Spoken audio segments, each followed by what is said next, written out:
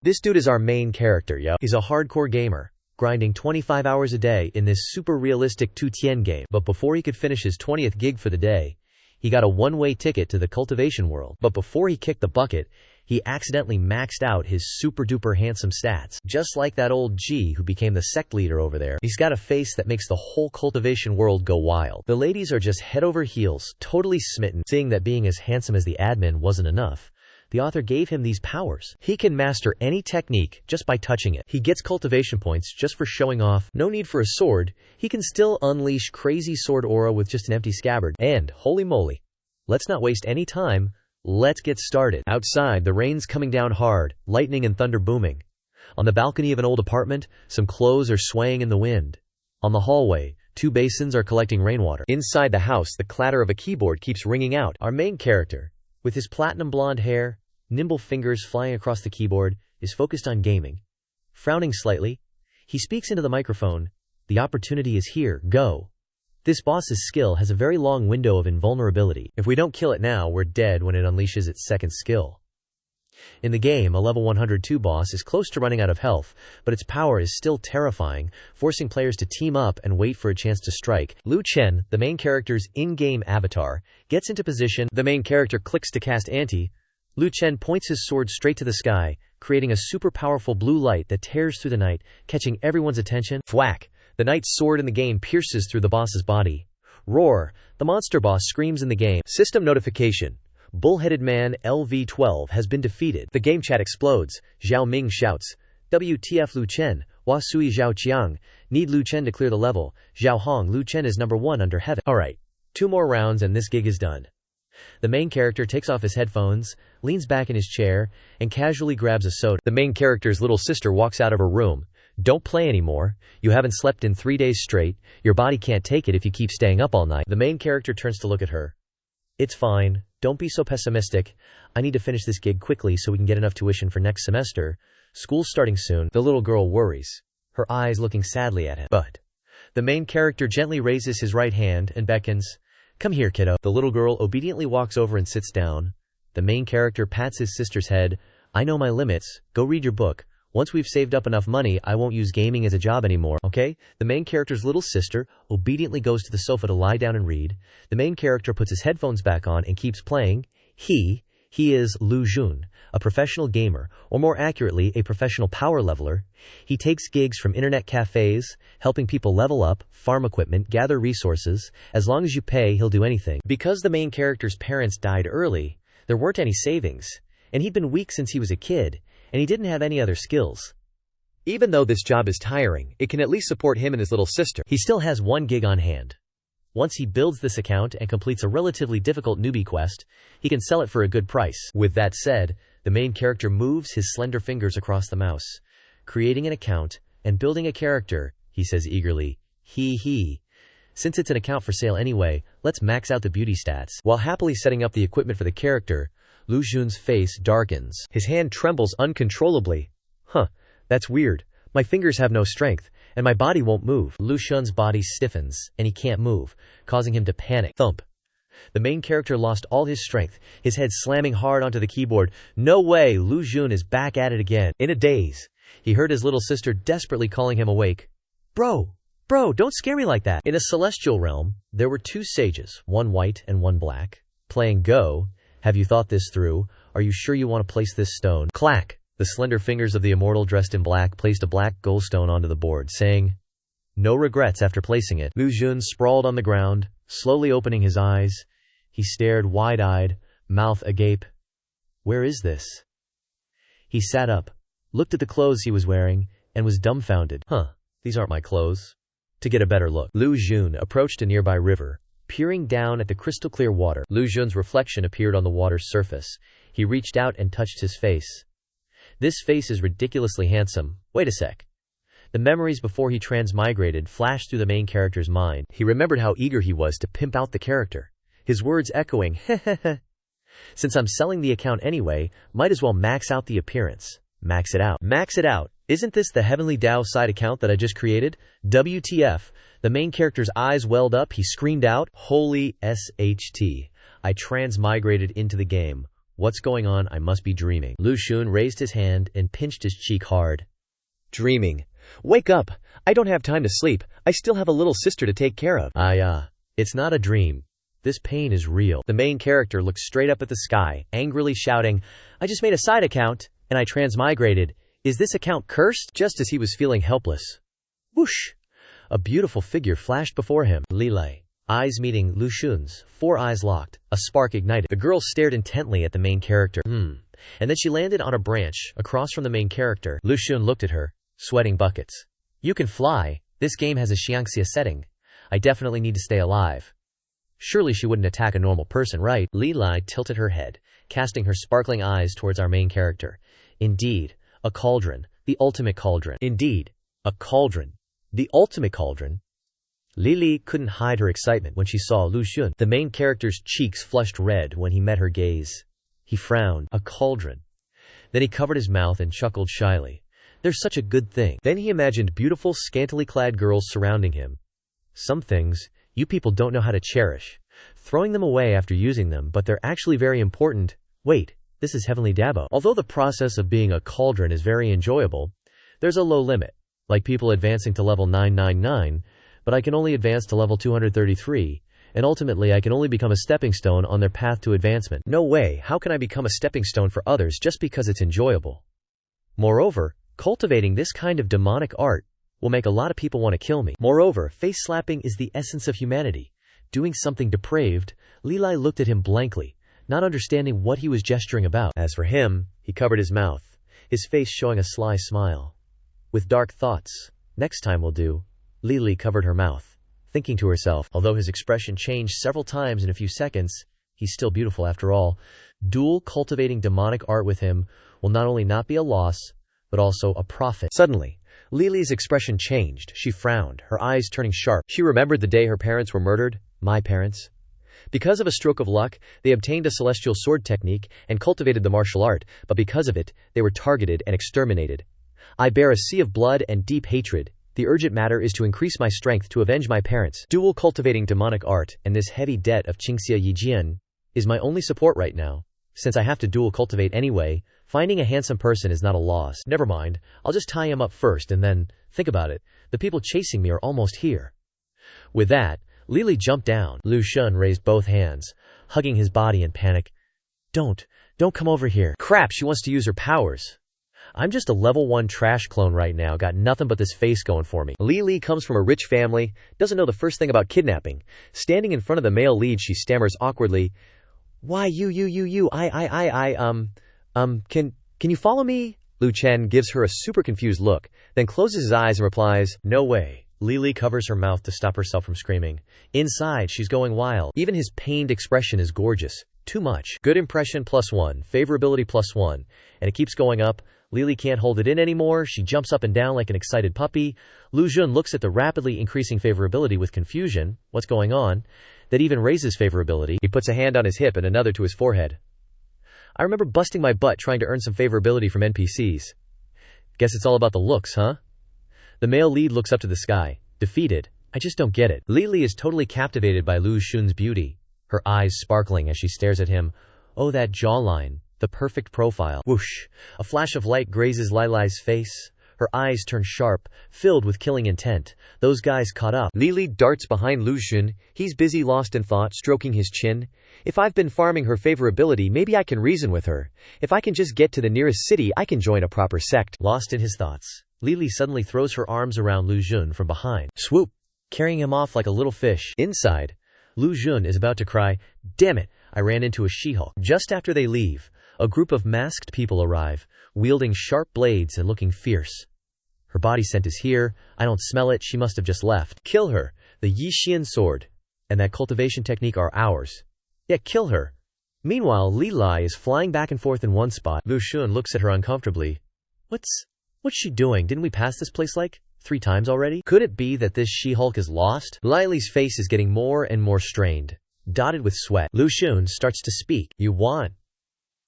Before he can finish, Lilei speeds up coldly, creating a huge gust of wind that blows straight into Lu Xun's mouth. silencing him as he turns his head away. Alright, no chance to talk then. He glances at Li Lai's back. This crappy system shows that the Yixian sword is only Huangwu level, too low. Other information cannot be checked. Lu Xun eyes Li Li suspiciously. Huangwu is already a treasure to commoners in Tianchen. A girl like her carrying this thing, getting lost and running so fast. Unless, at this thought, Lu Xun's face stiffens, then crumbles. Oh crap, this girl's being hunted, isn't she? In the Tianchen continent, weapons and equipment are divided into mortal iron, magic tools, spiritual tools, immortal tools, and divine tools based on their level. To make it easier to remember, people divide them based on the color of the equipment into white wu, huang wu, blue wu, purple wu, orange wu, and so on. Yi is huang wu, which is to say, a magical tool at the beginning of the game. This huang wu is a treasure that many people in Jianghu seek. Back with the two, Li Li is still hauling Lu Xun around, he says helplessly, looking depressed. We're lost. Li Li reaches behind her and grabs the hilt of her sword. She pulls it out and shouts angrily, "How could I be lost?" The male lead freezes, his eyes wide as he looks at the sword. OSHT, now you see it. Lai Lai, what are you gonna do? Hurting an innocent hottie won't magically make us find the right path. You know, I want to kill you, I want to ask it for directions. Li Li throws the sword into the air, it spins around and around above their heads. Thud. The sword falls down, pointing in a direction, knowing, look, got it, the sword tip points, and we go that way, right? Before he could even finish, Li Li was already dragging him in the opposite direction. Lu Xun's face darkened, so we're going with the direction the hilt is pointing. Hey, that's not how the game is played. Fing bubbles, whatever. Doesn't matter which way she goes, the important thing is getting into the city. After flying for a bit, Li Li stopped. This road, meanwhile, Lu Xun's face was pressed against Li Li's chest, and he blushed, thinking to himself, just think of it as riding on the back of a beautiful mount. The sun was slowly setting behind the mountains, and the birds were finding their way back to their nests. Huff, huff, huff. Li Lai was exhausted. She landed next to a rock, propping herself up on it and panting. Then she lifted the male lead into the air. You, get down, Lu Xun. With his delicate features, the sunset shining on his face, an extreme beauty, so beautiful. Li Li's cheeks flushed red as she admired his beauty. Then slowly, carefully, cautiously, she lowered the male lead onto the rock. The two sat on the rock to rest, and Li Li spoke up. Let's rest for a bit. The male lead turned to ask her, aren't we running anymore? Li Li closed her eyes and slowly replied, we'll talk about it after we rest, Few. We've temporarily lost them. Just who is he? He clearly doesn't have any true Q, yet he isn't panicking at all. I've been running with him this whole time, and he isn't scared at all. So strange. I am Lu Xun. May I ask how I should address you, miss? If you're running away, I should at least know where the she-devil came from, right? My surname is Li. Li. Li Li quickly turned her face away. She was clearly planning to make up a name to trick him. She had even thought of the name Niu Dazhuang, so why did she still say her real name? Li Lai completely doesn't see this name in Lu Chen's main storyline. Could it be a nameless small character? I hope she won't get killed by enemies or righteous cultivators later. Still so young and already going around kidnapping furnace cauldrons, and if kidnapping furnace cauldrons wasn't enough, she's carrying a big golden sword on her shoulder. Gathering all sorts of dying elements in one go is not easy. Grumble, grumble, grumble, grumble. The male-led stomach growled, attracting Li Li's attention and scaring away the butterfly on her hand. The atmosphere became quiet, and Lu Xun embarrassedly looked at Li Li. He hated sudden silence the most. Li Li reached into her chest and pulled something out. Lu Xun panicked. What is she planning to do? Li Li's eyes were sparkling, and she was well behaved, holding a carefully wrapped pastry out to Lu Xun. I brought this from home. I only have this. Do you want to eat it? The male lead stared blankly at the pastry. The girl lowered her head shyly to the ground. It was only at this moment that Lu Xun understood her intentions. So she wasn't really a she-devil after all. He reached out and took the pastry, and they looked at each other. Li Li's face became more and more flushed, and Lu Xun broke the silence. He broke the pastry in half and said, there's only one piece, right? Let's share it. The male lead smiled and handed half of the pastry to Li Li. In Li Li's eyes, he was radiating a charming aura that she couldn't take her eyes off of. All she could say was that he was too beautiful. It's that woman's scent, I smell it again. Where? Why can't I smell it? She must be nearby. Find her quickly and kill her. Kill her. Hey, wipe out the whole family, and the treasures and divine techniques will all be ours. The voices of the pursuers attracted the attention of the two people, Lu Xun. They stopped eating the pastry, their eyes looking towards the direction of the voices. Li Li quickly covered Lu Xun's mouth, causing him to choke before he could react. Anak, huh? Pastry, don't talk. Li Li pushed Lu Xun hard, and they both fell to the ground with a thud. Li Li was on top, and Lu Xun was underneath. While the Miss Lai was blushing shyly, our male lead, who was busy swallowing the pastry in his mouth, innocently asked, Miss Lai, do you have any water? On the surface he seemed calm, but Lu Xun's heart was red with joy at this moment. If a 22nd century rogue heard this question, they would probably retort with, "Where is everyone?" Li Li sat up and pulled out her gourd bottle, thinking to herself, "This is my drinking water. He wouldn't put his mouth on this gourd, right?" She imagined Lu Xun dashingly snatching the gourd, taking a swig, and then gently handing it back to her. Just thinking about it made her face flush as red as a tomato. That would practically be like an indirect, but reality was a buzzkill. Lu Xun grabbed the gourd, held it up high, and started chugging, glug glug glug, leaving Li Li standing there frozen, her hand holding water trembling slightly. Why am I feeling a little disappointed? The group of assassins who were after her gathered together. It's definitely this way. The scent is so strong. Where? How can you always smell it? I don't get what you guys are going on about. She's definitely here. Find her, kill her, snatch the treasure. Li Li put a finger to her lips, signaling the male lead to shut up. Lu Xun was tense, watching carefully. Crap. If we get found out, my first resurrection is probably going to be used here, and I will also be considered her man. Just as he was watching, a gust of dark wind swept past where they were hiding. Lu Xun turned his head. Yep. His body stiffened like a freaking statue. This stuff isn't just poisonous, it's got ghosts too. One of the female assassins pointed towards the bushes. That woman's scent is coming from over there. I swear it is. Hearing this, her teammates moved closer to the bushes, where the male lead was hiding. Li Li's body trembled slightly. Her eyes filled with tears, her hands clenched tightly. Well, if I die, I die. But I'll take one of them with me. Father, mother. Li Li is coming to find you. Lu Xun saw Li Li's pitiful appearance, and remained silent. He reached out and covered her mouth, then put a finger to his lips, signaling, "Hold your breath, don't breathe. You give me half a pancake, and I'll pay you back with my life." As a professional level-grinding gamer from Tianchen, if I don't have 100 clones, then I have at least 80, and I couldn't be more familiar with this dark wind. A gust of dark wind was gathering behind the group of assassins. They stopped moving. What a weird smell. Did you smell it again? Who cares what it is? If it dares to come, destroy it. The gust of dark wind was growing bigger, and began to take shape. Hoo. A cute little ghost appeared in front of the group of assassins, with the words, "I'm a ghost" on its forehead. The group of people looked dazed. The hell is that? Should we destroy it? No need. Receiving the answer, they grabbed the weapons in their hands and charged forward to fight. Who cares what it is? Kill! The little ghost's innocent eyes sparkled, shouting. Its face looked very harmless. Swish! A sharp object like a sword pierced through the crowd of assassins, spraying blood everywhere. Lu Xun covered Li Li's mouth, causing her to suffocate and feel dizzy. The little ghost retracted its tongue. This guy really is still the same as before.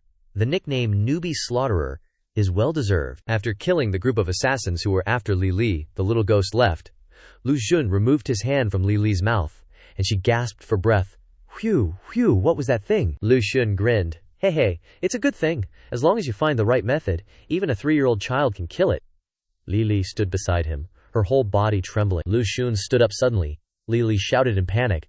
What are you doing? That thing hasn't gone far yet. The little ghost smelled a human scent, and stopped, while Lu Xun stood there full of confidence. In the eyes of a professional level grinder like me, it's just a mobile express bag. The little ghost turned around, its eyes shining brightly, licking its lips. Hoo! Li Li panicked. We're screwed. It's found us. Hoo. The little ghost rushed quickly towards the bushes. Li Li didn't dare to look, turned around, and covered her face, crying, "It's coming!" Lu Xun turned his head to look at Li Li, raising his deep, warm voice. "Get out of the way, and remember to hold your breath." Lu Xun jumped into the air, moving towards the little ghost. He continued, "Then watch me show you what I can do." Lu Xun rushed toward the level 12 monster, leaving Li Li standing in the bushes feeling bewildered. Could it be that he would rather die than be her cauldron? Li Li mustered all her courage and shouted loudly, "I'm not forcing you to be my cauldron. Run away quickly. That's a demon." Lu Xun was full of confidence, turned his head and comforted Li Li. "Don't be so scared. It's not a demon. It's a ghost." Lu Xun was so busy teasing Li Li that he didn't realize that the ghost was already right in front of him. Li Li was standing below, her face ashen, mouth agape. TH. This is a demon. Demon. Ah. Li Li was so scared she fell on her butt, foaming at the mouth, and passed out. Is it really that bad? No more games. I'm showing my hand.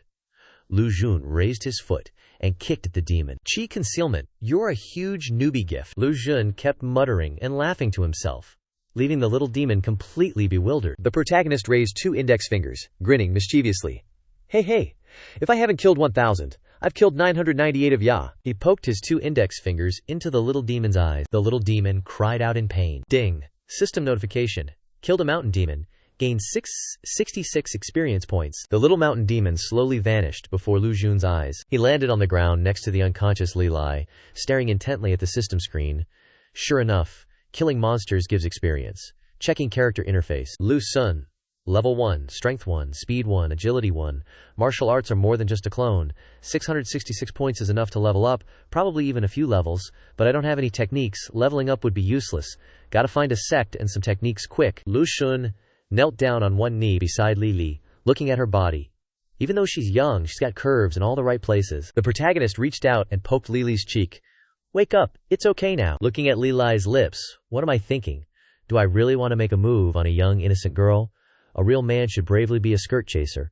A black lace mature woman, cold, fragrant, that's the real ideal. In the protagonist's mind, a vision appeared of a mature woman in a skimpy leopard print leather outfit, backless, so hot he had a nosebleed, and drool was dripping. Li Li slowly opened her eyes, seeing the protagonist sitting beside her.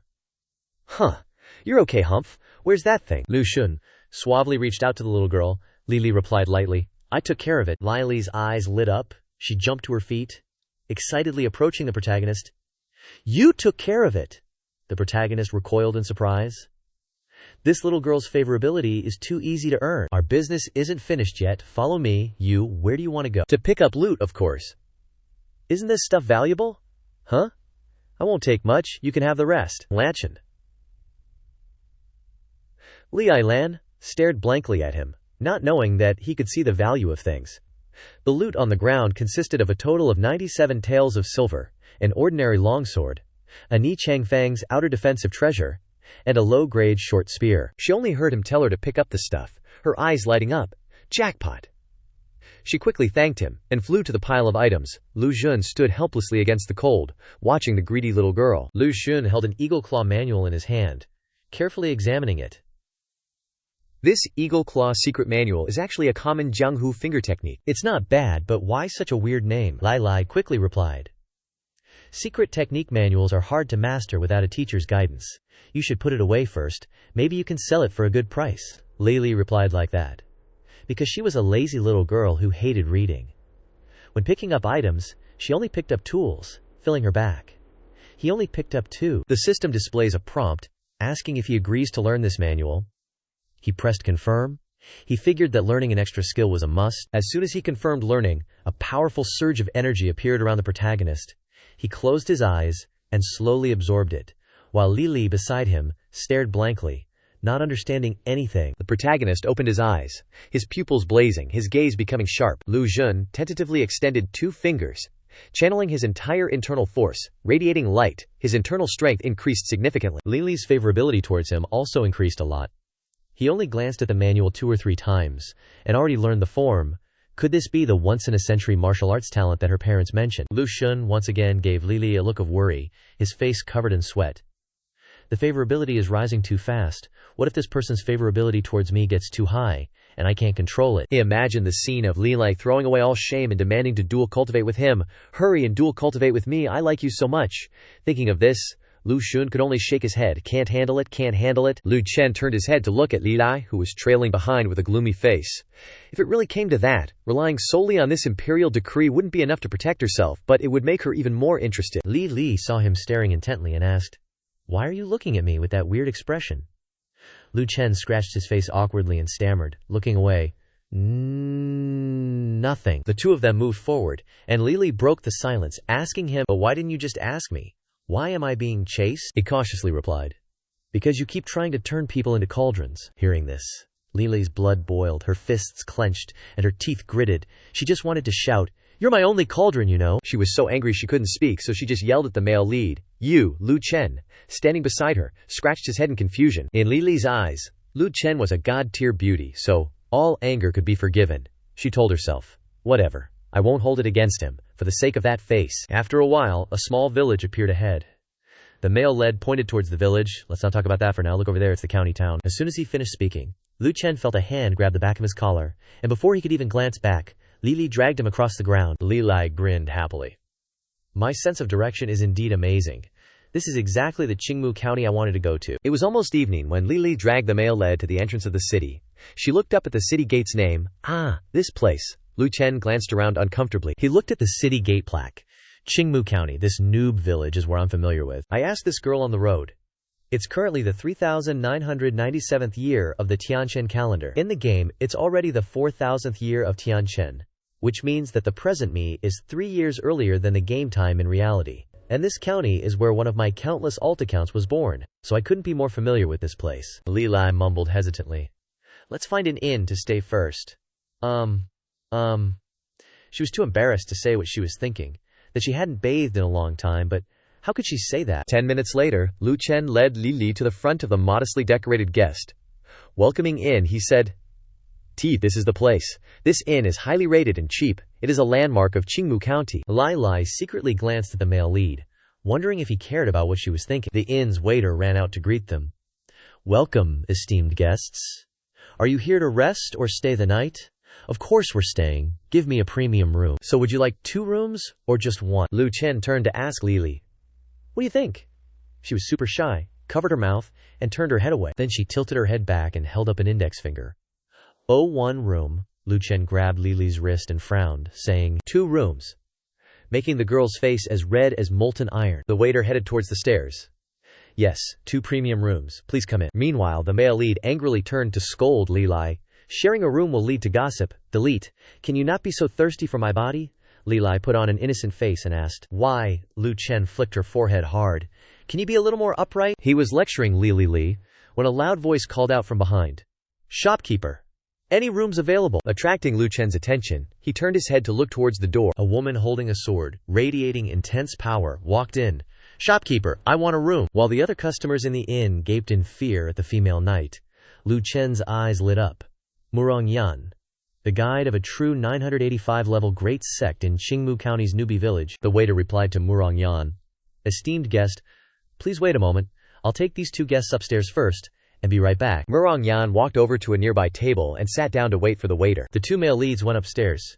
He didn't forget to glance back at Murong Yan sitting. How interesting.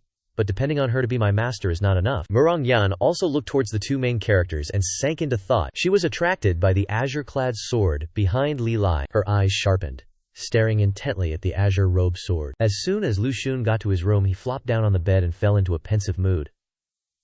I actually transmigrated to this world. I bought insurance for accidental death, so my little sister should live a carefree life. But will she be sad? A scene flashed in his head of his little sister huddled in a corner, burying her face in her hands, crying. His eyes welled up.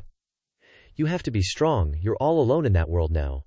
I'll be strong too, sis. Thanks for everything. A figure appeared behind Lu Xun at the doorway. None other than Li.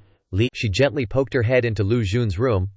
I have to go sell these weapons. Wanna come? The male lead sat up. You afraid I'll run away while you're selling the weapons? Relax. I won't run. You can rest assured. He closed his eyes and sighed. I really have nowhere else to go right now anyway. Li slowly approached where he was sitting. You caught on. But it's also my first time going out. I don't really know much about these things. What if the people at the shop try to rip me off? Lai got right up in the male lead's face.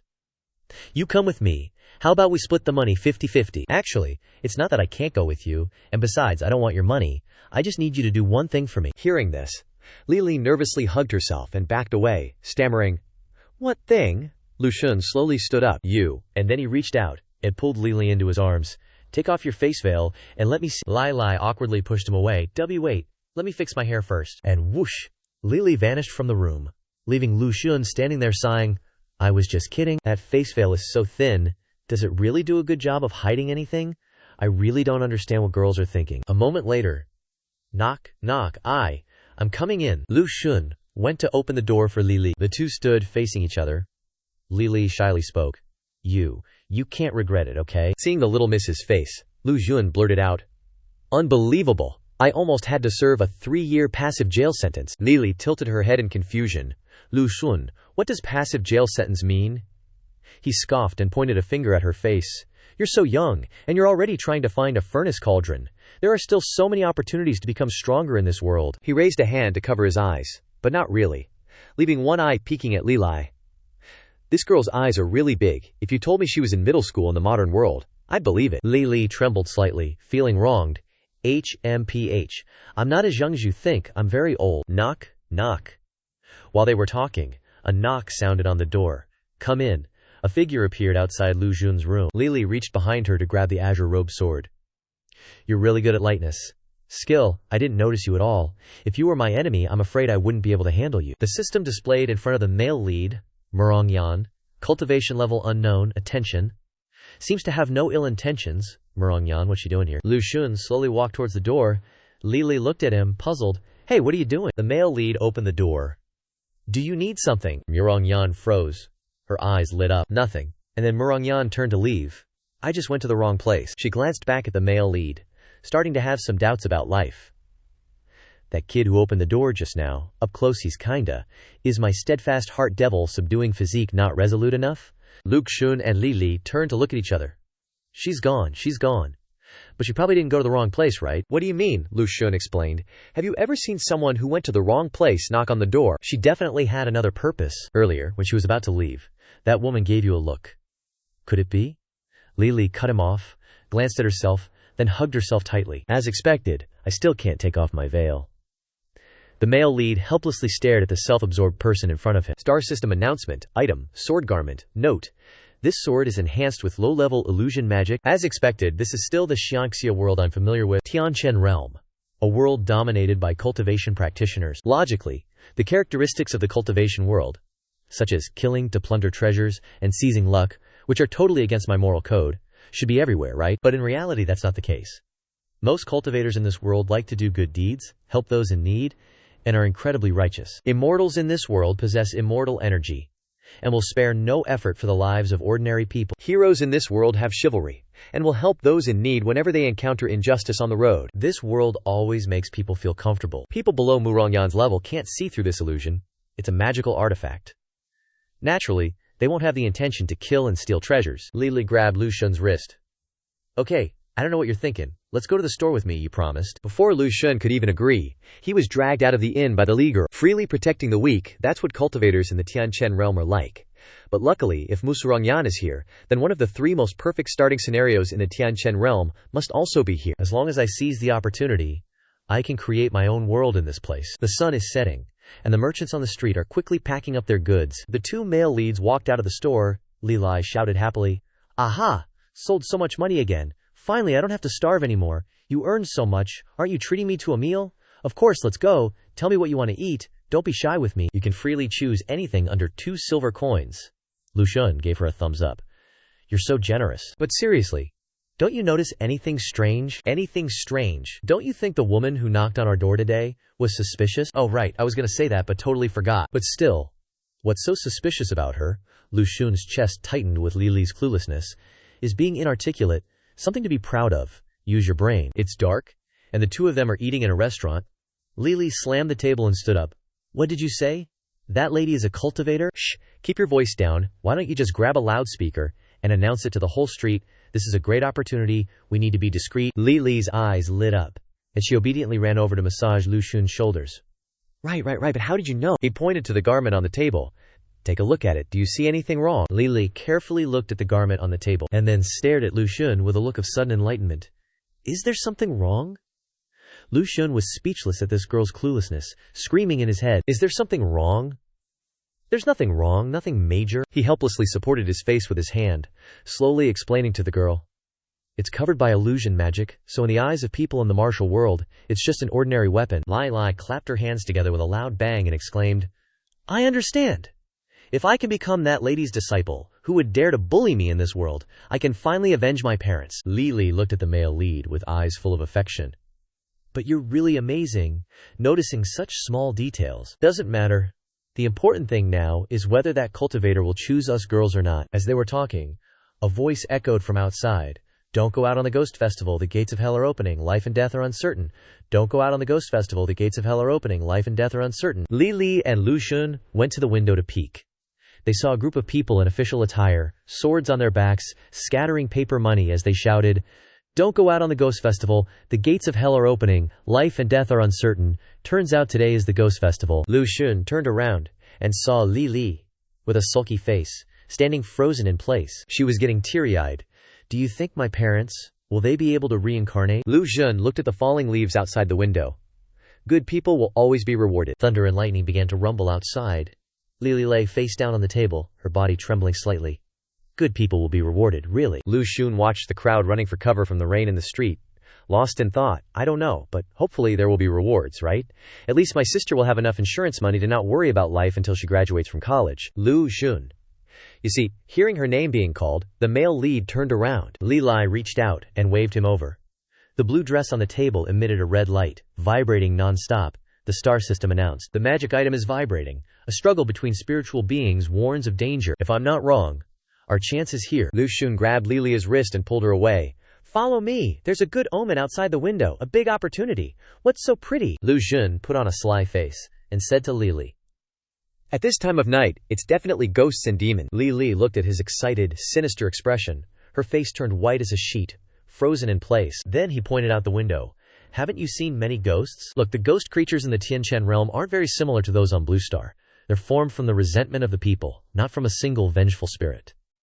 The Ghost Festival in Tianchen Realm is a competition to kill ghosts. Lu Xun's eyes lit up, looking at the walking experience points. So many ghosts, what a spectacle. How much experience can I get from this? This guy's experience killing ghosts is so rich that it's almost unsettling. Let's go down. Lili's whole body was trembling at this point, her head spinning, foaming at the mouth, blurred. But she was still dragged along by Lu Xun like a sandbag. He looked at her. Why are you so timid? There's a big opportunity today. You're going whether you like it or not. He hoisted Lili over his shoulder and walked outside. Before leaving, he confirmed, she's really there. So happy. So happy, burp. It's really her. Looks like my guess was right. As long as Mu Rongyan appears, she will definitely appear too. Great, great. Lu Xun carried Lili on his shoulder, trotting down the stairs. This opportunity is one of the best starting points in the Tianxuan realm. Can't be missed. Sniffle, sniffle. Lili slowly woke up. Seeing herself on Lu Xun's shoulder, she screamed, Where are you taking me? To find a cultivator, to become your master. Lili mustered all her strength, clenched her hands tightly, and comforted herself. Find a cultivator to become my master. This is Lili's only chance. No matter what you see, you must perk up. You can't faint again. Absolutely not. Seeing a female cultivator sitting and looking out the door, Lili exclaimed, She's over there. Truly worthy of a cultivator, in such a time of rampant ghosts, she can still calmly guard the front gate, protecting the safety of us ordinary people. Crunch, crunch, what do you want? Turns out she's just munching on sunflower seeds. That is, haha. A loud laugh echoed from the midst of the ghosts, along with a few ghosts being beaten up and flying into the air. Haha, interesting. A female cultivator is playing with the ghosts. Suddenly she stopped. Lu Chen's whole body was glowing bling bling. Beside him, Li was whining and crying. Damn it, Mu Rongyan was munching on sunflower seeds, watching the drama unfold. That girl was gushing over the male lead's dashing good looks. How could someone be born so perfect? Too busy admiring the hottie, the female warrior didn't notice a demon creeping up behind her. The demon frowned, its eyes glinting sharply as it lowered its voice, freezing the female warrior in place. You! The girl screamed, startling the demons and making them sweat bullets. She angrily spun around and yelled in the face of the demon behind her. How dare you! Then she whipped out her magic weapon. This old lady will chop you all to pieces. Die, all of you. The girl frantically slaughtered the demons. While unbeknownst to everyone, Lu Chen was shedding silent tears. So much experience and not a single point for me. Sniff, so many monsters, she's slicing them all up with one blow. Even a level 30 couldn't do what that lolly is doing. She's gotta be at least level 40. Hey, you've been standing there watching for ages. The little loli, brimming with energy, strode up to Lu Chen, pointing her finger at his chest. Don't think I didn't notice you. The air suddenly went silent. The girl crossed her arms over her chest, unwilling to admit defeat as she approached Lu Chen. She opened her eyes and said arrogantly, Mortal, this deity lacks a beautiful mount under her seat. Are you willing? So-called demons refers to creatures that have awakened their intelligence. They're like the stories written in myths. After accidentally being awakened, they absorb the essence of the sun and moon, cultivating to become human, increasing their cultivation. But the essence of the sun and moon isn't so easy to absorb, so normally they have to wake up earlier than chickens, sleep later than dogs, and work harder than oxen. After 100 years, their path of cultivation becomes even more difficult. The years passing grow ever longer, taking decades or even centuries to achieve a little bit of progress. Enduring such long years, they constantly strengthen themselves, constantly perfect themselves, making themselves more and more outstanding, ultimately becoming the mounts of the immortals. After hearing Mao Nanbei's story, Lu Chen was dumbfounded. A mount. Me as someone's mount. That's a rare sight. That's not right. After all, Some mounts cost hundreds of coins, some cost thousands, and some cost tens of thousands. But don't get the wrong idea, it's these kind of mounts. This deity is Mao Nan Bei. To become this deity's mount is your honor for life. Mao Nan Bei, a world-class great demon who appeared in the mid-game stage. Her cat ear image is deeply rooted in the hearts of people, pursued by countless fools in the game, begging to be abused by her. Even though countless people want to become her mount, I'm not planning on writing the kind of brain-dead power fantasy where he starts off becoming Miao Niang's mount. Mu Rongyan stepped forward in front of Mao Nan Bei, kneeling and saluting. Little ancestral Shishu, isn't what you're doing a bit against the rules? Li Li popped out from behind Lu Chen, indignant. Little ancestral Shishu is so small. Mao Nan Bei slowly sat down on Mu Rongyan's shoulder, scoffing. What's according to the rules, or not according to the rules? Aren't rules made to be broken? Little ancestral Shishu, saying this outside is fine, but don't let the law enforcement elder hear it. Me, I'm his Shishu. Am I supposed to be more afraid of him? Besides, these words weren't said by me, they were said by second senior sister. Let him go find second senior sister if he has the guts. Hey, what's your decision? Be my beautiful mount, and you won't lack anything, whether it's cultivation techniques, magic treasures, or even spirit pills and elixirs. Li Li lowered her face. I kept sneaking glances at Lu Xun, worried he'd actually agree to be her mount. Seriously, that smile is truly enough to topple kingdoms. But when Lu Xun flashes it, it usually means he's plotting something. All three women were captivated by Lu Xun's beauty. How can someone be so gorgeous? Lu Xun replied gently. You're strong. Mao Nan Bei tilted her head to the sky, proudly replying, of course. I came here to eliminate a recently emerged ghost king. You saw those 100 vengeful spirits earlier, right? I wiped them out with a single strike. Hair flip. Then your sect must be amazing. It is, obviously. Thanks for noticing. I'd like to visit your sect before deciding. Is that alright? Outwardly calm, Lu Xun was internally ecstatic, endlessly agreeing. Yes, of course. As long as I can get them to my sect, this perfect beginning is as good as done. Mao Nan Bei frowned. Why so many questions? I don't like people questioning me. Lu Xun put on a pitiful, innocent green tea face, full of hopeful expectation, causing Mao Nan Bei to blush and freeze. Of course you can. Lu Xun nudged Li Li's arm. My part's done, it's your turn. Hurry up and start acting pitiful. They just took you as a disciple. Li Li's brain short-circuited, stammering, ugh, why does everything fall to me? Good thing I often bargained with buyers when selling accounts online. Otherwise, I'd be screwed. This young lady has a tragic past, truly moving heaven and earth, bringing tears to those who hear it. Her parents, blah blah, she wants revenge, blah blah blah. After talking for a while, Lu Xun pretended to be teary-eyed, sobbing uncontrollably. Truly a sight that tugs at the heartstrings, a story that brings tears to the eyes, blah blah blah. Mao Bei Nan and Mu Rongyan frowned, watching Lu Xun's performance. So that's how it is, this little girl is truly pitiful. Li Li next to him watched him sobbing and thought to herself, so I'm actually this pitiful. Lu Xun looked at her, speechless, and thought furiously to himself, please, be serious, I'm begging for you here, stop crying. Only one final step remained. Forcing her head down to acknowledge them as masters, Lu Xun reached behind Li Li's head, intending to push her down, but Li Li's body stiffened, unmoving. He looked down. Before his arm was a voice. The shoulder bones are breaking. He didn't dare to look up. Great. I'm going to die of embarrassment today. Li Li clasped her hands in front of her chest, bowing her head in salute. This immortal master has added a superior sight to my cheap Yi sword, and this immortal master has exterminated the vengeful spirits, acting on behalf of heaven. I believe they are both part of the righteous immortal sects. Li Li, her eyes becoming determined. Li Li begs to enter the immortal sect. Lu Xun gave Li Li a thumbs up. Not bad, she's learned to steal my lines now. Wait, hold on, did Li Li just say these two are from a righteous immortal sect? He froze stiffly. Mao Nan Bei held his stomach, laughing. Ha ha. Li Li was stunned. What? Mao Nan Bei pointed at herself, loudly announcing, your lady comes from a demonic sect. Li Li clutched her head in panic. Demonic sect. She quickly regained her composure, pondering. A demonic sect sounds dangerous, but this chubby big sister helped me silently. Doesn't seem like the demonic sects that I know of. She turned to look at the male Li. What should I do in this situation? Lu Xun subtly nodded in indication. He's nodding. I get it. At this point, what choices do I even have? Li Li nodded, signaling the main character, and then knelt down. Kowtowing to Mao Nan Bei and Mu Rongyan, Li Li is willing to join your sect. Mao Nan Bei was caught off guard, stunned. TCH. Just don't come crying later. And no regrets either. Check her cultivation aptitude. Mu Rongyan reached out to Li Li, please stand up. Okay, Li Li, relax your mind. Don't think about anything. I'll check your cultivation aptitude. Yes, Li Li obediently closed her eyes for Murongyan to check her aptitude. Circles started appearing on Li Li's forehead. Mao Nanbei playfully counted each circle. 1, 2, 3, 7, 8. Mao Nanbei was shocked. 8 circles already. She smiled contentedly. Only one less than me. Truly a perfect, uncut jade. Lu Xun, standing beside her, stroked his chin thoughtfully. So this little girl is trying to say that half a sentence is the 8 circles. Doesn't that mean the foundation is 8? The talent is truly not bad. Li Li's face was full of hope. So does that mean I passed? Murongyan gently gave a like. That's right, and you passed very easily. You need to try your best on the future cultivation path. Yes. This little girl has a foundation of 8. I wonder what this guy will be. Don't be nervous.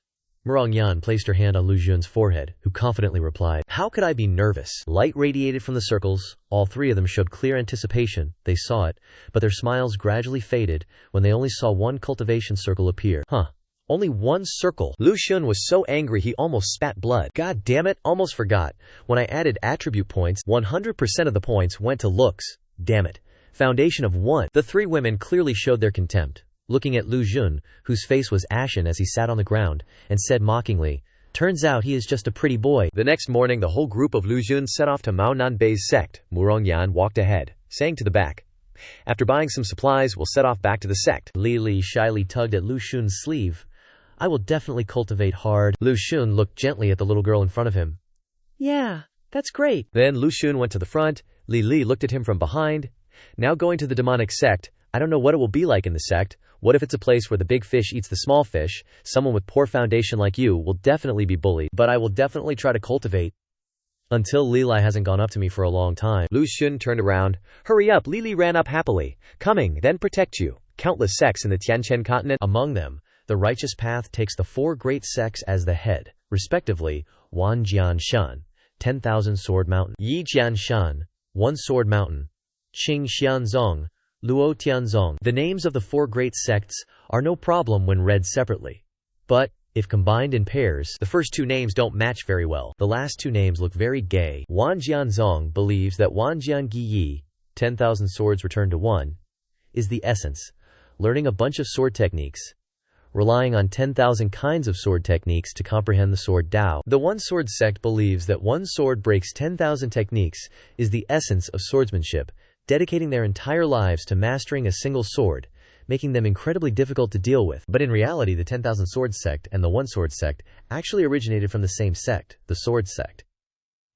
However, due to differing cultivation philosophies, the members split and formed separate branches. It's like a messy divorce, but with swords. As for the Azure Heaven sect and the Lofty Heaven sect, these 2 sects simply had founders who liked the character Heaven in their names.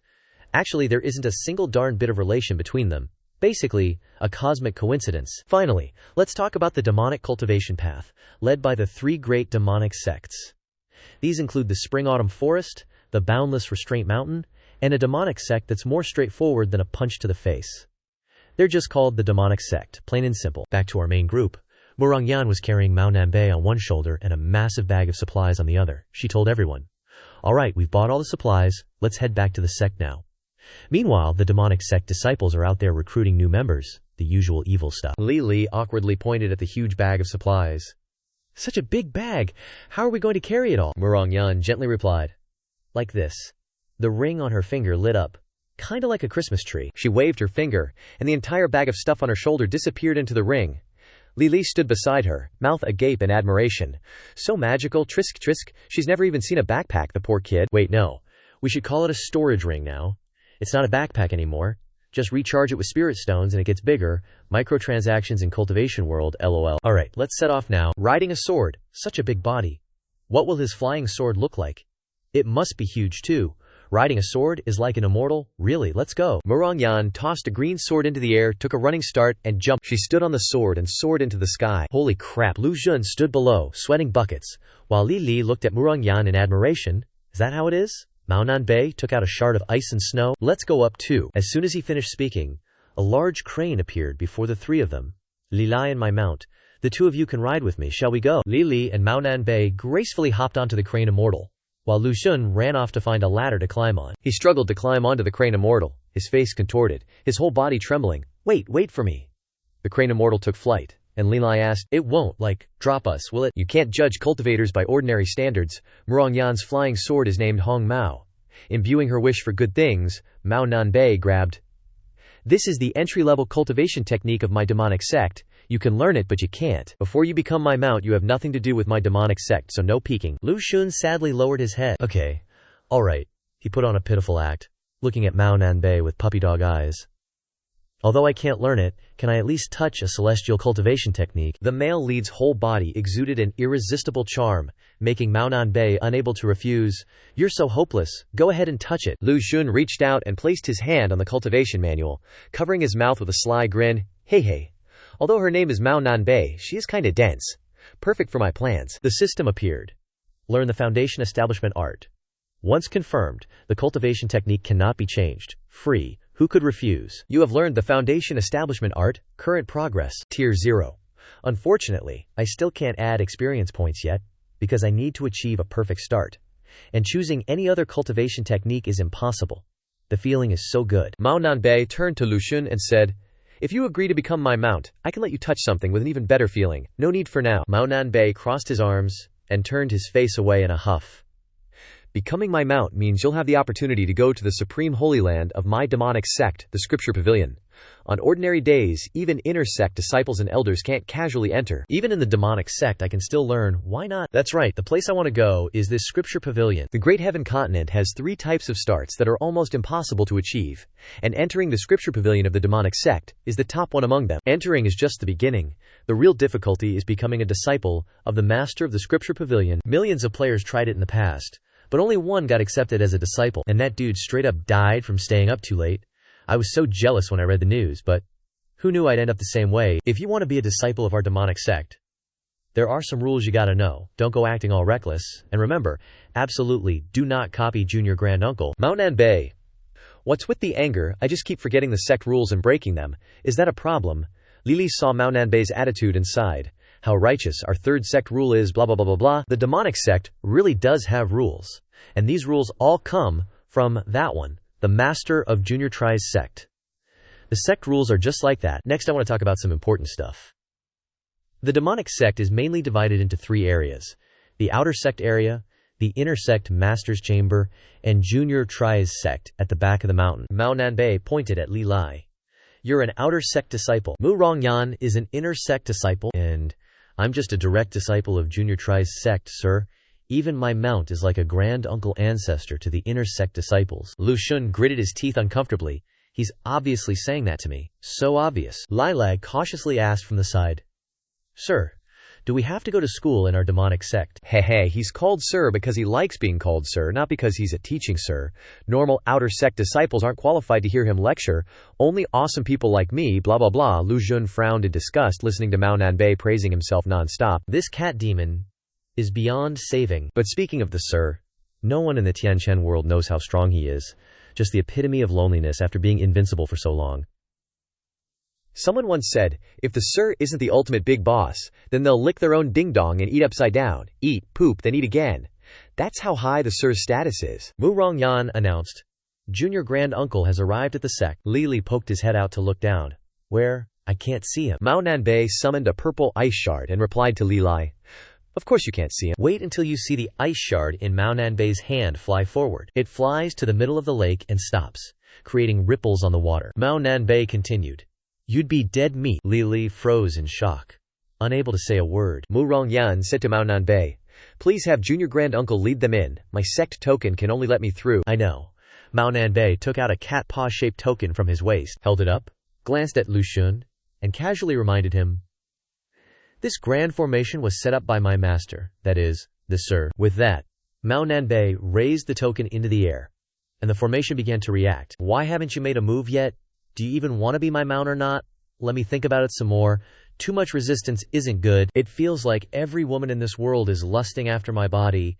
I need to quickly become a disciple of the sir, or I'll become a dried corpse sooner or later. Being forced to be a human cauldron, and also being asked to be a mount, even an iron waist couldn't handle that. Li opened his eyes wide, looking at the scenery. This is the real demonic sect. Lu Xun observed the scene. I still couldn't believe it the first time I came to the demonic sect. Overwhelming demonic energy, always talking about mountains of corpses and seas of blood, but nope. Mao Nanbei instructed. The sect rules of the demonic sect aren't important, but you must remember one sentence. To roam the world, With a clear conscience. Those words were taught by my teacher. Teacher is truly profound. Is this the core tenet of the devil sect? I don't get it. Lai turns to look at the main character. Hey Lu Fiexun, check out that mountain. It looks super weird. Lu Xun glances at the mountain Li is talking about. This mountain's just floating in the air, and there's this huge box stuck into the top of it. Totally bizarre. Everyone else's scenic mountains are all sword-shaped, but this thing, doesn't it look like a sword sheath? Mu Rongyan, like she's reading Lu Xun's mind, chimes in. Looks like a sword sheath, huh? This mountain's got a seriously unusual background. Li excitedly says to Mu Rongyan. Senior, tell me about it. Lu Xun chimes in too. Just how special is it? This mountain has a huge background. Meaning, its background is not small. It has a background that is not small, meaning it has a huge background. Hearing Mu Rongyan speak, Mao Nanbei can't contain his anger. He jumps up and smacks Mu Rongyan's head hard, saying, "You hog all the nonsense, don't you?" The last time I heard such convoluted words was the last time I gave Mu Rongyan a bump on the head. Mao Nanbei turns back to the crane and says calmly, I don't know the origin of this mountain, but you new disciples of the sect shouldn't listen to her make up nonsense. Li glances at Mu Rongyan with fear. Senior looks honest, but does she make up stories?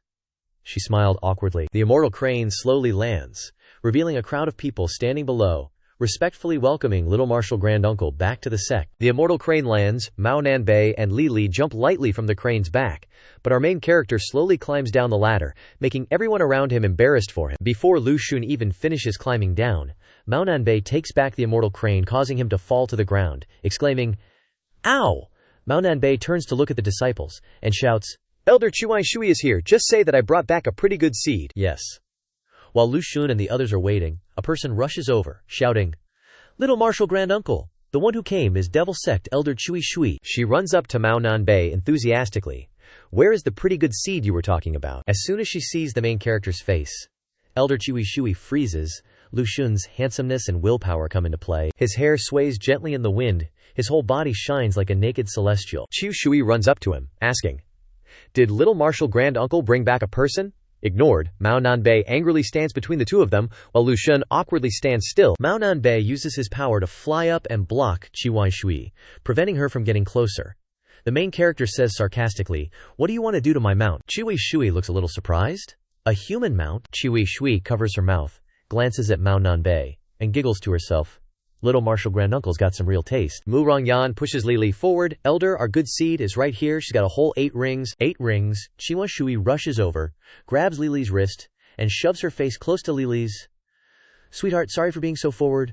My name is Chiwa Shui. You can come to me for anything in the Devil Sect, big or small. You can even become my disciple if you want. Hello? Suddenly, a bright light appears, causing Chiwan Shui to stop her conversation, cover her eyes, and Lu Xun's whole body is emitting a blinding golden light. Chiwai Shui points at him. Little Marshal Granduncle, may I be so bold as to ask? That one, what's his level of comprehension? Mao Nanbei coldly raises one finger. Everyone around is in an uproar, shocked. 10 rings? How is that possible? Apart from the ancient powerful beings, no one has ever heard of anyone with 10 rings. Just how stunningly talented is he? What kind of natural gift is this? Could he be an immortal? Descended to earth? Mao Nanbei corrects. It's 1 ring. Lu Xun can only scratch his head and smile shyly. Hey. The Devil Sect disciples turn away, mocking as they leave. Oh, that's okay then. Ha, what beautiful weather we're having today. Yeah, like hell. My underwear should be dry by now. Let's go, good brother. I'll help you put away your stuff too. Chiwai Shui's face freezes. What a waste of such a good face. Lu Xun ran to Mao Nanbei's side. If I pass the outer sect assessment of the Devil Sect, can I also join the sect? Of course. What's up, you'd rather be an outer sect disciple than be my mount? It's not that, I'm just asking. Also, one more question. What if I want to become the Immortal Master's disciple? Hearing Lu Xun's words, everyone around him looked at him with ridicule. What a pretty boy. His comprehension is only at this level, seriously. Can't he just pee in a puddle and look at himself? Is he kidding me? Mao Nanbei spoke up. Shut up, then smirked. No wonder he's my mount. Look at him, ambitious and full of spirit. Immortal Master accepts disciples as he pleases, each time with a different reason. When he took in Chuan Shui, it was because he liked cats and wanted to take in a demon cat as a disciple. This time, the reason is very simple. You sure you want to know? Lu Xun revealed a determined look. Definitely, I meticulously researched the beg for mastership tactics of that good-for-nothing kid for 3 whole days. As long as I meet the conditions, I definitely won't fail. There are 3 conditions to becoming the Immortal Master's disciple. 1. You must be immortal, with no cultivation. 2. You must be under 30 years old. Lu Xun grinned. Looks like I meet all of them. Mao Nanbei raised 3 fingers. Keep going. Don't rush. There's still a third condition. 3. Jump down from here, fall to the bottom, and then don't die. The disciples of the devil's sect gaped. Don't die. It's 108,000 miles. Even someone with cultivation would die jumping from here. Without using magic or magical artifacts, even a chief elder would die. No doubt this is Sword Smile Cliff. Lu Xun didn't flinch, lightly flashing a confident smile. System notification. Activated special hidden quest. Join the Back Mountain Little Book Seller. Accept or decline. As expected. Just like I thought. Sure enough, becoming the Immortal Master's disciple isn't that easy. Lu Xun said nothing, casually turning his back and walking away. Mao Nanbei and Li Li were a little surprised. Lu Xun, what are you doing? Don't get any crazy ideas. Being my mount is practically joining the Immortal Master's sect anyway. Your seniority will at least be on par with Qihua Shui. Qihua Shui stood beside him, completely bewildered, not knowing what to say. Lu Xun turned back and raised 2 fingers in a farewell gesture to everyone. Lu Xun darted to the edge of the cliff. Everyone panicked. Don't stop him. You stop right there. Everyone rushed toward Lu Xun, led by Mao Nanbei. Suddenly, a strange energy appeared, causing everyone to freeze in place, unable to move. What's going on? My body's so heavy. In contrast to everyone else, Lu Xun gracefully danced, got into position, and jumped off the cliff. Mao Nanbei, Li Li, and the others helplessly sat on the ground, watching him jump off the cliff. Li Li cried loudly. Why? Why? Mao Nanbei looked sad. He'd rather die than be my mount. Mu Rongyan, sitting beside him, sighed. Hey, something's not right.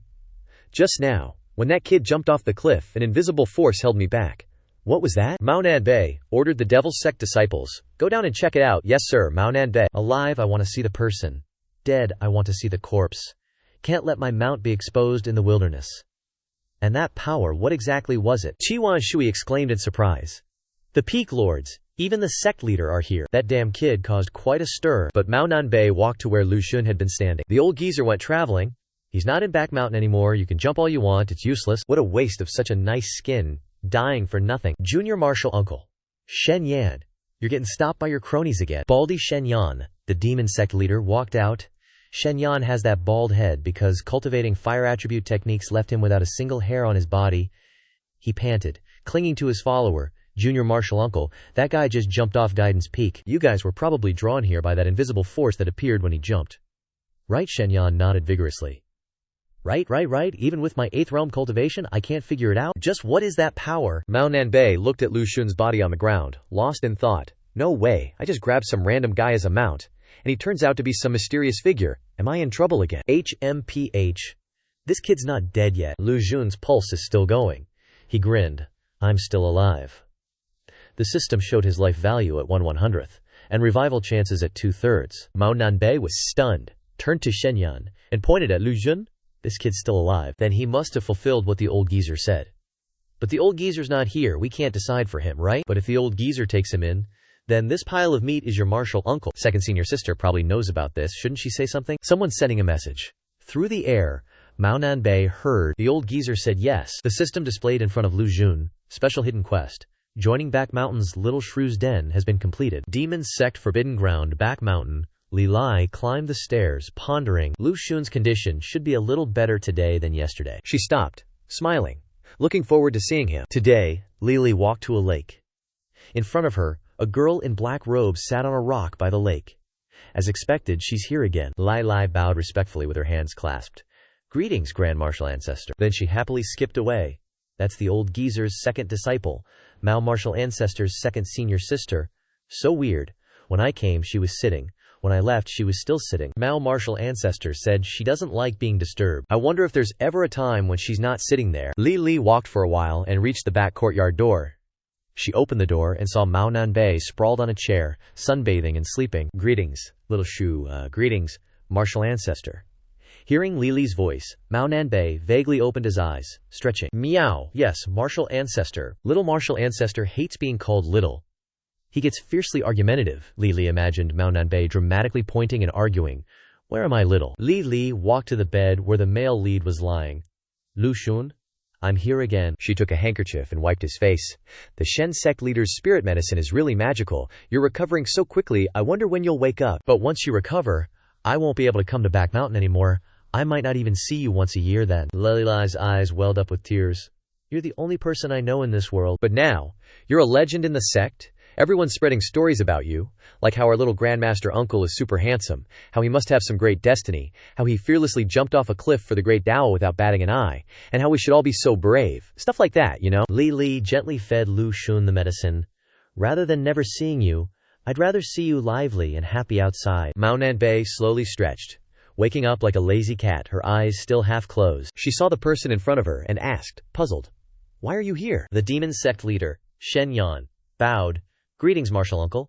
I came to see how your injuries are recovering." Mao Nanbei, lying on her side on the chair, replied to Shen Yan, "All healed, martial uncle. I'll stay here for a while, martial uncle. You can go rest for a bit." Hearing Shen Yan's words, Mao Nanbei zoomed off. "Then this place is all yours, bye." In a blink, Mao Nanbei was gone, leaving Shen Yan standing there blankly, watching the falling leaves. HMPH. Such a childish temperament. Next, no one will be able to stop me. Inside the backyard, Lu Xun, completely bandaged, lay unconscious on the bed. But he still exuded an irresistible charm, with his full lips, sharp features, and captivating beauty. Li blushed, admiring the male lead's beauty. "I wonder what those beautiful lips taste like." Knock, knock, knock. The sound of knocking startled Li. Flustered and embarrassed, she looked towards the door. Who is it?" Shen Yan stood outside the door and replied, "Oh, to sect leader, why are you here?" Shen Yan leisurely walked in. "I came to check on little martial uncle." On the outside, he looked calm and friendly, but inside, Shen Yan was fuming. "Damn it! To save you back then, I had to use up all the precious elixirs I'd been hoarding for years. That was the legendary flesh-restoring divine pill." Shen Yan's heart ached, and he clutched his chest, weeping. "Such a treasure, I wouldn't even give it to my own disciples. Since I've already used such a good treasure, I'll have to get it back today." "What do you mean?" Shen Yan gave a sinister smile, radiating an aura of darkness, as he slowly approached Lu Xun. Hey. Li, walking back and forth, was worried about Lu Xun. She took a step and glanced back at him. What does this stingy sect leader want to do to Lu Xun? Could it be because Lu Xun used his immortal elixir, so he wants to do something to him? Shen Yan placed his hand on Lu Xun's shoulder and called out, Li. Hearing the demon sect leader call her name, Li froze and turned her head sluggishly. "See, sect leader. You're not going to force me to do something wicked, are you?" Shen Yan smiled gently, looking towards Li. "Your talent isn't bad. If you can have a famous master in the path of immortality, your future will be limitless." Li perked up. Hey, sect leader. Shen Yan took out a pitifully small jade bead and handed it to Li. "This is a flame star crystal. Your constitution is quite suitable for cultivating fire-based techniques. Carrying it with you will be beneficial." Li looked at the flame star crystal in her hand, her expression a little worried. "Why are you suddenly giving me a starstone?" "I'm leaving now." Shen Yan brushed past Li. "I'll be going." Shen Yan trembled as he walked, anxiously hoping. "Why haven't you called me back yet? Why haven't you asked me? Hurry up and ask me why I, the great sect leader, would give you such a precious item." Shen Yan smiled contentedly. Finally asked, "Because this seed is stingy with my treasures. I'm out here. Turns out the sect leader isn't as scary as I thought." Leaving the backyard, Shen Yan jumped up and down gleefully, laughing loudly. Ha. After this, when she enters the inner sect to choose a master, she'll definitely pick me, because Shen Yan is famous for being the stingiest, top-tier master. Being so stingy has led to my disciples having almost no cultivation resources. It's been decades. For decades, this old geezer hasn't been noticed by a disciple with exceptional talent. I absolutely can't miss this chance. Shen Yan happily skipped back towards the inner sect, completely unaware that it was his own stinginess that led to him not having any disciples. A moment earlier, Mao Nanbei happily ran off. "Finally! I've got some sucker to watch the house for me. Awesome, second senior sister. Here I come." Mao Nanbei transformed back into his original form as a cat, and ran to find his second senior sister. Meow. Mao Nanbei zoomed like a rocket to where second senior sister was sitting by the lake. Meow. Mao Nanbei pounced towards his second senior sister, but before he could even touch her, she grabbed him by the scruff of the neck and dragged him into the room for some petting. Bliss, second senior sister Jiyu Xiaomin, petted and cuddled Mao Nanbei in her arms. So comfy, kitty senior sister. So many fun things happened on this trip down the mountain. Meow. The most interesting thing is that little junior brother was originally my mount. Kitty Jiyu Xiaomin remained expressionless and bonked Mao Nanbei on the head, giving her some serious brain damage. Meow. I just thought he was handsome, and I craved his body. It's not like I wanted to do anything heinous. Mao Nanbei was furious at those words, constantly getting hit on the head, and she screamed, "Meow. Bumps swelled up all over Mao Nanbei's head. She covered her head in anger. Meow meow, I'm not talking to you anymore. HMPH. Kitty Mao Nanbei got angry and pretended to leave to attract Ji Yu Xiaomin's attention. But she didn't care and stayed still. Seeing that this move wasn't working, Mao Nanbei then jumped to second senior sister, rubbed her head against her, and acted coy. Meow. You're not angry at me anymore, senior sister. So many interesting things happened on this trip to the mountain, let me tell you. Meow.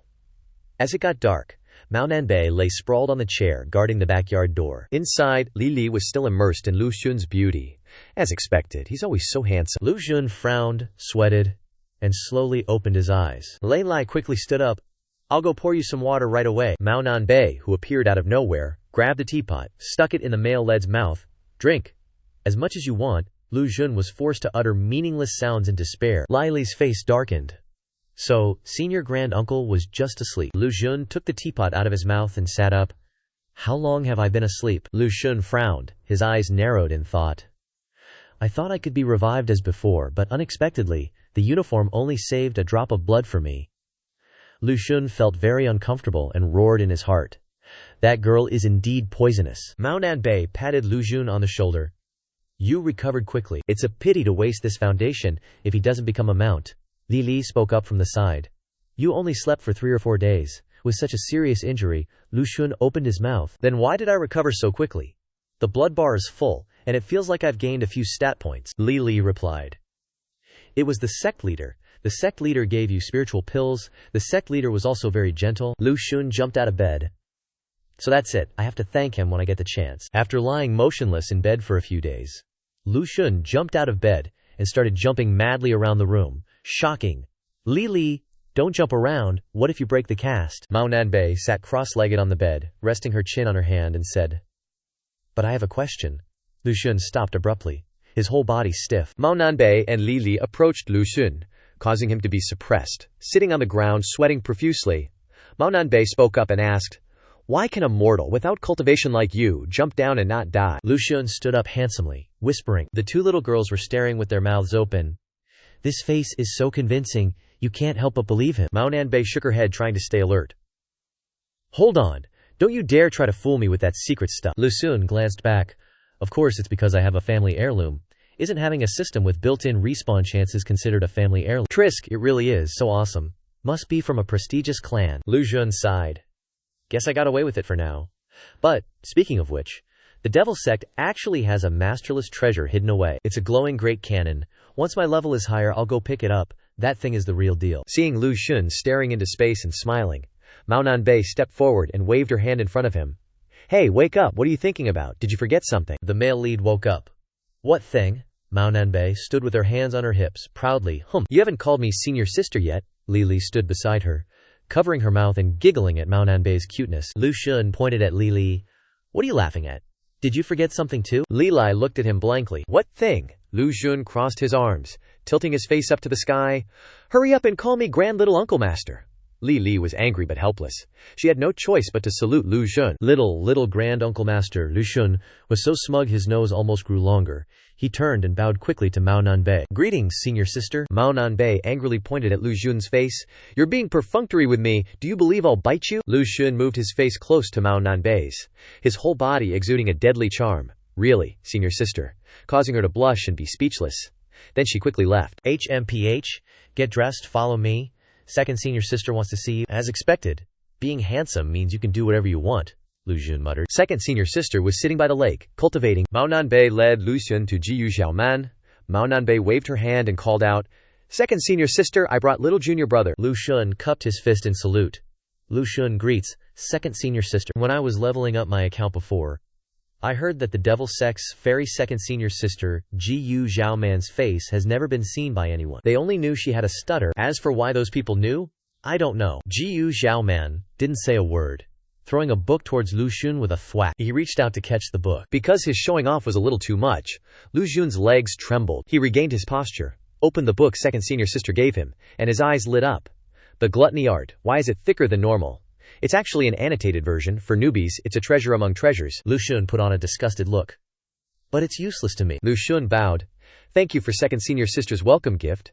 Then he quickly turned to look at Mao Nanbei, grinning. Second senior sister gave me one. Will my little senior sister give me one? Mao Nanbei's face darkened.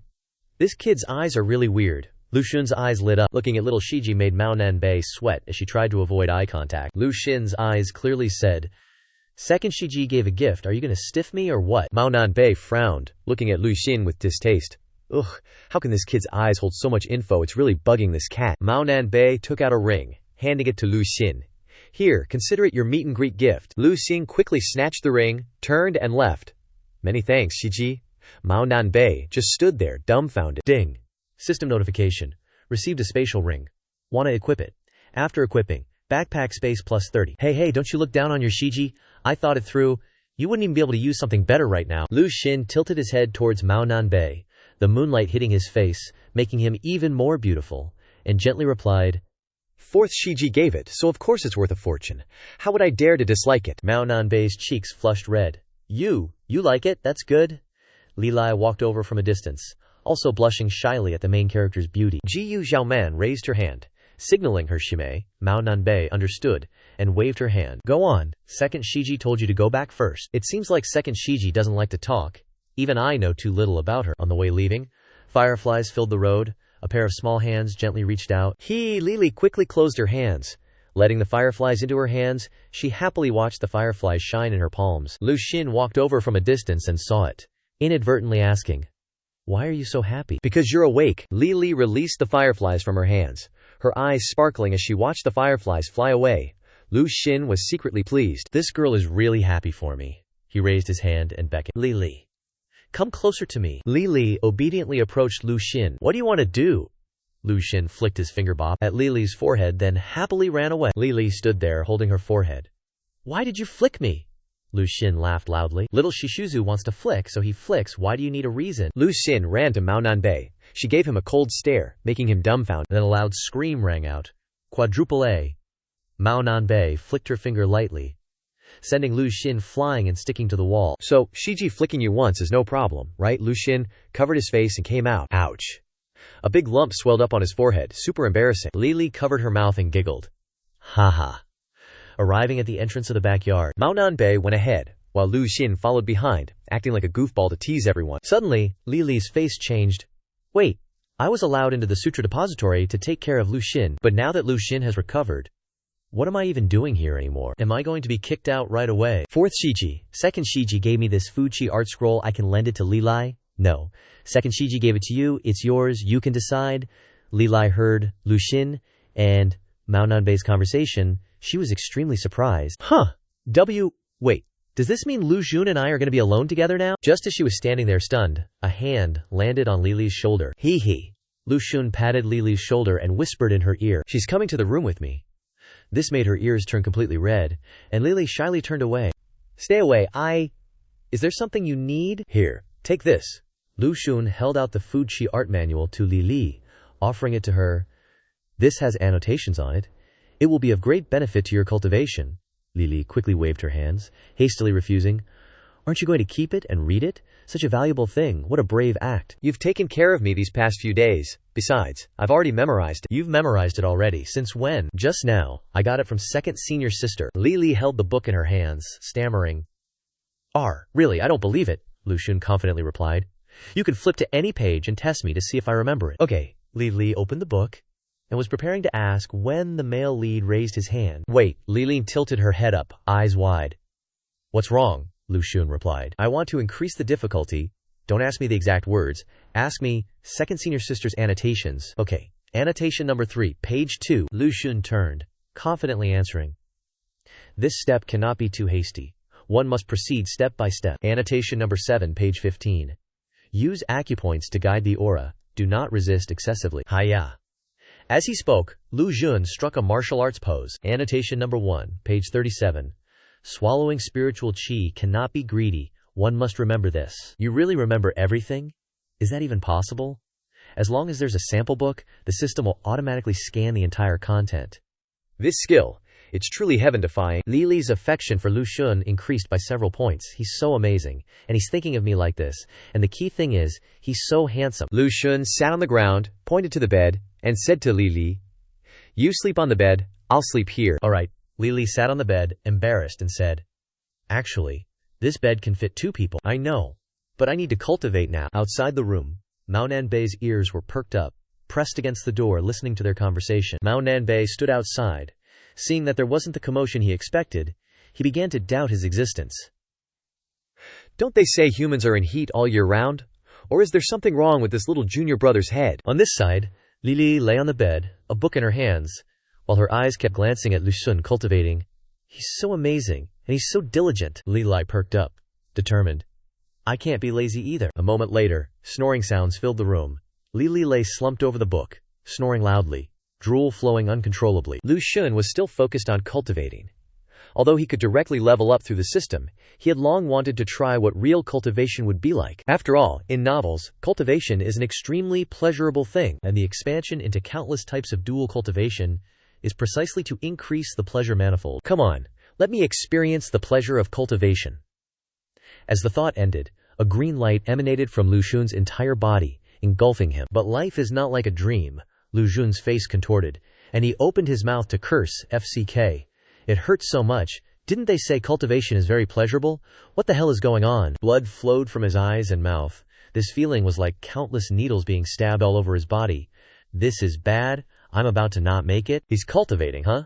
But cultivation ain't as easy as it looks. This pain alone is more than he can handle. Mao Nanbei is trying his best to focus, ears perked, listening for any movement inside. The male leads cultivating, and Lu Xun's second senior sister can feel his aura too. The first time cultivating is super important, you know. But seriously, if cultivation's supposed to be all rainbows and unicorns, why is it so damn hard? It's 'cause it ain't easy that cultivating's tough, right? So, I gotta keep at it.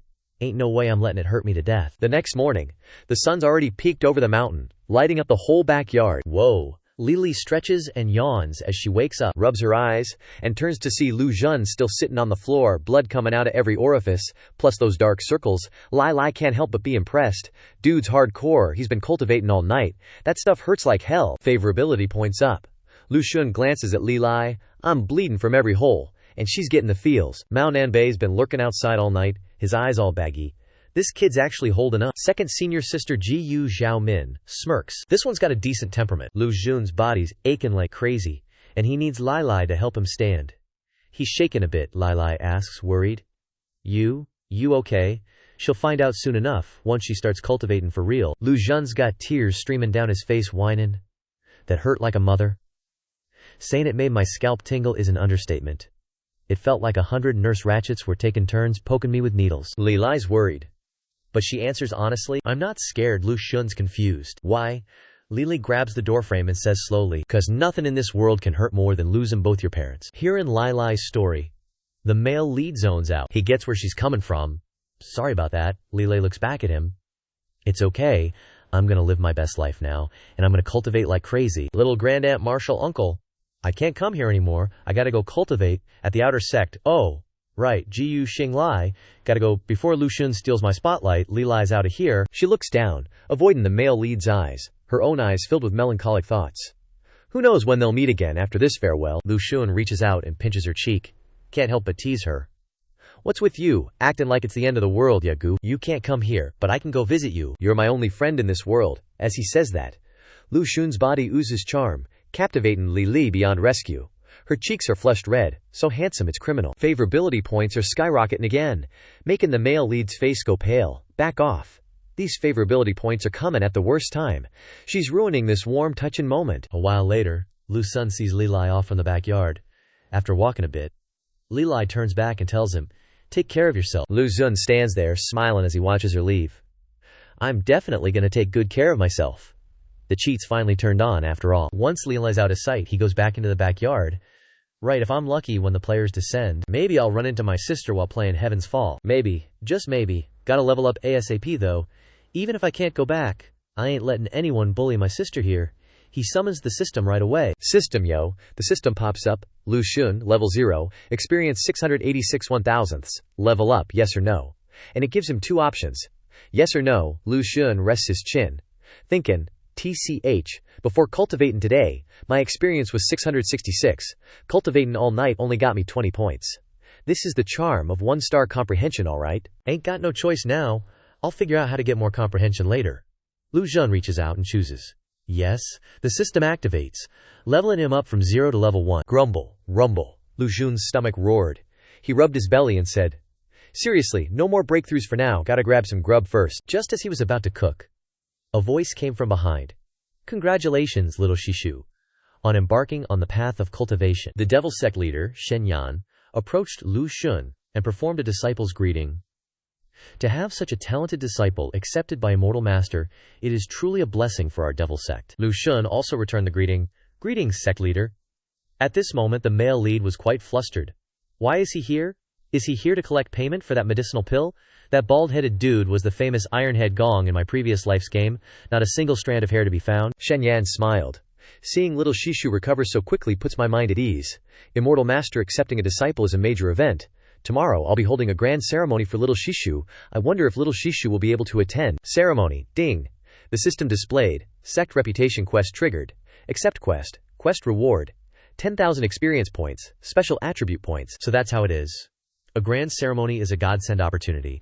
Then I'll accept this quest. Does little Shishu have any concerns? No concerns at all. I will definitely attend this ceremony. Very well, then please grace us with your presence tomorrow, little Shishu. With that, Shenyan turned and left. 10,000 experience points and special attribute points.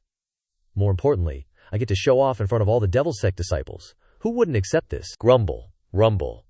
Lu Xun's stomach rumbled again and again, interrupting his thoughts and leaving him speechless. System confirmed. Quest accepted successfully. Current quest progress. Boost reputation. The male lead happily jumped up. Time to find some food. What did you say? Mao Nanbei, burning with anger, shouted at Lu Xun's face. You want this senior sister to catch fish for you, brat? Do you even understand your position and status? Meow. The male lead feigned a pitiful look and whined. Senior sister, I won't lie, my palate has been too bland these past few days, so I want to change it up with some delicious dishes. After all, before coming up the mountain, I was a direct disciple of a chef at a 5-star Supreme restaurant. Hearing the words, chef, Mao Nanbei's eyes lit up. A chef at a 5-star Supreme restaurant. If you don't make it delicious, I'll eat you, meow. Mao Nanbei dashed off to catch fish as quick as lightning, leaving the male lead standing there. He stared into the void, blankly recalling the scene of him making grilled skewers at a roadside stall called 5-star Supreme Restaurant, Qinghao Barbecue. I didn't really lie, meow. Mao Nanbei came flying back to Lu Xun's location, holding a chicken in her left hand, a fish in her right, and even gnawing on a fish in her mouth, all to bring back for our MC to cook. Seeing Mao Nanbei return, Lu Xun's eyes widened, and his mouth hung open. So fast, Mao Nanbei tossed her spoils in front of the MC, proudly declaring, Meow, who do you think your senior sister is? She struck a pose, waving her hand dismissively. This, me, is truly a kind senior sister. Lu Xun looked at second senior sister with admiration. The little devil inside him chuckled. Indeed, the best hunting cat. This is third senior brother's kitchen. His food is terrible, and he always makes me taste test it. Mao Nanbei turned and pointed at the little junior brother, warning, if you also cook badly, you'll have to eat it all yourself. Don't call me, Lu Xun smiled. No problem. Lu Xun got straight to work. His hands moved swiftly with the knife and fish, and he chopped the vegetables with impressive skill, creating uniformly sized pieces. After prepping the ingredients, Lu Xun lit the fire and started cooking the fish. As skilled as a professional chef, Mao Nanbei, keeping watch outside, couldn't resist being drawn in by the delicious aroma, her eyes shining brightly. It smells so good. Quick as a shot, she dashed toward the kitchen. It smells amazing. Mao Nanbei pushed the door open, startling Lu Xun, who was cleaning up, causing him to turn around. Fourth senior sister. What's wrong? Mao Nanbei pounced toward the food container. This senior sister can't wait any longer. Give me a bite. Oh, but I was planning to take some to second senior sister too. Mao Nanbei froze mid-action, her body suspended in the air before she plopped to the ground with a thud. Ah, right. She reached out and grabbed the food container. I think so too. We must share with second senior sister. Second senior sister Shu's Hai Ji Yu Xiaoman was still meditating by the lake in the bamboo forest when a fragrant scent drifted towards her, stirring her senses. It smells wonderful. Mao Nanbei carried the food container from afar, running towards her. Second senior sister, Lu Xun, tried hard to keep up behind her. Mao Nanbei slammed the food container down on the stone slab where Ji Yu Xiaoman was sitting. Quick, try our little junior brother's cooking. They opened the container and peered inside. 2 fish and a chicken, how should we divide it? Like this? Mao Nanbei used her cat scratch fever technique to quickly portion the food, then presented a tray to Ji Yu Xiaoman. Second senior sister, this is for you. Lu Xun stood beside them, a little worried, wondering if a celestial being like second senior sister even needed to eat. Ji Yu Xiaoman swiftly snatched the tray from Mao Nanbei's hand and began devouring the food. Lu Xun, standing nearby, was a little disappointed that she was already eating. He moved closer to sit beside his fourth senior sister. Mao Nanbei held a fish, beaming with joy. I was dying for this. Ah. Mao Nanbei opened her mouth wide, ready to swallow the fish whole, when Lu Xun reached out and stopped her. Leave some for me. The flavors of the mortal realm soothe the mundane heart. Lu Xun stood up to fight over the fish with Mao Nanbei. Hey, give it here! And so began the chaotic battle for the fish, while Jiyu Zhaoman sat calmly eating her portion. After a while, both were full, one lying on the ground, the other leaning against a rock, sighing, I can't eat anymore. Lu Xun looked at Mao Nanbei's bulging belly and said helplessly, It's all gone. If we eat more, we'll have to eat the plate. Burp. A burp from second senior sister made the fourth junior sister and little junior brother stare at her in astonishment. But she remained aloof, keeping her eyes closed, causing her junior brother and sister to scrutinize her. Oh snap. A while later, the two of them dipped. Lu Xun asked, Fourth Shiji, when did Shiji say Xiansheng's coming back? How would I know? Then why the heck did Xiansheng even go down the mountain? Was it something important? A brawl with another demonic sect? Or is he gonna go mess with the righteous sects? Why bother doing all that useless stuff? He went down the mountain to have some fun, obviously. Lu Xun blanked out, jaw-dropping. Fun. Mao Nanbei just glanced at him like he was an idiot before walking off. Or what? Buried on the mountain all day, you gotta get some air. If it weren't for you, I'd have bolted down the mountain long ago.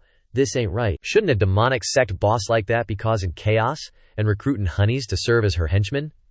He really went down the mountain to chill. Ding! System notification. The game forum for Heavenly Dust World Online is now open. Did I jump the gun too soon? There ain't no threads yet.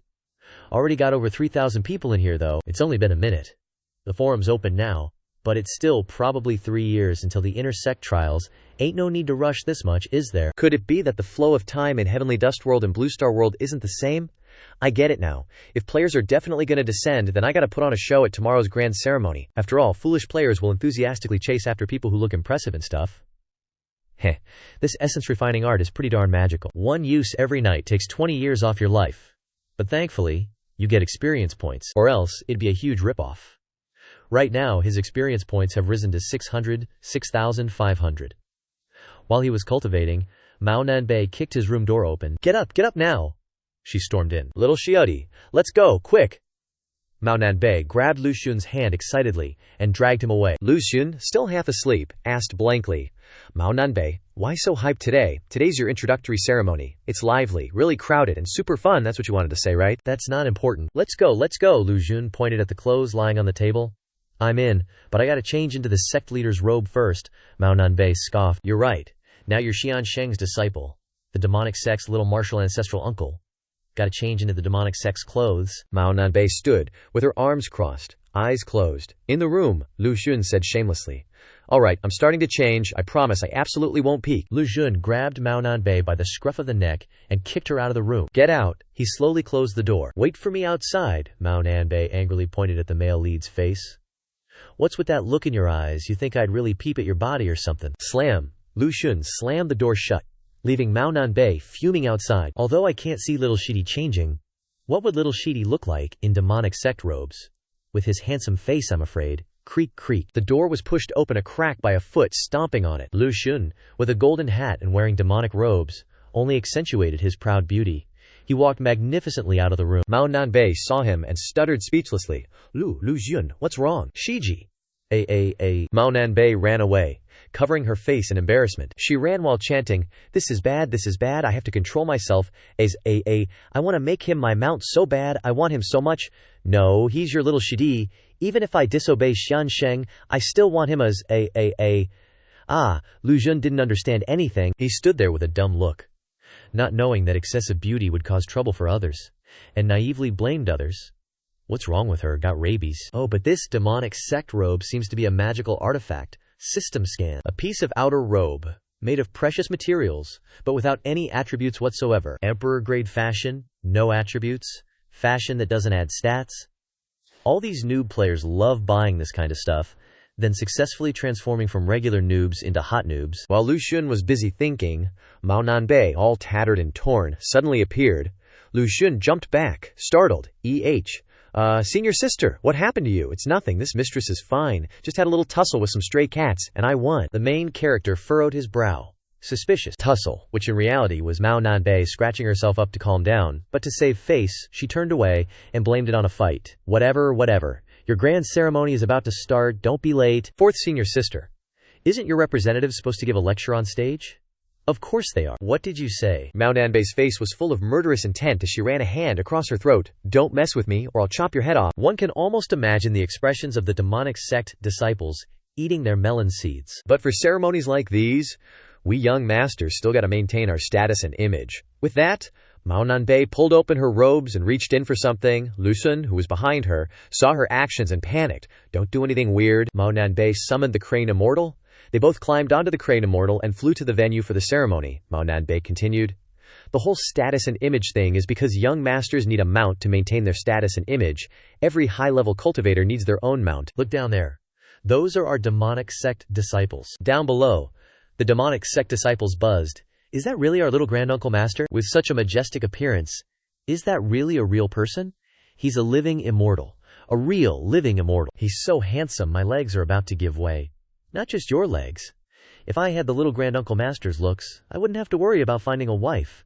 One look at the little granduncle master, and I'm ruined for life. Lu Xun, standing high above, had no idea what all the commotion was about and was a little worried. What's going on down there? Why is it so noisy? Ding! The system displayed. Fame points are increasing, mainly from the female disciples. Warning, the favorability of females in the area is increasing too rapidly, which could lead to danger. What the hell is that half a sentence at the end? Mao Nanbei turned to Lu Xun and said, it's time for you to lecture all the demonic sect disciples. Alright, Mao Nanbei kicked Lu Xun hard, grinning wickedly. Alright, go on down yourself. Before the main character could prepare himself, he was kicked down, causing him to contort in all sorts of weird shapes and scream as he fell. Mao Nanbei stood on her mount, folded her arms, and grinned. This height is just so this mistress can test how your training's been going lately. If you can't land on your feet, you'll be even more embarrassed than I used to be. The demonic sect disciples saw Lu Xun falling freely and became even more excited. Look, the little granduncle master is descending. I heard the little granduncle master hasn't even cultivated yet. Can he handle that height? This isn't good. Absolutely don't let his face hit the ground, little granduncle master. Lu Xun frowned and gritted his teeth, looking back at Mao Nanbei. Damn it, that girl is a total bitch. She wants to embarrass me. Not that easy. Even though I only have the first stage of the true chi art, I'm a top-tier existence in the pro gamer world, a god-level expert. I'm like a hacker, undefeated as long as I'm around. Boom! Lu Xun landed, creating a huge explosion that forced the demonic sect disciples to scatter. They gaped, staring in shock at the spot where he landed. Lu Xun landed gracefully, using one hand to brace himself. This level of body control was as easy as drinking water to him. The main character circulated his energy to the ground, using the momentum to stand up. The demonic sect disciples, both male and female, surrounded him, full of admiration. So handsome, so cool. Ding! The system announced. Fame points are increasing rapidly. Warning, the favorability of males is increasing faster than the favorability of females. Be careful of your body. Reading the notification, Lu Xun was shocked. His eyebrows furrowed, his eyes widened, and his head was full of question marks. The demonic sect master, who was standing nearby, cleared his throat. Cough, cough. The disciples of the devil sect turned around to look at him and immediately kneeled down, paying their respects to Lu Xun. Greetings, junior granduncle. Lu Xun glanced around at the disciples.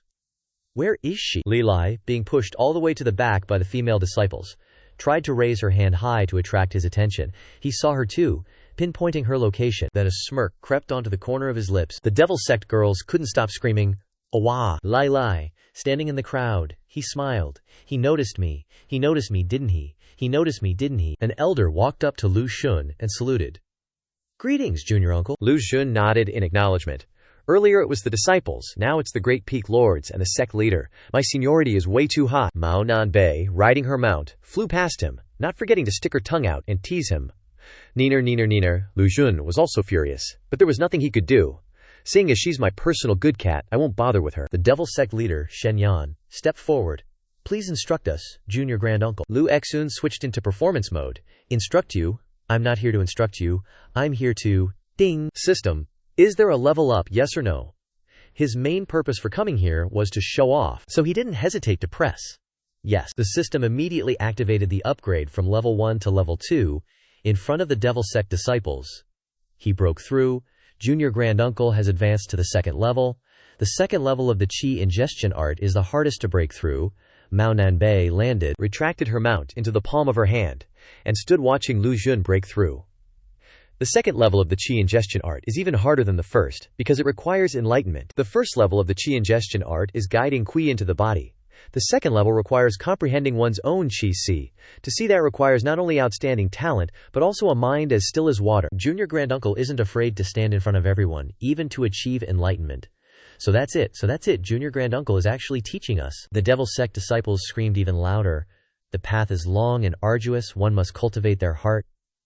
This is the principle that Junior Granduncle wants to teach us. The disciples seriously paid their respects. We respectfully follow Junior Granduncle's teachings. Lu Xun, after leveling up, saw the disciples paying their respects, and his face went blank, saying, I was just showing off a little. What teachings did I give? System notification. Reputation points 1375-2000. The main character jumped in shock. WTF. Shen Yan stood there, falling into deep thought. In just 2 days, Junior Granduncle has broken through to the second level of the Qi ingestion art. So just how big of a Qi did he see? Some people with limited vision might only see the size of a water vat, while some people with far-reaching vision might see a babbling brook. But the Qi seen by a genius of unparalleled talent will definitely be extraordinary. The Qi I initially saw was as wide as a long river. So what did he see? Lu Xun frowned, trying to remember. Speaking of the Qi ingestion art, it seems like breaking through to the second level means you can see your Qi, but why can't I see anything at all? Could it be because I'm the child of destiny, so it's completely different from what's recorded? That's right, it must be like that. I wonder how Junior Uncle Ancestor saw his Qi. With his temperament, I bet he saw a mighty river. I feel the same way. It's a pity Junior Granduncle didn't reveal it. It seems like people know what's inside him now. What inside are you talking about? The normal inside. Everyone, what do you think Junior Granduncle saw in his Qi? Gong Yu, the Thunder Peak Lord and Enforcement Elder, spoke up first. Junior Granduncle doesn't want to say, maybe because he didn't see much. Yu Wei Wan, the Peak Lord of Moonwater Cloud Peak, chimed in. Senior brother Gong Yu, you can't assume that. Junior Uncle is the immortal teacher's disciple, and his state of mind is extraordinary. I wouldn't be surprised if he saw ponds, streams, or even rivers. Sima Chuan, the Peak Lord of Evergreen Peak, added, based on my intuition, I agree with Senior brother Gong Yu's thinking. Yue Hishan, the Peak Lord of Herbal Elixir Peak, known for mediating, stepped forward. In that case, how about we place a bet? He. The Peak Lord of Herbal Elixir Peak's words immediately met with icy glares from the other Peak Lords. He recoiled, defending himself. I was just suggesting, if you all don't like it, we won't bet. The elders immediately changed their tune and started pulling out their money pouches. That's great. Let's bet. I'm definitely winning today. The righteous and upright Thunder Peak Elder stepped forward. Peak Lords, Article 13 of the sect rules clearly states that initiating such behavior is forbidden. Violators will be fined 5 million spirit stones. The others chimed in. Don't be so rigid, take it. They each presented a pouch containing 5 million spirit stones to the Thunder Elder. Senior brother Gong Yu, don't be a spoilsport. Initiating is forbidden, not completely prohibiting it. I'm just paying the 5 million spirit stones as a fine. It's just a small amount, just for fun. The helpless elder Gong Yu hugged the pile of money in his arms, watching the other elders discussing their bets. He put the pile of spirit stone pouches on the ground. Just a small amount, just for fun. Doing it once in a while isn't forbidden either. With that, he tossed his own pouch of spirit stones into the pile of others. Then, he quickly ran over to the fore. I'm betting too. Lu Xun stood nearby, observing the elders. Why do these guys have such weird looks in their eyes? It feels uncomfortable to be stared at. Mao Nanbei summoned her crane immortal, sat on it, and approached Lu Xun. She called out, Get on, let's head back. Mao Nanbei's cheeks were flushed, and she kept giggling at Lu Xun, making him a little hesitant. Why does fourth senior sister's gaze feel so strange too? He jumped onto the crane immortal and started questioning. Mao Nanbei, fourth senior sister. You've been staring at me the whole way, what's wrong? Then, I'll just say it straight. Kitten, exactly how much Qi did you see? Lu Xun froze. Oh. He was speechless, and then he recalled, falling into his subconscious. Actually, in that moment of advancement, those 3 moments, I only saw an endless, pitch-black void. I didn't see a single bit of Qi. He turned to look at Mao Nanbei, replying, This isn't convenient to explain. Mao Nanbei yelled threateningly. What's inconvenient about it? I'm your senior sister. Lu Xun turned his face away and said nothing. Even if his face is thick, and he likes to act like the chosen son of heaven, he still needs face saving. He put on a pitiful expression, looking at Mao Nanbei, seeming wronged, his eyes welling up with tears, unable to speak. Telling others that I didn't see a single bit of Qi. This is connected to aptitude. Only those close to me know. My reputation for this lifetime will be ruined. Seeing his teary eyes, Mao Nanbei felt a little soft-hearted. She turned a blind eye. Then Then, if you don't want to talk about it, then don't. Looks like junior brother isn't that gifted after all. But to make up for it, you have to grill a few more fish for this senior sister tonight. That's not a problem, it doesn't matter how much you see. Anyway, you're already one of us from Maiden Peak. Anyone who dares to bully you, I'll chop their head off. Lu Xun let out a heavy sigh. Sing, why does this suddenly feel like my reality? Extremely miserable. No parents, no backing, not fond of forming cliques. Back then, showing off my skills everywhere was just to get noticed, like practicing an alternative account. Without a game guild or a studio like mine, how could I get noticed and find orders without showing off a little? How many people really like showing off like that? Thinking this, he slowly sat down on the crane's back and lay down, closing his eyes in thought. But to attract attention, I have to make myself feel a bit like I exist. And there's still my younger sister. But is there a possibility, just a possibility, that my sea of qi is actually black? The next morning, Mao Nanbei, full and satisfied, transformed into her original form, lying in second senior sister's arms, being petted, love it meow, and Lu Xun was sitting at the dining table, eating breakfast. Second senior sister said to Mao Nanbei. Little junior brother saw very little sea qi. Mao Nanbei closed her eyes and sighed. Meow. Ji Yu Xiaoman didn't say anything, turning to look at the little junior brother sitting at the table. Suddenly, Mao Nanbei jumped out of second senior sister's arms, leaping onto Lu Chen's head. He angrily grumbled. Fourth senior sister, what are you doing? I'm still eating. Your fur is getting into my bowl. Mao Nanbei sat down on his head, licking her sweet paws, and said, Little junior brother, I have something important to tell you. Don't move. Lu Xun, who was in the middle of picking up food with his chopsticks, didn't dare to move, glancing at Mao Nanbei. Mao Nanbei waved her paw. Little junior brother, even if the chi you see is very, very little, don't be discouraged. Fourth senior sister will protect you. If anyone bullies you in the future, this old lady will chop off their heads. Meow. Lu Xun was silent for a moment, then his eyes welled up with emotion as he looked at Mao Nanbei. Fourth senior sister. He picked up half of his fish and offered it to her. Do you want to eat it? Mao Nanbei quickly snatched the fish, stuffing it into her mouth. Of course I'll eat it, meow. She sat on Lu Xun's head, munching noisily, the fish sauce dripping onto the main character's forehead. He yelled, Ouch! Second senior sister, Ji Yu Xiaoman, sat quietly, listening to their conversation, but didn't say a word. She tilted her head, looking at Lu Xun sitting there, thinking to herself, I want to help him. The night was late, and the moon was at its peak. Just as everyone was falling asleep, a voice rang out, shattering the silence. You, don't come here. Lu Xun was having a nightmare, his body trembling slightly, mumbling, You, who are you, who are you? He sat up abruptly, cursing angrily. Damn it, Lu Xun gasped for air. Phew, phew, phew. A dream within a dream. Someone was chasing me, but I couldn't see their face clearly. Who was that shadow? So strange. Whatever, don't think too much about it, maybe it's just too much pressure. System, display my fame points. 1827-2000. Just over 100 more fame points, and the mission is complete. That's what I should be concerned about. Sleep. Sleep. Lu Xun lay down, pulled the blanket over himself, and quickly fell asleep. Silence returned to the room. The shadow that was chasing Lu Xun earlier reappeared in front of him in the dream. He jumped in fright. What the heck? Again. That blue shadow is pointing its sword and charging at me. Damn it. Even in my dreams there's a sequel. Seeing the tip of the sword getting closer and closer, the main character stood motionless, cursing. Damn it! In real life, he pinched his cheeks hard to wake up. Phew. Phew.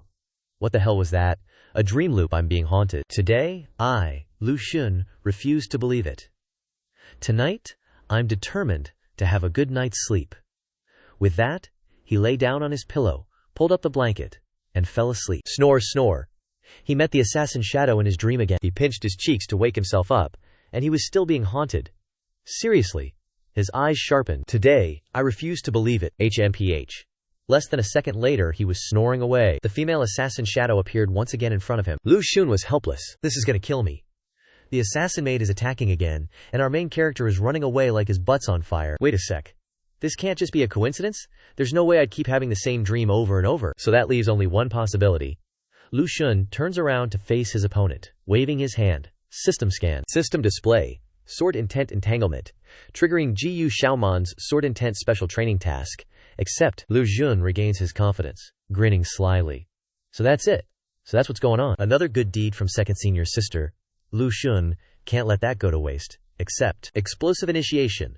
Second senior sister's shadow pulls out a sword and rushes forward, stabbing the main character's body. This whole night, Lu Xun gets killed in all kinds of ways. Oog PFFT. One move goes straight through the chest. Arg thumps. Another move pierces the gut. Erg cough. One move stabs him from behind. After being killed 63 times by the assassin ghost the entire night, Lu Xun wakes up from the nightmare. He raises his hand to his forehead and sighs. Phew, his eyes light up, and he sits straight up.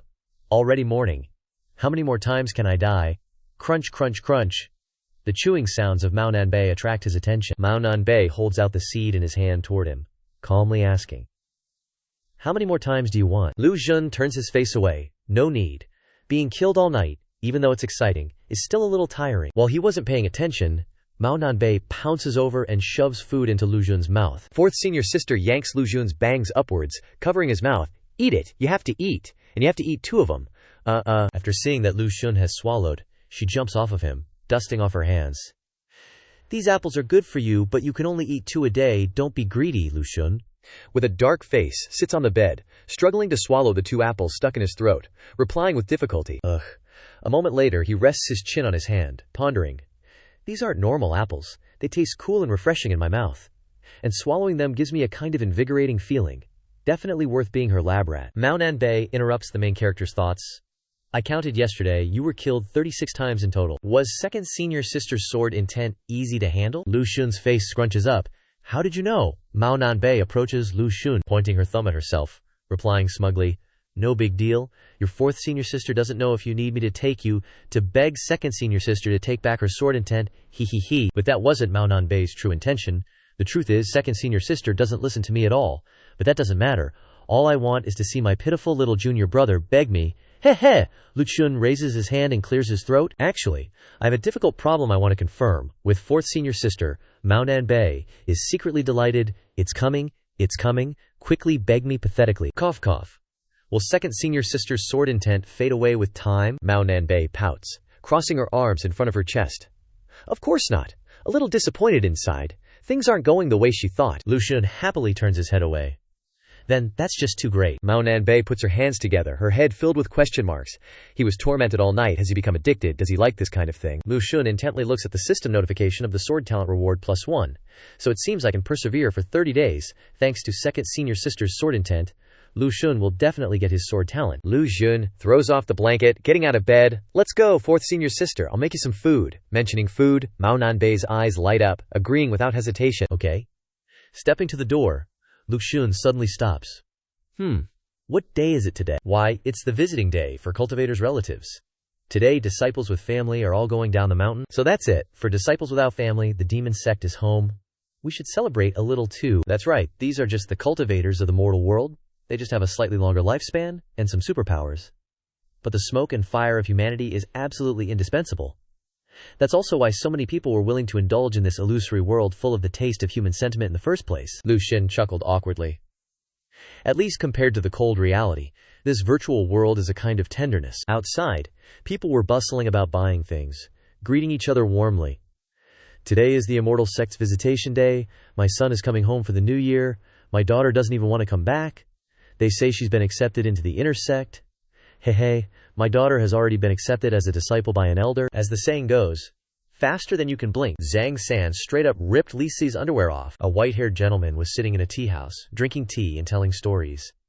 The flash of his long, pale legs was too much, and you could tell he was about to hit the climax of his tale. The gentleman stopped his story, picked up his teacup. The customers in the tea house clamored, "Gentlemen, please continue. Cutting it off like that is just cruel. It's a disgrace to us scholars." The gentleman stood up and waved a gong, saying to everyone, "If you want to know what happens next to Zhang San and Li Si, tune in next time." Clang, clang. Those with money, put it in the jar. Those without money, borrow some to put in. Like anyone's going to give you money when we haven't even heard the good part. The angry patron stood up and left. "If it's tune in next time, then we'll pay next time. Let's go. Let's go, sisters. We'll come back tomorrow." The gentleman remained silent, gracefully drinking his tea. His young disciple turned and reminded him, "Master, we didn't get any money again today. You really need to fix your cliffhanger Zhang habit." The storytelling gentleman stood up and walked towards the door. He said storytelling is just a hobby. Whether there's money or not doesn't matter. The disciple followed, puzzled. "Then are we going back to the mountain?" The gentleman glanced at his disciple. "What's there to do back at the mountain?" the disciple replied. "Aren't we going to check on our junior brother?" The gentleman continued walking, stopping next to a mirror stall on the side of the road. The gentleman leaned closer to the mirrors, answering the disciple's question. Is it necessary? Would he be better off if I went? Isn't it just 2 eyes, 2 ears, a nose, and a mouth? The young disciple crossed his arms, looking annoyed. You're always preening yourself, and you're dissing people's appearances. Is it because sect leader Xianxia is short and annoying that he got stuck with being the sect leader? The gentleman left the disciple and went to the elders playing chess. Sai, your move is so bad. The elders glared at him angrily and stood up, cursing. A true gentleman doesn't comment if he doesn't know how to play, huh? Seeing that the elders were furious and about to hit him, he took off running. Even so, the gentleman didn't forget to mock, heh, definitely a terrible chess player. Fast as the wind, he brushed past his disciple, leaving him dazed and then sighing. If master hasn't had enough fun yet, then have all the fun you want before going back to the mountain. Couldn't keep up. That chess was seriously bad. The disciple ran after him, replying, no. A moment later, the disciple caught up with the gentleman, saying to him, then let's keep going. There seems to be a gambling house up ahead. Want to play a little? Wait, master. The disciple didn't understand. Why did you set those rules for accepting disciples in the first place? The storytelling gentleman, who was none other than the Little Book Chamber's gentleman currently traveling down the mountain, casually replied to the disciple, that day, standing on the reception peak, a sudden inspiration struck, and I just blurted it out. This expression clearly shows he's making up nonsense again. Those 3 conditions must have a deeper meaning. Looks like when we get back to the mountain, I'll have to carefully study our junior brother to see how he fulfills those 3 conditions. The young man with the Little Book Chamber's gentleman is the 3rd senior brother of Little Book Chamber, a senior brother full of desire to learn. Back at the demonic sect, Mao Nanbei and Lu Jun were heading towards the bamboo bed. The male lead opened his mouth. 4th senior sister. Why? Why did 2nd senior sister suddenly leave sword intent for me? Mao Nanbei, still with food on her lips, explained to her junior brother. Maybe she saw how little you had when you entered the 2nd level of the solid chi technique, and decided to train you more. So how much of 2nd senior sister's power was used in that sword intent? Mao Nanbei covered her mouth and laughed. How much? You'll find out later. Lu Xin frowned, a bead of sweat rolling down her cheek, looking at her senior sister in confusion. Could it be that she didn't? Not inviting the 2 of them, they talked as they walked. Before long, they arrived at 2nd senior sister's place. Mao Nanbei waved to her senior sister. 2nd sis, I'm here to bring you food again. Lu Xun bowed. Thank you, 2nd senior sister, for your guidance. It's like 2nd senior sister has never actually said a word to me. Let's try it out today. Lu Xun continued to bow. Thank you, 2nd senior sister, for your guidance. Ji Zhao Man nodded. Heard it. The male lead brought over a bowl of noodles and placed it in front of Ji Zhao Man. Well, please try it, senior sister. I made a special thick sauce noodle dish today. Ji Zhao Man held the hot bowl of noodles in her hands, its aroma filling the air. She couldn't help but exclaim, smells amazing. Then she slurped the noodles into her mouth. After eating, her eyes lit up. Delicious, so delicious. Lu Xun, observing from behind, suddenly felt that 2nd senior sister was strangely adorable. Sword intent radiated from Ji Zhao Man, even reaching the male lead, who was surprised. Huh. Sword intent? After a moment of observation, his eyes lit up as if he had an idea. 2nd senior sister's hairpin, is that a sword? Initially, the Heavenly World Online game only went up to level 60. Back then, no player had ever seen 2nd senior sister make a move. So the question is, just how strong is 2nd senior sister? Just a hairpin used as a sword made me lose sleep all night, wetting the bedsheets dozens of times. Thinking of this, Lu Jun lowered his head in a little shame. I wonder what 2nd senior sister looks like in reality, when she takes off her hairpin and her hair flows freely. Huff, huff, huff. 4th senior sister, can you slow down? I can barely keep up. Lu Xun stopped to catch his breath. Huff, huff. Can't do it. Mao Nanbei cheerfully turned her head to tease him, asking if he already couldn't handle it. Aren't you human men always saying that you can never admit you can't do something? You've only been going for a little while, and you can't walk anymore. Lu Xun blushed. Does she even know what she's saying? Mao Nanbei made a face, sticking out her tongue and saying, liar, liar, go to bed earlier. With that, Mao Nanbei ran off at rocket speed. Clang! Mao Nanbei bumped into a figure standing in front of her. She exclaimed, ouch! Shenyan nodded. Greetings to the 2 martial uncles. Mao Nanbei angrily pointed at Shenyan's face. You little stumpy head, are you blind? Next time you block my path, I'll bite you, meow. Shenyan sweated profusely, not daring to say a word. Mao Nanbei also silently held one side of her face, glancing behind her. Then she walked away, but didn't forget to turn back and warn Shenyan. Annoying. Whatever, next time I'll bite you. Shenyan stood there silently, watching Mao Nanbei. After a while, Lu Xun finally dragged himself up to where Shenyan was. He gasped for breath and said, Sect leader, do you have something you need me for? Shenyan replied, how did little martial uncle know that I came looking for you? Surely you wouldn't be looking for 4th senior sister, wanting to invite her to go fishing, would you? Or maybe go dig for bird nests. Seems a bit beneath the sect leader's dignity, doesn't it? Haha, you really understand your senior sister. I did indeed come to find you. I wonder if Martial Uncle knows. Just how big was the sea of chi you saw? Just tell me, and all this is yours. Lu Xun waved his hand. Nah, can't do that. Xianxia awkwardly chuckled. Haha, fair enough, some private stuff is too personal to share easily. I'm here for something else actually, haha.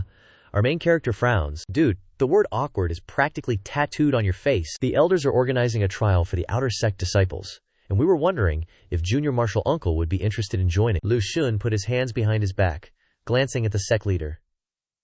With my super weak skills, I can join a trial. Xianxia scratched his head.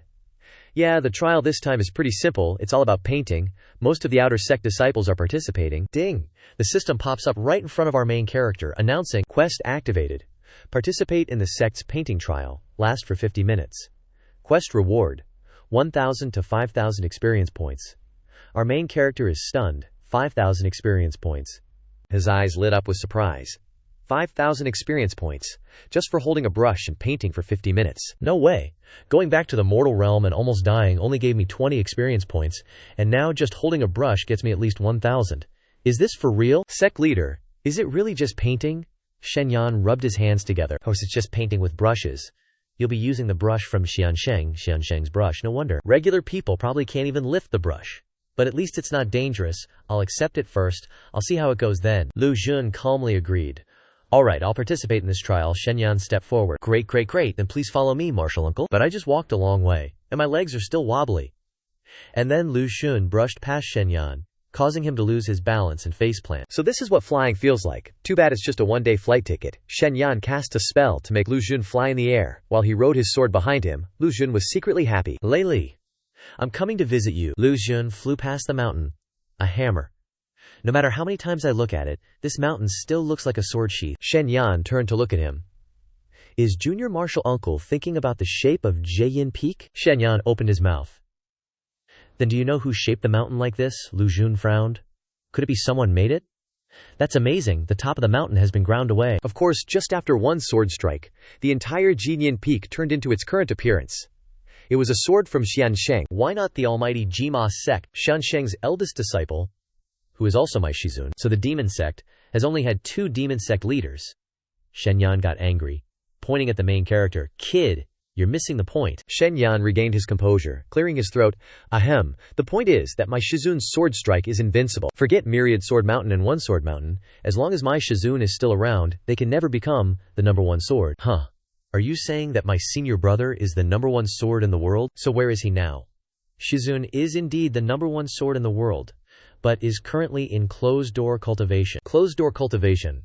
I seem to have heard this concept before when playing games in my previous life, right? Shizun is seeking a breakthrough, and if he doesn't break through, he won't come out for the rest of his life. The worst thing is that those trash from Myriad Sword Mountain and One Sword Mountain keep trying to scout whether Shizun is still alive or not. They value the false reputation of the #1 sword so much. And you said that the senior brother is the first sect leader of the demon sect, so what is Xianxia? What is Xianxia then? To be precise, Xianxia is a rogue cultivator. Even now he has no sect or faction. He is not a member of our demon sect. Then I understand. I told you. How come the demon sect doesn't act like a demon sect at all? Xianxia helplessly looked at the clueless guy in front of him. I've been telling him all this time. But is little Shishu even listening? Little Shishu must have too low cultivation and mediocre comprehension. He can't understand at all just how heaven-defying is Shizun, really. If that's the case, I must shoulder this responsibility. Forget about explaining it to him. I won't allow anyone to not know how awesome my Shifu is. Little Shishu, look. Back then, my Shizun cleaved a mountain with one sword. Half a strand of the sword intent still remains to this day, with traces left on the mountaintop. Many sword cultivators even sneak over to admire it, trying to discern the truth. Xianxia patted Lu Xun's shoulder. It's true, they're over there checking it out. That spot is so low and flat, like someone chopped it off horizontally. Little Shishu has such a keen eye. I was the one who chopped off that mountain. These sword cultivators wanting to steal from us is one thing, but why are they standing so high up? Lu Xun grinned sinisterly. This way of acting finally has a bit of the demon sect's style. No one's gonna ride on my head, get down here, all of you. If those sword cultivators want to observe, they're probably not just looking at the spectacle but also trying to comprehend the sword intent. I wonder if I can give it a try. Lu Xun said to the demon sect leader, Can I take a look at the half strand of sword intent that senior apprentice brother left behind? That's fine. Whenever I encounter doubts in my cultivation, I also come here to contemplate. Even so, I'll only let little Shishu look once, just once. Little Shishu. Don't be greedy. What happens if you look too much? When I observe the sword intent, the sword intent will also observe you, and if the sword intent glances at you, you will surely die. Lu Xun rested his chin on his hand. Puzzled. If it glances at me, I'll definitely die. But I have revival money, so I can't die even if I die. If I happen to comprehend something, that would be a huge opportunity. Shenyan asked again. Does little Shishu still want to look? The main character replied confidently. Of course. Even if I might die, I want to look. Shenyan cast a spell on Lu Xun's forehead. I will risk my life to protect little Shishu. Lu Xun was taken to a gloomy place with 10,000-foot-high cliffs. He was confused. This place isn't like before. There's a glimmer of light. Is that half-strand of sword intent in this place? A dazzling sword flash streaked across, tearing through the night. Lu Xun widened his eyes to observe. This. Holy crap, it's sentient. Holy crap, it's looking at me. Lu Xun broke out in a cold sweat, rooted to the spot, his whole body unable to move. Whoosh! The sword intent flashed right in front of him again. Vroom. Then the sword intent tore through the night clouds and shot up into the sky. Lu Xun stood there with a blank face. The sword intent ran away. Suddenly from behind, the main character felt a hand reach out, heading straight for him. Shenyan reached through the barrier and pulled him back to the mortal realm. Shenyan was drenched in sweat, panting. Whew, did little Shishu gain anything? HMPH. Lu Xun was absent-minded, saying nothing. Ding. The system appeared. Congratulations to the host for obtaining a great opportunity. Receiving sword talent 1 point. Lu Xun LV2. Willpower maxed. Sword talent 1. The main character held out his hands, and a brilliant golden light entered his forehead. He was a little puzzled by the system's scoring. Looking at the sword intent got me a special attribute point. Shenyan, who was standing nearby, was dazzled by the light, and hurriedly raised his hand to shield himself. Little Shishu actually comprehended the sword path. He widened his eyes. Could it be that little Shishu is a sword genius? A natural sword embryo from the legends? Lu Xun was still in the process of absorbing the sword energy. He closed his eyes, furrowed his brows, and the light just kept getting brighter and brighter. Shenyan exclaimed in shock. This is the whole body emitting a radiant aura. His forehead shone brightly, illuminating the area like the morning sun. The disciples of the demonic sect gathered, weapons in hand, ready and focused, intently observing the strange phenomenon. Damn, the sword is vibrating. Heavenly omen. Has something big happened to our demonic sect? Li was full of worry. That direction seems to be from the back mountain, where Lu Xun is. Suddenly, a loud laugh from Shenyan rang out. Haha, congratulations to little Shishu on comprehending sword intent. The entire sect's disciples cheered joyfully. Little Shishu, little Shishu. Little Shishu, Li's eyes sparkled as she looked towards him. Lu Xun opened his eyes. The system displayed his stats. Lu Xun, LV2. Willpower max. Sword aptitude, 1. Note. Condensed sword intent. Lu Xun was intently reading when a slender hand reached out and touched his shoulder. It was the hand of Shui Yunpeak Lord, Luo Wankue. Who knows when she had appeared behind him? Congratulations, little Shishu, on condensing sword intent, startling Lu Xun. Shenyan bowed respectfully. When we were at little Shishu's level, none of the disciples from the 10,000 Swords Mountain or One Sword Mountain could condense sword intent. Little Shishu is the first person to ever do it. Ha ha ha. Watching the elders and disciples of the demonic sect happily laughing, Lu Xun wasn't happy at all, sporting a very awkward expression. It's just one more skill, is it worth this bunch being so happy? Ding. The reputation mission is complete. Reputation points 2,333 2,000ths. Completed. Seeing the words mission completed, Lu Xun immediately laughed loudly, joining in with everyone's laughter. Ha ha ha. So, comprehending sword intent can increase reputation points. It really is worth celebrating. Lu Xun, the gamer, didn't understand what sword intent really meant to cultivators. After all, he was just a BG leveling up based on experience points. Ding. Host has completed the mission, received 10,000 experience points, and 1 special attribute point that can be allocated. Lu Xun reached out and touched the system screen. 10,000 experience points are enough for me to level up to LV5. But the most valuable thing is still this special attribute point. The special attribute point can be freely allocated. I'll add it to sword aptitude. Are these people going to be so happy they go crazy? Shenyan edged closer to the main character. Little Shishu, I wonder if you want to go back to the back mountain to cultivate in seclusion now, in case this outer sect trial isn't up to par. Nah. Before Shenyan could finish, Lu Xun interrupted. It's okay, sect leader, I still want to go and take a look. Are you kidding me? It's just a little bit of serendipity. How can it stop me from completing the mission? Shenyan closed his eyes and nodded. All right, try it then. Little Shishu is naturally intelligent. What if you get another lucky encounter? Little Shishu. This is the location for testing the outer sect disciples of the demonic sect. They bowed their heads in unison. Greetings, Grand Little Ancestral Shishu, sect leader, all masters and elders. Lu Xun waved his hand with a flourish. Spare the formalities for the disciples. I've come with everyone to participate in the examination. No need for so much ceremony. The demonic sect disciples' eyes sparkled with admiration and emotion. Grand Little Ancestral Shishu is truly approachable and friendly, both handsome and close to the people.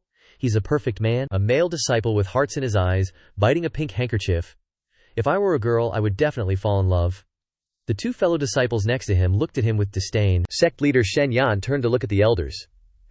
Everyone, the trial is about to begin. Shouldn't old folks like us move back a bit? Sect leader, is it okay to leave now, or should we find a place to sit down and drink tea? Right. It seems like it's been a long time since we all had tea together, hasn't it? Gong Yu elder looked at Shen Yan suspiciously. The last time they had tea was just yesterday.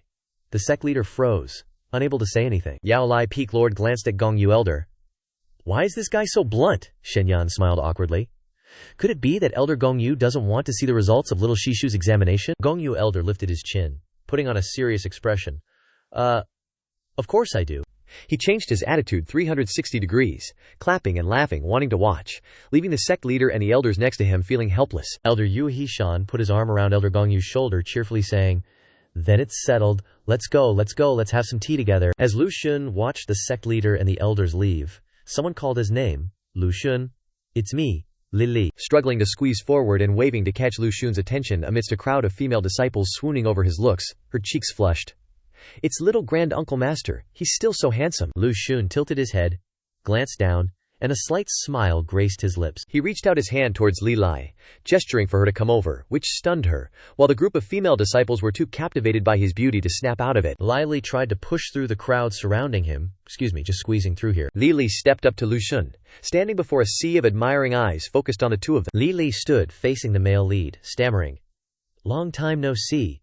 Lu Xun chuckled at her cuteness, teasing. You wanted to use me as a human furnace before. Are you finally feeling ashamed now? He slowly walked towards her. Do you still have those thoughts? HMPH. Lu Xun patted Lili's head, making her heart skip a beat, and she lowered her head shyly. This disciple wouldn't dare, but the words desire were practically written all over Lili's face, leaving Lu Xun helpless. You say you wouldn't dare, but the word lust is plastered all over your face. Does your horny little head crave my body that much? From afar, the demon sect elder, Xianxia Shui, approached the male lead, introducing herself. I am the elder in charge of this trial. Lili embarrassedly covered her face and turned away. Elder Xianxia Shui approached Lili, poking her pouty, chubby cheeks, and glanced at Lu Xun, saying, Little Grand Uncle Master, do you want to go first? Or do you want to watch everyone else first? Lu Xun clasped his hands behind his back with a proud air, replying, I'll go first. Consider it a warm-up for everyone, and to avoid me making everyone nervous by just standing there watching. The disciples below cheered non-stop. Wow, Little Grand Uncle Master is so considerate. That's right, Little Grand Uncle Master is so thoughtful, always worrying about us. System, prestige points plus 2333, Lu Xun thought to himself. Please everyone, try your best to become my die-hard fans. My prestige points depend on you guys. Elder Xianxia Shui approached the competition table. In that case, please begin the examination, Grand Uncle Master. Lu Xun walked over to the drawing table. The system displayed a large, low-level talisman paper. Lu Xun stood there for a moment, observing the talisman paper. Nothing special. Then the focus of this examination must be on the brush. Elder Xianxia Shui began to explain the rules. This brush was bought by the scholar from the town below to write words and draw pictures. The content of your examination today is to pick up this brush and write or draw on this large talisman paper. You can draw anything. The person who uses the brush for the longest time will receive a jade green pill. That jade green pill is a treasure that can sustain your cultivation for several dozen days. The disciples once again buzzed with excitement. Just drawing. I can draw until the heavens and earth collapse. HMPH. Drawing is my specialty. I was even drawing on the bed yesterday. Junior brother, you peed the bed, didn't you? Lili stood nearby, cheering. Lu Xun, do your best later. He nodded. Then, Little Grand Uncle Master, the official examination begins. System examining properties. A low-quality writing brush, accompanied by scholars used inkstone LV20 note, possesses spiritual essence. Lu Xun frowned. A writing brush with LV20, and it has spiritual essence. Just how powerful is my never-before-seen master? Whatever, I'll just try it out first. It can't be as impossible to lift as Thor's hammer, right? Lu Xun held the brush in his hand. Huh.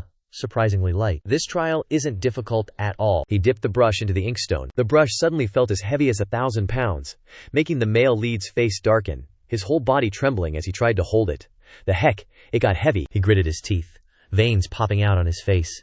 My legendary hand built over years can't handle a freaking brush like you. He tried his best, using all his strength, focusing on lifting the brush. Up, come on, there. Lu Chen looked at the brush in his hand triumphantly. Even though it's super heavy, I'm currently a 2 of the demonic sect, and I absolutely cannot lose face in front of everyone. This little tool, writing and drawing, can't be that hard, right? The disciples below cheered him on.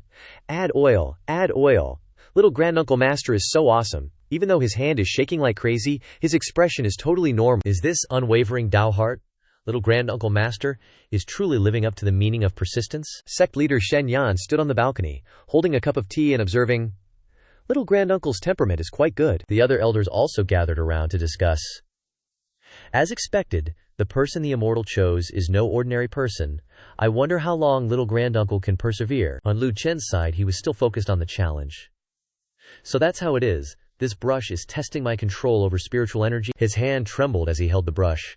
Just need to release the spiritual energy smoothly, and boom! The tip of the brush touched the paper. Then he stood motionless. And those below didn't understand what he was planning to do. What's going on? Why isn't Little Granduncle Master moving? Is he thinking? Lu Chen used all his strength to keep the brush touching the paper, his whole body still not moving. Could it be that he's thinking about what to write to shock the heavens, move the gods, and make ghosts cry? But in reality, he really wanted to move the brush. But the brush in his hand wouldn't budge. His face contorted as he tried to move the brush in his hand. The male lead clenched his teeth. So, I need to use spiritual energy to control it again. Fine, I'll play with you to the end. Lu Chen channeled his spiritual energy, beginning to wave the brush on the paper. Nothing happened. Elder Qianshui waved his hand, signaling the disciples to be quiet, and said to them, Have you all seen it clearly? The trial officially starts from the moment the brush touches the paper. This brush has spirituality. You can't control it with just brute force. Lu Chen frowned. Can't rely on strength alone. Could it be that this time I shouldn't use spiritual energy to forcibly control it, but to guide it? To guide it. Move, you little darling. The brush slowly moved. Lu Chen secretly rejoiced. It moved. Sure enough, you can't force it. You have to be gentle. I get it now.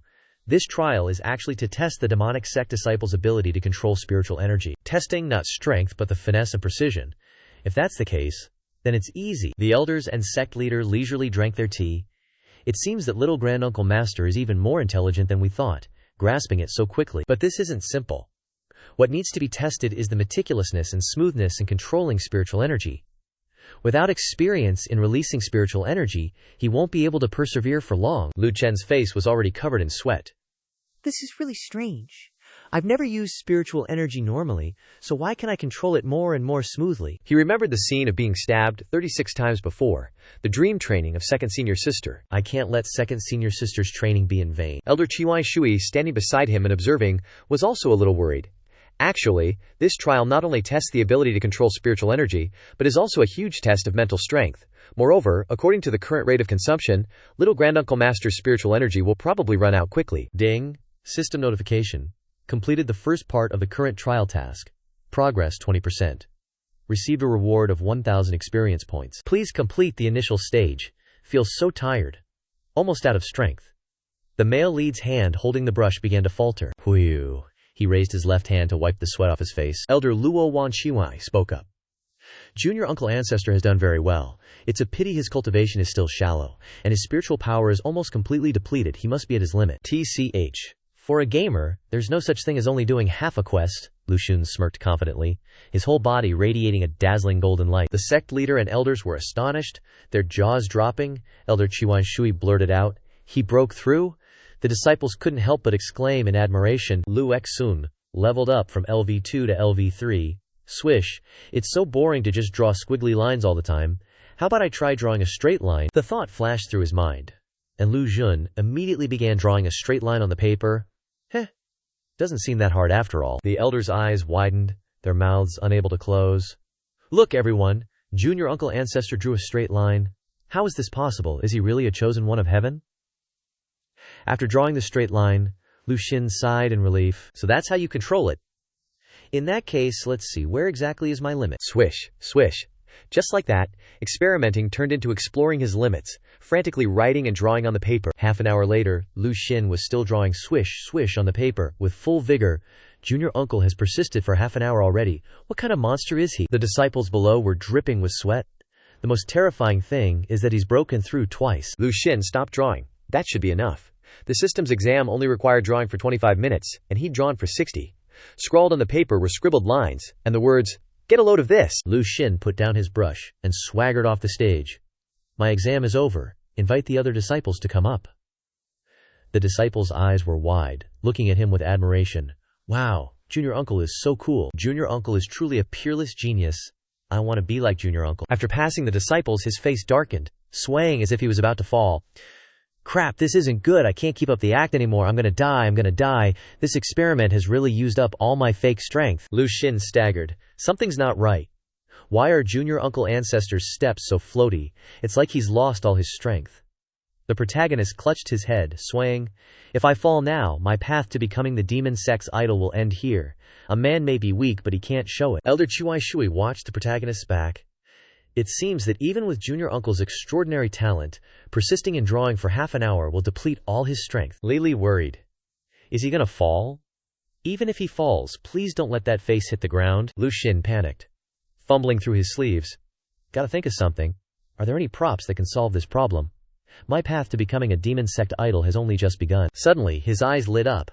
Ah, this is the hawthorn fruit fourth senior sister gave me. Lu Xin quickly stuffed the apple into his mouth. It's cool and refreshing in my mouth, refreshing my mind. And it even has the effect of restoring strength. Could it be that she knew in advance that I would lose my strength? Lu Xin's energy quickly recovered. The protagonist thought of the scene of Mao Nanbei's silly smile. Hey.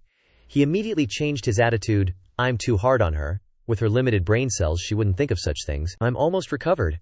I should turn back and give them a strong man's appearance. Lu Xin half turned around and said to everyone imposingly, Everyone, try your best to examine. This training will be of great benefit to you. So Junior Uncle wasn't losing strength at all, Elder Chuai Shui exclaimed in shock. Junior Uncle is all right again. Lili's eyes sparkled, overjoyed. That's great. His face didn't hit the ground. Lu Xin frowned.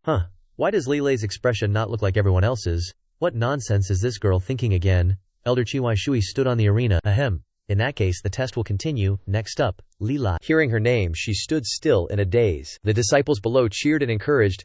Junior Uncle is working so hard we can't fall behind either, Lili. Go for it. No matter what, we have to draw until we run out of strength today. Lili raised her head, said nothing, and looked at the paper talisman in front of her. Lu Xin stood below, maintaining his idol persona, supporting the little girl standing on the stage. Just do your best. Li firmly held the brush in her hand. I've made up my mind. I want to be the woman who manages everything that belongs to Lu Xin. The male lead next to her helplessly watched the innocent girl in front of him. What's she doing? Just drawing with a brush, and she has to mark her territory with such a scary possessive desire. Up here, Lili is trying her best to control the brush in her hand, her whole body trembling slightly, her face covered in sweat. But she still doesn't give up, cheering herself on. Lili, come on, you can definitely do it. After a while, Lili weakly stopped. Elder Chuan Shui announced.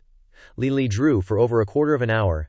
Lili secretly rejoiced. Great, Lu Xin is completely mine. She drew a heart around Lu Xin's part, and added the words, You're all dead meat. The men below exclaimed. No wonder she's the girl with 8 circles from earlier. She was just joking around, but she's going all out. Awesome. Next, if I don't use all my strength, people will look down on me. My junior brother won't lose to anyone. This senior brother doesn't want to be looked down on either. The third place is definitely mine. With little Marshall granduncle and Lili ahead, no one dares to dream of the second place. Great. Ending her thoughts, Lili limply fell backward. Elder Chiwai Shui used her magic to catch Lili. This little girl went too hard.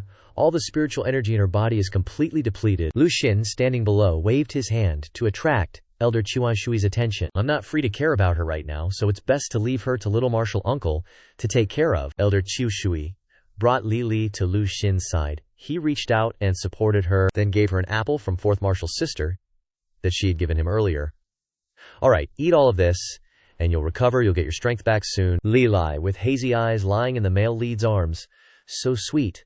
Lili, sucking on the male lead's finger, softly moaned. Ugh! Lu Xin blushed, frowned, and scolded. Stop touching my hand.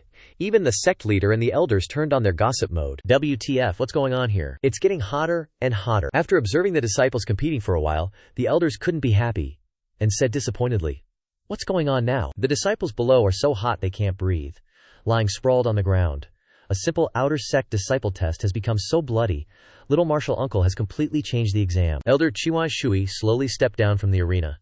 The results of this test are in. The first place is Li Li. She was very surprised by the result, not believing her ears. "It's me!" Little martial granduncle stood beside her, smiling, his face showing obvious pride. He turned to look at Li Li. "Of course it's you. I'm your little martial granduncle. How could I snatch the prize from you juniors?" This is little martial granduncle's vision? So broad, such a broad vision. I want to learn from little martial granduncle too. Ding. Prestige points plus 230. Lu Jin happily struck a pose.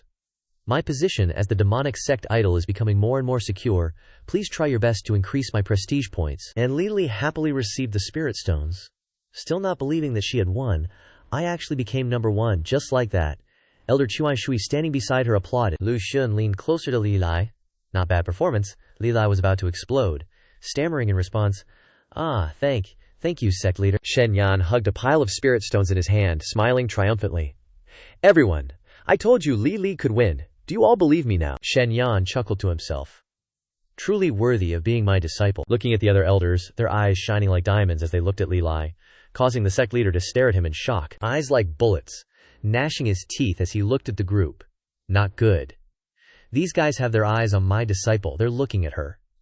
Compared to those good resources, good teaching attitude, and cultivation methods that aren't easy to backfire, burned out brains, and aren't stingy, I really don't have an advantage. I have to find a way to distract their attention, and also make them feel a sense of crisis like a storm is coming. I've got it. Shen Yan looked dangerous, and calmly said, "Everyone, this matter should have been discussed after the teacher returned to the mountain, but perhaps the teacher won't be back in a short time, so let's discuss it first." Elder Gong Yu spoke up. "What matter? What matter is so serious?" Shen Yan turned around. "When junior uncle jumped off the cliff, you all felt that invisible pressure, right?" The elders agreed. "Indeed. Moreover, with our strength, we still couldn't figure out who it was. It seems the sect leader doesn't care about it." "So aren't you all worried? What if he shows up again and becomes an obstacle to our demonic sect?" "That's right. What if he has malicious intent? That wouldn't be good. We need to figure out a way to deal with it. We can't let others look down on our demonic sect." Shen Yan secretly rejoiced. They all fell for it. That power most likely came from the sect leader during his closed-door cultivation. He then said, "Let's discuss this carefully." On Nanjang's side, Li Li and Lu Xun were happily celebrating. Haha, sect leader saw that little girl and decided, she's my disciple, no one better try to snatch her. It was late at night, and Lu Xun sat on the bed checking his system, which displayed on the screen, Lu Xun LV4 can level up, 12,150 out of 3,000 experience points. Mine is now 12,250. After completing some tasks and leveling up a bit, I didn't expect to still have this many points. Lu Xun stretched. Haha, gotta save him up, gotta level up my skills later. As soon as Lu Xun lay down, blue butterflies appeared, flew to his side, and swoosh, brought him into a dream. Second senior sister Jiyu Zhaoman's sword energy appeared before Lu Xun. He slowly opened his eyes, saw the sword energy, and was a little scared. Man, another night of hard work. In the morning, Lu Xun was aching all over and dragged himself to the door. Mao Nanbei leisurely lay on a rocking chair in the courtyard, eating an apple. Seeing him struggling to get out, teased, "Little junior brother, why do you look like you just spent 7 days straight in a brothel?" Lu Xun dragged himself to fourth senior sister's table, holding his head and groaning. "That's nothing, I can handle more." Lu Xun grabbed an apple and stuffed it in his mouth. Fourth senior sister stood beside him and said, "Right. Did you comprehend sword intent? How does it feel?" Nanjang mumbled in response. "Yeah, but there's no feeling, just a bit noisy, and everything else is still the same, like upgrading with a bunch of flashy effects. The only feeling is it's a bit blinding." Hearing Lu Xun's answer, fourth senior sister was surprised. The what now? Not clear. "Basically the feeling is very quick, only a few seconds." Mao Nanbei gave him a look of disdain. "You're too quick then." "That's right, you've comprehended sword intent, but you don't even have a sword." Lu Xun frowned, went silent, then bowed. "Thank you, fourth senior sister, for the sword." Mao Nanbei was so stunned that her fur bristled.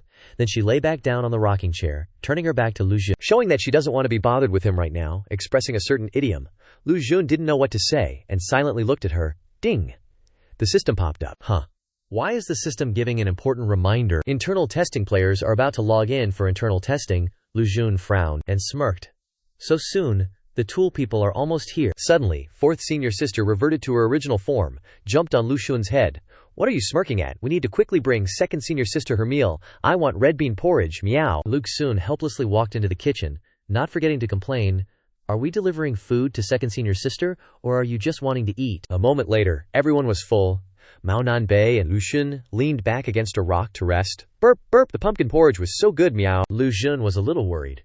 The noob players are about to come, but I'm only LV4 right now, such a low level. Even I feel like I'm a nobody. I need to level up quickly. Lu Xun said nothing, decisively stood up, and bowed. Second senior sister, I'll bring you lunch again. Although cultivation is tough, I can't be lazy, second senior sister replied. Yeah, I know, Lu Xun happily, alright? Seems like second senior sister's attitude towards me has changed a little bit.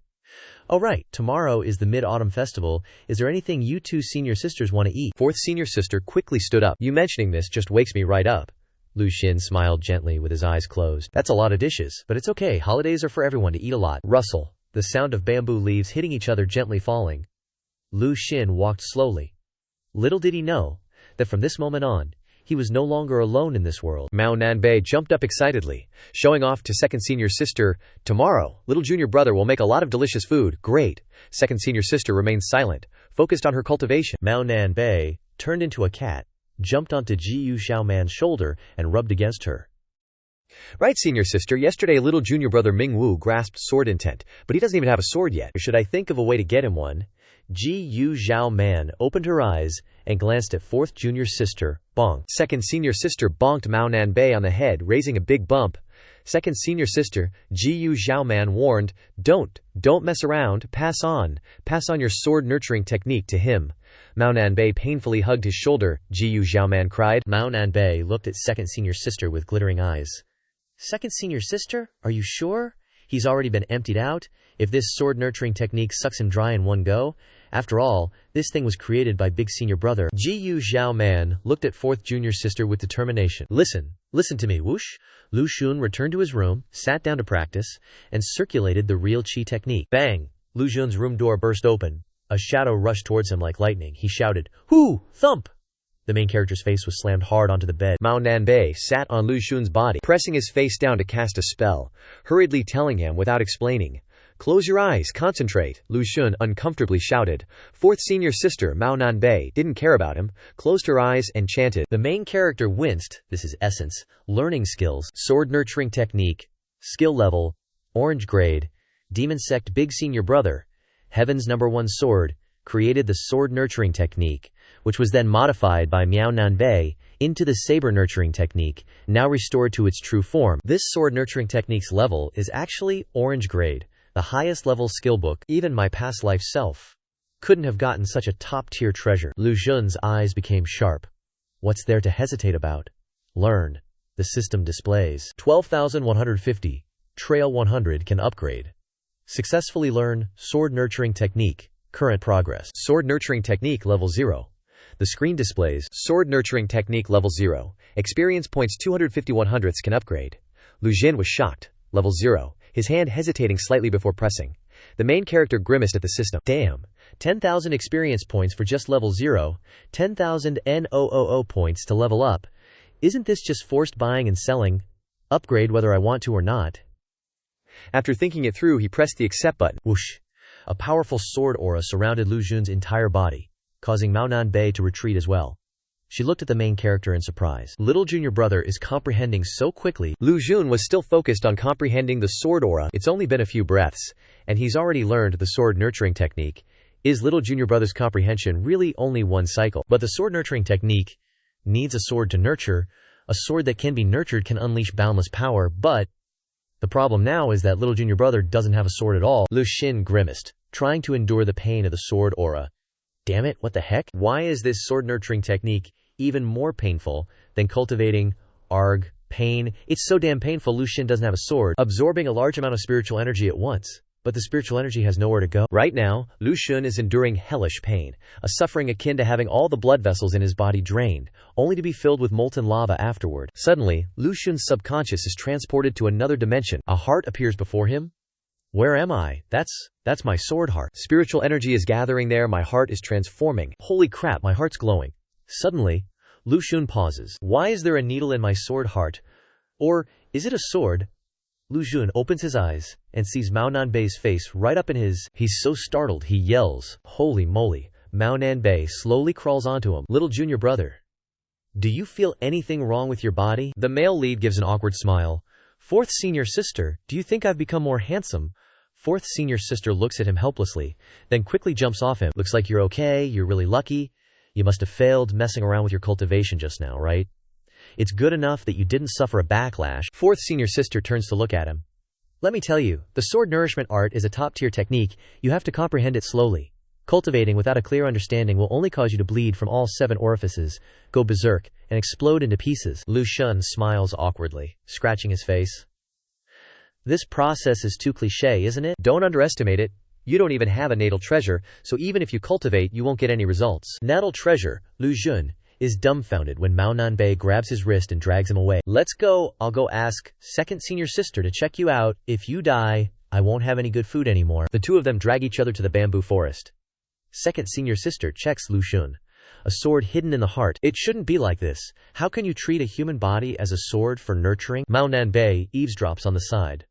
What's wrong? Did little junior brother really get side effects? Second senior sister calmly replies, no, it's not that. She opens her eyes, her face serious as she says, little junior brother is a natural-born sword embryo. The other two are shocked. A natural-born sword embryo? What's a natural-born sword embryo? Mao Nanbei pats the little junior brother's shoulder. The Sword Mountain, founded by the ancestral master, was a natural-born sword embryo. And our senior brother is also suspected to be a natural-born sword embryo. As long as you're a natural-born sword embryo, you're guaranteed to have great achievements in this life. That powerful, like me. Lu Xun stares at the sky.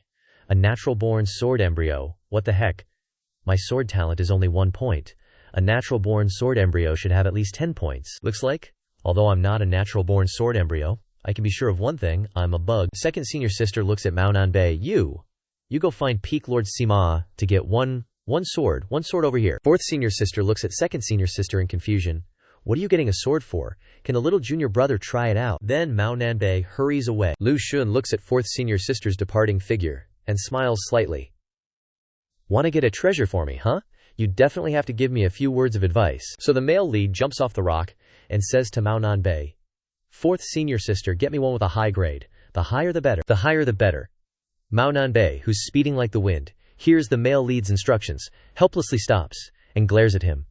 This little junior brother is really cunning. He knows how to take advantage of every opportunity. The words happiness are clearly written on Lu Xun's forehead. This little junior granduncle of the demonic sect finally has his own sword, huh? A moment later, Mao Nanbei returns with 2 swords on her shoulders. She joyfully announces, the swords are here. Lu Xun jumps up when he sees her return. Fourth senior sister Mao Nanbei reaches behind her to grab the sword hilt. Then she yeeted both swords towards Lu Xun, little junior brother. Sword attack. The male lead was stunned. Why is there wind with these 2 swords? Haha. I wonder if little junior brother can handle these 2 swords of mine. Lu Xun imagined the scene of 2 swords piercing straight through him, logging him off the game, and angrily glared at Mao Nanbei. Fourth senior sister is teasing me again. If I try to take them head on, I'm afraid I'll get stabbed to death. But if I can't even handle this, where will my handsome face hide? Whoosh! Lu Xun circulated his inner energy. His sword aura appeared, causing the leaves to tremble, while the 2 swords kept zooming over. Second senior sister reached out and initiated a martial arts technique. Stop fooling around. Second senior sister intervened, causing the 2 swords to freeze in midair, and then plunged them into the ground. Mao Nanbei started sweating, stammering an explanation to second senior sister. I just wanted to test little junior brother's skills. As a senior sister, I must cherish my junior brother. Mao Nanbei felt wronged. With teary eyes looking at second senior sister, I understand. Lu Xun looked at his senior sister with emotion. Second senior sister is so kind, I'm so touched. Let's try it out. Second senior sister glanced at her 2 junior siblings, and Lu Xun spoke up. Okay. The system displayed the information of the 2 swords. Ba Zi Dihong, gold rank, superior grade magic weapon. Hei Qi, gold rank, mid-grade magic weapon. Lu Xun frowned, looking at the 2 swords in front of him. One looked very ordinary, one looked flirtatiously strange, but the quality of the strange one was higher. The male lead walked towards the mid-grade sword, reaching out to it. Let's start with the weaker one first. He held the sword in his hand, seemingly without any problem. Suddenly, the sword in Lu Xun's hand emitted an extremely dazzling light and flew back to its original spot. Lu Xun stood there dumbfounded, not understanding what happened. Fourth senior sister was also extremely surprised. Why is it like that? Second senior sister also didn't know what happened. What's going on? Is the little sword in my heart resisting me from touching another sword? Let's try again. This time, Lu Jun tentatively reached out to grab the hilt of the sword again. Immediately the sword resisted his hand to the extreme. Sure enough, he couldn't hold it firmly. Lu Jun reached out and touched his heart. Could it be that you're jealous? Second senior sister walked over to him. Lu Xun, second senior sister, Ji Yu Xiaoman, reached out towards her hairpin. Are you going to hold my sword? Ji Yu Xiaoman's hairpin transformed into a sword with immense power that even the system couldn't trace its stats. Lu Xun hesitated a bit. The system can't even trace second senior sister's sword's level. Can I even hold it firmly? Lu Xun reached out and tightly gripped second senior sister's sword's hilt. The sword aura of both of them emanated, spreading throughout the area. BOM! Lu Xun was blown away by the backlash. Flying into the sky, he yelled, "Crap! BOM!" He fell hard to the ground. Lu Xun struggled to sit up. It seems that the little sword in my heart is still immovable. Second senior sister's sword. Lu Xun looked at his hand, annoyed. What the heck does this mean? I can't hold a sword anymore in the future? Hold up. What if I try using my feet? Second sis hurriedly retracted her sword. Fourth sis snapped at Lu Xun. Is this really the time to be messing around? A naturally perfect sword embryo body, yet he can't wield a sword. Mao Nanbei sized him up, scrutinizing the main character. Lu Xun, dejected, lowered his head.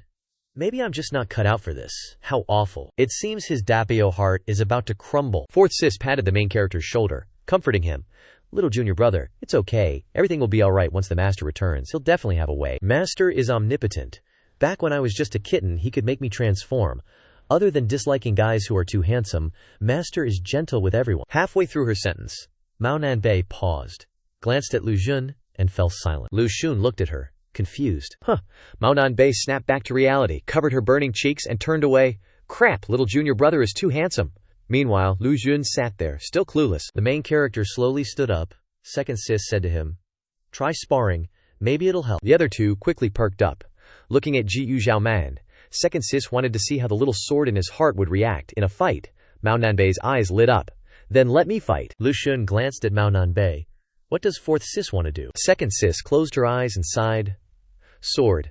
Outer sect sword disciple. Fourth sis sadly agreed. Fine. Mao Nanbei dashed off like a whirlwind. And in less than 10 minutes, she was back like a gust of wind, hauling someone along. The outer sect sword disciple is here. Li Li, who Mao Nanbei had dragged over to the main character, cheerfully greeted him. Lu Xun, little grand ancestor. Lu Xun grinned. You came at just the right time.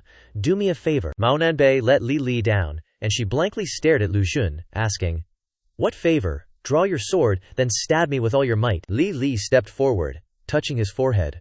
Lu Xun, are you okay? Lu Xun seriously grabbed Lilin's wrist and pulled it down. I'm fine, I'm serious, try stabbing me. Lilin backed away, agreeing. Alright, she took out her wedding dress sword and said to the main character, I'm going to use my full strength, Lu Xun, be careful. The main character boldly replied, Okay, just stab me with all you've got. Nice. Lili raised her sword and charged. YAA. She stabbed the sword towards him with all her strength. Thud. A barrier emanated from the main character's body, preventing Lili from getting closer and failing the stab. Is there some sort of barrier blocking me? Lili stabbed again with more force. Lili was attacked by Lu Xun's barrier and sent flying backwards. Mao Nanbei quickly flew over to catch her. Be careful. The main character put his hand on his chest. Interesting. This little sword of mine can resist all swords that come into contact with me. Doesn't that mean that the swordless domain is activated at all times? Lu Xun flipped his hair and stretched out his hand. Swordless domain, activate. The other three stared at Lu Xun's antics. Puzzled, Mao Nanbei grumbled. Why isn't this kid even a little bit worried? What's the point of having a natural sword embryo if you can't even use a sword? Lu Xun crossed his arms, frowning as he looked up at the sky. Makes sense. I can't use a sword anyway. What's the use of having a powerful sword heart? Create a swordless domain, where all beings are equal, then resort to fisticuffs. He thought seriously. But sword cultivators gotta look cool with a sword, right? Going empty-handed is kinda lame, doesn't fit my idol status in the demon sect. Lu Xun looked at his hands again. Is there a way to be both cool and not need a sword?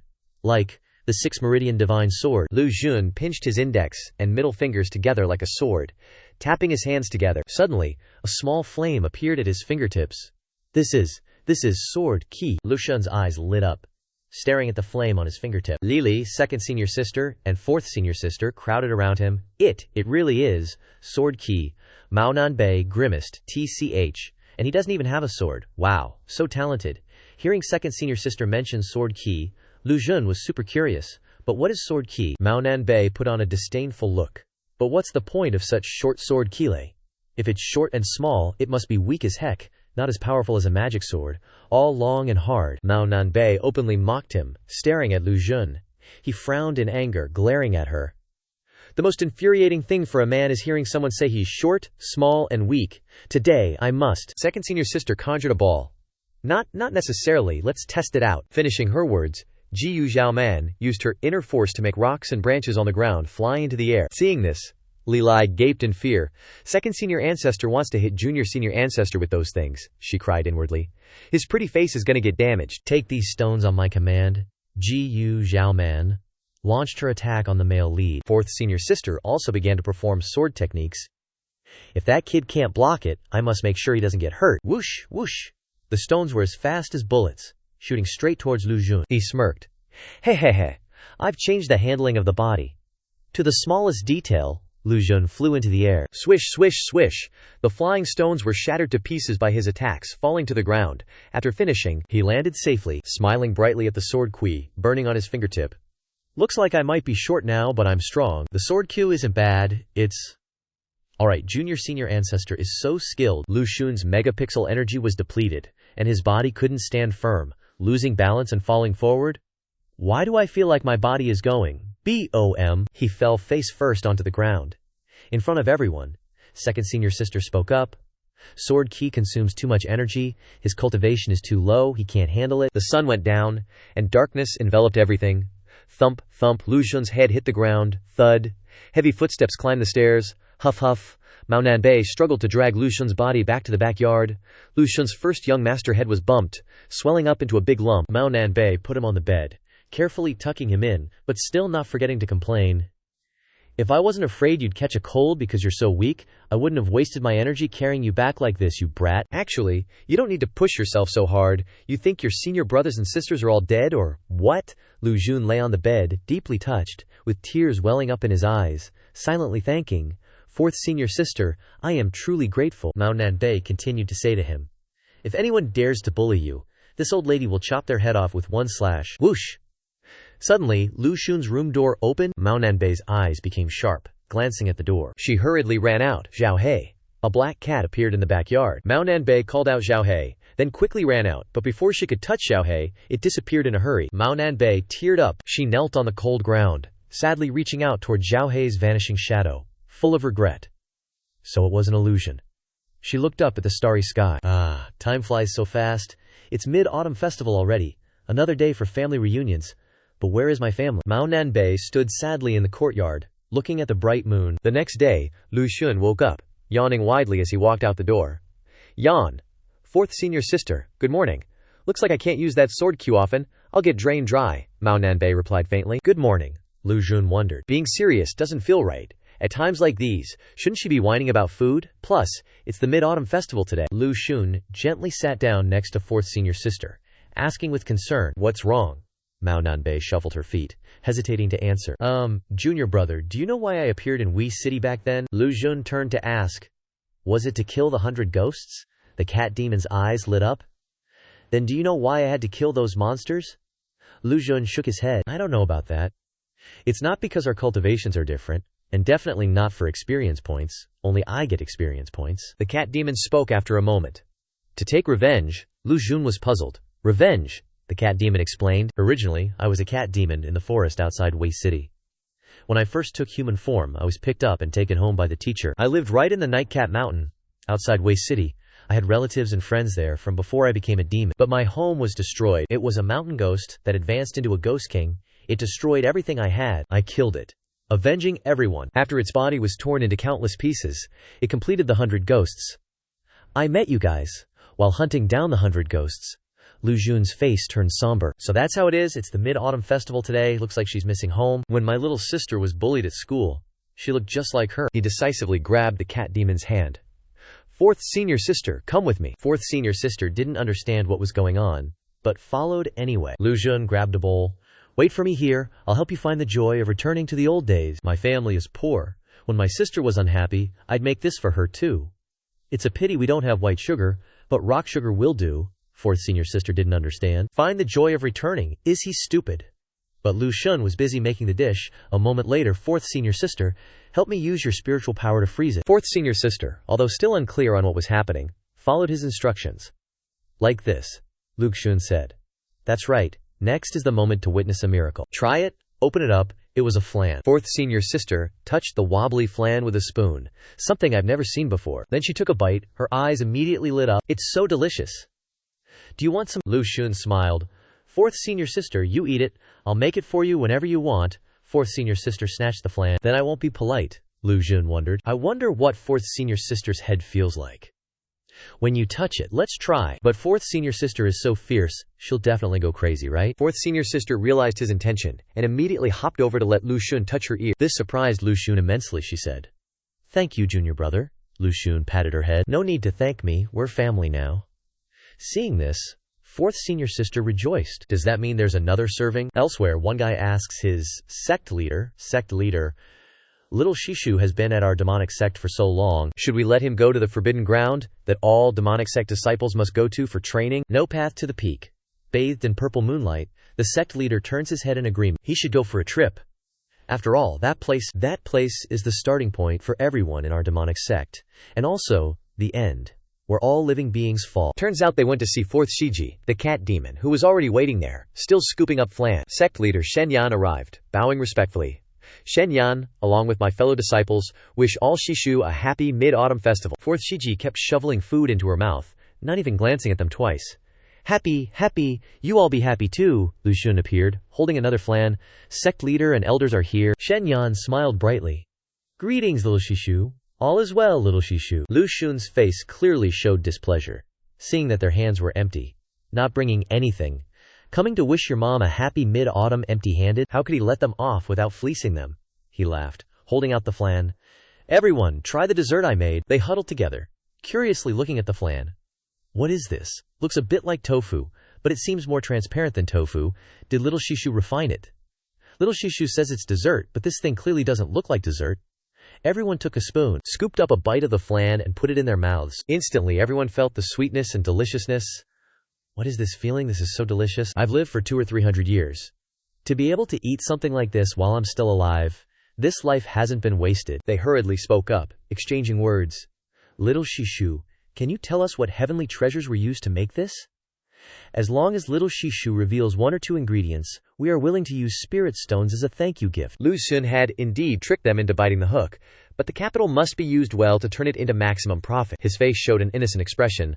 Ha ha, everyone wants the recipe. Of course, we are all people of the demonic sect, why bother being so clear and fair? But everything needs to see the sincerity. If the sincerity is too small, I offer this out. You all would feel that you have no face, right? Shenyan hesitated. So, little Shishu's meaning is, Lu Xun smiled, I will give the recipe to the most sincere person, and in the future you can freely operate and sell this thing. The huge profit hidden in this. No need for me to say more, right? They thought. If this thing spreads widely throughout the heavens, it will definitely be as expensive as fresh ginseng. When that time comes, wouldn't we have as many cultivation resources as we want in the sect? Cultivating however many disciples would not be a problem. One of them raised his hand to bid. I'll pay 1,000 spirit stones. I must get this recipe. The person next to him also competed. 1,500. That person raised his hand again. 1,550. Lu Xun gleefully watched the show begin. Playing dirty now. The female elder behind gently offered a price. Such a sweet thing. I must have it. I'll pay 2,000 spirit stones. Shenyang gritted his teeth. Just a dessert recipe.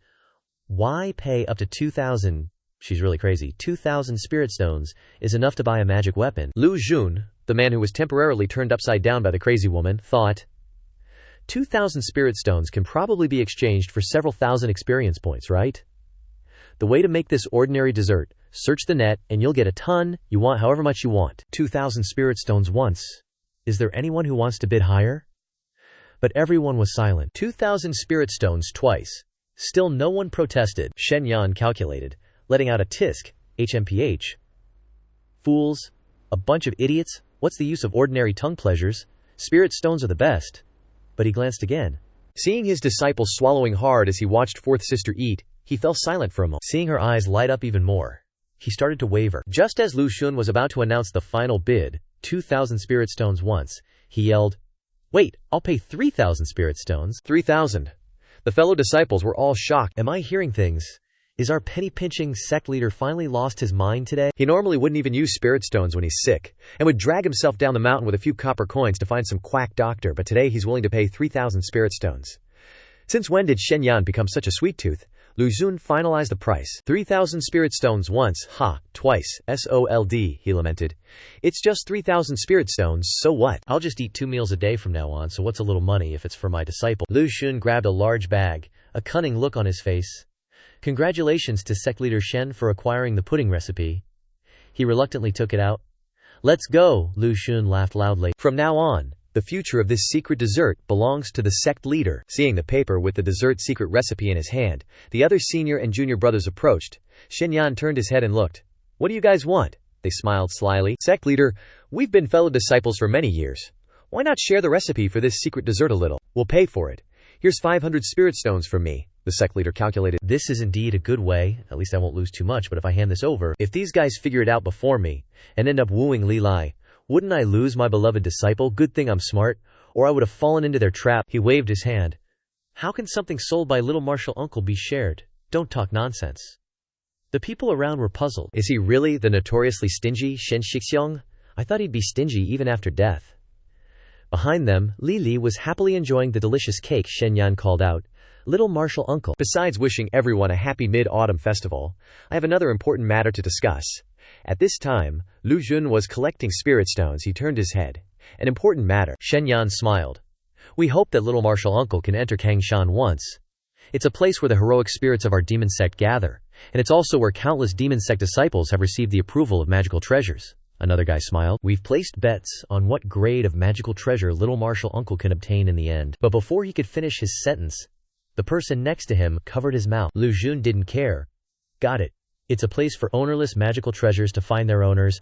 I can go anytime. Well, not today. Tonight, I want to have dinner with my family. He patted Li Li and Shiji's heads. The mid-autumn festival had arrived. Lanterns were hung everywhere, and the streets were bustling with people. Lu Xun was having a great time eating with the ladies, fourth sister asked. Are you ready to go to Kang Mountain? It's a place of no return, you know? Lu Xun asked seriously. No return? What does that mean? Fourth sister explained. After death, the spiritual power of cultivators doesn't disappear. Instead it gathers where they died. The demonic sect disciples who go into Kang Mountain, they see you with the eyes of future generations, so they won't be affected. But if you refuse their magical artifacts, and then come back to pick them up after everything's done, they'll feel insulted. Lu Xun realized. So it's like the demonic sect's treasure trove.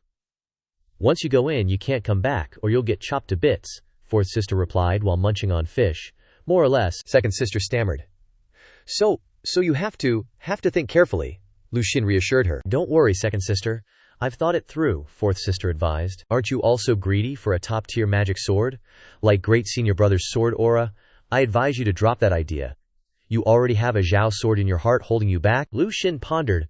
I'll play it by ear. Lai Lai chomped on a chicken leg. Play by chicken.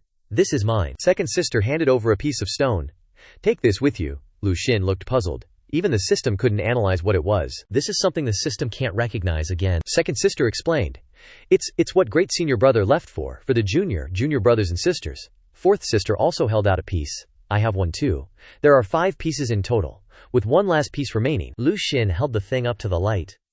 What's this for? Second sister put food in her mouth. You'll know once you go, at Kang Mountain. The next day, Lu Xun and Shenyan appeared here. Shenyan said, This is Kang Mountain. No one can fly above the mountain, not even the immortal master. Everyone must walk up from here. After all, our deceased friends and family are buried on this mountain. Lu Xun observed the surroundings. I understand. A wooden house. Someone pushed the door open and walked out. It was an old man with a white beard and hair. Shenyan explained. That's the mountain guardian, and also the person who's been following the immortal master the longest, the old man asked. You've arrived, Lu Xun said sternly. What an elder, with the bearing of an immortal. I can't say he has nothing to do with the demonic sect, but I can say his style is completely different. Shenyan and Lu Xun respectfully said, Senior, we've arrived. This is the new disciple the immortal master took in. The old man was stunned. Lu Xun realized. Why does he look like he's known me for a long time? The old man also bowed, but only greeted Lu Xun. The system announced. You have received corn. Increased effectiveness. Luck increased by 1. Luck is now 2. Lu Xun thought. In my past life, I farmed for at least 4 years, and not a single one of my accounts ever got this kind of corn. Everyone's luck is fixed at 1, but mine is now too. Isn't this old guy the koi carp, asking for luck in the legends? Koi carp transformed into a human. It feels a little wrong, and now it's even more wrong. Stop it in your head.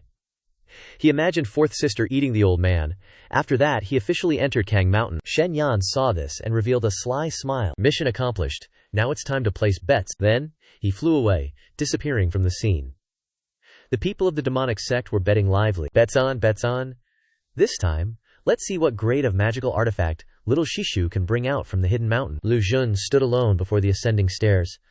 Both sides of the staircase reeked with swords. This is the hidden mountain, truly hiding countless magical artifacts. The sword aura must be near the summit. The person chooses the magical artifact, and the magical artifact also chooses the person.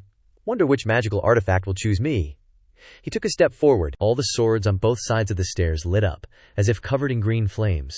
He wondered. All the sword-type weapons are resonating. They all want to be taken away by me. Humph, you lot. Turns out it's not choosing us, but craving the sword intent within me. You yellow-grade magical swords are too low level. My sword intent can't associate with your kind. Elsewhere in the demonic sect, Shen Yan and his fellow disciples were calculating. A born sword embryo, all the magical swords are calling out to him, but little Shishu has a detached temperament, not even glancing at them. He won't even look at spirit-grade swords. What on earth will little Shishu choose? Lu Xun glanced behind him. It's not that I don't want to choose you, it's just that this guy isn't letting me touch any of you. This guy is the glowing sword intent in his chest. Seems like something is different up ahead. This feeling is the area for immortal-grade magical artifacts. A magical artifact of this level is a sect-protecting treasure in any sect. Shen Yan and the others looked through the observation mirror. Little Shishu Lu Xun is about to reach the place for our fellow disciples' magical artifacts. Sing, the path of cultivation is arduous. Even Shizun is probably in closed-door cultivation. If Shizun initially took in 12 disciples in total, now there are only a few of us left. Shen Yan sighed softly. Lu Xun was startled. The system notified him it's first sight. That's the equipment I liked the most back then. Why is first sight appearing in this place? Back then, I was able to command wind and rain with its help, chopping whoever I wanted, looking totally badass while wearing it. I wonder if it will have any reaction to me now. His eyes flickered. But first sight didn't have the slightest reaction. He got angry. Damn it! Why won't you recognize me anymore, first sight? Better not to have met at all. But I discovered first sight in an unknown secret realm, so that means a demonic sect disciple was recognized by it and then died in the secret realm. If I can remind that person to avoid that secret realm, maybe he won't die. The fog is too thick. Wow. Huh. These are all 4th grade immortal artifacts. How strange. There are even dice. Suddenly, one of them was startled when he saw the purple lights emitting from around Lu Xun. It's been so long since I've seen it. He recalled a girl who once made a condition. 11th Xianxiang, I'll bet with you. As long as your dice roll is higher than mine, I'll marry you. Yue Hishan rejoiced. Shimei, are you serious? Shimei held out the dice. With Shizun and Xixiang as witnesses, heaven and earth as my judge. The others cheered.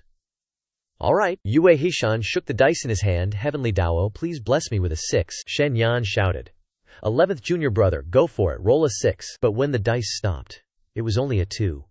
The junior sister snatched the dice.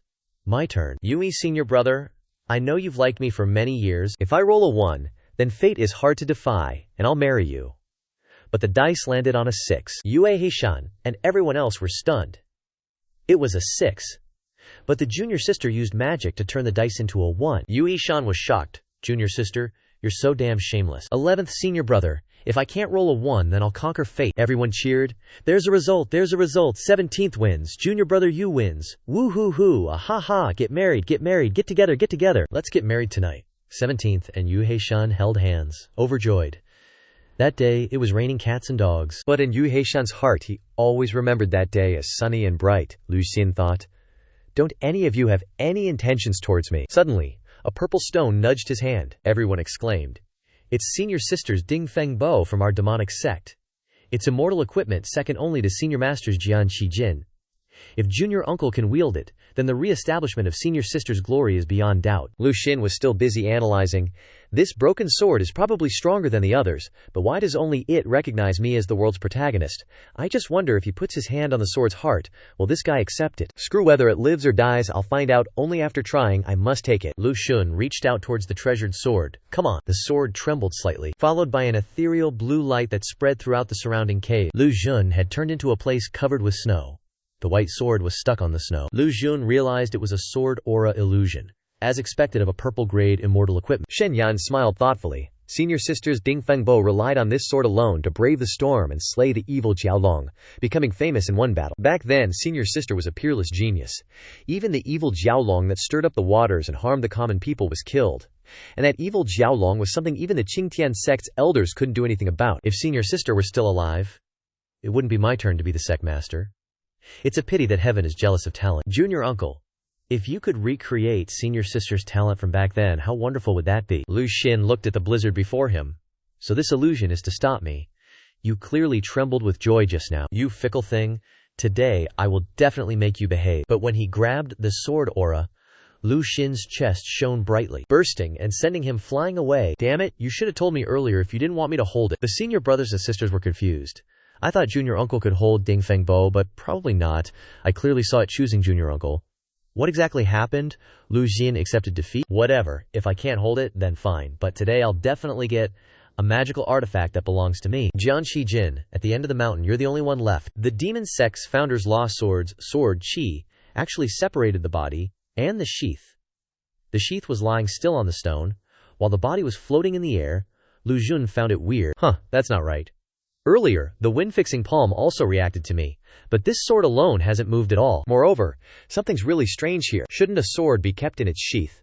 Why is it split into two halves like a divorced couple? Also, what second senior sister gave me seems to have some connection with this thing. That's right, it's reacting to this stone fragment. While it's hesitating, I gotta seize the chance to grab it. But the heart sword in my chest is flashing a warning. Again, screw it. Even if I die today, I'm gonna get my hands on something. One touch, and I'll probably be sent flying 100 feet. Son of a... Finally, I crashed down. Bam! Lu Jun trembled. HP depleted. Wheeze wheeze. Almost died for real. No wonder he's my big senior brother. But it wasn't a complete loss either. Target achieved. Crap. The senior's protective Q broke, and all I got was the sword body. It's the senior's Q that saved me from dying. Senior.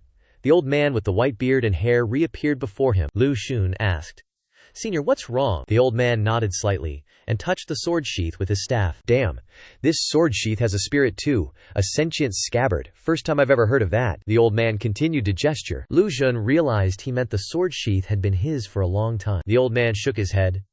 Lu Jun continued to correct himself. Did you forge this sword? The old man nodded confidently. Lu Xun's eyes lit up. Are you a grandmaster of weapon forging? The old man waved his hand, then patted Lu Jun on the shoulder with a knowing smile. Lu Jun thought to himself, why does his gaze feel like he wants to pass it on to me? Shenyan appeared. Congratulations, little martial uncle. On obtaining a magic weapon, Lu Jun was startled. You were still lying on the ground, head raised up. Shenyan and his fellow disciples surrounded him. Master's sword sheath is also a top-grade magic weapon. In the future, little martial uncle can use it. Lu Jun forced a smile. Of course. But before that, could someone please help me up? Scene changed tonight, Trisk. This is truly a good thing. A mid-grade violet level item that I wouldn't even dare to dream of when I played with my main account back in the day. Sword sheath.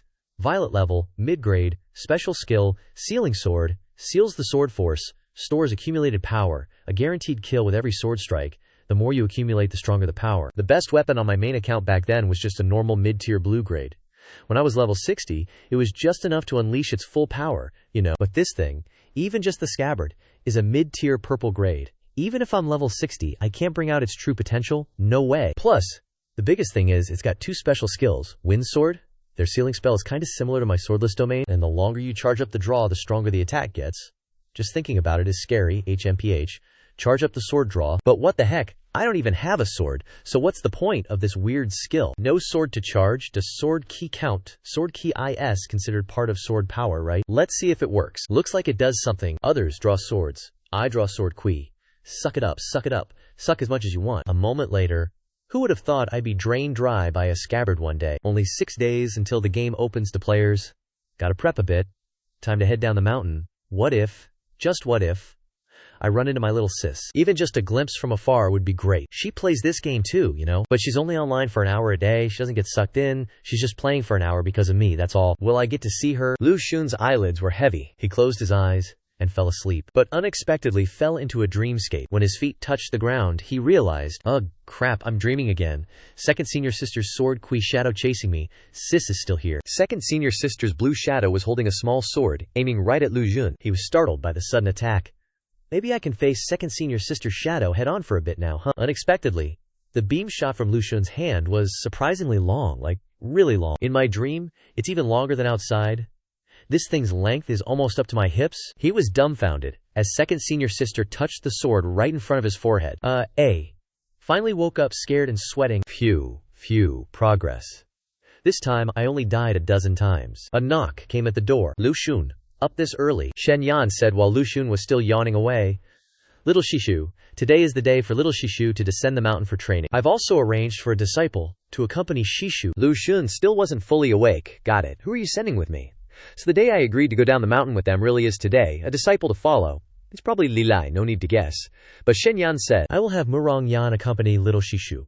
Lu Xun wondered, why not choose Li Lai, who I'm already close to? Shen Yan replied, Li Li went down the mountain to train a while ago.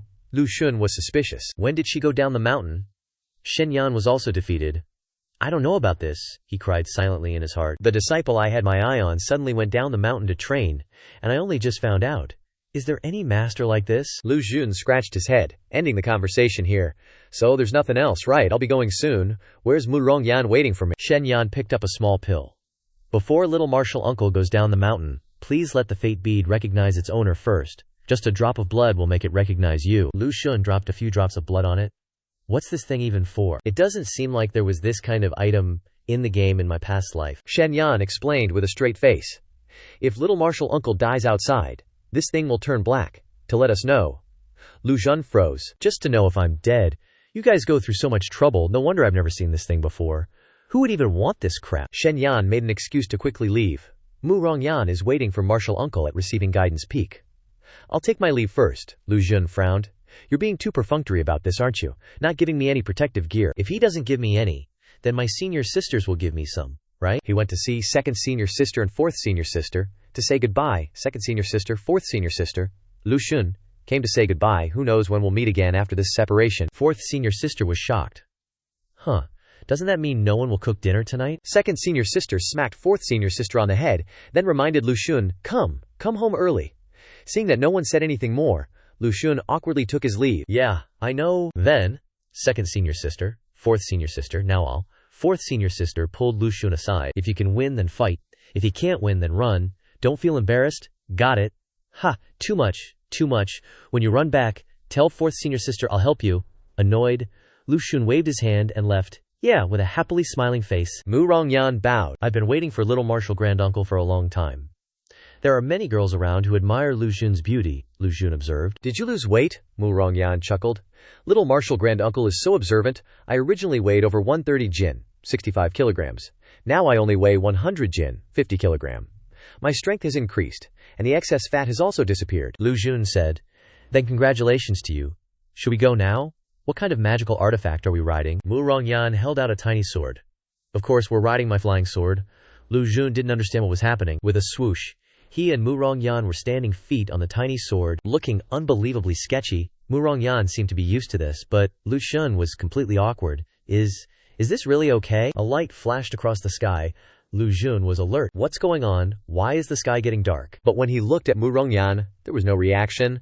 Lu Xun doubted himself. What's going on? Can't he see it? This scene was only perceived by Lu Xun.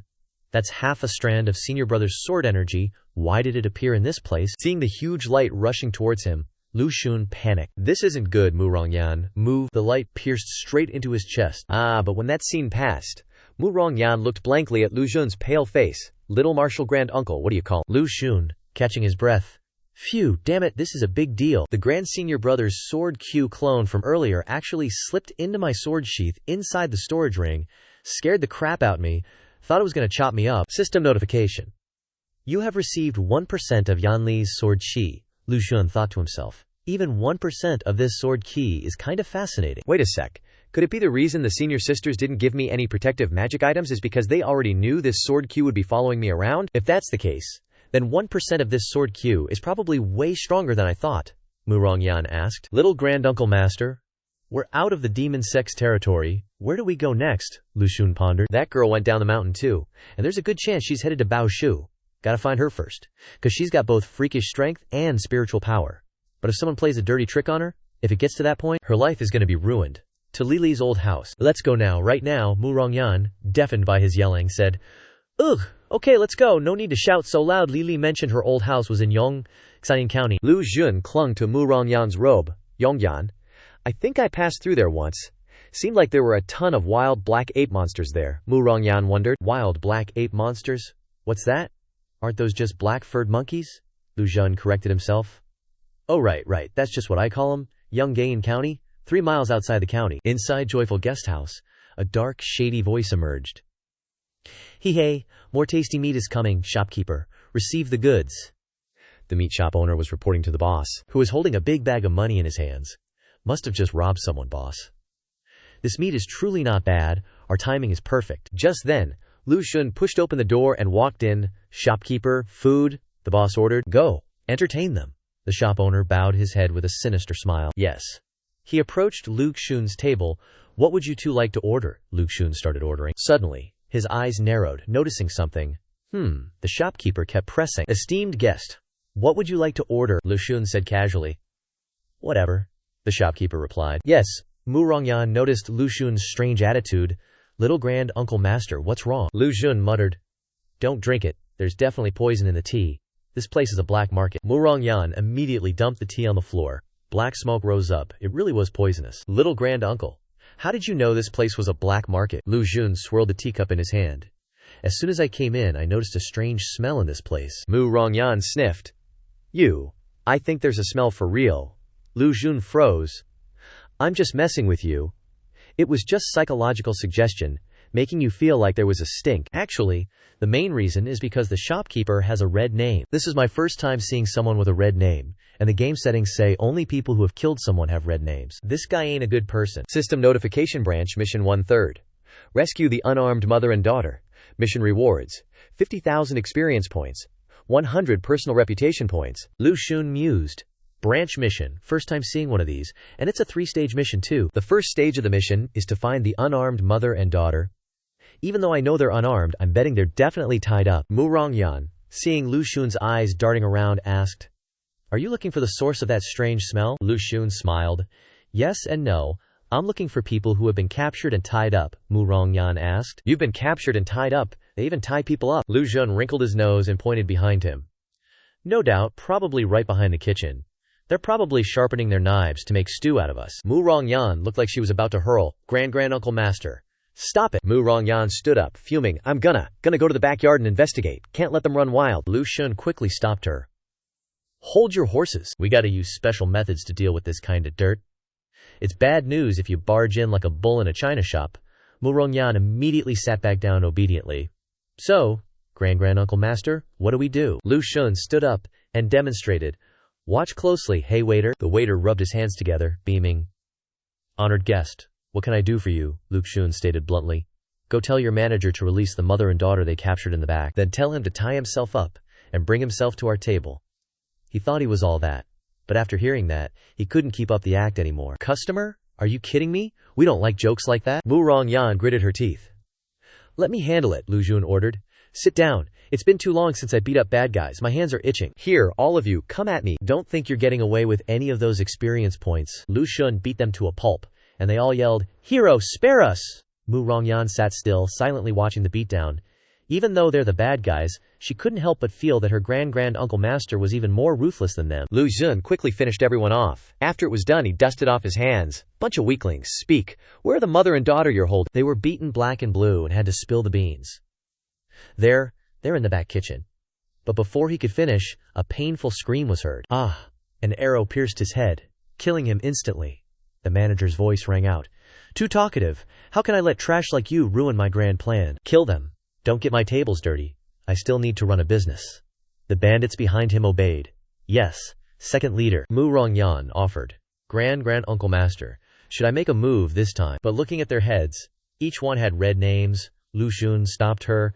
No need, these guys have all killed people before. The owner yelled loudly. Kill! Charge! Lu Xun said coldly. They don't deserve to live any longer. A burst of light from him swept away the bandits.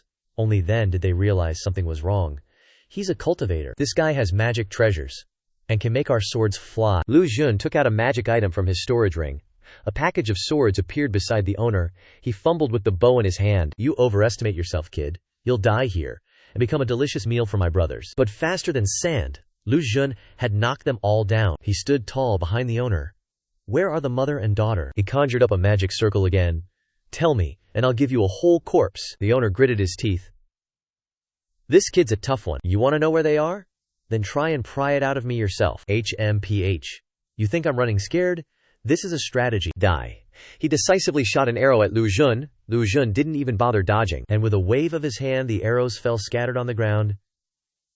Is that all you've got? Don't regret this. Then he flew up to chase after the owner, who pulled something else out of his pocket. Seeing Lu Xun appear in front of him, he swung a chop, but that chop was blocked by the light surrounding him. Unable to touch Lu Xun at all. What's going on here? You're a cultivator, Lu Xun sneered. It's too late to realize that now. He took the sword from his storage ring once more. The fatty, terrified with tears welling up, kowtowed and begged for mercy. Immortal master, spare me. This humble one was forced into this. It's really because the magistrate of Yongdomayan oppresses the people too much, making them live in misery, that I was forced to resort to this desperate measure. Lu Xun frowned, skeptical of his words, HMPH, and he started weaving a story to convince Lu Xun. Immortal master? You don't know, Yongdomayan County used to be a peaceful and prosperous place where the people were happy. But 3 years ago, a new official was transferred to Yongdomayan County. That magistrate built houses, enslaved the commoners, and oppressed the villagers, leaving the fields deserted. Husbands and wives were separated. Mothers and children couldn't see each other. He even forced many people to their deaths. Everyone was driven to the edge, and had no choice but to gather on the mountain and become bandits. Mu Rongyan felt sympathetic towards his story. The world is supposed to be peaceful now, but most officials aren't good people. Many of our demon sect disciples are forced to the mountains because of this. But Lu Xun remained highly vigilant. Is that really the truth? Then why did you have to capture and tie up those 2 innocent women and children? The headman heard this. His face brightened, and he hurriedly led the way for Lu Xun to where the mother and child were tied. He's definitely plotting something. Please follow me, Immortal Master. I'll tell you the details. I'll take you to see them in the detention area now. The mother was struggling to coax the child. Be good, baby. Your father will definitely save us. The headman pointed at them. Look at that woman. She's not afraid of us at all. It's obvious she's been oppressing us for years. These 2 are family members of that magistrate. The system popped up again. Branch quest 1/3. Find the helpless mother and child completed. Quest rewards. Increase 50,000 experience points, plus 100 personal fame points. Lu Xun still didn't believe it. System, is the truth really as this fatty says? The system issued a new quest.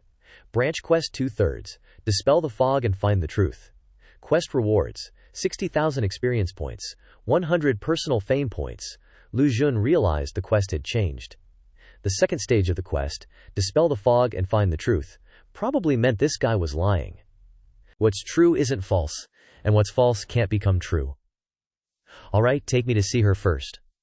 On the surface the fatty obeyed, but inside he was as anxious as if he was on fire. If they meet, the act will most likely be exposed. The boss should be on his way back now, just stall for a bit, and there should be a chance. Lu Xun interrupted his thoughts. What are you thinking about over there? Hurry up, he stammered. Yes. The woman hugged her child tightly and cursed. You bandits really have some nerve. I've given you all my gold and silver, what else do you want? The headman's face turned green. Vixen, shut your mouth. You and your husband oppress the people. You deserve this. Today the heavens sent an immortal master to punish you. Just wait for your death. And thought, I can only shut her up for now. The woman looked up at Lu Xun. Not bad looking, but he's with this gang of robbers. What a waste of good looks, Lu Xun smirked inwardly. Maximum charm, it really works everywhere. The fatty urged. Immortal master, let's go. Otherwise this ignorant woman will say more foul words. Let's go, if we look any longer we'll be exposed. Lu Xun didn't listen, but sat down next to the woman. I'll just ask one question, answer correctly and I'll let you go. The woman saw a glimmer of hope.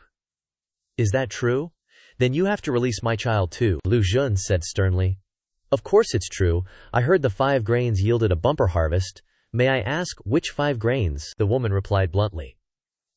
The 5 grains naturally refer to sesame, rice, glutinous rice, wheat, and beans. Who doesn't know that? Lu Xun stood up and said, Very good, Mu Rongyan. Mu Rongyan awaited orders. Got it. Grab that fatty. This lady ain't some sheltered princess, she knows her grains. She cares about the common folk's survival for sure. Mu Rongyan, you heard the order, move it. That made Fatty's face go dark. He shoved open the door and bolted. Big bro, save me, big bro, they're here. The big boss still had no clue what was going on. Who ain't afraid of dying to dare cause trouble on my turf, HMPH? With that pretty face. I'll give you a good time tonight, Mu Rongyan asked. Little granduncle master, should we grab that manager dude too? Lu Exun just gave the order. Lock it down.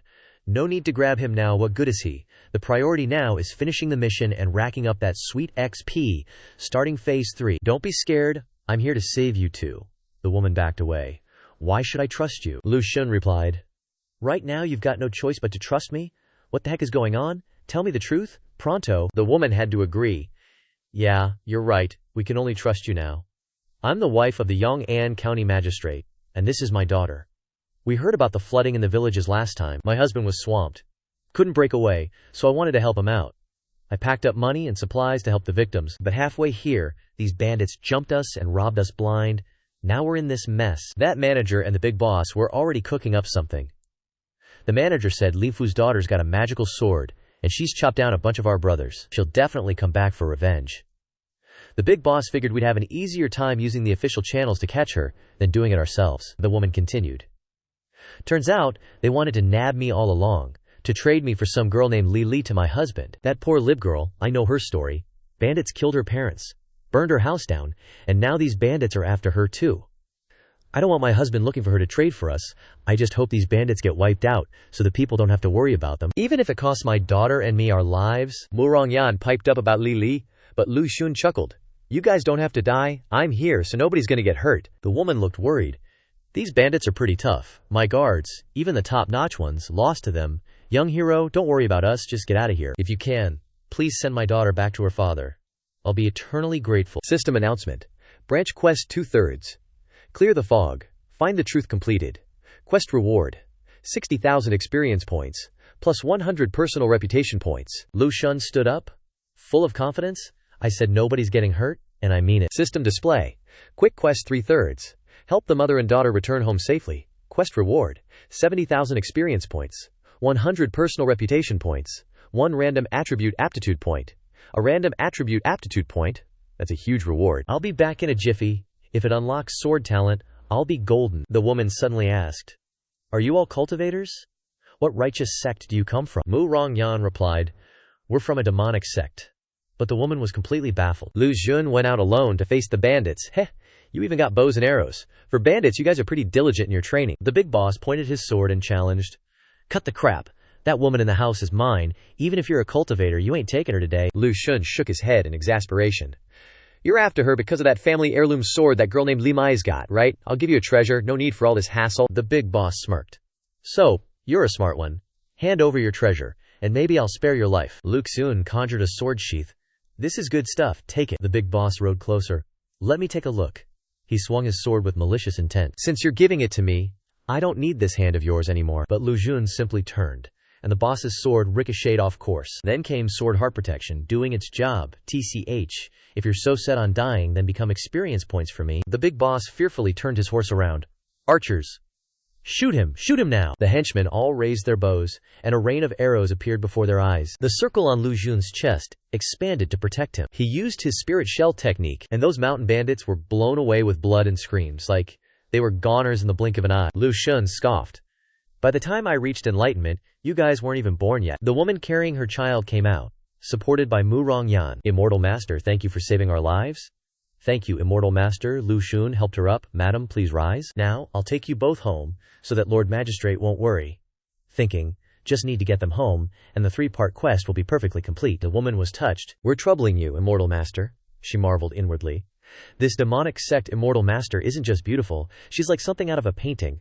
Around Yong'an County, Lu Xun walked and observed. I remember there's a fierce monster zone around Yong'an County, and it gives experience points too. Cracking sounds rang out, and they were surrounded by a dark black aura. Lu Xun sensed danger approaching. No way, am I really that unlucky? This is bad. It's the black fur goblin, the woman cried out in fear. Immortal Master, is something wrong? The ghastly, howling black fur goblins appeared before them. Mu Rongyan sensed the danger. This wasn't easy to deal with. Little Grand Uncle Master, these black fur goblins are at the 2nd level, they're not easy opponents, he ordered. Mu Rongyan, protect them. Leave this to me. She obeyed. Understood. Rest assured, Little Grand Uncle Master. Lu Xun wasn't worried at all, but rather excited. Experience points. It's all experience points. A beam of light appeared, and Lu Xun took out the sword sheath. You brainless, muscle-bound idiots. I've killed countless of you in my past life. If you're so eager to offer yourselves up, then I'll gladly accept. The black fur goblins sensed trouble and whispered amongst themselves. This guy's tough, shush, let's grab the easy target. The second goblin said, good idea. They charged towards Munya Rongyan and the others. Lu Xun scoffed. You guys know how to change targets? Do you think I don't know how to chase you down? Go! Spirit shell unleashed. In the blink of an eye they were all wiped out. The system displayed successfully killed 3 black fur goblins. Quest rewards: 2,222 experience points. 2,222 experience points. 2,222 experience points. Lu Xun coaxed the child in his arms. Don't be scared, little one. Uncle has chased the monsters away. At Yonghalian County, in the magistrate's residence, Lord Zhang was profusely thanking Lu Xun. Thank you, immortal master, for your righteous assistance. Please accept a bow from this humble official. Lu Xun hurriedly helped him up. Lord Zhang, please rise.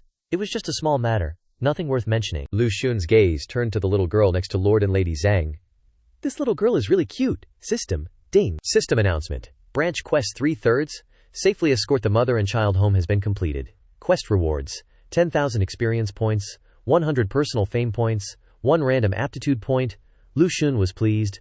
A random aptitude point. If it's the way opening sword skill, it'll explode to the heavens. The system began selecting the aptitude point. Here it comes. Spear mastery level didn't increase. Is level 1 spear mastery too unusual? Don't tell me I'm gonna turn into a long-term bad luck charm again. Better luck next time. Wait a minute, this spear mastery isn't what I think it is it? Seems like no man can refuse a fine spear mastery. Lord Zhang interrupted Lu Xun's thoughts. To think such banditry and murder would occur within the area under my administration, I am ashamed.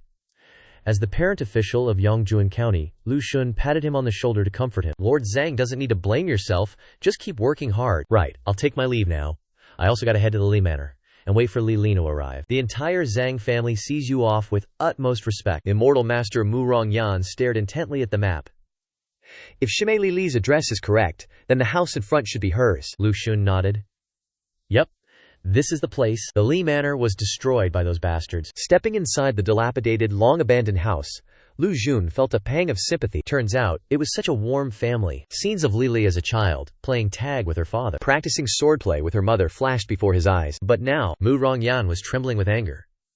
So Shimei Li Li has been through so much, those people deserve to die. I must avenge Shimei Li Li.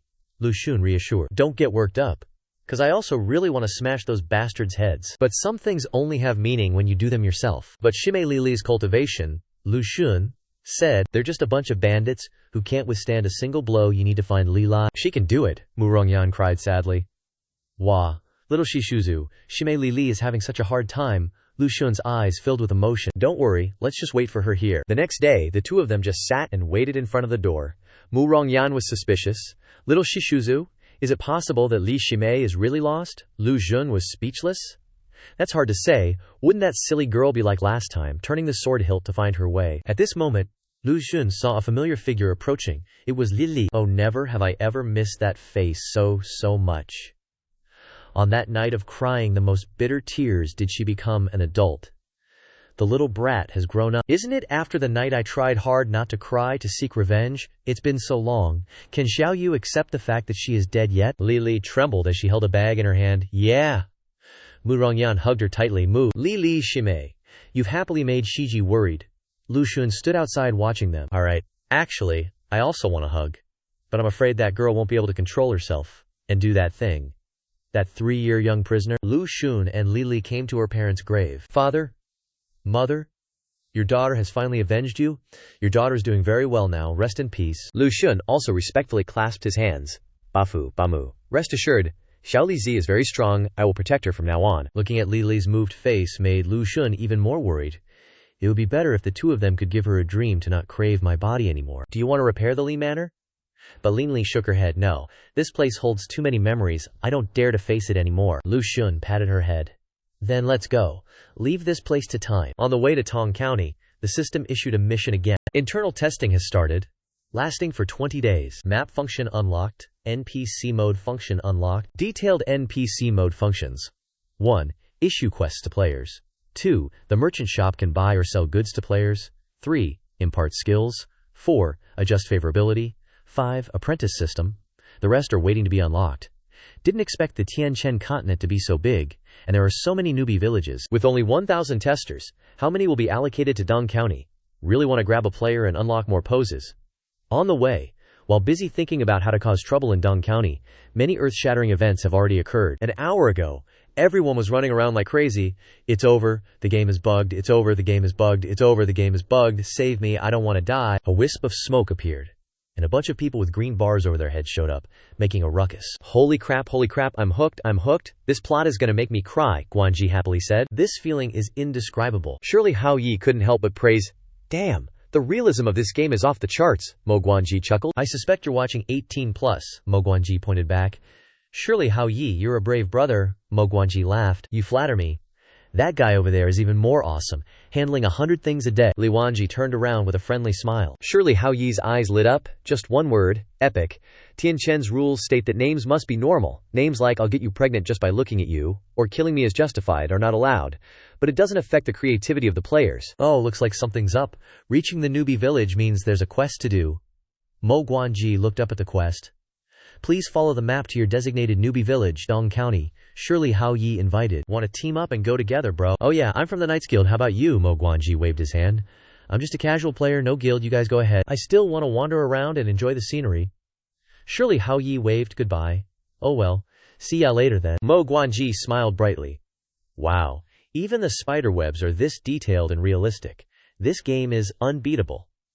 There was a rustling sound. Behind him, Li Shan the assassin and Chen Yuntian, the wandering swordsman, were dueling with swords. Mo Guanji secretly observed, looks like I've stumbled upon something big. Could this be a great opportunity? Li Shan the assassin interrogated. Chen Yuntian, someone paid 200 taels of silver for your dog life. Don't struggle. My sword is very fast. Chen Yuntian saw Mo Guanji looking at him from behind the bushes, and he came up with a brilliant plan. If I can't beat him, I'll drag someone down with me and buy some time to escape. Mo Guanji saw Chen Yuntian reaching out towards him and shouted loudly. Ah! He was grabbed by the collar and thrown towards Li Shan. The tip of the sword followed the momentum and pointed straight at Mo Guanji's chest. Damn it, is this where my HP runs out? Just then, a foot stepped on the sword, preventing Mo Guanji from being stabbed. It was Lu Xin. The light around the core of his sword radiated out, blasting Li Shan away. Mo Guanji also got a mouthful of dirt, and his eyes lit up. Freaking awesome, Lu Xin said. This seat will only count to 3. Li Shan and Chen Yuntian ran away as fast as their legs could carry them. Great immortal, spare us. We'll get lost. Right now, Lu Xin recognized Mo Guanji. Mo Guanji. What a coincidence, Mo Guanji. This name has echoed throughout Tian Chen realm twice. The first time was when he entered Little Book Lodge and became a disciple of the immortal teacher. The second time was when he suddenly died. Holy crap, I'm walking someone else's path. And then I meet the original owner like this. Mo Guanji stared at Lu Xin without blinking. This guy, whether it's his looks or his vibe, is totally flawless, like, ridiculously handsome. If he posted a pic online, I bet he'd blow up, his popularity would skyrocket. So dreamy, Lu Xin could practically read his mind just by looking at his face. Yep, that max-level charm ain't just for show, it slays everyone, guys and girls alike. Mao Nanbei was stunned seeing the purple-named NPC. This is a purple-named NPC, holy crap, I'm totally frozen. In Heavenly Dust, the color of a name shows how high-ranking an NPC is, from low to high, gray, yellow, blue, purple. Rainbow name is legendary, typical. Seeing Mao Nanbei spinning like a top, Lu Jun thought, fate's a gamble. This kid looks kinda dim, isn't he walking straight into a death flag? Should I change my plans and save him? Quest incoming. Will there be a quest for player Mao Nanbei? Nope, Lu Xun smirked. I can give quests directly. Wait. The system interface turned purple. If it's purple, it's way easier. This NPC has some players' bad habits. Likes acting all mysterious and high and mighty. Are you willing to work for this immortal? Mao Nanbei cheered. It's a real quest. Meeting a purple NPC right off the bat, I can brag about this forever. I will. Leanly inside the carriage fumed. Why is he stealing my lines? Bro, look at me, not him, Lu Xun chuckled. Promising name. This one's got a short lifespan. Can't just give the quest to him. The express isn't even enough for me. Just use some of that starting loot. The system popped up. Set quest requirements and rewards. Rewards options: 1. Item. 2. Experience. 3. Gold. Mao Nanbei panicked. A purple-named NPC's quest has got to be super hard, right? With my current level, what if I can't finish it? The system showed the quest from the purple-named NPC. Find a companion and bring him here. Quest reward: 1 tael of silver. Accept quest. Yes. Yes.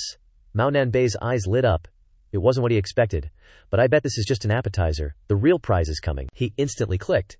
Yes, the system confirmed. Mao Nanbei accepted the quest. Lu Jun instructed, go now, I'll wait here. Early game, even tiny yellow-named NPCs get swarmed. Now, if a purple name like me went into town, players would be sucking up to me non-stop, Mao Nanbei declared confidently. I promise to complete the quest perfectly, Lu Xun thought to himself. Go on. My active tools. At the entrance to Dong County, everyone was buzzing and complaining. Seriously, unbelievable. What the hell is a calamity native? Damn it, what's this travel permit crap? Mao Nanbei, curious, went over and tapped someone on the shoulder. Hey bro, what's going on? The guy griped. The guards are blocking players from entering, calling us calamity natives. With shady backgrounds, they can't tell the difference. Calamity natives. The magistrate even issued an order. No travel permit, no entry. So freaking annoying. If I wasn't too low level, I'd fly in and blow that magistrate to kingdom come, Mao Nanbei mumbled. This game is so realistic. Bro, getting angry won't solve anything. We need to find someone to help. I'll trick him into finishing the quest first, then ask that purple-named NPC for help later, the guy asked as he walked. Bro, you got a plan. He waved his hand. Follow me. Mao Nanbei led his buddy to Lu Xun, completing the quest and finding a way into town at the same time. That. After he reported everything, Lu Xun said expressionlessly, So you just need to get a travel permit? Didn't expect that. Interesting. Mao Nanbei nodded. Yes, we need a document with an official seal to prove our identity. Please, Immortal, see clearly. We're good people, not some calamity natives. Please help us. They were all starstruck when they saw Lu Xun, the purple-named NPC. It was like a dream come true. Li Li reminded her little granduncle. These people might not be trustworthy, Lu Xun reassured. It's all right, I know what I'm doing. I believe you. Leave this to me. Go back to Xianxia County first. I have people there. It's just a document to prove your identity, right? If I can get rid of them, it will be useful for me. Sure enough, those two were seeing stars. Favorability +1. So handsome, the system announced. Branch quest. Help players solve their identity problem. Quest reward, 1,000 experience, 100 personal reputation points. Lu Xun was pleased. Gotta love a system that gets it. At the magistrate's office, Lu Xun told Li Li, Stay in the carriage and rest. We'll be right back. Li Li obediently listened. Okay. Even though I don't know why he won't let me go, it makes me so happy that he cares. Lu Xun held the stack of documents in his hand. Thank you for your time, Lord Zhang. This thigh is so thick. Gotta latch on tight. Old man Zhang chimes in happily. It's an honor to assist you, Immortal Master. No need to be so polite. Lu Chen remembered that cute little girl from earlier. Since they've helped me out, might as well return the favor and build some good karma. Old man Zhang. I see your eldest daughter has quite the talent and aptitude for cultivation. She and I seem to have a connection, so how about sending her to the demonic sect when she comes of age? What do you say? The two goons behind him got stars in their eyes. Turns out, this guy is a big shot from the demonic sect. I want to go too. Old man Zhang was overjoyed. Really? My little girl actually has talent for cultivation. In Tianchen, there's a saying that kids shouldn't cultivate. For two reasons. 1, so they can stay with their parents and have a happy childhood. 2, it's easier to learn things when they're older. Lu Chen simply nodded. Cultivators don't lie, ya know. Old man Zhang respectfully thanked him. Immortal Master, who knew my little girl would have such an opportunity? Lu Chen bid farewell. Then it's settled. Old man Zhang's eyes lit up like Christmas trees. Fantastic. The Zhang family will finally have a cultivator. Someone. Get the missus to bring the young miss over here to kowtow to the Immortal Master, the servant obeyed. Yes, sir. Lu Chen waited for the missus and her daughter to arrive. Madame Zhang pushed her kid forward. Ngware quickly kowtowed to the Immortal Master. Zhang Ngu obediently bent over. Pretty uncle, Zhang Ngu, kowtowed to the man. Unfortunately, her head bumped hard against the floor with a thud, leaving a big red bump on her forehead, but she remained unfazed, while Lu Chen looked super awkward. Ouch, does it hurt? Okay, good girl, get up now. Damn, what a scam. He just scooped her up. Mu Rongyan examined the kid's aptitude. Mu Rongyan obeyed.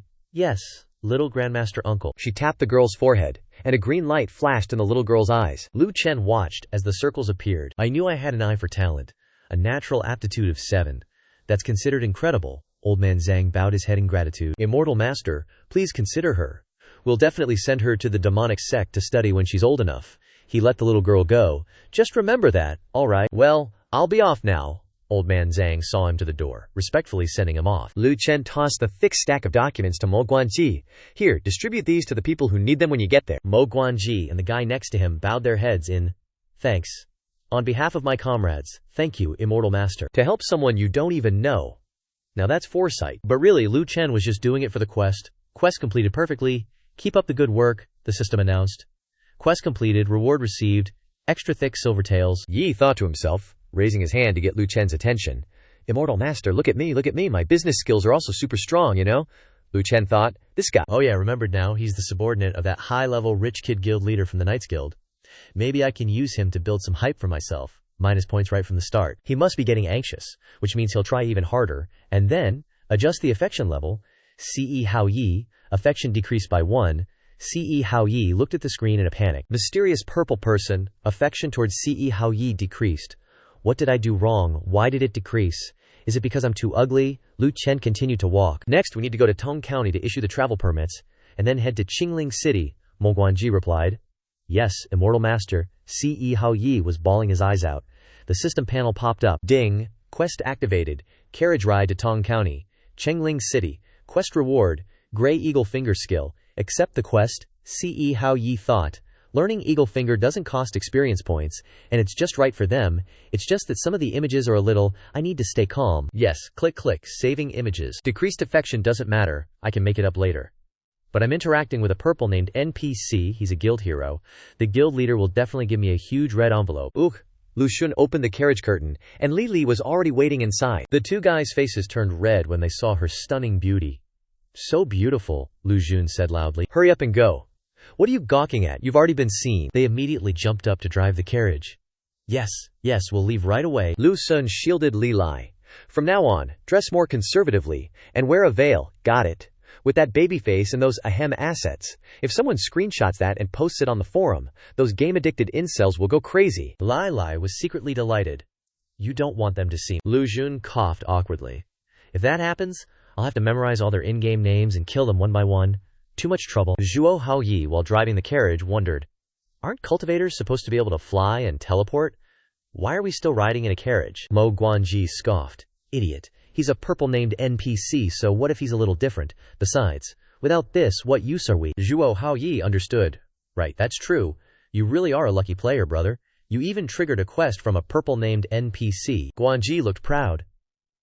Of course, if this quest only needed one person, there wouldn't be a spot for you, Zhuo Haoyi.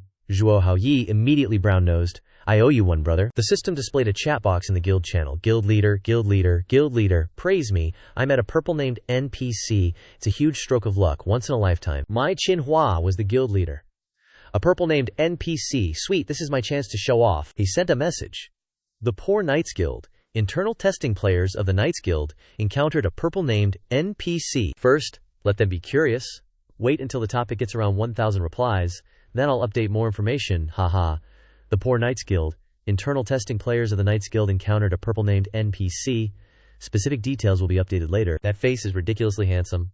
Hopefully, Zhuo Haoyi can persevere and not screw things up. I'm still the guild leader. I need to follow the correct process for showing off. Jin was also browsing the web. Trisk. These current gamers really know how to play. Too bad I don't have the feature to reply to posts, or I'd add a few comments. Finally. I've been waiting for this. The rich second general didn't disappoint. It's all according to plan. Newest and hottest forum recommendation. The poor Knights Guild. Internal testing players of the Knights Guild encountered a purple named NPC. Specific details will be updated now. HOT 9,999 plus Stingy Fairy 18 meters. My 18-year-old shock. I'm not human. The poor Knights Guild.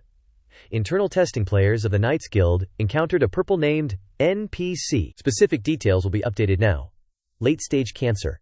Purple named NPC is 30% aloof and 70% stupid. A boastful purple named NPC appeared in the beginner village, exaggerating my height to 2 meters. If there's a real purple named, I'll have my roommate livestream standing on his head to pee on Xianxia's grave.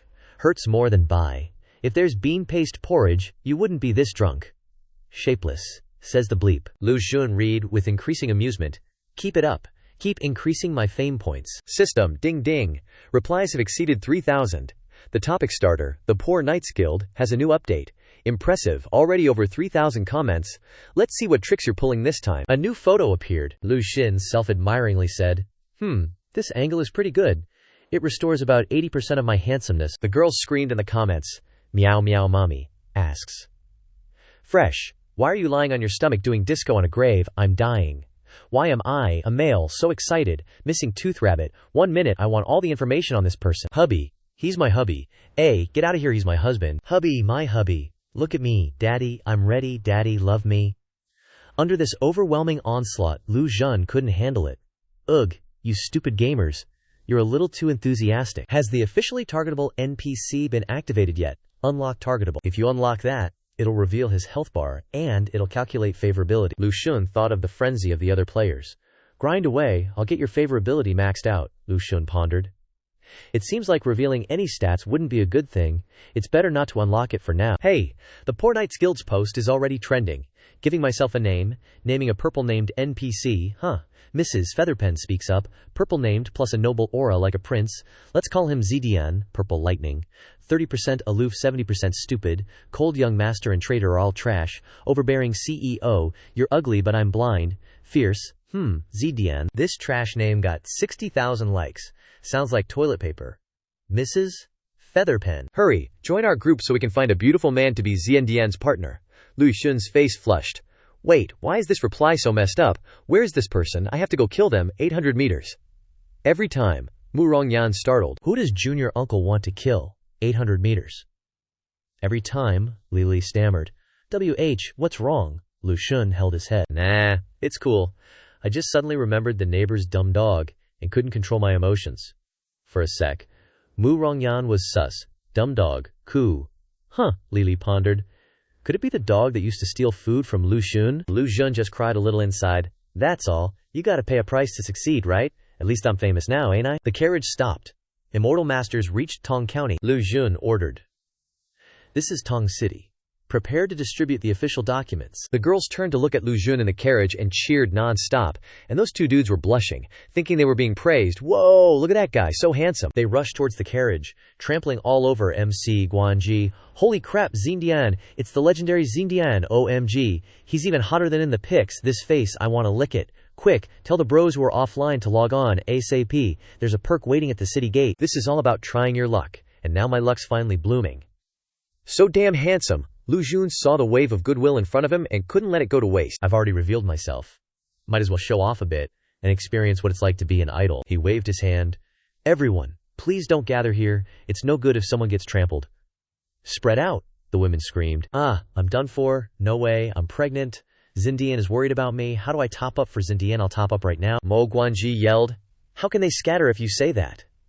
The girl next to her kept blabbering. If only I could be stuffed into his pocket, Lu Xun ordered.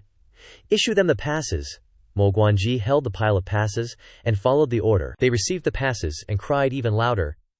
Turns out Xindian came to save us. I never thought I'd be blocked outside the newbie village, but now Xindian saved me. I'm gonna cry my eyes out, Mo Guanji reported. Reporting, Immortal Master, the documents have all been issued, Lu Xun said.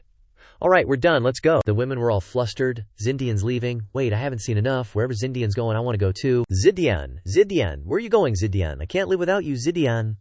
On the way to Qingling City, Lu Xun was sweating bullets. That was scary. They're still chasing. So being an idol is this terrifying, Mu Rongyan suggested. Little granduncle master, how about you disguise yourself? No need. Someone like me naturally has to accept some madness. Like, the madness of fans, hee. Task activated. Help players solve their identity issues. Task completed. Task reward. Plus 10,000 experience points. 100 personal fame points. Done. The experience points are back in the vault. Experience points are awarded to players for completing tasks. The limit that can be distributed is 2,000 every 24 hours. The calculation method is the current level times 5, minus 2,000 points every day. If I distribute these experience points to several players, wouldn't I have a few more tool people? It's time to put my leek farming plan into action. Don't think becoming my leek means you're the only one. My leek farm is pretty damn big, Mo Guanji reported. Immortal Master. We've arrived at Qingling City. Mu Rongyan patted Zhuo Haoyi's shoulder and whispered. Park the carriage in a hidden, quiet corner by the road, Zhuo Haoyi asked. The Immortal Master has stopped the carriage. What now? Mu Rongyan used a concealment spell. A cloud of mist surrounded the carriage. Zhuo Haoyi couldn't help but get excited. Awesome! This is the wonder of magic.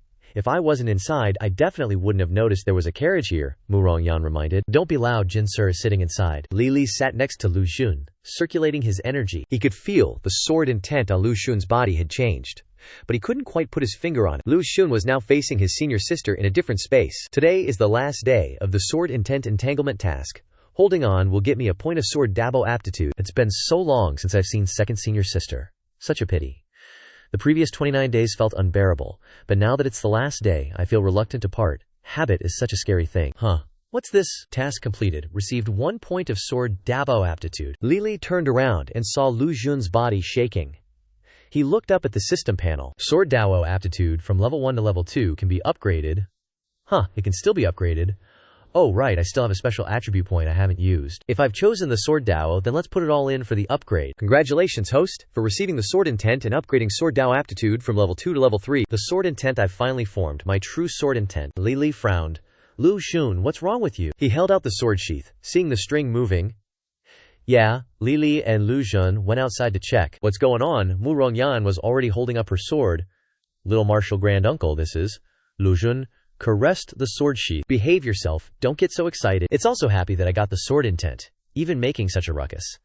The power of a middle-grade purple pattern is indeed not to be underestimated, but Qingling City is full of hidden dragons and crouching tigers. After this, the sword sheath seems a bit too flashy. I need to quickly enter the city to be safe. Qingling City is the largest city a few newbie villages away, protected by the demonic sect, so no one dares to cause trouble. Gradually, there's no need for city gate restrictions, and the gates are never closed. A mysterious girl stood high above, observing them. Middle-grade immortal artifact. Interesting. Mo Guanji's mission appeared. Mission completed. Received a gray thumbs-up skill reward, learn it or not. Seeing the two of them giving each other the middle finger, Li Li wondered. What are those two doing? Lu Xun pouted. Looks like the simple and unadorned customs of the great heavenly Chen are about to be tainted. Someone from the tavern came out to greet them. Esteemed guests. Dining or staying? Mu Rongyan said. Staying. He opened the door. So your inner sect immortal masters, please, come in quickly. Because Mrs. Third Martial Brother is obsessed with cooking, the demonic sect base he established is either a hotel or a tavern. The next morning, Lu Xun put down his teacup, Zhuo Ho Yi. Now that the mission is complete, you can leave on your own. To start the first step of your training plan, go develop on your own. Zhuo Hao Yi was distressed. Xindian is chasing me away. What did I do wrong? He looked at Mo Guanji, only receiving a shake of the head. We don't know either. We don't dare to say. Zhuo Hao Yi was about to cry. I am immortal master, Lu Xun said directly. Your aptitude is poor. Staying by my side is useless. Go train for a while. When you are capable enough, I will summon you myself. I believe your Divine Archer Association president will fatten you up nicely. I'll just wait to enjoy the benefits. Zhuo Hao Yi's eyes lit up, crying his heart out. The immortal master means, as long as I'm strong enough, I can follow the immortal master, so I'm too weak to even brown nose properly. Lu Xun praised him. Indeed, you have great comprehension. Zhuo Hao Yi slammed the table. Immortal master, rest assured, I will definitely not let you down. Zikat Dian is placing his hopes on me, waiting for my king's return, so I'll be qualified to cling to him. Hey brothers. You stay by the immortal master's side, and contribute diligently. I'll take the first step. It's not hard to see that Xindian values this kid more. But this is only temporary. Mo Guanji wished him, see you again, brother. Okay, when you come back, I'll be the immortal master's top lackey. No one can compete with me. He suddenly caught Lu Xun's gaze, staring intently at him. I have to keep a close eye on this kid. I can't let his path narrow. He was flustered. I am immortal master. Do I also need to go train? No way. I haven't even started sucking up yet. Lu Xun said. Well, sort of, but not really. Let me ask you this. Are you willing to be my sword attendant? I may not have a sword, but I've got a mini sword in my heart, so serving me is the same as serving a sword. Logical, right? With reasoning and proof, I'm so awesome. Mao Nanbei's eyes lit up. Sword attendant? Isn't that like being Xindian's disciple? Holy crap, this is the big break I've been waiting for. I'm willing, Li Lai yelled from behind, seething with anger. Damn it, this guy stole my line and he's so loud about it. Mao Nanbei pictured himself surrounded by girls. This is an internal exam. What does it mean to be Xingdian's disciple? It means my future is bright. It means all those female gamers who see Xingdian shouting on the forums will flood my inbox. It means I can have all the beauties I want and solve my being single problem. Did he join the demonic sect? The demonic sect is one of the sects that Tian Chen promotes. Xindian is awesome. I heard that the demonic sect has a mysterious and powerful young lady. Maybe I can. Hey. Will I become Lu Xun's sword attendant? Yes. So Xindian's name is Lu Xun. Wait till I get out there and brag. All those female gamers will be screaming Xindian's name to the heavens. Disciple system activated. Chief disciple, none. Direct disciple, none. Closed disciple, none. Inner disciple, none. Outer disciple. Mao Nanbei. Sword attendant. Laborer. None. Isn't the disciple system supposed to activate at level 3? Why did it activate early? Must be the butterfly effect from my beautiful self. If that's the case, I have to make the most of it.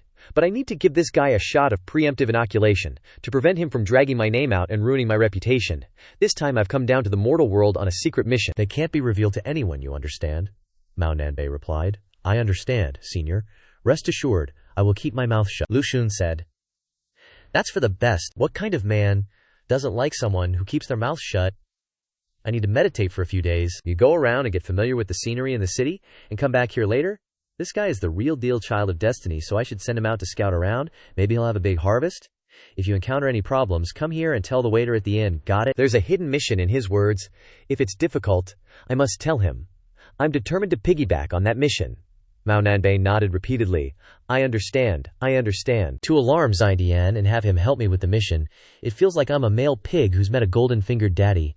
And that golden-fingered daddy is thinking, go, my tool, brave young man. Go and create miracles. Raise his favorability for the first 5 years. Give him some sweet talk. Then the tool will work even harder. Lu Xun's favorability towards you +5.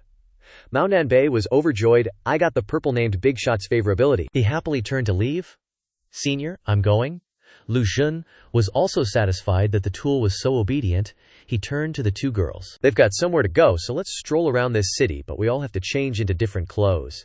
To avoid attracting attention, Lu Xun went into the changing room, and just as he was halfway through putting on his shirt, Li Li knocked on the door and came in. Lu Xun, can I come in? She resolutely opened the door. Can I come in? Her face was flushed. Her eyes were dizzy. The opportunity is right in front of me, but it's hard to open my mouth. Lu Xun's attention was drawn to her chest. Is there anything you want to say? Please don't shake so much, okay? Lila's face was serious. Little grand ancestral master. Lu Xun still couldn't take his eyes off that spot. Huh? What is it? Lili was too embarrassed and awkward, and Lu Xun's nose started bleeding. This girl probably can't see my toes, right? She suddenly shouted. Little grand ancestral master, I want to be your sword attendant girl. Lu Xun was stunned. What? Sword attendant girl? What the hell is that? Lili insisted. Please accept me as your sword attendant girl. I absolutely won't let anyone else get ahead of me. Lu Xun can only be mine. Lu Xun was speechless. Girl, do you think I don't know what you're planning? You probably don't want to serve the sword, but to serve the bed is more like it. Lili bowed her head and pleaded, Little grand ancestral master, please grant my wish. Lu Xun smiled. Lu Xun, I am also not Liu Xiahui. Also know that this girl is in love with him, okay, is to see the color of his heart, but she is only 16, is a minor, absolutely not. Sword attendant girl is not needed by you. Lili's face darkened. Am I not good enough? Lu Xun waved his hand. Don't underestimate yourself. You also have a lot to be proud of. For example, that place that bulges out, Lili said shyly. But I swore to get stronger to protect you, and now you won't even give me the chance. Lu Xun patted her head. I always remember that. I was so touched back then. But as a man, logically, I should be the one protecting you. Qingling City is bustling today, with the chirping of birds, the calls of deliverymen, and the grumbling of drunken customers. But amidst all the noise, Lili could only hear her heart pounding like a drum. Oh no, it's that feeling. Favorability +1+1+1. Lu Xun was speechless. As expected, girls use their boobs instead of brains. They're all easily coaxed. He tried to divert her attention a little. Lai, let me see if your cultivation has improved recently. Lai pouted. So unromantic. Not the time. Definitely not the time. Suddenly, Lu Xun raised his fist unexpectedly and whacked Lili on the head with a thwack. Showing no mercy, ow. She staggered backward. Half an hour later, Lu Xun pressed Lili's head to the ground. Start eating dirt. Lili froze. This guy really meant it when he said he'd check. Please, let me thank you. Lu Xun scoffed. With that level of strength, what could you possibly use to protect me? Lili was filled with determination. I'll work hard at cultivation, Lili. At worst, I'll have God-defying cultivation in the future. And just force him. Lu Xun looked at her, scared. Why does that look make me feel like she wants to commit a crime? Lili cracked her shoulder joints. Thanks for the teachings, little granduncle master. I understand now. Lu Xun was suspicious. Really, I don't believe it. After the charade, the group finally went strolling around the streets. Muetrong Yan wondered, why are there so many turtles on this street? They keep sniffing me and smelling my scent. Lu Xun was surprised. Why do these turtles all bow their heads when they see me? Mu Rongyan thought. Little granduncle master. It seems like these turtles are showing you respect. Lu Xun was stunned. Turtles are showing me respect, Mu Rongyan explained. The turtle, along with the dragon, phoenix, and kinlan, is one of the 4 symbols, representing auspiciousness and good fortune. It's a good omen. Lili observed. But why are there so many turtles here?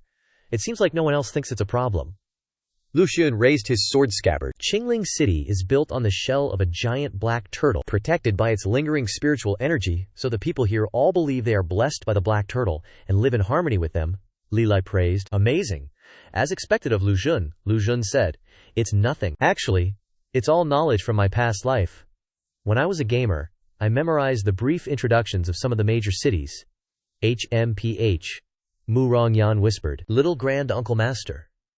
Someone is following us, Lu Xun reminded. Don't pay attention, just keep walking. Li Li pretended to be scared, but actually just wanted to cling to Lu Xun. Could it be those remnants of the mountain bandits? Mu Rongyan also readied her sword. Qingling City is the territory of the demonic sect. Ordinary people wouldn't dare to cause trouble at will. Who's so daring? Lu Xun adjusted his hat. Whether it's a donkey or a horse, we'll find out once we catch them and take them for a spin. My sword scabbard made a fuss last night, and now someone is following us today. What a coincidence. Li Li asked. What do you think, little Grand Uncle Master? Mu Rongyan listened to everything. We'll do whatever little Grand Uncle Master says. He suddenly said loudly, Ugh, this alley is so dark. Seems perfect for doing something naughty. Let's go in, Li Li, and Mu Rongyan's faces froze. This acting is so cringe, Mu Rongyan asked suspiciously. Little Grandmaster Uncle, do you really think overacting like this will lure him out? Lu Xun said with certainty. Of course it will. This is the chance he's been praying for. Your fellow simp is here. Why not come out and say hi? A dark shadow flashed past them like lightning. So fast you couldn't even see their figure, Mu Rongyan shouted. Little Grandmaster Uncle, be careful. Seeing that hand about to touch his sword, Lu Xun commanded, Sword Chi. The person immediately revealed themselves. It was the girl who had been watching them from afar. She praised. As expected of a mid-grade immortal weapon, its power is indeed extraordinary. Mu Rongyan was shocked. Holy crap. A heretical foreign demoness. Lu Xun didn't show any expression on the outside, but was inwardly judging her from head to toe. From a distance, I only thought her figure was okay, but I didn't expect her to look like this up close.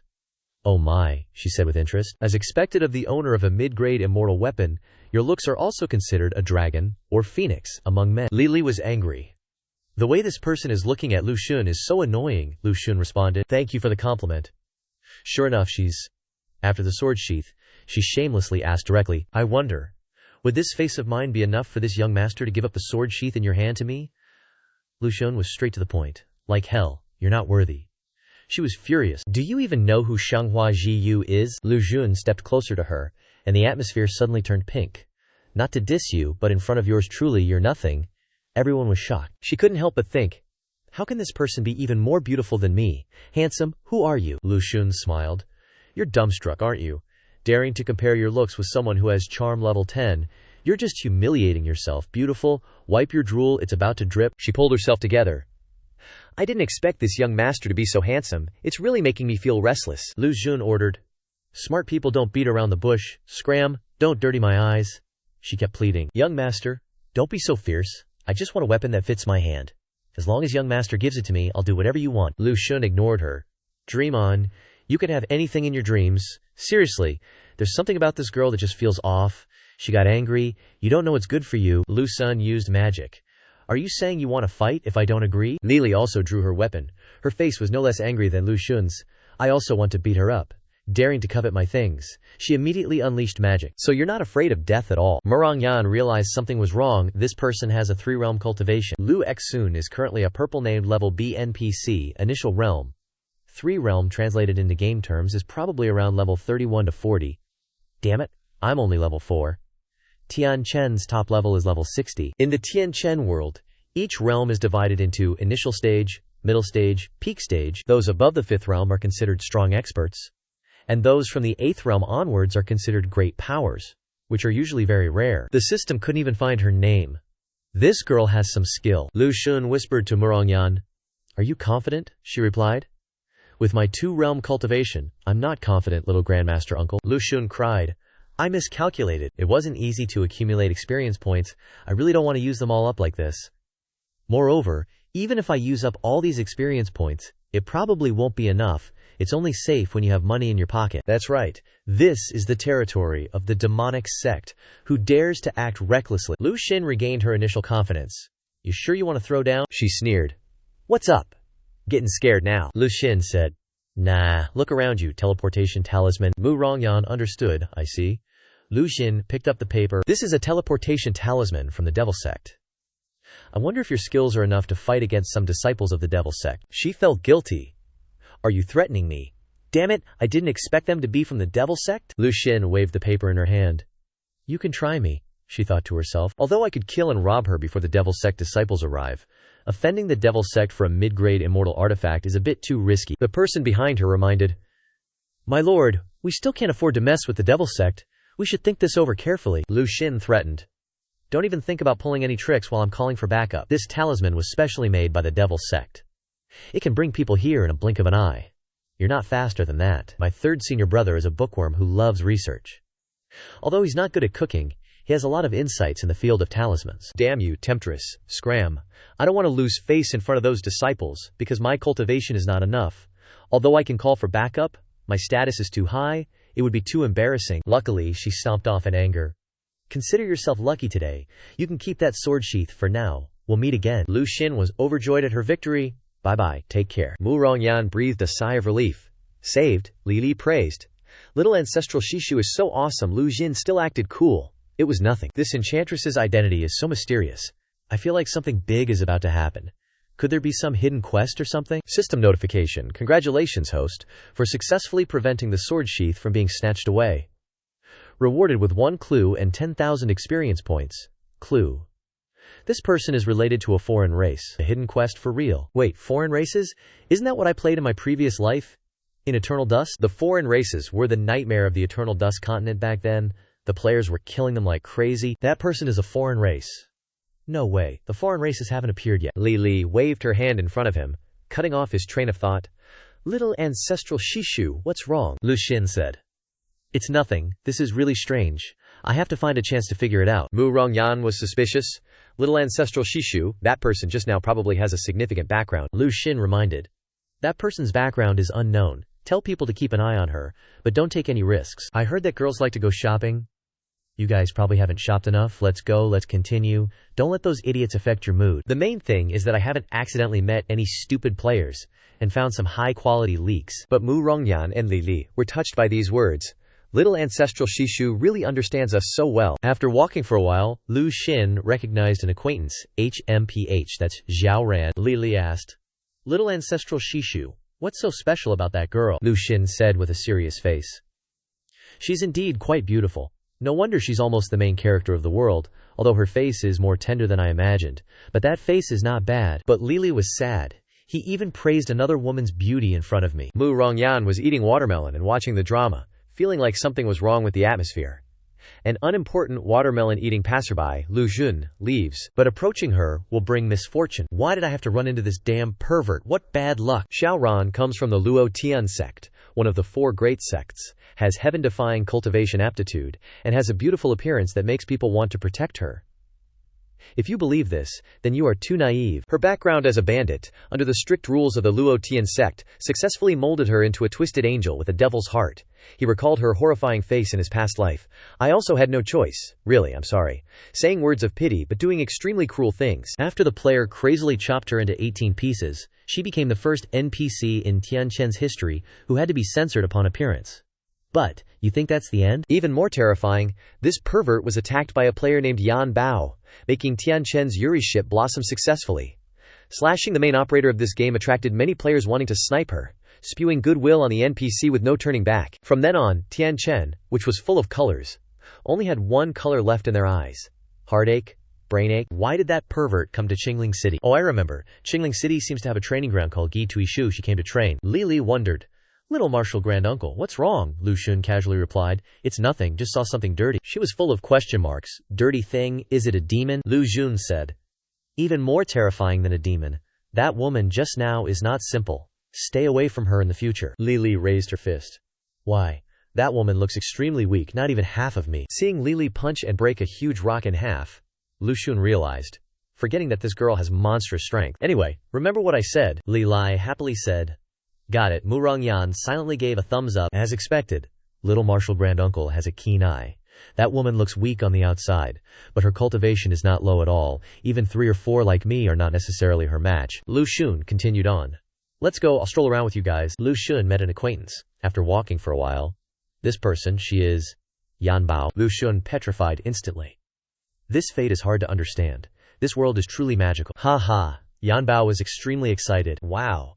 Tian Chen is made with conscience. Absolute authenticity. I'm afraid I'm not playing a game, but strolling around in an ancient city, Lu Xun frowned. The strongest Ben Shao in history, Yan Bao, this face, this figure, is the Feng Tianhua version of Yu Jie, indeed qualified to be the Ben Shao. Mu Zhongyan noticed that little martial granduncle seemed to see something. What? Lu Xun reminded. Don't underestimate this woman. But then again, I didn't expect Yan Bao to participate in the internal beta. So, the ill-fated relationship between those two started here. If that's the case, why not add fuel to the fire? The tool person doesn't need to be specific. Anything that can be used is fine. Attacking this guy is equivalent to becoming the protagonist of the world. Lu Xun pretended to pass by unintentionally. Yan Bao was immediately attracted. Damn it, broad shoulders, thin waist, extremely well proportioned. This figure is too awesome.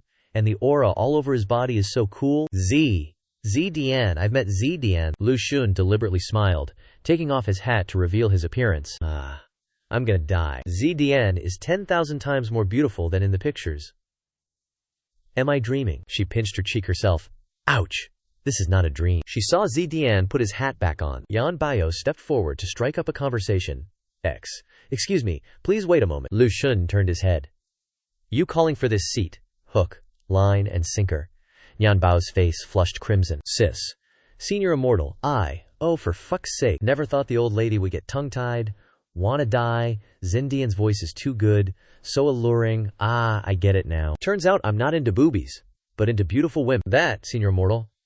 Would you like to take in a disciple? Lu Xun smiled slightly. A good seed for immortality. Her eyes lit up. Does Senior mean? If I become Zindian's disciple, I die of happiness? Lu Xun suddenly turned serious. But this seat is not your fortune. Your destiny is over there. Pointing toward Zhao Ran, Yan Bao's eyes shone even brighter. Seems like a beauty. Turning around, Lu Xun had already skedaddled. Before Yan Bao could figure out what was going on, she turned back, and he was gone. She was even more in awe, appearing without a trace, disappearing without a shadow. Worthy of Xingdian. So awesome. Xingdian said, my destiny lies with that beauty. Could this be the player guidance from Heavenly Dust? It must be. I unexpectedly got a tip from Xingdian. Going out, I have another green NPC, only slightly inferior to Xingdian. Zhao Ran turned to look at the girl, staring intently at her. Yan Bao circled Zhao Ran, appraising her. Trisk chisk. Really my type. These eyes, these lips, this gaze, completely conquer my heart. Everyone loves men. Saintess Jing. This game is too awesome. Turns out I'm a leech, daring to try to complete Zhao Ran. Crossing her arms, Zhao Ran looked at Yan Bao, puzzled. Miss, are you sick? Yan Bao was obviously delighted. This voice is so gentle, I like it even more. What did she just say? Zhao Ran said coldly. If you're alright, please stay away from me. Yan Bao stuck to her like glue. Oh, beautiful sister, what's your name? Are you missing a Dao companion? Zhao Ran glared angrily, then used magic to fling Yan Bao away. Talking nonsense. Yan Bao wasn't afraid, but liked it even more. Ayo, being hit by a beautiful sister is still fun. Lu Xun watched from afar. With my divine assist, next, Yan Bao can definitely attack Zhao Ran. The chives have been planted. Next, wait for buy one get one free. Li Li asked. Little Grandmaster Uncle, what bad intentions do you have? Lu Xun feigned innocence. Am I the coolest matchmaker in history? Would I be someone like that? It's just a beauty. Munrongyan was shocked. Lu Xun waved his hand. You adults wouldn't understand. Look, in today's performance, does my appearance in front of Yan Bao have a big impact? Heavenly Dust World, if I say it, maybe no one will believe it. Xindian, the dream lover of countless female players, suddenly appeared before me like this. It was a sunny autumn day, and I was just marveling at how realistic Tian Chen was. He was like a naked immortal. The author's not bad either, even managed to capture some of my handsomeness. The web forum was exploding with comments. What? You've met Dian already? Ah, my hubby, I want my hubby. Did you screenshot it? Hurry up and post it, I'll buy it for 10,000 each. Is our precious Yan tired from playing games? I bought a Mage Smart for you, remember to pick it up. From the Nick Tay SII 2202, almost forgot, Yan Bao is the chairman of the Yan Ming Guild. Having many pawns can be useful too. Heard this Yan Bao lady speak so casually. Every single sentence of her is within expectation. Yan Bao is flirting with Zhao Ran. I want to buy something. What is it? Her undivided love? Guess where my heart is? On the left. No, it's with you. Just thinking about it makes Lu Xun so happy. Next, I'm afraid Xiao Ran won't be able to digest it. Suddenly, the system confirms, Outer Disciple Mo Guanji, triggered Special Sword Pupil. Level not raised to level 1. Experience benefits Master and Disciple Ha Ling Ha. This kid leveled up. Only one day. Worthy of being the chosen one. So efficient. I wonder if he can trigger a hidden plot. If he can, then I have to crush this chives before cooking. Get benefits from it. Early in the morning 2 days later, Lu Xun was practicing spells in his room. A tung-tung sound rang out.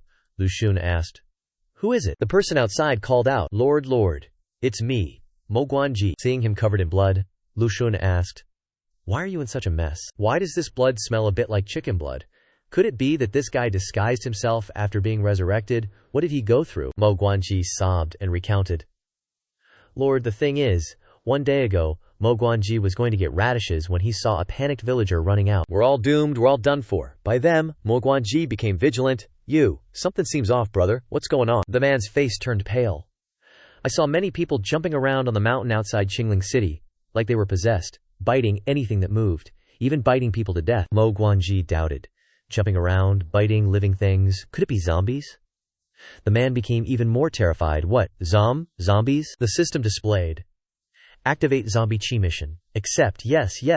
Even getting on the street can activate missions. Worthy of me. Don't be afraid, brother. I am a celestial master here. To save you all, I will go to the mountain outside Qingling City. A group of people are eating a corpse. Their faces are all withered. Mo Guanji held up the low iron sword he bought for 10 silver. About to complete the first kill in his life in Tianchen. So exciting. Come on, let the fight become my experience points. He ran towards the zombies like a fly, his face full of confidence, but in a flash, his expression changed. He was being sucked dry of blood by them. Sucking and sucking. Motherfucker, these zombies are too strong. I'm being sucked dry. Returning to reality, he continued. Lord, this disciple is incompetent. Only able to, luckily, escape, unable to kill those monsters. But he's acting. This chicken blood is sticky, really uncomfortable. In order to pretend to look like he's been through a near-death experience, I've gone to such lengths. Hope I don't get discovered by Xiandian. Lu Xun knew his tricks but didn't expose him, only consoled him. Your cultivation is low. This is not your fault. You shouldn't blame yourself. He was happy. Thank you, Lord, for forgiving me. Xiandian is so good. Such an approachable NPC. Don't even mention being his special sword pupil, even if he wanted me to be his subordinate. Cough, cough. All in all, the feeling of having someone above you isn't too refreshing. Xiandian is mighty. Lu Xun thought. Zombies.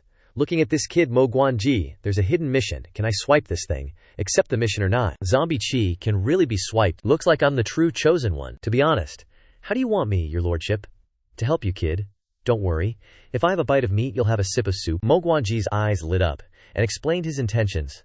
Please, Lord, send a senior sister to help this disciple fight monsters together, preferably a senior sister who's young-looking with big boobs. I don't dare to expect Xiandian to take action personally. But those 2 female disciples are also quite powerful. One like that with me can also win. Especially that senior sister is both beautiful and strong, is every man's dream wife. Lu Xun refused right away. This is kind of weird. I'm afraid it's way more complicated than you think. I'm going there myself. The express is practically in my hands. There's no way I'm letting it slip away, Besides, you really think... I don't know what you players are thinking. Why does he remember that his current self is just as obsessed with women, this is my wife? Isn't fantasizing about NPCs as your wife like the basic thing to do? I'm not giving you that chance, buddy. Plus, when the moment comes, I still got my little Dao sword chi, those sharp sword energies by my side. Mu Rongyan and Li Li can't get hurt. That's my bottom line. Mo Guanji stammered. You mean... Your Majesty? No way. No way. Xiandian is going to personally help me finish the quest? Yep, Lu Xun said. Just like you think. I'm not just doing it myself. I'm going to gobble up all the express too. He was flustered. Damn it, this is Xiandian NPC. A legendary figure. Looks like Mo Guanji here has triggered some major quest. Lu Xun coldly commanded. Lead the way. Mo Guanji led him into the forest. Xiandian is right here, Lu Xun observed. Starting a hidden quest. Besides skill, you need luck. I got skill, and as for luck I got that too, but I prefer the luck of a tool. Wait, Qingling City? Corpse aura? Zombies? Isn't this the quest that once shook the server? The 2020 LPL competition area is live streaming the spring competition. Ni vs Zen shocking Dak Ha. The guild player activated the hidden quest, the Corpse Aura quest, but because of the difficulty of this case, no association can complete it on their own. What to do? Waiting anxiously online, the Corpse Aura quest. Next, I'm not interested. With the help of the guild, the 2 families will join forces to complete the hidden mission. Awesome. Only by two forces joining hands can the hidden quest be completed. But sadly, I wasn't part of it. Otherwise, I would at least have earned half a month's living expenses for my sister. That's the matter of the public test not long ago. At that time, the player level was too low, a force could not complete it on their own. From the timeline, the big boss in the important mission has not yet appeared. Looks like I have a chance to dive a little deeper. After all, diving deep is better than being late. We're here, let me see your strength. This is bait. The bait has been thrown. Next, just sit and wait to reel in the fish. Mo Guanji heard rustling in the bushes. It's coming? I have to perform really well this time. It's coming. This time I will definitely not be pounced by a jumping zombie. It roared very angrily. Mo Guanji frowned, being easily knocked over by it. Son of a BTCH? Sure enough, I can't mess around. Xianxia is looking at me. That expression seems very disappointed, but Lu Xun didn't care about Mo Guanji's performance at all. First, let's see how much HP the tool can consume. As long as he doesn't die, every little bit counts. Even if the tool is weak, it can still be used, right? And some people are starting to attack on their own. Xianxia is here. How can I lose face in front of him? Let's go for it.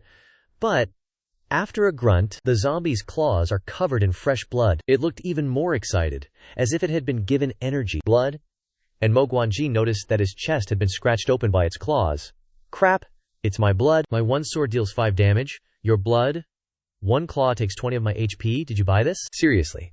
The feeling of experiencing this game is too real. My chest hurts like it's on fire. It's coming again, Xianxia. Save me. At the end of the road, face or anything else is no longer important. I called it. Holy Mother of Pearl. He ran the wrong way. Anyone want to volunteer to fight this dude so I can roast your grandpa? He just got clawed in the chest again by a zombie. Lu Xun slapped his forehead. This awareness, these skills? Is this kid playing games with actual skill? This kid is just incredibly lucky, otherwise he seems hopeless. The loud shouts kept ringing.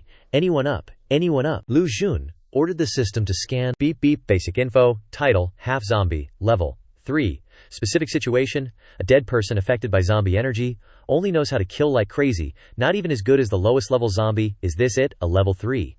Half zombie. It's time to enjoy some mowing. With a smirk, Lu Xun slashed a few times at the zombie. Mo Guanji was astonished. A move in a second. Xianxia is too powerful. More and more zombies swarmed over, crazily charging forward. Mo Guanji panicked. Crap, there are so many. We're doomed. If I die in front of Xianxia, then use a respawn ticket to come back to life and find him. Will he treat me like a half zombie and kill me? It was hard enough to latch onto this big shot.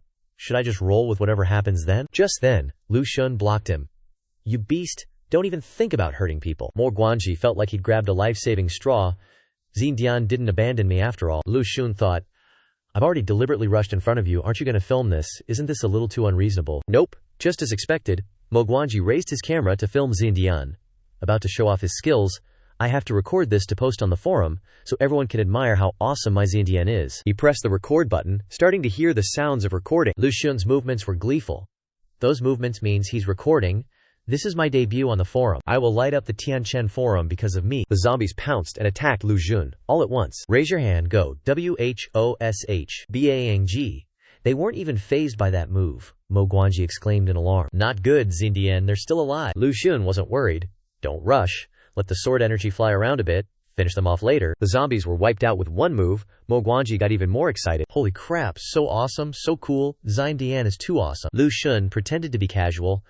I just borrowed a bit of wind. The wind belongs to the heavens. He borrowed it to blow, blowing away all their heads. Mo Guanji was in awe behind him. Wah!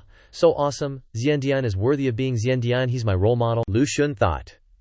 If I still don't get famous on the forum after this performance, then there's something seriously wrong with the Tianchen forum. Mo Guanji saved the recording from just now, taking advantage of Xianxia turning around to quickly save this short video. If it gets posted on the forum, it will definitely be even hotter than the photos of the guild night. Ending recording. Saving. The system displayed. Successfully killed 6 half-zombies. Earned 600 experience points. The zombie energy quest has been completed. The reward is 300 experience points. Lu Xun was dissatisfied. Only 900 points. As expected. The rewards are small for low levels. There are half-zombies, so there must be zombies. Maybe going deeper will yield greater gains. Mo Guanji's system notified. Ding! The zombie energy quest has been completed. The reward is 300 experience points. Oh, I get rewards too. Holy crap, did I just run into a main character level NPC in Heavenly Dust? Xianxia is awesome. Lu Xun prompted. Keep moving forward, he replied. Huh, got it. If your grace wants to continue, doesn't that mean I can get more experience points? Being able to leech experience off NPC Xin Dian. Is there any player luckier than me? I'm the chosen one. Lu Xun also thought, this is a luck charm. If he's bringing me luck right now, then I definitely can't let him die. Everyone has ulterior motives. The two came to a fork in the road, and Mo Guanji hesitated. Your grace, which way should we go? Lu Xun said. It's up to you. There's no need to waste the luck of a fated protagonist. Mo Guanji was startled to see the tassel on the sword sheath moving. Huh? The tassel's moving? Lu Xun asked. You want to go to the right? Mo Guanji said. The tassel is nodding. Lu Xun wondered. Is the left not okay? Mo Guanji gaped. The tassel is shaking its head again. Zi Dian's sword tassel has a spirit. I didn't get to record this miraculous scene, Wasolia. Lu Xun was also surprised. This is the first time the sword tassel has actively expressed its opinion. Seems like there's something on the right that's attracting it, kinda interesting. If the sword tassel has such a profound meaning, then let's go to the right. Mo Guanji hesitated. If I filmed this for 24 hours straight, would that be a bit perverted? But I really don't want to miss any moment of Zia Dian. I should probably not. Don't have the guts for that. A moment later, Russell, Mo Guanji saw that it was foggy everywhere. Huh, there's fog, your grace. This fog is too thick. Should we continue? Lu Xun became alert. This thick fog is a bit similar to the one on Kang Mountain, but not as high grade. But we can definitely say that there's a problem with this fog. This trip wasn't in vain. The tassel is moving again. Lu Xun realized. You want to go inside? The tassel was extremely anxious. Hurry. Lu Xun asked. Why are you in such a hurry? Is there something up ahead attracting you? The tassel fussed. Go, I can't take it anymore. Mo Guanji's eyes lit up. Xin Dian's equipment is like artificial intelligence. Will I ever get equipment of this level in my life? The tassel replied, wrong. It was supposed to be yours. Bet you didn't expect that, huh? Lu Xun was a little worried. Logically speaking, the sword tassel wouldn't harm me.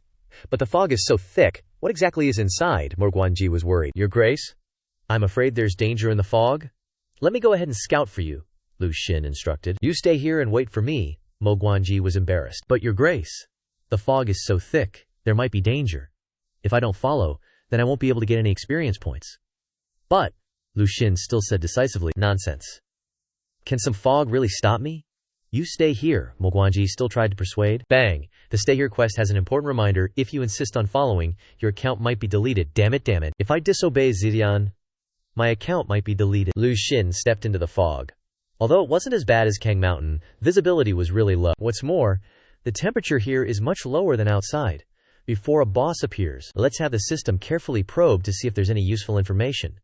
But the system replied with a question mark. Level's too low, can't even probe it. This thread is trying to lead the way, Lu Xun asked. You want to guide me? Is that a yes? This sword thread's bound to me. It swore the little sword inside me probably won't hurt me. But even if the sword thread acts up, so what? In Tianchen, there ain't a boss I can't handle, as long as it bleeds. Wait, 15 minutes later, why is it shaking? And it's shaking faster and faster. This vibration frequency, celebs in the underworld would call it professional. Hey, where are you taking me? After a while, the sword thread led Lu Xun to a coffin. Lu Xun gasped. You brought me here. To this front. A coffin.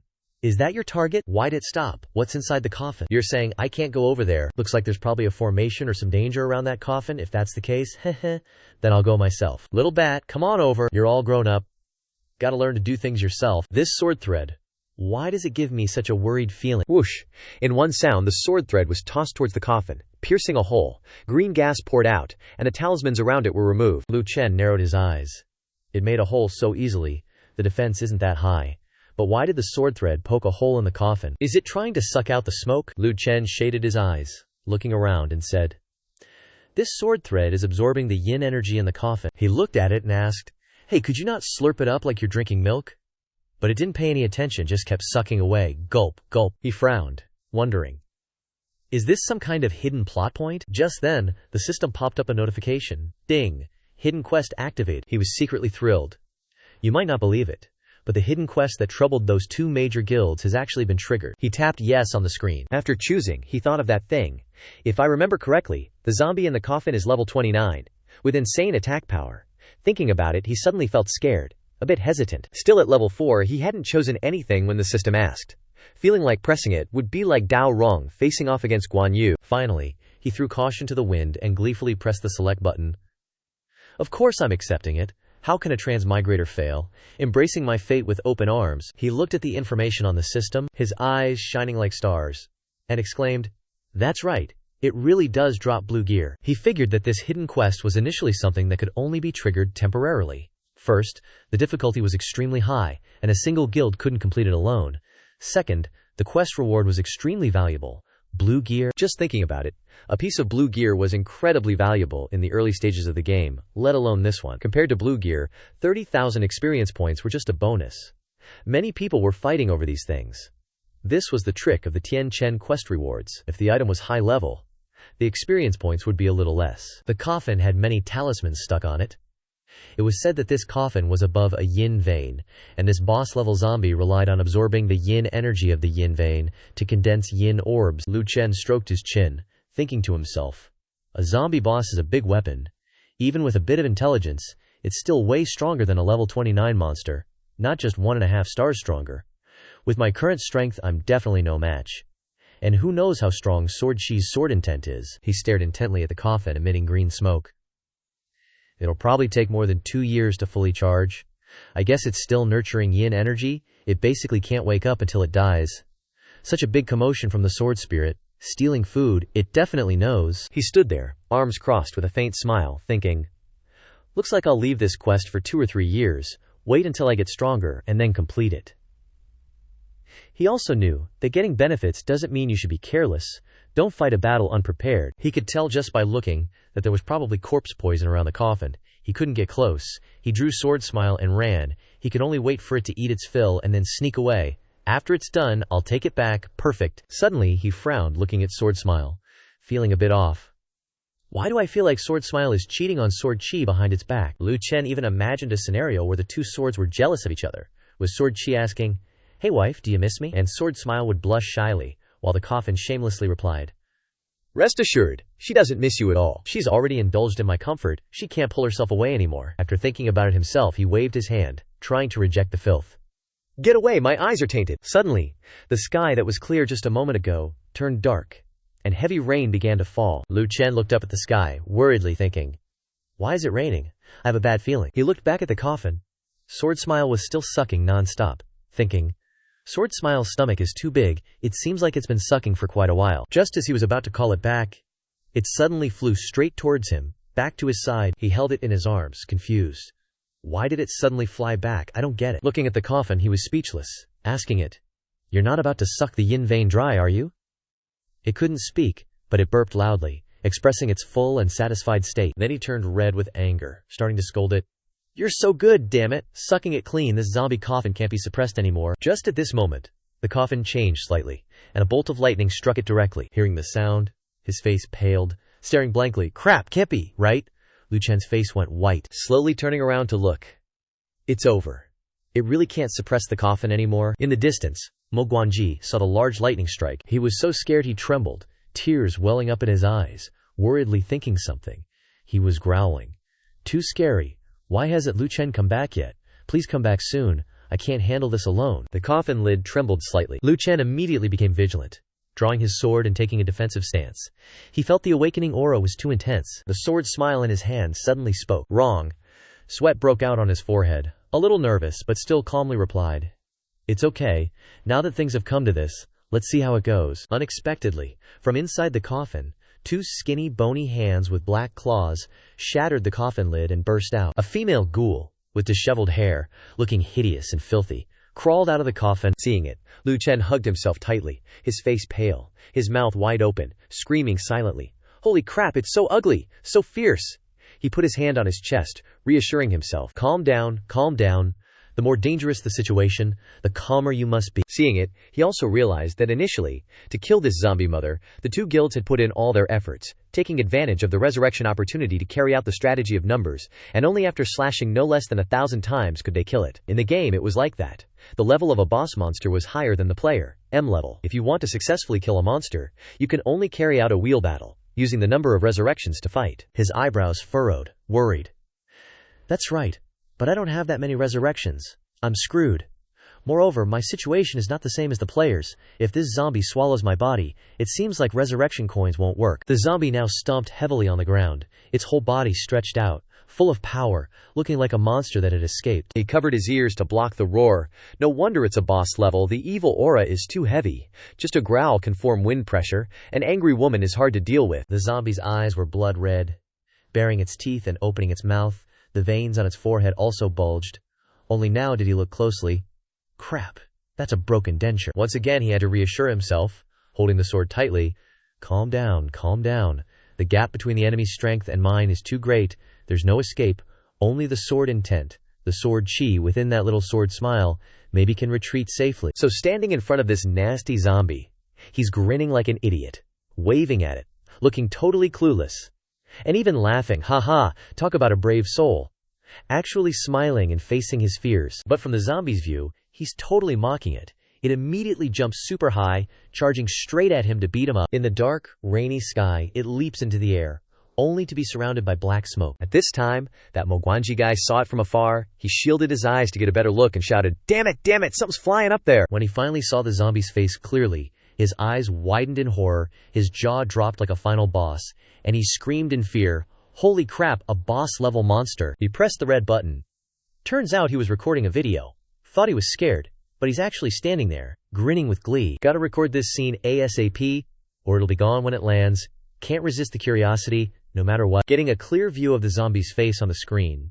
His eyes lit up, his face flushed red, clearly excited. OMG. A zombie, a boss-level zombie. As hyped as he was, Liu Chen was just as tired. He looked up at the sky, saw the zombie heading straight for him, and nervously thought, this ain't good, it's gonna land and tear me to shreds. Gripping the sword tightly, he decided, it's come to this.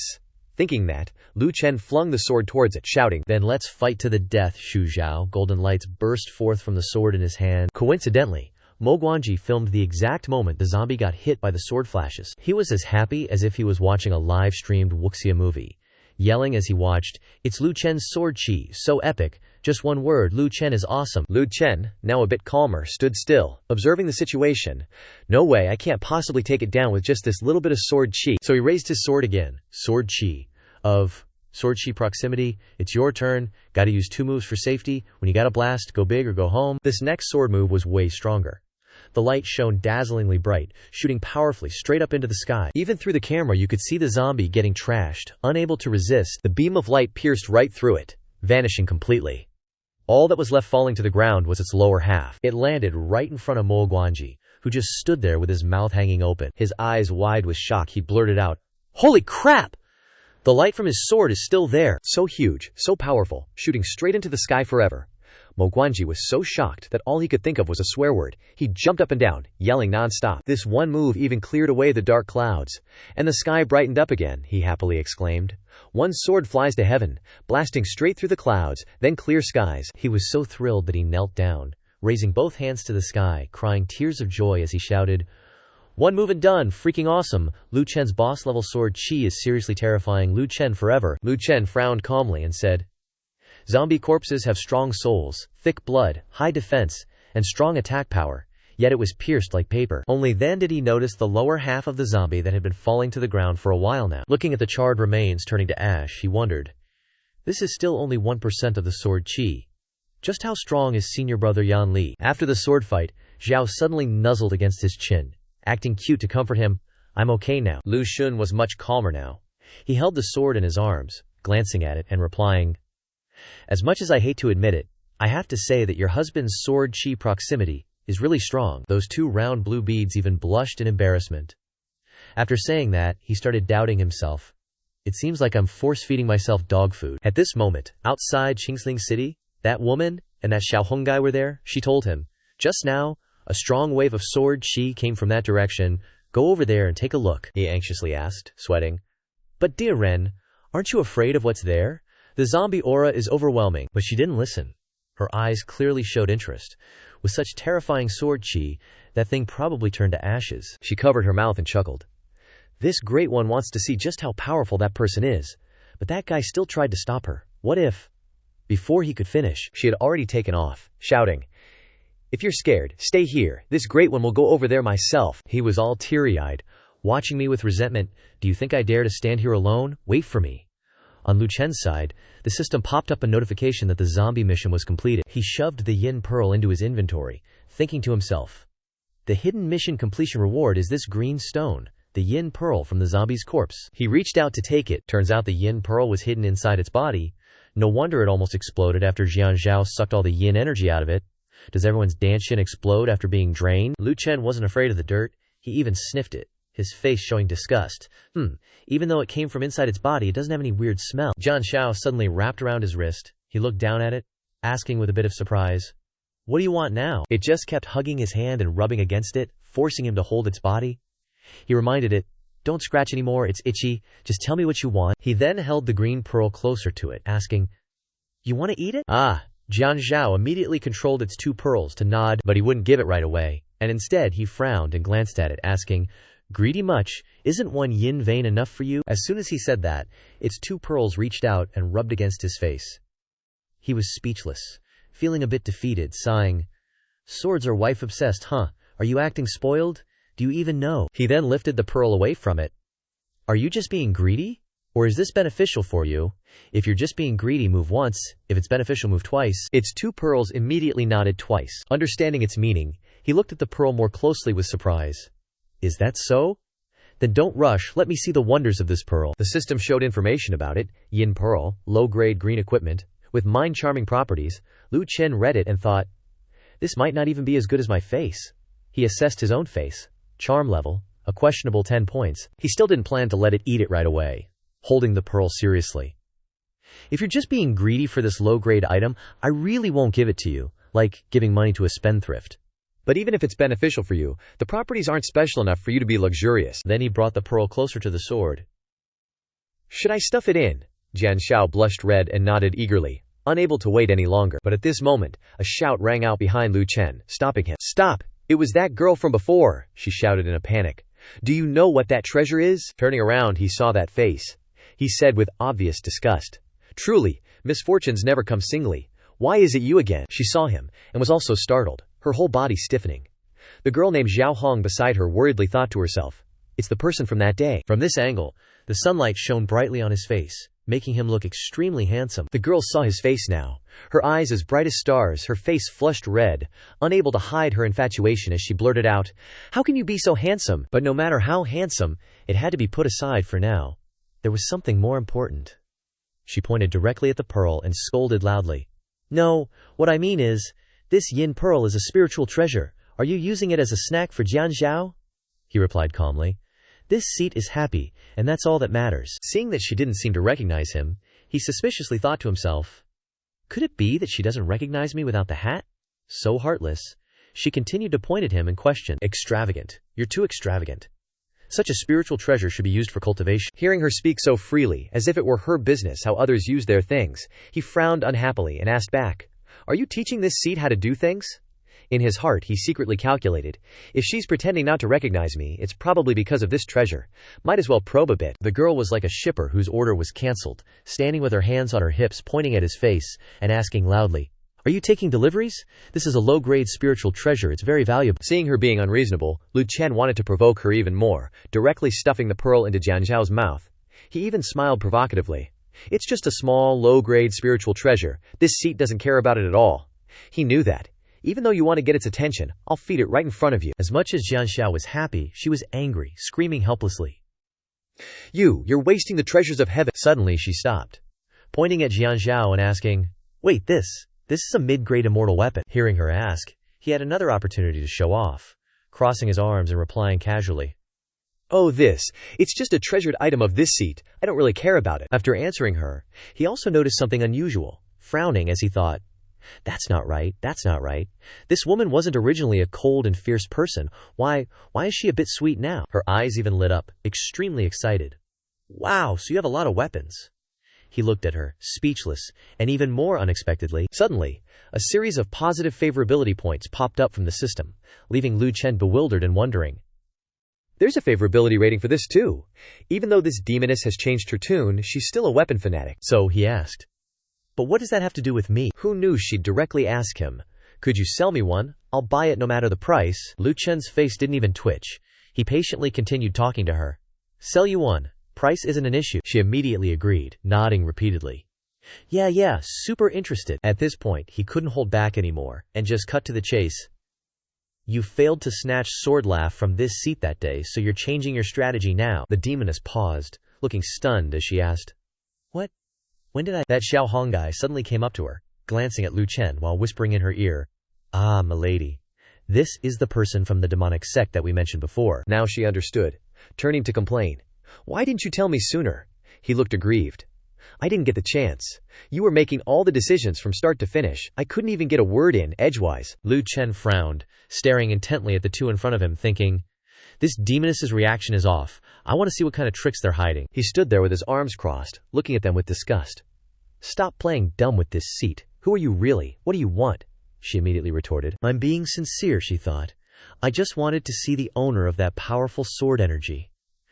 Thinking of this, she suddenly startled. Wait, sword energy? Could it be? Only now did she realize, pointing at him in shock and shouting, So, that sword energy, is it even stronger than you attacking? He coldly asked back. Oh, what do you think? Lu Chen observed her very carefully. He was sure that this demoness and the one from that day were clearly two different people, with different personalities. Could they be twin sisters? Meanwhile, the two in front of her looked at Lu Chen, shocked, speechless. This, you! She was also looking at him, thinking, Didn't Elder Sister say this guy only had early-stage cultivation? How? How is he this powerful? She also frowned, pursing her lips. He must be hiding his cultivation.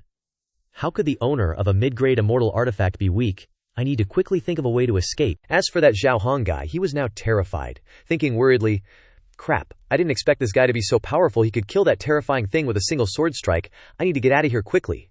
Or he might discover the truth. But before he could run, he heard that girl say, I've heard Elder Sister talk about you. I didn't expect you to be so powerful. Hearing this, Lu Chen frowned, crossing his arms and asking, Elder Sister? So, the one who was eyeing this seat's sword laugh that day was your elder sister. The girl looked very sincere as she replied, We're twin sisters. It was Elder Sister who offended you that day. I apologize on her behalf. Please be magnanimous and don't be like her. Lu Chen chuckled mockingly. No wonder you're sisters. You both like to eye other people's stuff. Birds of a feather flock together. However, he still had doubts. But are twins really that identical? Even the clothes are exactly the same. She was much gentler now, no longer as arrogant as before. The two of them bowed their heads, putting on a repentant act. We sisters just wanted to find a slightly higher grade weapon. We didn't have any bad intentions. Xiao Hong, standing beside her, also groveled.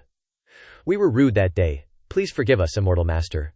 We'll leave now and won't bother you anymore. She also wanted to leave immediately. The two of them backed away. Yes, we'll go now. But unexpectedly, Lu Chen made things difficult, not letting them leave. He took out the sword laugh. Want to leave? I don't agree. He secretly decided in his heart, I have to find out their identities today. I'll trick her first. These two were already ready to leave. But hearing him speak, they got a scare and broke out in a cold sweat, nervously asking, Is there anything else, sir? Are you the most afraid of that Xiao Hong guy now? He looked at the sword laugh in his hand and smiled lightly, answering, It's nothing much. This seat just wants to know when you came to the Tianshan continent. Her eyes darted around, looking in another direction, and she reluctantly answered, My sister and I were born in the Tianshan continent. Lu Chen didn't seem to believe her, asking, Is that so? She suddenly startled and took a step back, stammering, This young woman wouldn't dare to lie. I don't know why Immortal Master is asking this. He suddenly moved closer to her. But according to what this seat knows, when the foreign races descend, she understood less and less as she listened, panicking and asking, What, foreign races? Seeing her acting all innocent, he crossed his arms, annoyed, and couldn't help but call her out. Stop pretending with this, daddy. You understand me perfectly. Hit right where it hurts. Her eyes widened, thinking in shock. How does he know? This guy knows our secret. He must be a great cultivator. So she did a complete 180 and turned to that Xiao Hong guy, yelling, Run! And that dude immediately responded, Roger that. Then both of them bolted and disappeared in a flash. Lu Chen wasn't in a hurry to chase. He just chuckled. Think you can escape? Then he shouted, Come forth, Xu Xiao. Instantly, the sword shot out of its sheath like lightning, slashing at her. She spat out blood, making her scream in pain mid-escape. Ah, I dare not run anymore. That Xiao Chong guy played the hero, standing in front of Lu Chen and yelling, My lord, let me hold him back, you run. Then he threw a punch straight at Lu Chen. Lu Chen wasn't scared at all. His face didn't even change. He dodged to the side, raising the sword high. Then, in one precise strike, he smacked it right on the top of his head, watching him collapse on the ground, knocked out cold.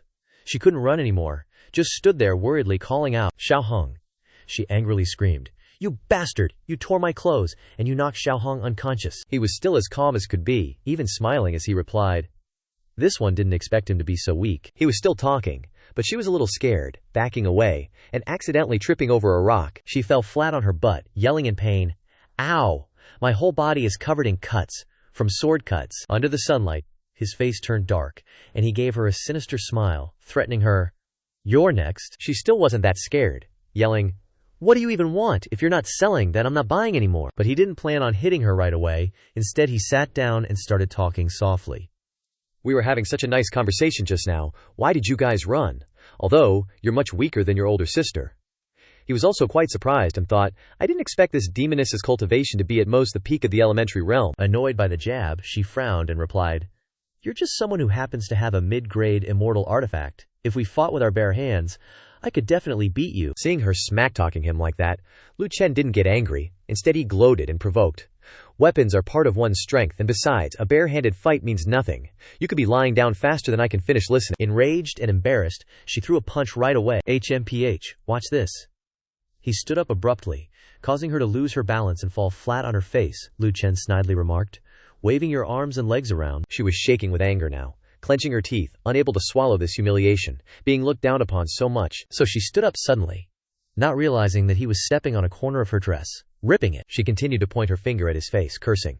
"Just you wait." Perhaps because of the quick movement, her 2 snow-white breast pads also fell to the ground, right at his feet. Both of them blankly and in shock looked down. As soon as he saw those 2 pads, he jumped back in shock, his face turning bright red, shouting, "Ataya!" She spun around. Now the only way to lessen her embarrassment was to run away. But just as she was about to run, he hooked his finger into her shirt and pulled her back, fiercely shouting, "Don't think you can run after things have come this far." Did he still want her to stay and be embarrassed? So one person ran, one person pulled, and her shirt slipped right off, no breast pads, and the shirt fell. The important parts are all exposed. Being pulled like that, she even fell face first onto the ground, exposing her bare behind to Lu Chen, with not even a thread of dignity left. It got to the point, when he was being a little too much, Lu Chen's face flushed red, and he handed her the shirt, flustered. "So I didn't do it on purpose, do you believe me?" The girl sat on the ground, her face flushed as she cursed wildly. "You leecher, you've ruined my reputation." "You fiend." She suddenly burst into a cloud of crimson smoke, her head bowed low. I want. You want." You look like she's so mad she's gone dark. Her face turned grim, eyes red, and she shouted furiously, "I want to kill you." Lu Chen, seeing her like this, was a bit stunned. He frowned, wondering. She switched back. "Is the third realm persona out? Seems like she doesn't have a twin sister, but more like multiple personalities." Red smoke billowed from her body, and she glared like a demon, screaming, "Even if you're the sect leader of the Divine Devil's sect, today I'll tear you to pieces." Seeing this, he was a bit worried. He knew the aura of the third realm was definitely not something a 4th-level little bro like him could mess with. Lu Chen was sweating bullets, quickly thinking of a solution. The sword intent from Senior Brother was already used. Relying only on the sword intent I release, I'm afraid it won't do anything to this woman. He looked down at the robe in his hand, and an idea popped into his head. Now there's only one way. Just as she was going crazy, arms outstretched, charging at him, "You let her die!" He calmly raised the robe, persuasively saying, "It's not good for a woman to run around naked. What if more people see you in a bit? Do you even want to live anymore?" He used the robe to threaten her, forcing her to sober up. She gasped, helplessly crying out, "You, Lu Chen." And she threw the robe up high, choosing to kill me. "You should protect your reputation first." After doing that, he ran away like a bat out of hell, leaving her standing there cursing, shameless. She should put on her clothes before doing anything. And so she put on her clothes while pointing and cursing incessantly. "Sooner or later I'll find you and kill you." He was already running away at lightning speed, his face red, laughing gleefully. "Thinking of killing me. Breaking into the Forbidden Zone and killing the little martial granduncle in front of everyone. If you can really do that, then you're truly capable." At this moment, on the other side, Mo Guanji was raising his hand to his forehead, looking around, his face very happy. "It seems that Lord is back." But before he could even greet him, Lu Chen had already zoomed past him like a gust of wind, and he only heard Lu Chen instruct, "Meet me at the inn." Hearing that, Lu Shun disappeared immediately. Mo Guanji didn't understand anything. He turned to look in confusion, thinking to himself, was that Lord just now? Too fast. Why is he running so fast? He seemed to think of something. His mouth dropped open. His eyes lit up. Could it be? He actually thought of cultivation novels. Killing the boss also needs a core. Lord must want to seize the time to go back and refine the core. He really does have a rare talent. And he clenched his fist, looking in the direction Lu Chen ran, admiring. Even someone as awesome as Lord doesn't slack off in cultivation. Then I should also cling tightly to his thighs, so I won't have to level up so hard in the future. He thought of laziness before even learning how to study. Just then, behind him, the girl from before had also chased after him. She was dressed more neatly, and ran past his face. Mo Guanji looked at her, his face flushed, happily. Beautiful. So beautiful. But before he could even greet the beauty, she chopped his head off with one strike. Looking at the headless corpse lying on the ground, she said with satisfaction, I feel much better after killing a human. She killed Mo Guanji with just 4 fingers. Her strength was very strong, but her hands were faster than her brain. Now that she had killed someone, she regretfully said, TCH, I acted too fast. Otherwise I could have asked this brat which direction that guy ran. Now who was she going to ask? She had to give up. Not looking anymore, turning around to leave, saying, oh well, that guy will definitely gather the demon sect forces when he goes back. My goal isn't this. I don't need to risk a life and death battle with them, let alone the demon lord has countless powerful beings. Not easy to deal with. Thinking of his sly and cheeky smiling face from before, she secretly vowed, but sooner or later I will catch you. Then she disappeared immediately. As soon as she left, a dazzling golden light emitted from Mo Guanji's corpse, and the system displayed a notification. Deng Qian Resurrection -1. He resurrected immediately. Sitting up, still scared pale. Damn it, I just got beheaded. Why did I die so fast? I didn't even have time to understand why. Remembering the girl who killed him, he wondered, is that beauty a new boss? Are there still people who can slip through the net under Lord's cleansing? Just then, the system displayed again. He read it. A bit startled. Lord sent me a new mission. He stood there reading for ages, now he's calculating. If the honored master knew there was a boss, maybe he wouldn't give me a new quest, right? Could it be that he didn't know that chick just offed him? He's even grinning like an idiot, thinking, got it, even the honored master didn't see through that woman. She's my own personal mega opportunity. Killed and still this obsessed, even reincarnation as a simp wouldn't cure him. Mao Nanbei got all hyped up, sheathed her sword, and bragged to herself, can't deny it, that's me. Left hand's got purple lightning, right hand's got the red-clothed old lady. He felt like he's the man, practically glowing. As long as I keep grinding, even the heavens will scream my name. Then, all of a sudden, he had a brain blast. Wait a sec, I think I had something important to do. He whips out a box. I remember now. Gotta post this on the forum. Let everyone know how awesome the honored master is. He's got that smug grin on his face. Everyone's definitely gonna be conquered by the honored master. And me, I'm his closest buddy. That's basically... He's already imagining a bunch of hotties fawning over him. Mo Gerge, Bafi. Just the thought of it is making him blush. Countless babes will be mine to dominate. What a sweet dream. While Mao Nanbei was busy daydreaming, Lu Xun had already made it back to the inn. Inside his room, he sat cross-legged, cultivating, and the system kept dinging, announcing his level-ups. Once he was done, he opened his eyes. Killing that female Xianxia, bit by bit, got me a total of over 30,000 experience points. Almost half of it's gone in an instant. But when I break through to level L, I can finally fly on a sword. The more he thought about it, the better he felt. Just like that Mao Nanbei dude, he put on a lecherous face and thought, yeah, with my current charm, attracting the love of a bunch of women shouldn't be too hard. Then he imagined. Me, an emperor realm, flying on my sword through the sky, and below me women are cheering, ooh, my purple lightning of love, purple lightning, I love you. Like a perverted rice bucket. He thought for a moment. He felt disgusted. What's going on? Why are the screams of women in my imagination recently becoming classical? While he was still dreaming, the system informed him that the NPC functions had been upgraded. He read through it, stroking his chin. 4,000 points. I can give players 4,000 experience points every day. If I only trained Mao Nanbei, wouldn't he get a huge advantage? Thinking of this, he chuckled. But how can I hinder a tool person? Tool people are very useful. With that in mind, he opened the forum to see how that little loudspeaker, Mao Nanbei, was spreading the word. He thought to himself, anyway, he has revival coins. Even if he gets killed by a demoness, he can come back to life. Getting killed is a small matter. Not being a loudspeaker is a big deal. Lu Xun scrolled through the clickbait posts Mao Nanbei had put up, laughing as he said, haha, the celestial forum still looks like a statue. He swiped through a video, stroking his chin as he guessed, I have to see what I actually did. After watching the zombie queen, the first thing I drew was, at least I'm still beautiful. There were tons of comments on that video, he knew. Looks like I'm hot again. Maybe this will cause another boom in the swordsman profession. After watching this, he glanced at that guy's account, but thought to himself, can this kid resist the temptation? He clicked on his avatar. His personal page already had quite a few fans. He had to exclaim in surprise after looking at it. Already more than 8,000 fans. Lu Xun immediately thought of the one-star conglomerate internal meeting. At that table, sign this contract, and you'll get a huge sum of money. You just need to agree to let us interact with Purple Lightning. Sell the first top-secret piece of Purple Lightning's privacy. Beautiful women or cash are fine. After thinking about it, he began to brag to himself. See how awesome I am? There are many famous people, and there are famous people like me.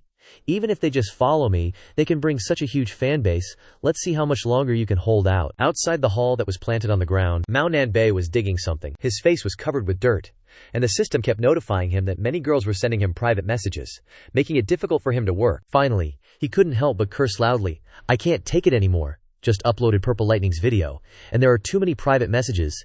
If this continues, I'll be annoyed to death. Finally, utterly exhausted, I shakily tapped to turn off all private messages. With my luck, there's got to be some private messages, but I don't even want to look. I want him to be a loyal puppy right now. Eyes sparkling, giving a thumbs up, thinking to himself. Dedicated to being Xindian's errand boy, willingly, Lu Chen leisurely put on a jacket in his room. Taking advantage of the fact that Gui Li and Mu Rongyan weren't here, it was the perfect time to check out the Qingling City branch of the Demon Training Sect's trial dungeon. He wondered if Gui Tuishu could be released yet. He opened the door and walked out decisively. If possible, would this count as exploiting a system loophole in a reasonable way, like 100 times over? Lu Chen walked out onto the street, still wearing a hat to cover his face. There were tons of giant turtles walking around outside these days, and they were all facing him, watching him, making him wonder, I don't get it, why do these giant turtles keep bowing to me every time I see them? Getting bowed to by them, his face was full of disdain. Could they think I'm their turtle leader, short name? Just thinking about it made him immediately shut down the idea. Could it be called Turtlehead? I don't even dare to think about it. Better to think there's no nickname. He gritted his teeth, scolding himself. Who wants to be the leader of this bunch of turtles? That's way too violent. After a while, he finally arrived at a place, happily thinking as soon as he saw it. Found it. It's a well. The mouth of the well was covered in yellow talismans. This ancient well was where Gui Tuishu's trial of the Azure Dragon City Demon Sect took place. He approached the well, looked down and felt like it was bottomless. Just like the other trial areas, especially obvious. Just going in once would definitely give tons of experience, treasures that wouldn't come out. Thinking of this, he suddenly stroked his chin and paused to think. But remembering that time at the trial, in a certain swamp, Lu Chen had to turn pale and read the system panel before shouting, Let's do it, 9,999 coins. Why don't you just rob me? This trial entrance ticket is so expensive, it makes people furious. He looked at the well in front of him, chuckling excitedly and said, I wonder if an NPC like me gets any discounts. Thinking so, he leaped and twisted, jumping straight into the well, hoping it might open for him for free this once. After that jump, his entire body spread out his arms, falling freely with extreme exhilaration. But unfortunately, his handsome face slammed into a barrier at the mouth of the well. Unable to go down any further, screaming in pain, Adarg! He was stuck headfirst on the mouth of the well, but sticking up in the air, trembling in pain. And surprised, he blurted out, A formation? Annoying? A bump already formed, so he had to sit down and study it. A notification appeared on the system, and after reading it, he realized it hadn't been opened yet.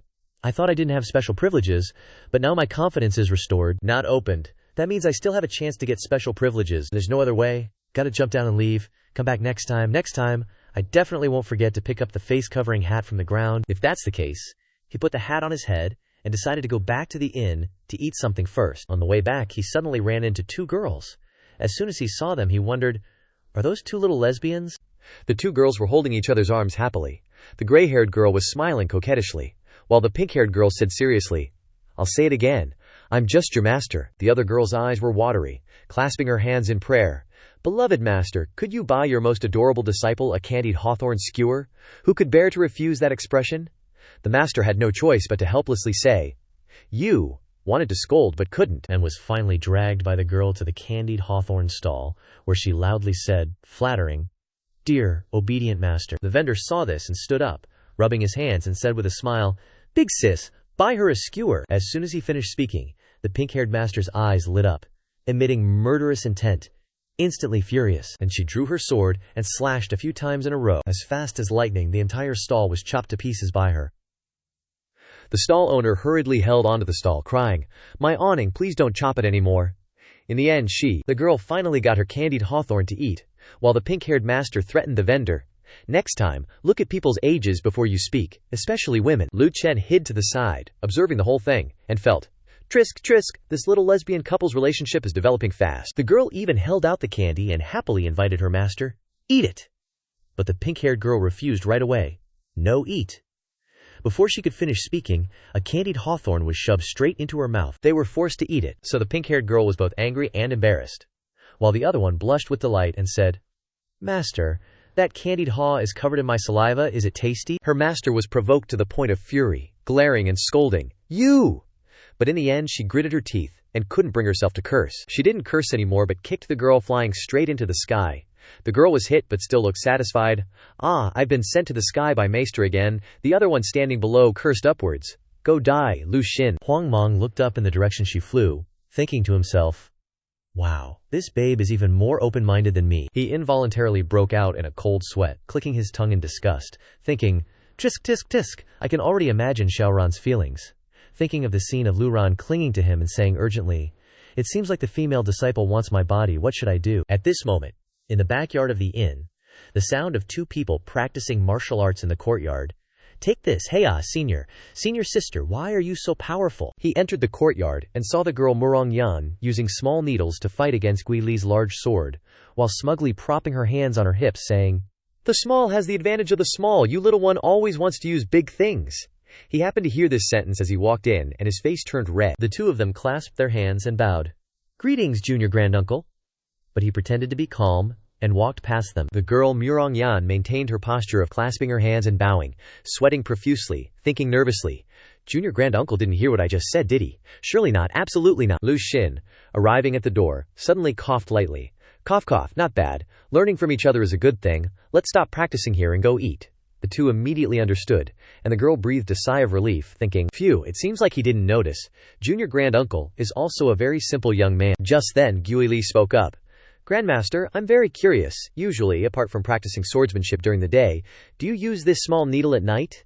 He paused upon hearing this, freezing in place for 5 seconds.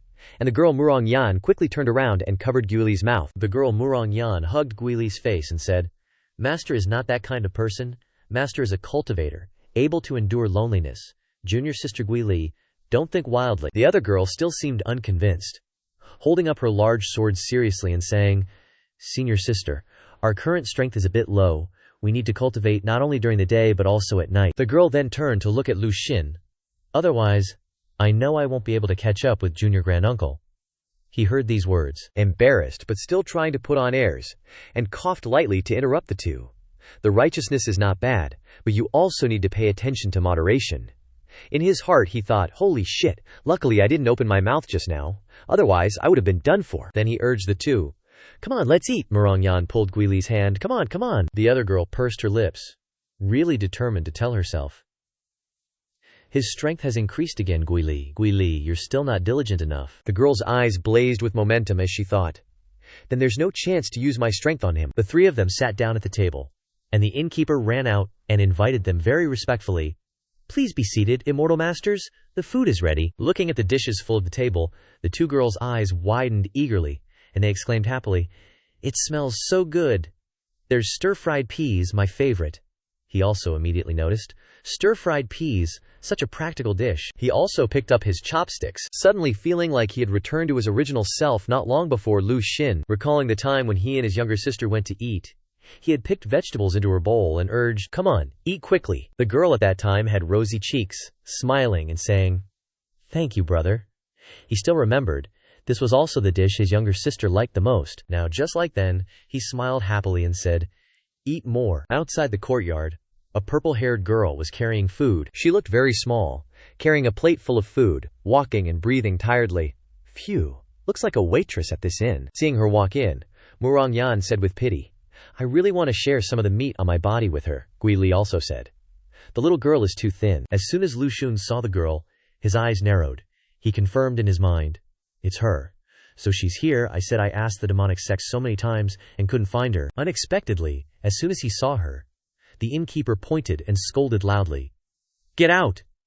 disturbing the guests' feast. "You can't afford it!" The girl was startled and exclaimed, "Ah!" her face sad and fearful as she looked at the innkeeper. Right then he happened to glance over and saw Lu Chen's face, shining with handsomeness. His beauty stunned her, and she thought, "So handsome, just too beautiful." She lost focus and dropped the bowl of food she was holding. The shop owner panicked, hastily clasped his hands together, and pleaded, "Immortal master, please forgive her. She didn't do it on purpose. Please forgive her." Then he turned to scold the still dazed girl. "What are you doing? Kneel down now." Only then did the girl become frightened, trembling as she obeyed, constantly making sounds. Ah, ah. It seemed she couldn't speak. But before her knees even touched the ground, Lu Chen used his powers to help her up, generously saying, "No need to kneel, it's fine." Then he waved his hand at the owner, telling him, "Leave her here. You can step back." The owner had no choice but to cup his hands and bow his head. Yes, yes, Immortal Master. In his heart, he thought, the Immortal Master is a big shot from the demonic sect. Although he wouldn't bother with a little girl like her, he seems quite concerned about her. Seeing him leave, the girl also tried to reach out her hand, muttering, "Ah, ah." Feeling sorry for her, he once again clasped his hands and bowed his head, begging him, "Immortal Master, this silly girl is mute, incredibly foolish and extremely timid. If she does anything wrong, please, Immortal Master, please." Lu Chen directly cut him off. "You can rest assured, and go outside. She has immortal destiny within." Hearing this, the owner was visibly delighted, and quickly took his leave. "Thank you, Immortal Master. Thank you, Immortal Master." As he walked past the girl, he whispered to her, "The Immortal Master said you have immortal destiny. Cherish it." Before leaving, he reminded her, "Your grandpa is gone, and no one is protecting you anymore. For a long time, this one will only have bones left to pick clean." Terrified at the thought, the girl suddenly remembered her grandfather, silently calling out, "Grandpa, I'm scared." Seeing the owner leave, Lu Chen picked up his chopsticks and grabbed some food, saying, "Come over here for a bit. Have you eaten?" The girl shook her head, muttering, "Ah," to indicate that she hadn't. Seeing this, he gently said, "Then sit down and eat with me." Everyone who heard this was stunned in surprise. Finally, the girl timidly sat down, the system popping up the girl's information revealing that her name was Lin Chan. After reading it, Lu Chen was ecstatic. As expected, it's her, Lin Chan, the chosen one of a future world. Gui Li kindly put food into Lin Chan's bowl. "Little sister, eat some food first. This braised fish is delicious." Mu Rongyan happily chimed in, "Ah, that's right, that's right." The enthusiasm of the two girls didn't ease her tension. She wrung the hem of her clothes with her hands, softly whimpering, "Ah." Then she summoned the courage to pick up her chopsticks and start eating very quietly. Lu Chen looked at her with a pity in his heart. This pitiful appearance. Watching her eat, he couldn't help but think about how careful and tentative she was. Lin Chan reminded him of when he and his younger sister were little, just after their parents had passed. Gui Li suddenly turned to whisper to Mu Rongyan, "Senior sister, why isn't little sister picking up any food?" The other girl frowned slightly, explaining, "There's a sense of distance between ordinary people and cultivators, and she's the smallest among the ordinary ones. Don't even mention picking up food, just sitting here is already torture for her." Hearing this, Gui Li felt a pang of sympathy. "I didn't understand it before, but after my parents were gone, I can understand her." Lu Xun also heard these words. He immediately cleared his throat, "Ahem, ahem," making Lin Chan jump and look up at him. She immediately, obediently put her bowl of rice down on the table. Unexpectedly, he enthusiastically put food into her bowl and urged her, "Here, eat some fish." This scene made her face flush red, and she sat still, not daring to move. Sounding confused. Her face turned pale as she watched him pile food into her bowl like a mountain, and the others chimed in, "Eat more, you're so skinny, don't be picky, eat up, you gotta have a feast today." He heaped so much food into her bowl that the other two girls were gawking. After he finished, he grinned and urged, "Eat up, don't worry about it." In his heart, he felt proud. "As expected of me, Lu Xin." Lin Chan sat there, a bit flustered, staring at the mountain of delicious food in her bowl. Mu Rongyan, while munching away, said, "That's right, eat up quickly." Gui Li cheerfully added, "Dig in, big bites are the best." With that, the two of them ate like ravenous wolves, making Lin Chan feel more at ease. Finally, seeing this, she could pick up her bowl and eat with gusto. After a while, everyone was stuffed, especially Mu Rongyan and Gui Li. Seeing everyone was finished, Lin Chan immediately stood up to clear the dishes. Gui Li hurriedly offered to help. "Oh, let me help." But he grabbed her hand. "Just let her do it. You helping her will just make things worse." Gui Li froze, her face reddening, embarrassed by the hand-holding. Suddenly, the two jade ornaments on his sword hilt floated up. They nudged Lin Chan, making her jump and cry out, "Ah!" Lu Xin frowned and scolded, "Stop messing around." It immediately went limp and dropped to the ground. He looked at it, thinking, "It can tell that the true innate sword embryo is Lin Chan, not me. A fake innate sword embryo relying on someone else's brain." Then he looked back at the girl, convinced, "That's right, she's the once-in-a-millennium innate sword embryo. This is why her future achievements will surpass Xiaoran. It would be a waste not to take in a talent like this." As for Lin Chan, she carried the dishes out, bewildered, wondering, does the Immortal Master have any instructions right now? After eating, he poured himself some tea, and while pouring, he said, "Lin Chan, I see you have a destiny with immortals. I want to take you as my disciple. Are you willing? The girl, carrying the dishes, trembled all over, confused and disbelieving. Someone like me has a destiny with immortals. He then asked, Your name is Lin Chan, right? The girl nodded slightly. Oh. He raised the teacup to his lips. You know, cicadas live long in the ground, but cicadas will eventually become the most brilliant light of summer. His words stunned her for a long time, her eyes widening in surprise. She knew he was interpreting her name. These words were so beautiful she couldn't believe them. Someone like me can be the most brilliant light of summer. Seeing Lin Chen didn't react, he just said, You're not shaking your head, so I'll take that as a yes. The girl murmured a soft, uh-huh, as if not objecting. Lu Xin was quite satisfied, held up the teacup and looked at her. You're my top disciple. These past few days you've been bringing me 3 meals a day. When the time comes, I'll take you back to the devil sect. As for my identity, you'll know later. After he spoke, she slowly carried the tray of dishes away. He looked at her weak figure, a little confused, thinking, Did I scare her, stupid? Lin Chan walked outside, then looked at the bright sunshine, silently recalling his words.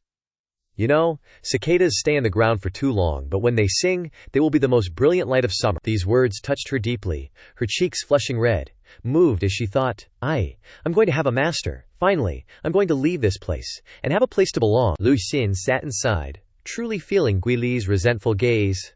He started, turned his head, frowning. He sensed a strong resentment, and it even had a bit of a sour taste, probably because this Guili girl was a bit jealous. She slammed her hands on the table, weakly questioning. This is taking a disciple. I just wanted to be a sword-carrying servant. As soon as he heard that word, Mu Rongyan activated her clueless mode. She immediately looked over and blurted out, What?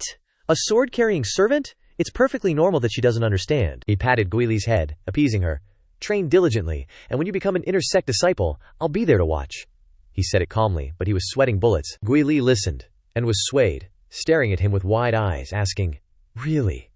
He waved his hand, looking very trustworthy, saying, Don't worry. If I don't show up that day, may lightning strike me 5 times. He even swore an oath. Finally, she was relieved, blushing and shouting. Okay. Mu Shirongyan was still sitting aside, wondering, what's a sword-carrying servant? Looking at this scene, Lu Xin worried. This girl's desire for my body is getting more and more serious if it continues to develop. I'm scared that one day she'll achieve great success. When people visit, I'm afraid she'll stand before the public and announce, The reason I've achieved what I have today is mainly because I love my grand-uncle master's body. That's what gave me so much motivation. Just thinking about it makes my face turn black.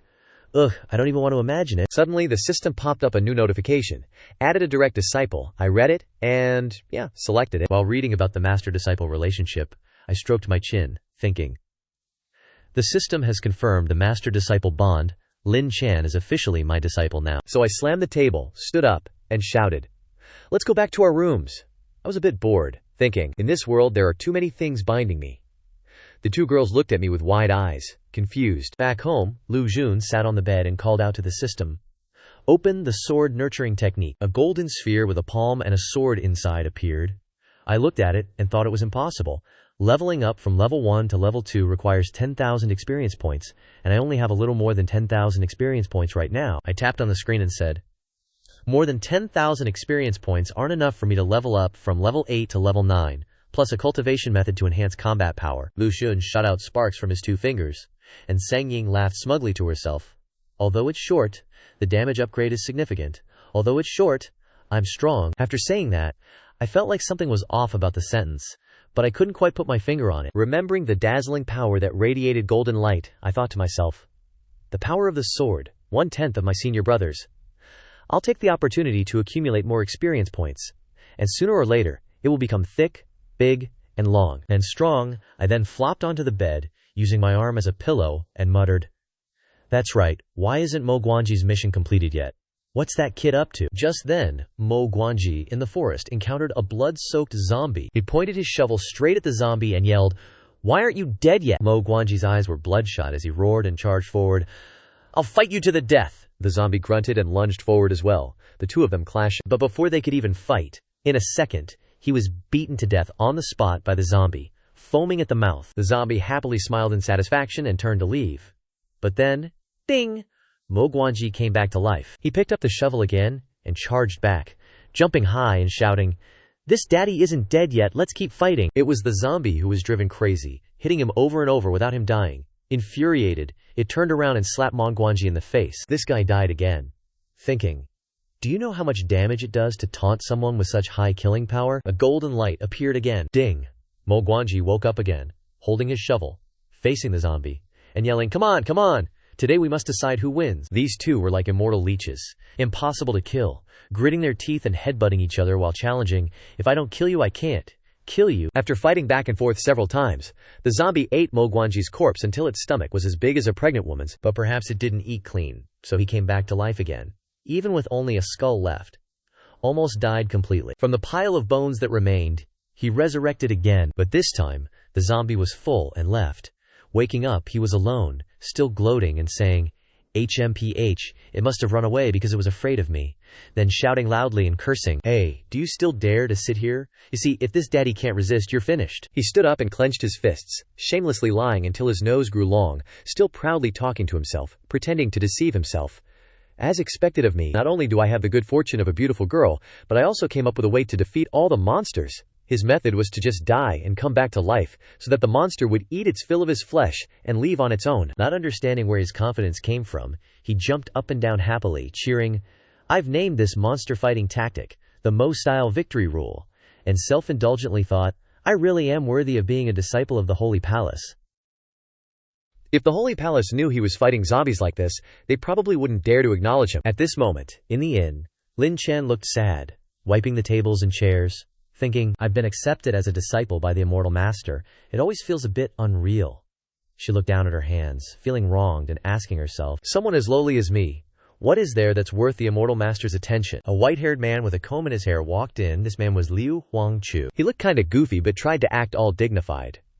The moment he stepped inside, he seemed to spot something. His jaw dropped in shock, and he blurted out, "Whoa! So that's who it is." Liu Huangchu couldn't help but yell, "A green NPC." He scanned everyone in the restaurant, feeling like everyone around him was just a gray NPC, not even a yellow one in sight. This green NPC must have a hidden quest. Thinking that, his eyes lit up with excitement. "My big opportunity is here." This guy actually went straight to where Lin Chan was, snatched the rag from her hand, and yelled, "Stop right there!" The timid girl was totally lost, panicking. What does he want?" She couldn't say anything, just managed to squeak out, "Ah!" He raised his shiny bald head, using the rag to wipe the spots she was cleaning, all while cheerfully saying, "How could I let you do something like this? Leave this to me. From now on, I'll help you wipe 100, 1,000 of these tables." Just then, the owner and two burly bodyguards came out, glaring at him menacingly. The owner growled, "You're not eating at the market, and you come here to bother our staff. You've got some nerve." He got scared and shrank back, raising both hands to quickly explain, Let me explain." But before he could finish, the bodyguards kicked him, sending him flying out of the restaurant. He screamed in pain, "Ayah, ayah, ayah." He landed right in front of Mongguanji, who was just arriving, who quickly dodged aside, letting him fall face first onto the ground. He looked on in confusion, thinking, "What's this dude's problem?" Liu Huangchu's butt was swollen from the kick. He laid painfully on the ground, looking pitiful. "The pain feels so real, it hurts like hell. I almost split my butt in two." Mongguanji ignored him and went straight inside. Little did he know, the old guy was smirking at his back, thinking the kid would definitely get thrown out. Unlocking a green NPC's quest wasn't that easy, but after a while, Mongguanji still hadn't come out, leaving the old guy dumbfounded, his mind filled with question marks. I've been waiting forever. Why hasn't he been tossed out yet? He couldn't help but stand up, stroking his beard as he pondered. That guy's ID is Mongguanji. Mongguanji. Why does that name sound familiar? Even though Mongguanji's posts are popular, not many people remember his name. Who remembers the name of a mouthpiece? Inside the restaurant, Mongguanji also met Lin Chan, and he gaped in shock, freezing in place, thinking, wasn't this mute girl gray just 2 days ago? How is she green now? But he was too focused on other things to care much, and he ran off. "This isn't urgent, I need to go turn in the quest ASAP." Inside Liu Chen's room, sitting on the bed, listening to Mongguanji standing with his hands clasped, reporting, he replied, "I know. Well done." With that, he tapped to complete the quest, and his experience points instantly increased by 500. He solemnly clasped his hands and asked him, "Does your grace have any other quest to assign?" He replied, "Not for now. You may leave." Oh right, he just realized now, he informed him. "I have just taken in a disciple named Lin Chan. You are my sword-bearing attendant. She will be your martial aunt." Upon hearing this, he gaped in surprise, thinking, Lin Chan is the green NPC from before, as expected of Xiandian. casually taking in a disciple and they turn green? Should I also? Just as he was thinking that, a golden light immediately whisked him away. He irritably waved his hand and scolded, "Get out of here!" Turns out, while he was still contemplating, he couldn't wait and kicked him out. He even thought angrily, "You stinky brat! You still haven't left after so long? Are you waiting for me to keep you for a meal? But this is my second meal with my disciple Lin Chan. What are you, a tool-like person, doing joining in?" Outright looking down on him. It was midday, and the sun was scorching. Lu Jun and the others sat around the dining table, inviting each other to eat. "Let's go, you two girls, Lili and Mu Rongyan," he called out clearly. And Lin Chan also responded with an M. The girl looked at the bowl of white rice in her hand, hesitating, thinking, "I'll wait for them to finish eating and then I'll pick up the leftovers." She still couldn't believe she was his disciple, and still thought of herself as lowly. Seeing that she didn't dare to eat, he turned and constantly piled food into her bowl, urging, "Eat some meat, have some more meat. You can't lack vegetables either, or you'll get constipated. Vegetables are also very nutritious. Eat more, Lin Chan." Seeing this scene, Lin Chan was extremely moved, tears welling up in her eyes. "This master is really so good," she thought sadly. "Ever since Grandpa passed away, no one has been this good to me." Thinking back, she was bedridden with a high fever. "My body has been naturally ice cold since I was a kid.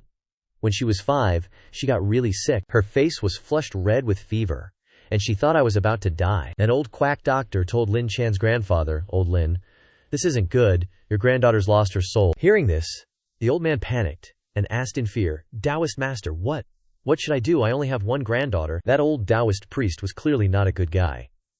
Seeing how poor they were, he even held out his hand, subtly hinting for money, and said with a smile, "Saving her is easy, but it depends on how sincere you are." The old man understood quickly, and hastily rummaged through his pockets. "I agree with sincerity. As long as you can save Xiao Chan, I'll do anything." He pulled out a neatly wrapped cloth bag, but he could only take out a few coins.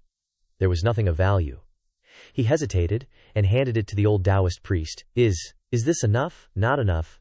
It definitely wasn't enough, and he didn't know what to do. The old Taoist priest looked at what was in his hand. His face darkened, and his eyes widened as he cursed inwardly. "Damn it, but I guess I have to take it," he said. "For your meager sincerity, I wouldn't have done this for anyone else. Remember this. Retreat 7,000 steps away from the house. Not one step more, not one step less." He also told him to continuously call her name for 7 days while walking, and she would be fine. So just as the old man said, in the freezing cold, with snow covering the sky, the old man walked around the house as instructed, calling out, "Chaner, Chaner!" He looked extremely miserable. Grandpa took the first 7,000 steps, his skin cracking, his face frozen, and his throat hoarse. But he didn't give up. His face had injuries from falling, his beard and hair were covered in ice, but he still called out, "Chaner, Chaner," without missing a beat. Finally, all the old man's efforts paid off, and Lin Chan really woke up. He hugged her tightly, joyfully calling out, "Xiao Chan, you're awake. It's good that you're awake." He had fallen several times, and his body was covered in injuries. This is all I heard from the neighbors. After waking up, the two of them shed tears of joy and embraced each other tightly.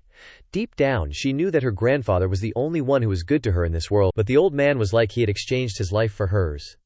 She woke up, and then it was his turn to be bedridden for several months. Before he fell seriously ill, his consciousness was hazy. No matter how much she knelt by the bed and called out, he remained unconscious. So she followed the method of the old pig Taoist from before. She did the same as him, but she was mute. She couldn't call her grandfather's name. She could only continuously make endless sounds. Because she was a useless mute, her grandfather's soul couldn't hear her go on, but he still didn't wake up. She was helpless to the extreme. She could only cry without being able to do anything. Now, looking at the full bowl of rice that Lu Jun had given her, she was touched to tears and thought, "Grandpa, I've met someone who treats me well. You don't have to worry anymore." He sat next to her and looked at her, feeling that this girl was very similar to him in this world, all alone. But from now on, neither he nor she would be like that anymore. Suddenly, a voice rang out. "Does little Lin Chan know how to write?" She nodded very firmly. Actually, she wasn't very good. When she was young, a teacher who stayed at our house for a while taught her a little. Seeing her nod, he held out his hand and said, "It's good that you know how to write. If you want to say something to your master in the future, write it down.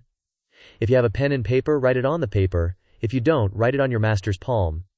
Hearing this, her cheeks flushed red. She was shy. Her eyes widened in surprise. Her mouth hung open, and her hand trembled as she reached towards his hand. "Write it," Lu Xun chuckled, gently reassuring her. "Write it. We are master and disciple. In the future, I will still have to rely on you to take care of me in my old age. What's with being so polite?" Lin Chan was stunned for a moment, and finally she wrote the 2 words, "Master," on his hand. Just those 2 words made him smile so widely that his eyes squinted. "Oh!" He even turned to tell Guili, "Sorry to trouble you with this. After eating, take my disciple to buy some new clothes. The money is on me." Both girls agreed immediately. "Okay, no problem, leave it to me." Hearing this, Lin Chen hurriedly made continuous sounds, her hands frantically reaching into her pockets, searching for something. Thinking in her heart, "I have money. The boss never owes wages," he said, "that working for the immortal master is guaranteed." Seeing her take out a money bag, he stopped her hand and turned to stop her, saying, "I said I'm paying, what's wrong? Are you already planning to disobey your master? After only a short time?" She put the money bag away, not daring to disobey, and only made an sound to agree. Afterwards, the 2 of them stood up, and she clasped her hands, bowing her head in a disciple's greeting. He looked at her and declared the end of it. "From today onwards, you are officially a disciple of my demonic sect." With that, he told Mu Rongyan, "Hey, why don't you check out this newbie's cultivation aptitude for me, see what she's got."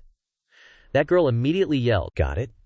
Then she stepped forward, placed 2 fingers on Lin Chen's forehead, and a green light radiated out, letting out a soft sound, and circles rippled outwards from there. Everyone surrounding them held their breath, waiting anxiously. Once done, Mu Rongyan's eyes lit up as she exclaimed in surprise, 99 rings. Guili, standing beside her, couldn't help but admire and clap her hands, praising, "Whoa, that's even more than me by a whole ring, Lu Jun. Your eye for talent is seriously top-notch." Lin Chen listened to their chatter, totally lost. She tilted her head, her eyes wide and round, clearly showing her confusion, and let out a soft, wondering in her heart, what's the deal with 9 rings? After the checkup, he took out a black-covered book and handed it to her.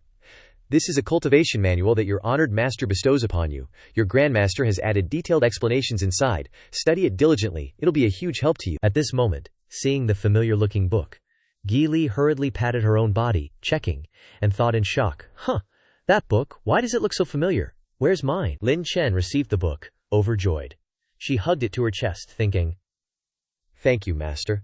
If starting cultivation can cure my weird illness, that would be amazing." Ignoring Guili and Lu Jun, who were now chasing each other, with the girl yelling, "Didn't you say you were giving it to me?" and him retorting, "You wouldn't even use it. What's the point of keeping it?" Seeing their noisy chase, Lin Chen turned her head to look, her eyes sparkling, feeling incredibly happy, definitely thinking she was super lucky to have met them. Looking at the 2 of them, she thought, "Once I'm cured, I can really take care of master in his old age." Just then, Guili started wailing loudly, grabbing onto him and hitting him while scolding, "You clearly said you were giving it to me. Oog." Lu Jun, on the surface, was frowning, pretending to be wronged by the beating, but inside, he was snickering.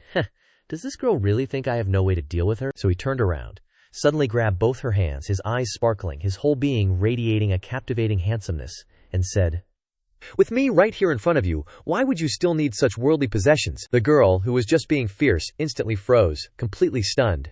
She couldn't resist a handsome face at all and couldn't even manage a coherent sentence, just a soft, Seeing that she had fallen for his trap, he leaned closer to her ear, his voice low and seductive, instructing, "Disciple, show her a set of sword techniques. Let's see what her comprehension is like." That was all it took. Guili's eyes instantly turned into heart shapes, her face flushed red, and without thinking, she immediately agreed, Okay. She then walked straight towards Lin Chen, all her previous fiery resistance gone. He chuckled to himself smugly, "Trask. So this is the power of charm." But his own face suddenly turned a little red, and a slight flutter arose in his heart as he thought, "Though I gotta say, little Lizzie's expression just now was kinda cute." A branch was picked up. Guili held a branch in one hand and placed the other on her hip, standing in front of Lin Chen, instructing, "Little Chen, the sword technique you're about to learn from me is our family's prized skill. Although it can't compare to the cultivation manual your master gave you, it's more than enough for self-defense." The other girl obediently hummed in agreement. The confident Guili exclaimed, "Watch closely." Then, holding the wooden branch, she performed a few basic sword moves that looked surprisingly skillful. Even Lu Xun had his mouth hanging open as he watched, his eyes wide and sparkling with interest, thinking, "Never would have guessed this girl's swordsmanship was this good. It even feels like something out of a movie." Finishing up, she turned to ask Little Chen, "Do you need me to show you again?" Little Chen's eyes were wide, and she couldn't speak, only able to hold the branch and hum softly. Of course, Guili didn't understand, so Lin Chen had to write on the ground. "Can I try?" Seeing this, Guili continued, "Although this sword technique is ordinary, it's not that simple. Back then, it took me 3 whole days to..." But before she could finish, Lin Chen had already started doing it. This scene made Guili's jaw drop in astonishment. Lin Chen held the wooden stick and repeated the movements from just now, not missing a single detail even though she had only seen it once. The other girl was both surprised and embarrassed, not knowing what to say, stammering, this. Seeing this, Mu Rongyan, who was sitting and snacking, also turned her head and said, Junior Sister Gi, don't stress, 9 rings of comprehension is practically top tier. Picking up something like this is super fast for her. Someone with average talent like me can only look at the speed of a mosquito's cultivation with deep admiration. Hearing this, Gui Li became much happier, her eyes shining, and she clasped her hands together in disbelief, asking, Senior sister, you admire me too, Mu Rongyan casually replied. Definitely. After doing those movements, Lin Chen was so tired she was panting heavily. Huff, huff, huff. Her face flushed red with exhaustion, worriedly wondering, I wonder if I did it right. Seeing such an outstanding disciple, Lu Xun stood beside her, grinning from ear to ear, and said loudly, Learns so fast, such high comprehension, worthy of being my disciple. Saying that, he even leaned down and patted her head affectionately. But you need to eat more to gain some weight. A fuller figure is a warrior's best asset. The 3 girls looked blank, not understanding a fuller figure. Seeing their expressions, he quickly scratched his head and laughed it off. It's nothing, just a saying from my hometown. Alright, you 2 take my disciple to buy some clothes, the night market will be closing soon. And with that, the 3 girls left. In his eyes, Lin Chen was now extremely valuable, a natural sword embryo, with 9 points in aptitude and comprehension, learning sword techniques with just a touch. How strong would this disciple of mine become if I focused on nurturing her? He chuckled to himself, calculating in his head. If I can't have the sword master, sooner or later, my disciple will be mine. That night, the full moon shone brightly in the sky. Lu Xin stood by the window looking out. I have to find a way to get more experience points. Where have all those tool people gone? Thinking of them, he stroked his chin, a sinister grin spreading across his face. How about I give them some quests to do overnight? Let them experience the feeling of playing a game like Overtime. It's true, evil people live carefree lives. He's resting at night while thinking up ways to make others busy. Suddenly, figures appeared outside, and a woman's voice rang out, We're back! Hearing this, he immediately recognized it and excitedly said, They're here. Gui Li and Mu Rongyan entered first. Looking at them, he was a little disappointed, pointing and asking, Where's my disciple? The 2 girls looked at each other, smiling meaningfully, and then stepped aside to make way. At this moment, Lin Chan walked in, having changed into a stunning outfit, blue and white, looking like an adorable young miss. Lu Xin was very satisfied to see her dressed like this. Not bad, my disciple should be like me. But he was still very narcissistic about his handsomeness. Hearing his praise, the girl blushed, covering her mouth and thinking, It's my first time seeing someone as beautiful as my master. How can I be as beautiful as master? Suddenly, he was startled to see the name above her head. She's green now. This made him think, what if the crazy players saw her? So he decided to tell them.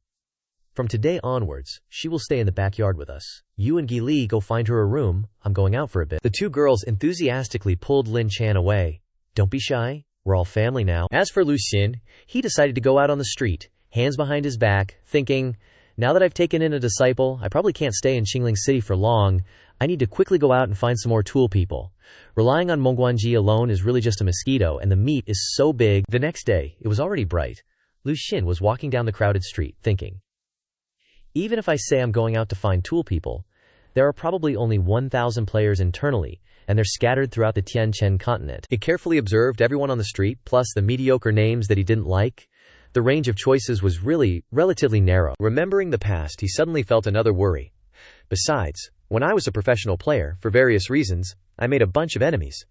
The proportion of high-level players among them is also a large part. Lu Xin could only pray that his luck wouldn't be too bad. He continued walking down the crowded street, hoping to find some useful fate. There were some dorks standing in hidden corners, grinning and saying, There's no one here. Is it okay if I take my pants off? Some were lying on the ground like dogs, barking. Some were hanging from tree branches, shouting excitedly, Woohoo! Look! Every tree in this world can actually be climbed. The graphics are on fire. The graphics are on fire. It was obvious that they weren't normal. He was extremely speechless, his face darkening as he thought. There are probably so many players internally, but not a single normal one. Just then, Liu Huangchu, holding a fan, passed by them, and he said with disdain, You idiots. Now in the internal testing, you are not doing any quests. If you wait till the official launch, you will be caught up by the other players. At this moment, Lu Xin happened to see him. He was a little startled, thinking, It's him. I know him. His distinguishing feature was that he could see him walking back and forth on the road, observing everything, he thought. He's good at picking up NPCs and frantically licking until he gets a hidden mission. Just then, that guy, Liu Huangchu, was approaching an old man, his eyes shining like stars as he said, "Uncle, what are you carrying? It smells amazing. Can I try some?" But the old man stepped back, asking him, "Are you sure it smells amazing?" Seeing the old man's reaction, Liu Huangchu's eyes were determined. He glanced sideways, thinking, "This gaze clearly wants to be 1,000 miles away from me. Based on my experienced judgment, there must be something good in that barrel," triggering a hidden quest. Thinking that, he moved even closer to the old man, laughing loudly. "Uncle, dressed like that, you're definitely an expert. Don't act with me anymore." He radiated confidence from head to toe, stretching his arms out wide. With a twinkle in his eye, he declared with absolute certainty, "I'm the destined one you've been waiting for. Let me have a taste." Seeing how persistent he was, the old man had no choice but to put down his wares and chuckled slyly. "All right, try it yourself then." He immediately nodded like crazy, face flushed, and pointed at a jar, grinning triumphantly. "Heh, here I come." The old man opened the lid, unable to suppress his laughter, and told him, "You can try as much of this stuff as you want." That Liu Huangchu guy just froze up completely, puking out bile, unable to utter a single word. Passersby scoffed. Kids these days, this old man just can't understand them. Lu Xun witnessed the whole thing from beginning to end, and couldn't help but look at him with disdain, thinking, this guy is still the same as always. Even though he can trigger hidden quests by licking stuff, he's still a total clown sometimes. I don't dislike him, but he is a high-level member of the Emperor Guild. He remembered a phone call from before. "Sorry, we really can't fulfill this order. We're so sorry. Next time, we can give you a 20% discount. How does that sound?" At the time, he was furious. Listening to the voice coming from the receiver, he angrily snorted, "If you don't have the skills, why try to take on an order? You can't just rely on sweet-talking in the real world. Go home and drink milk." Thinking about it made him angry and helpless. He thought to himself, that vice chairman of the guild really knows how to sweet-talk. He made me hate everyone in the Emperor Guild, but back then I blew up their base. As Bohm thought, a magnanimous person like me, except for beating them up a bit to get revenge, I considered it all water under the bridge. Just as he turned to leave, Liu Huangchu spotted him. He quickly recognized him. It was those eyes shining like stars. He gaped in delight, thinking, "A purple NPC, it's Zidian, I'm definitely not mistaken." He hurriedly stood up and chased after him, thinking, "Turns out my opportunity is here. I can unexpectedly meet Zidian. All I need to do is follow and say hello, and I can discover a hidden quest." He even had a sword ready in his hand, thinking as he ran, "I heard that people around Xiandian all use swords, so maybe holding this sword can gain some favor from him." Lu Xun quickly realized that he was being followed. He glanced back, thinking, "Good for you, kid. I wasn't looking for trouble with you, but you actually came after me." From the front, he saw him enter an alley and thought, "It looks like Zidian went into a dead end. This is a once-in-a-lifetime opportunity." Suddenly, the system displayed a warning in front of him, startling him. Whoa! After reading the information on it, his face went pale and he couldn't understand. "What is happening?" He cried out in pain and questioned the system. "What did I do to have my goodwill reduced by 50 points? At that moment, he came right up to him. He backed away in fear and yelled, "Don't come over here, please. Don't." But he didn't say a word and just disappeared, leaving him standing there shaking all over. He was scared but still had to run to look around, wondering in confusion, "Zindian, where are you?" Liu Huangchu sat slumped on the ground, face pale, gasping for breath, and sighed, "Phew. That was dangerous. It felt like I was about to be killed. Turns out Xiandian hates being followed." At this time, on the other side, Lu Xun was sitting, holding his turtle in his hands and stroking his head, and said to it, "Little turtle, today I slashed a player, so satisfying." Then he put it on the ground, clasped his hands behind his back, and left, not forgetting to say self-indulgently, "But now I am a celebrity in Tianchen, bearing the burden of being an idol. If it were me before." Remembering the day when I was playing the game, my anger soared. I pounded on the keyboard, yelling and screaming, cursing loudly, "Kill, kill, kill! Even smart teammates will kill each other. You are so bad but still drag me along. How about I kill you? Wouldn't that be the end of it?" Thinking back to myself, I felt that I was indeed a little unrestrained. But now I am too romantic. Then smiled lightly. Let's continue to be unrestrained when I get back, so I live with different personalities in each world. The sun is setting. The golden sunset shone down. Among so many people, he still couldn't choose one. It was getting dark, and the streets were even more bustling. Red lanterns were lit, and the voices of vendors selling everywhere rang out. "Tanghulu! Tanghulu here! 2 cents a stick! 2 cents a stick here! Wonton noodles here! Wonton noodles here! No money back if it's not delicious! Rouge here! Rouge here! No money back if it's not beautiful! Listen to what they are selling! The market is extremely bustling." Lu Xun stood under a building and looked up. At the window was a beautiful, plump girl standing there. He looked and thought, the night market of the Tianchen world is so prosperous. Everything is available.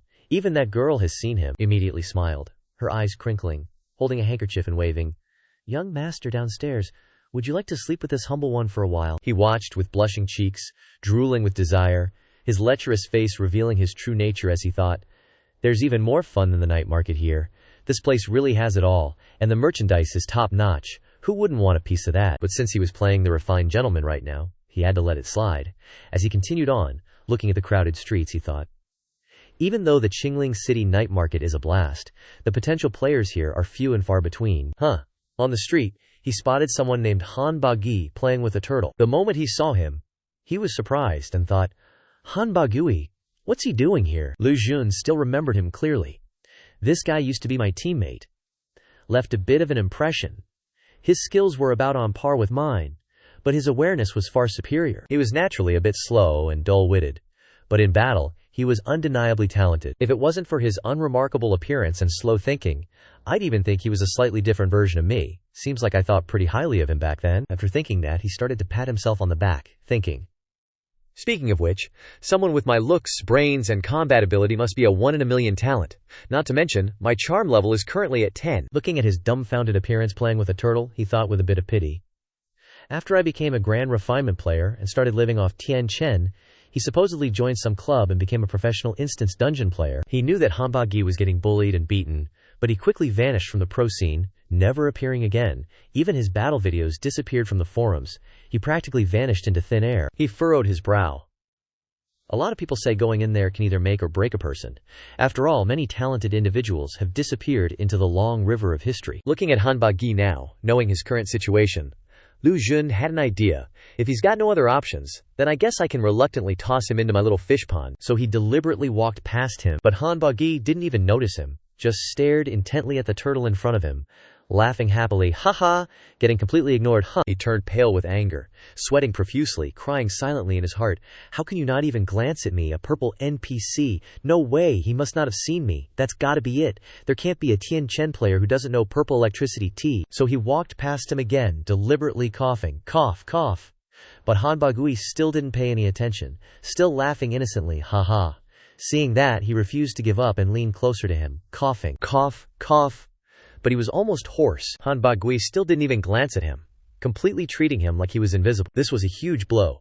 Lu Xun's face turned purple with anger, biting his lip tightly, eyes wide with disbelief. Finally, with no other choice, he sat down next to him and shouted into his ear, cough. Only then did Han Bagui look up at him, scratching his head in confusion and asking, are you sick? Don't tell me viruses can be transmitted in the game? Lu Xun pointed at his own face, asking in surprise, you don't recognize me? Han Bagui grinned at him, asking in return, are you Wu Yanzu? You're so good looking I probably wouldn't mistake you.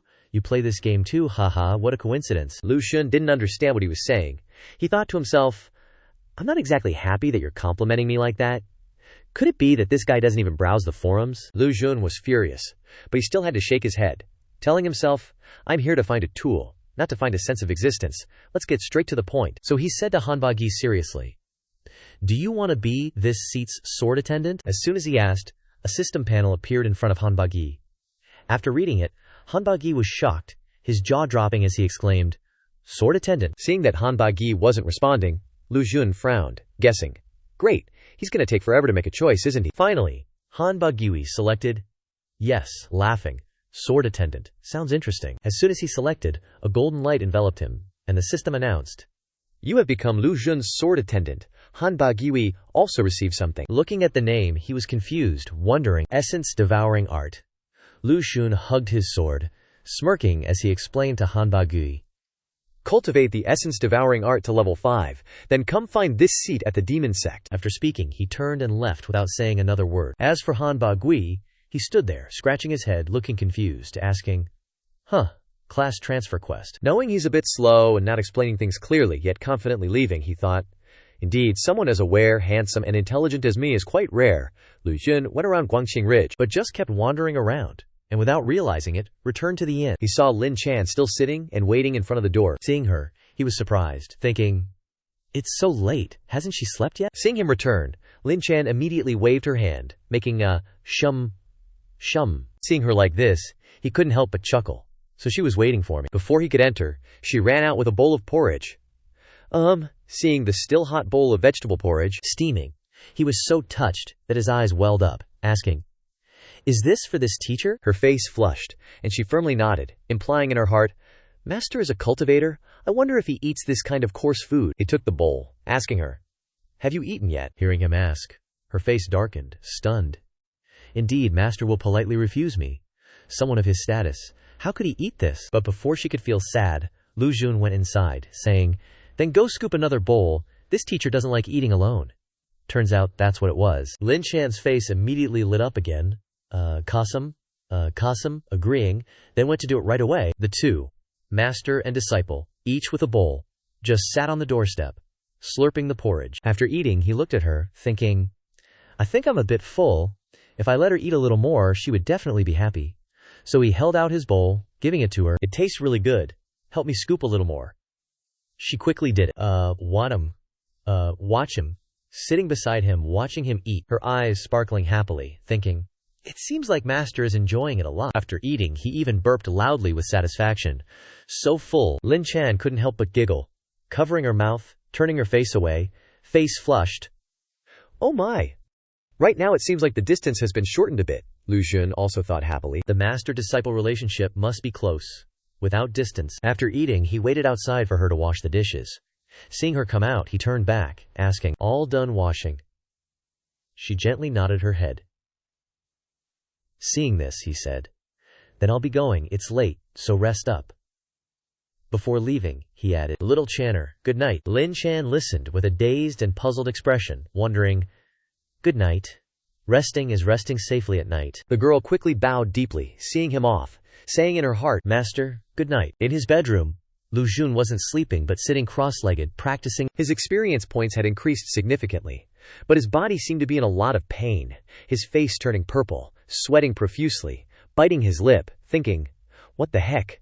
Cultivating this chi refining art is really painful, but this is my most stable source of experience." He tried to endure the pain, determined to tell himself he couldn't not cultivate. After practicing, the next morning his whole body was still extremely sore.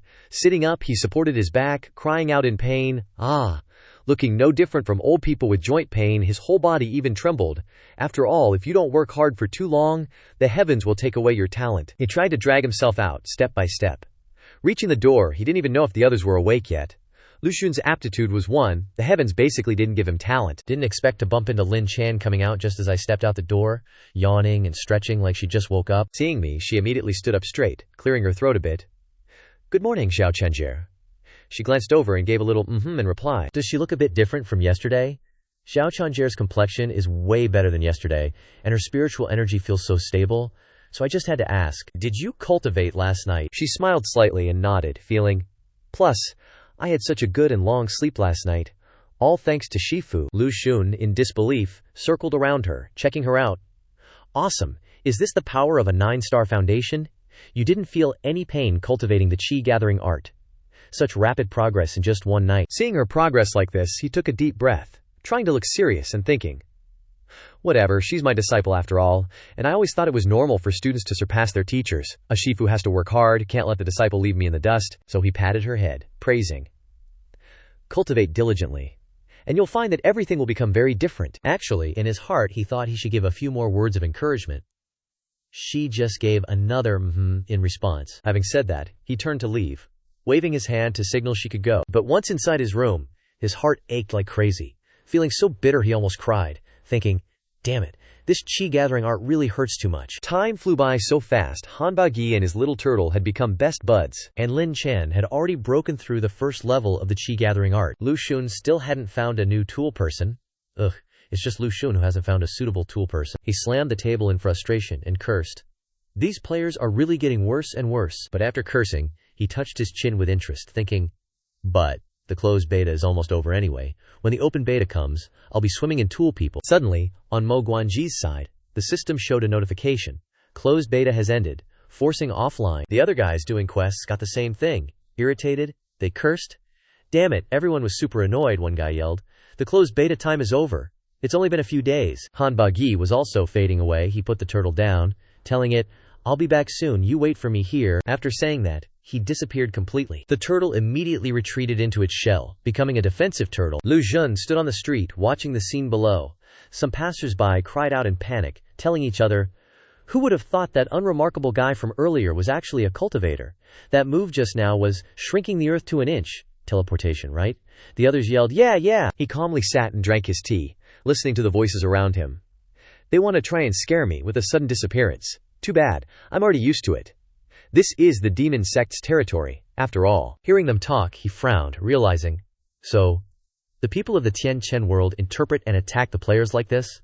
I thought their sudden disappearance would cause some kind of commotion, but the people here are already used to it. Thinking of this, Lu Xun looked at the water cup in his hand, figuring out, right, it seems like during the open beta, the game mentioned the collapse of the Heavenly Dao.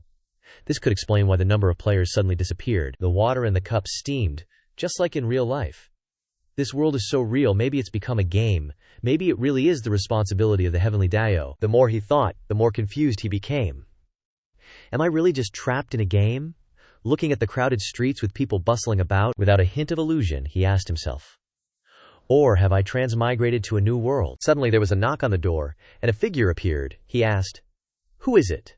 It was Lila. She looked a bit different, especially in the front, where her chest was noticeably bigger, and her face was flushed, as she asked, "Do we have any plans for today?" Looking at those two firm mounds, he realized that something was different, so he frowned, staring blankly, unable to look away. Seeing him staring at her like that, she thought triumphantly. As expected, what the sisters in the brothel said was right. Men all like big ones. Suddenly, his eyes lit up, and he shouted at her. "How could I forget? The closed beta has ended, and the trial grounds are open." She was startled when she heard that, blurting out, "The closed beta is open." Lily was so happy when she heard that. Her face reddened, her eyes sparkled. She raised her hand to her chin, happily thinking, is he intentionally hinting at something? Could it be that my plan to capture him is about to succeed? Lu Xun was still stroking his chin, thinking, that trial instance, based on my current level, it's going to be tough to clear. Suddenly, while pondering, he jerked his head towards that girl. What's with the clothes slipping down to half her chest, face all flushed, seductively wriggling and saying, "Actually, I've thought it through for a long time now. Didn't I say I wanted to be your sword-wielding page, Master Lu Xun?" Looking at those full, bouncy assets in front of him, his face turned bright red too, his jaw dropped, sweat poured out, and he stumbled backward, thinking, Crap, is she trying to seduce me or something? Her face flushed, her eyes flirtatiously locked onto him, secretly pleased. He's looking at me, his face is red, I'm so nervous, but as long as we become husband and wife, no one can ever steal him away. So she mentally cheered herself on. You can do it, Gili. This girl is crazy about marrying him. Right now, the distance between them was super close. Suddenly, Lu Xun reached out his hand, getting closer to her chest. The girl squeezed her eyes shut and turned away. It's happening. Today's the day. But unexpectedly, he didn't even bother touching what she wanted him to touch. Instead, he seriously pulled her clothes up, carefully, and even reminded her with a straight face, "Why aren't you wearing your clothes properly? It's not good if other people see." Her head was now filled with a million question marks. So confusing. Can a man really resist that kind of attraction? He's so ordinary. Turning up his nose at meat right next to his mouth. After doing that, he even pinched her cheek affectionately. I don't know what you're thinking, but I don't want things to be like this without a proper reason. Cultivate diligently, and one day the things that are meant to happen will happen naturally. I don't want to hurt someone as lovely as you. He really knows how to play the game, making her stop her plans without being embarrassed. The girl's eyes sparkled like two bright stars as she heard him, ecstatic. Lovely like me. He said those words to me. Is this what they call a confession? But she was fantasizing way too much. She's so easy to fool. Looking at her affection for him rising non-stop, he was speechless. Crap, this girl's affection for me is about to break through the heavens, but why should I hold back? He thought and answered himself. No way. The heavenly Dao is just a game to me. In a game, haha, isn't it normal? It could even be a little motivation to play the game. Looking back at Gui Li, who was happily standing in front of him. Besides, Little Ai is really attractive. Has looks, talent. Any normal man would find it hard to resist that kind of charm. Finally, he realized, I get it. Lu Xun now feels that I've completely treated this as the real world. I'm no longer Lu Xun, the orphan who relied on his little sister, but Lu Xun, the little martial granduncle of the demonic sect. Thinking of this, tears welled up in his eyes. Turns out his subconscious was telling him that he can't go back to the original world anymore. Seeing him space out with tears in his eyes, Gui Li turned to him in surprise and asked, What's wrong? She even thought he suddenly felt a little sad because of her. Nope. Lu Xun suddenly embraced her tightly, one hand on her shoulder, one behind her back, and whispered, "Thank you. Thank you for meeting me in the first place, otherwise I really wouldn't know how to live in this world." His words moved her to tears. The two hugged each other like that, Guili expressed. "Me too. If it weren't for you, I would have died in the hands of villains long ago, let alone avenging my parents." In the golden sunlight, the two stood hugging each other intimately. Guili closed the door, looking very satisfied as she left, smiling as she supported her face with her hand, thinking, they have a date to do something together tomorrow. What could it be? The sky today is so beautiful, the sky is blue, and the sun is shining brightly. The girl smiled lightly and raised her hand to the sky. It seems like my relationship with Lu Xun has taken another step forward today. At the demonic sect, Qingling City, the trial is the well with the talisman pasted around it that he went to the other day. Today he brought Guili along. She turned to look at him and asked curiously, "Is this the thing you were talking about?" He crossed his arms confidently and replied, "That's right, jump down." He thought, after the closed beta ends, this trial place will also be officially opened, but maybe it's only limited to me. Real locals like Murong Yan and the others can probably go down any time. Guili heard that and suddenly felt a little scared, stammering, "Jump down." Lu Chen put one foot down to the edge of the pit. "That's right, I'll jump first. You follow. Don't waste time." Then he decisively jumped straight down. Guili, seeing this scene, screamed in panic, "Hey!" She ran over to look down the well. He just jumped down like that. It looks really deep. She even imagined the scene of them talking intimately. Him telling her that he's the little martial granduncle from the demon sect, and she's a demon sect disciple. Their identities are different, they can't be together, so they can only die together now. After all that self-dramatization, she wondered if that's really what's happening. Thinking that, she seemed very determined. "Jump then. For Lu Chen, I can—" So she stomped on the well's edge and shouted, "Lu Chen, I'm coming!" Then she decisively jumped straight into the well that was emitting a strange green light. Guili was just free-falling inside the well, her face blushing, tears falling, still smiling in her head, thinking, dying with him isn't bad either. Suddenly, a voice rang out, "We've reached the bottom." At this moment she was startled, and opened her eyes. Lu Chen is holding me in his arms. She looked around in confusion. She saw a vast expanse of land beneath the well, even houses. Shocked, she exclaimed, "So there's a world down here," I thought. Lu Chen immediately guessed what she was thinking. "You thought we were committing suicide for love?" She laughed when she heard that. Ha ha ha. He was gentle for less than a second, then decisively threw her to the ground. "Go, aren't you moved at all? She was willing to die with you." Lu Chen walked ahead and said to her, "Let's go, this is the trial grounds of Qingling City. There are many good things hidden behind this stone door." Guili struggled to get up and followed, asking, "Is there a lot of money?" He turned around and told her, "Not only that, there's more than, there really is more. You can only hone some combat experience. A few more people have appeared here. Look at those appearances. That attire. Do we even need to guess?" Seeing him, the people cupped their hands and bowed, shouting, "Greetings, little martial granduncle." Seeing how respectful they were to him, Lu Chen smiled lightly and replied, "Spare the formalities. This title is indeed useful in the demon sect." Just then, a burly man appeared behind him. He crossed his arms and said, "Someone's already arrived at the trial grounds just now." "Phew." He is Yue Lao, the demon sect's guardian of the Kuei-Tu Shao trial grounds. He was very tall and burly. Seeing him, he just crossed his arms and bent down to look, asking, "You are the disciple the master just took in. Not bad, kid. You're even more handsome than Yan Li." Chusk, chusk. Lu Chen calmly replied to him, "That's right, greetings Yue Lao." He thought to himself, Yue Yao is probably the guardian here. I've never been here or met this guy in my past life. He gave him a cold smile, saying with deep meaning, "Kid, is everything good behind the mountain?" He also smiled lightly, his face expressionless. "Thank you for your concern, Yue Lao. It's quite good. The two senior sisters are very good to me." Hearing this, the guy suddenly asked, "Two senior sisters? Isn't the master behind the mountain?" He shrugged. "That's right, the master hasn't returned to the mountain yet." Guili stood behind him, curiously listening to the two of them talking. The other side touched his chin, giving a sly smile, and leaned close to his face. No wonder, no wonder. He also guessed that the meaning of this sentence was that, because the master wasn't behind the mountain, he could live in peace. The more Lu Chen thought, the more he narrowed his eyes, linking everything together. What does this have to do with me being more handsome than the senior martial brother? It's like touching something secret, but that thing is hidden very deeply. He looked at the two of them, spread out his hands and asked, "Kid, do you and this lass want to pass the trial? Who goes first?" As soon as he finished speaking, Guili immediately raised her hand and volunteered loudly, "I'll go first." She looked very serious, still thinking, so this is the trial ground of the demonic sect hidden under the well. Lu Xun definitely came too. This was the first time she actually looked at the names hanging on that board, because he usually doesn't pay attention to any of this stuff. Those are grave markers used for rankings. Gui Li, being the sweetheart she is, thought, Lu Xun is the little grand ancestor of the demonic sect after all. If his ranking is too low, he might feel a little embarrassed. I'll go ahead first, scout out some intel, and tell him about it. So she went in first, standing before the opening door, determined. Leave it to me to watch, she seriously thought.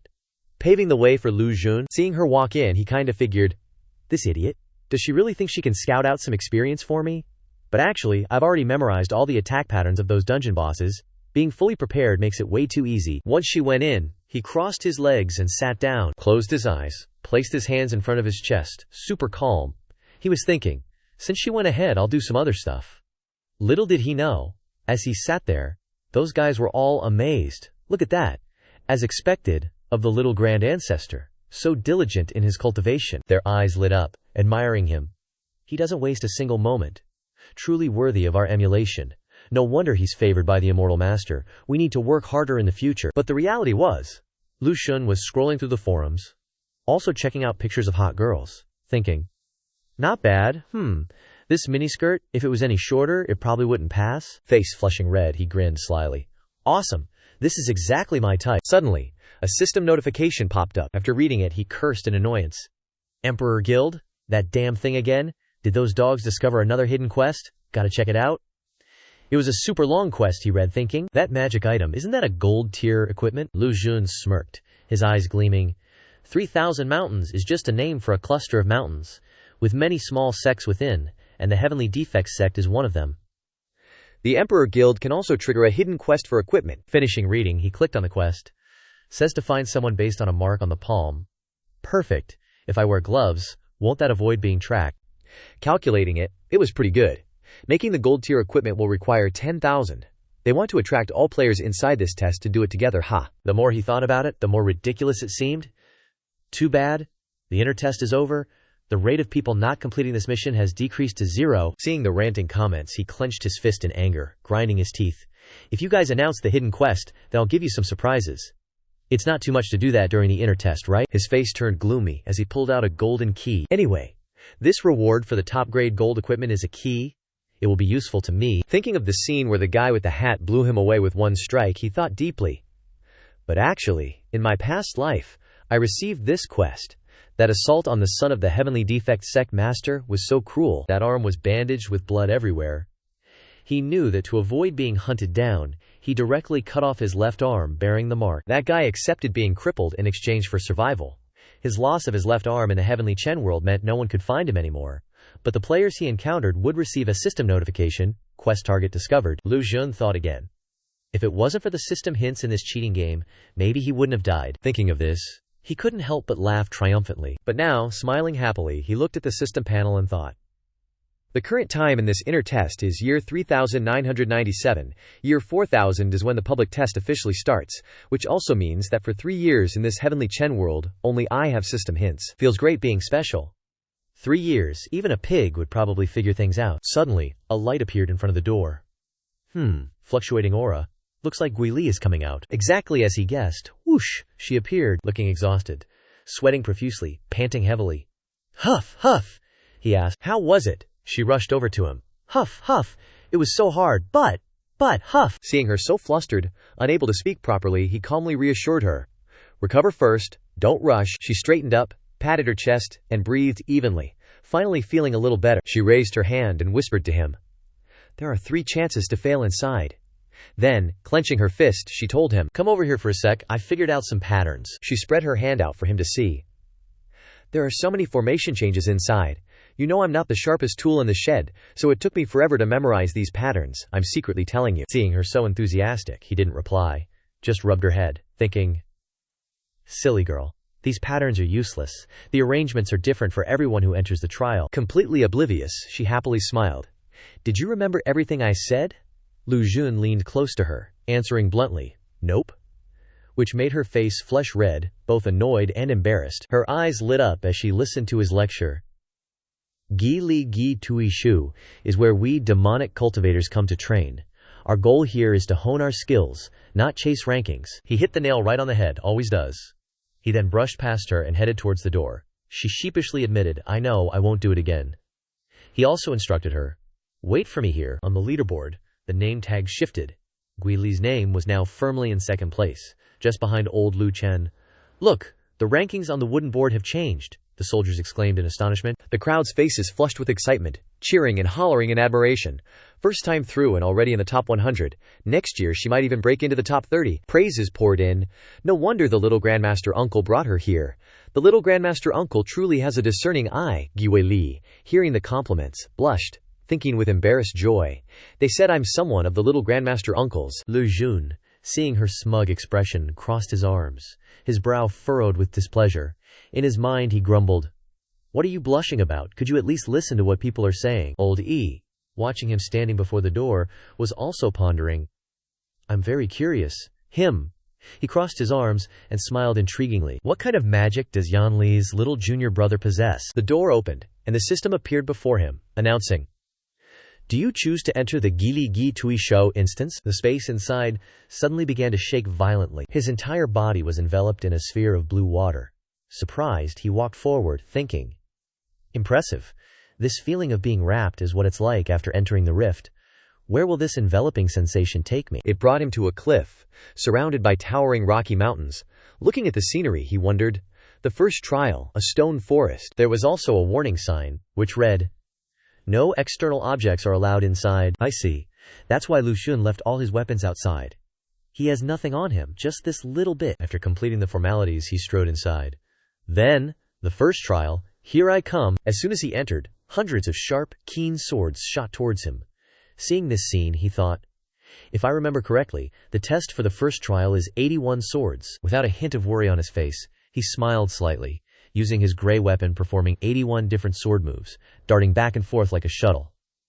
To pass, you probably need to block these 81 different sword moves, just like the guide described outside. Those guys could see everything that was happening inside through a crystal ball. Old E, while watching him intently, stroked his chin, thinking, originally, these 81 sword moves were supposed to come out one by one, but since you're a disciple of the teacher and junior brother of Yan Li, I'll increase the difficulty for you. 81 swords will attack at once. The old coot is sneaky, already setting a trap for him. He grinned wickedly at him. What will you do, little Grandmaster uncle of the demonic sect? Lu Xun, looking at the array of swords above his head, thought, isn't this just a coincidence? He smirked disdainfully. I'm the best at playing dirty, so let's both play dirty together. He stomped hard on the ground, preparing his stance. The swords all emitted a brilliant light. Lu Xun's face remained unchanged, still calmly waiting for them to rush towards him, whispering, come on, come at me. A barrage of sword blades rushed forward, and a golden protective circle appeared around him, blocking the swords outside, unable to penetrate. He smiled lightly, manipulating the golden light in front of his chest, deploying the swordless domain. No matter how hard the swords tried, they couldn't touch a single hair on Lu Xun's leg. He laughed mockingly. Is that all you've got? Old Crocodile, standing outside, was startled, wondering in disbelief. How can this kid do that? In truth, Old Crocodile's magical powers couldn't hear the sounds inside. He could only see those swords being blocked by a circle around the guy. Seeing this, his eyes widened in amazement as he exclaimed, Interesting, interesting. Even more interesting than that little brat from the Luotian sect who came a few days ago. He just stood there, letting dozens of swords rush to attack, and even had the nerve to sneer, You guys are really stubborn. Then he stopped and snapped his fingers. Then I'll reward you all. The golden circle around him changed in an instant, now spinning powerfully like a mini tornado, blowing all the swords away. He said triumphantly with a grin. Easy peasy. Just like that, all the swords are on the ground. I didn't even have to lift a finger, and I strolled right through. A system notification popped up. About to teleport to the second trial. He stepped through the blue circle like before. The second trial is here, if I remember correctly. The number is reduced to 36 swords. Though the number of swords decreased, he knew that the sword techniques and quality of these 36 swords would generally increase to a large extent. Just as he knew, the second trial was 36 flying sword sovereigns. He thought, this time it's a small circle. Something unusual is happening. There's definitely a problem. He told himself, I have to be careful. Old Crocodile, standing outside, watched him entering the second trial, and chuckled to himself, pleased. This second trial is completely different from the first. After all, just entering the second trial already puts you in the top 20. Lu Chen had been in the second trial for a while now, and still hadn't seen anything. He walked along, wondering, so quiet. Just then, a sword flew out of nowhere, skimming past where he was standing. It was like a sneak attack, but the golden protective circle blocked it. Otherwise, it would have stabbed right through it. Lu Chen's face turned pale as he shouted, Damn it, there's a trap. This sword was very powerful. It wasn't bounced back, but trembled, continuing to stab at the golden circle. In just a moment, the protective circle cracked. He angrily yelled, "Get lost!" He struck down hard with 2 fingers, temporarily knocking it away, but he was still a little worried, clenching his teeth and thinking, this lower-grade yellow feather flying sword sovereign can't be underestimated. It can't be easily repelled by the swordless domain. Looks like I have to be a little more careful this time. As soon as he thought that, 3 such swords appeared this time, attacking him. Lu Chen held 2 fingers in front of his chest, glaring at those swords. HMPH, is that all? Wait, he looked at the sword and stroked his chin, calculating.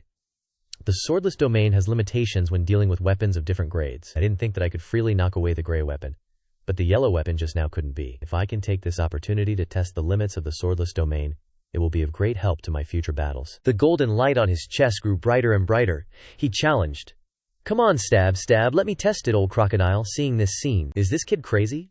The magic that blocks the flying swords is powerful, but it also has corresponding limitations. At the same time, 6 swords rushed over, stabbing straight into the protective circle. He looked at them, thinking, 6 swords. The 7th, unexpectedly, a sword stabbed straight up from the ground. Luckily, it didn't hit his legs. Looking at the long sword stabbing straight up from the ground between his legs, he cursed inwardly in horror. Holy crap, it could have been even more dangerous. Lu Chen was a little surprised. The swordless domain isn't effective. My current limit is lower grade yellow feather armor. I get it. He used 2 fingers to strike that sword, exclaiming excitedly, "Come on, that's it!" Continuously striking the sword while shouting, "Your usefulness ends here." In the sky, dozens of other swords were now rushing towards him. They were becoming more and more numerous. He thought to himself, next, I should clear this stage. Lu Chen's hand was as hard as iron, clanging loudly as it struck against those swords. Solving everything with just 2 fingers, he struck a proud pose and thought, as long as I can control 6/10 of this, passing this trial will be a piece of cake. He even had time to strike a cool pose. Even Elder Yi was stunned watching from outside. Seeing Lu Chen so confident, he found it hard to believe. He thought the kid was agile and had a strong sense for swords, but he couldn't figure out how Lu Chen was able to knock those swords away. Now he was truly baffled. Stroking his chin and squinting to get a closer look, he speculated, I think this kid barely knows how to use a sword, so passing the 2nd sword formation trial is really unbelievable. The thing he put in the magical artifact earlier was just Yan Li's sword sheath. Thinking of this, he suddenly realized with a start. Wait a minute. A sword sheath? He stared intently at Lu Chen standing below, a smirk spreading across his face as he thought, could this kid have secretly brought a sword in with him? His eyes lit up cunningly. A little interesting, huh? Lu Chen clasped his hands behind his back, having passed the 2nd trial, and continued forward. He thought as he walked. As long as you grasp the secret to this trial, it doesn't seem too difficult. This is a dead end in the stone forest. Luckily I leveled up my sword nurturing technique. He stepped into the teleportation portal, his face serious. This is the first time I've reached the 3rd trial. I wonder what it will be like. I'm a little curious. Then the teleportation took him inside. Glancing around at the surrounding scenery, he wondered, this is the 3rd trial. Lu Chen gasped in shock. So this trial is a test, it's that. This trial was like a desert full of sand, with swords stuck straight up in the sand. He looked and exclaimed in surprise, another sword formation, and it's a 3-layered sword formation. Lu Chen thought. A 3-layered sword formation, if you activate 1 layer, it'll probably activate the whole thing. I can't just probe around recklessly. Remembering the nameplate hanging outside, he thought, of all the people who passed, only 2nd senior sister did it. The 3rd person, Zhao Ran, probably failed before this sword formation, so this sword formation has something special. But the system displayed a notification, chance of clearing, 2/3. So he calculated in his head, I have 3 chances now. Maybe it's okay to use 1 to try it out. Having made up his mind, he chose to try it, happily stepping forward. Let's give it a shot. Suddenly, one of the swords stuck in the ground wobbled slightly and shot towards him. Lu Chen's face didn't change as he spoke. Come on, charge at me fair and square. I'm not afraid of you. This sword was packing some serious power.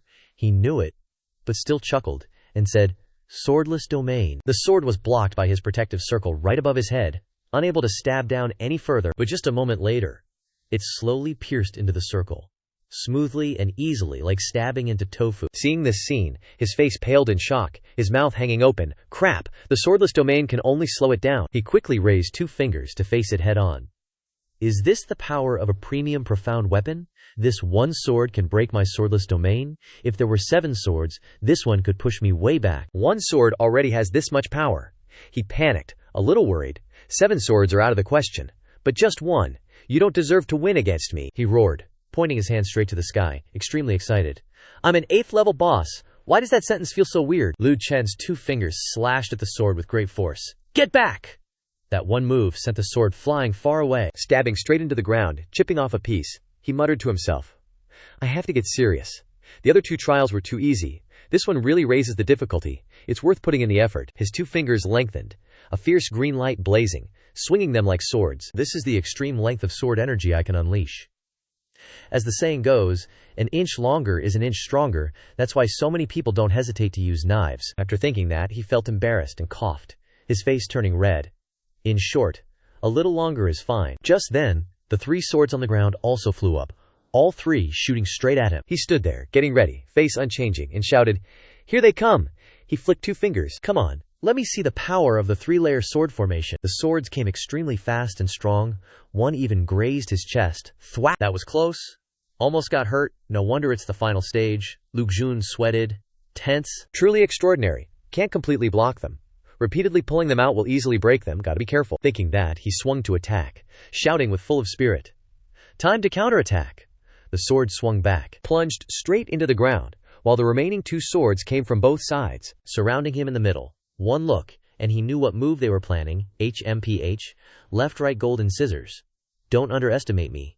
Both of his hands, 2 fingers, are now swords, crossed in front of his chest. My left hand is pretty good too. So each hand took care of 1 sword. Both were dealt with in the blink of an eye. These 3 are nothing.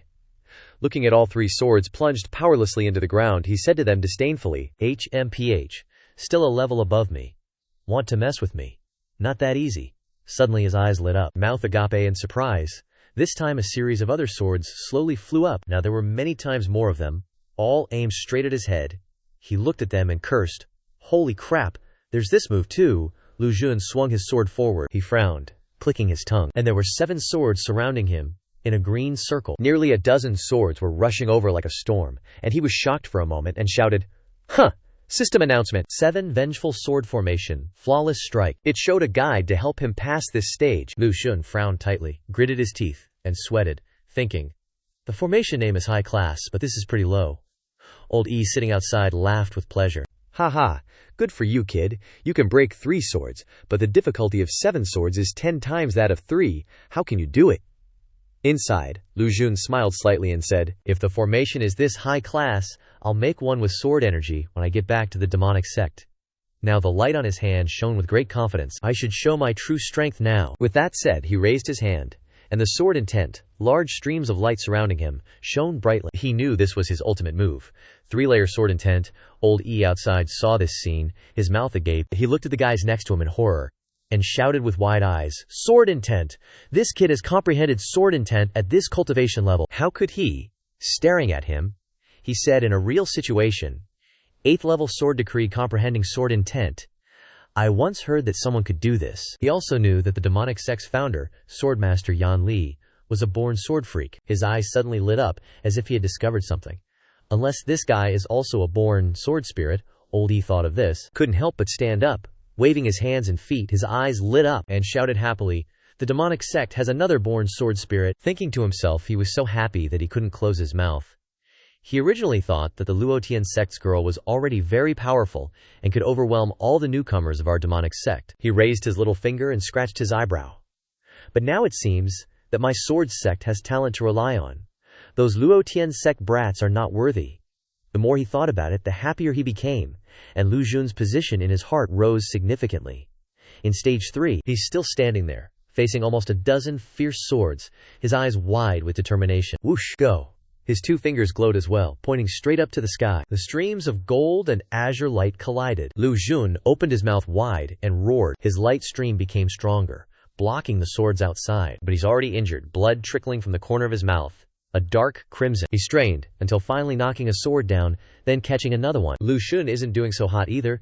He's spitting out blood, even more heavily injured. He gritted his teeth, struggling to resist, his 2 hands pointing straight to the sky, using every ounce of strength he had to roar, break for me, I can't die. As soon as he said that, his face turned pale, and he spat out another mouthful of blood, clutching his chest tightly. Outside, Elder E shouted, 4 swords, just 3 more swords, and you'll pass the trial. Hang in there, kid. He was cheering him on super enthusiastically. He held his chest tight with one hand, and raised the other, thinking to himself, gotta risk it. But right at this moment, a sword came rushing towards him, stabbing straight at his face. It stopped when it was just a hair's breadth away. The system popped up, trial complete. Only now did he notice that all 3 swords were aimed at him. If it hadn't stopped in time, he probably would have been skewered to death. Lu Xun's whole body was teleported back to the start of the trial. He knew he was teleported back. He looked down at his hand, regretting it. Damn, just a little bit more. A series of notifications popped up. He was stunned after reading, "Awesome, so much experience points." Although he failed this time, his strength also increased in exchange. But Lu Xun still didn't seem satisfied. He cracked his knuckles annoyedly, scolding the system. "I risked my life and only got 4th place." At this time, the system told him that he had 2 more chances, so he decided, 2 more chances. If that's the case, I'll definitely pass this trial this time. No sooner said than done. He smiled and stroked his chin, pressed on the system. "Before clearing the stage, I have to prepare carefully." Then he continued teleporting into the trial. The light around his body shone fiercely. "You can tell he's stronger now." Elder Yi stood outside and exclaimed incredulously. He broke through the realm. His jaw dropped, breaking through the realm on the spot. What kind of genius is he? That's right, Lu Xun just leveled up. His foot landed on the ground. His eyes gradually opened. He knew that the experience points from the previous clearing of the trial could be used for upgrading, and there was still some left. "Now I am also a great perfection man." He chuckled to himself, more confident than before, and then once again stood at the teleportation gate and went in. This time he made a determination for himself. "I must break you." Lu Xun didn't expect the gap between level 8 and level 9 to be so big. Now standing in front of the scene, he also felt that there might be a part of the experience reward for me clearing the level. He decided to go up. Let's go. Second trial. System announcement. Second trial activated. Now you gotta start from the second trial again, but with your increased strength it should be easier this time. Lu Chen, all smug, thinks, "Is that all there is to the second trial?" He yells, "I can take on 10 swords at once now. This level up is seriously refreshing." Old Crocodile, watching from the outside, is dumbfounded, exclaiming, "Damn it, this kid is insane." He cleared the first 2 trials in less than 5 breaths, completely different from those 2 earlier. He suddenly pauses, looking at Lu Chen, wondering, "But the 3rd trial is the most important. Can you really pass it?" Finally, Lu Chen's back at the same spot where he failed before. The 3rd trial. Looking at the scene before him, Lu Chen smirks. "Here comes the Yang version. Leveling up to level 9 also automatically leveled up my swordless domain. This thing is awesome, it's linked to my strength." He walks closer to the golden sword stuck in the ground. "It's our second time, old buddy. Let's have a little sparring session as a greeting." Just like before, the sword on the ground shoots up into the air. Lu Chen just smiles mockingly at it. "HMPH, you can't break my defense this time." He looks at the sword, its golden light flashing, and thinks, "You want to get close to yours truly. A simple flick of the finger won't be enough this time." Before the sword can even touch him, it's blasted away. "Oops, looks like I used a bit too much force." Then, 3 other swords rush up at once. Lu Chen grins with excitement. "I'm gonna go big this time. Shrink the swordless domain to its smallest, and I'll fight them all myself." I'm way more confident now. After leveling up, my body's agility has also improved. After dealing with those swords, he chuckles. Shrinking the swordless domain to its smallest allows it to envelop my body. Now, even my fingers are part of the swordless domain. Time to look cool. As for me, the swordless one, standing there stroking my chin, pondering. Swordless one. The name sounds awesome, but something feels a little off. Looking at the array of swords above, he says eagerly, "Here you come again, right? I've been waiting for you." The system pops up, and after reading it, Lu Chen chuckles. "Nice. When I level up, you level up too. Pretty smart of you." He smirks. "But it doesn't matter. I'm stronger now too." A golden glow surrounds him, as a horde of swords surrounds Lu Chen, who remains unfazed. Raising his hand, he suddenly realizes it's turned into a vortex again. One move from him creates a swirling tornado that sweeps away the swords above. Even the swords that haven't had time to rush down are blown away. Lu Chen grits his teeth, looking up at the swords. 3 swords, 4 swords, 5 swords. The swords are blasted away instantly. Lu Chen smiles smugly. 6 swords. He braces himself, using all his strength, gritting his teeth. 7th sword, you're going flying too. But unexpectedly, one sword dodges Lu Chen's golden circle. Circling to the side, Lu Chen is surprised, wondering how it avoided it. Suddenly, a figure appears in the sky, wielding a sword. A tall, burly man holding a cyan sword. Lu Chen is stunned. Using sword energy to create such a grandiose illusion. Is this the sword master of the sword formation? Lu Chen looks exhausted, blood trickling from the corners of his mouth. But he remains stubborn, gritting his teeth and yelling defiantly, "Bring it on! Who's afraid of who?" The cyan giant immediately thrusts the cyan sword straight at him, showing no mercy. Both sides are evenly matched. He roars, gathering momentum. Atia! But the Cyan giant is stronger and much bigger than him. The figure flashes past him quickly. Lu Chen is struck, spitting out a mouthful of blood. Whoosh, finally. He's sent back to the first trial, the stone forest. He sits slumped on the ground, thinking, here we go again. That hit really hurt. He places a hand on his chest, knowing that the sword strike was truly powerful. The system popped up a notification right in front of him. Outside, old Croc was grinning to himself, thinking, not bad.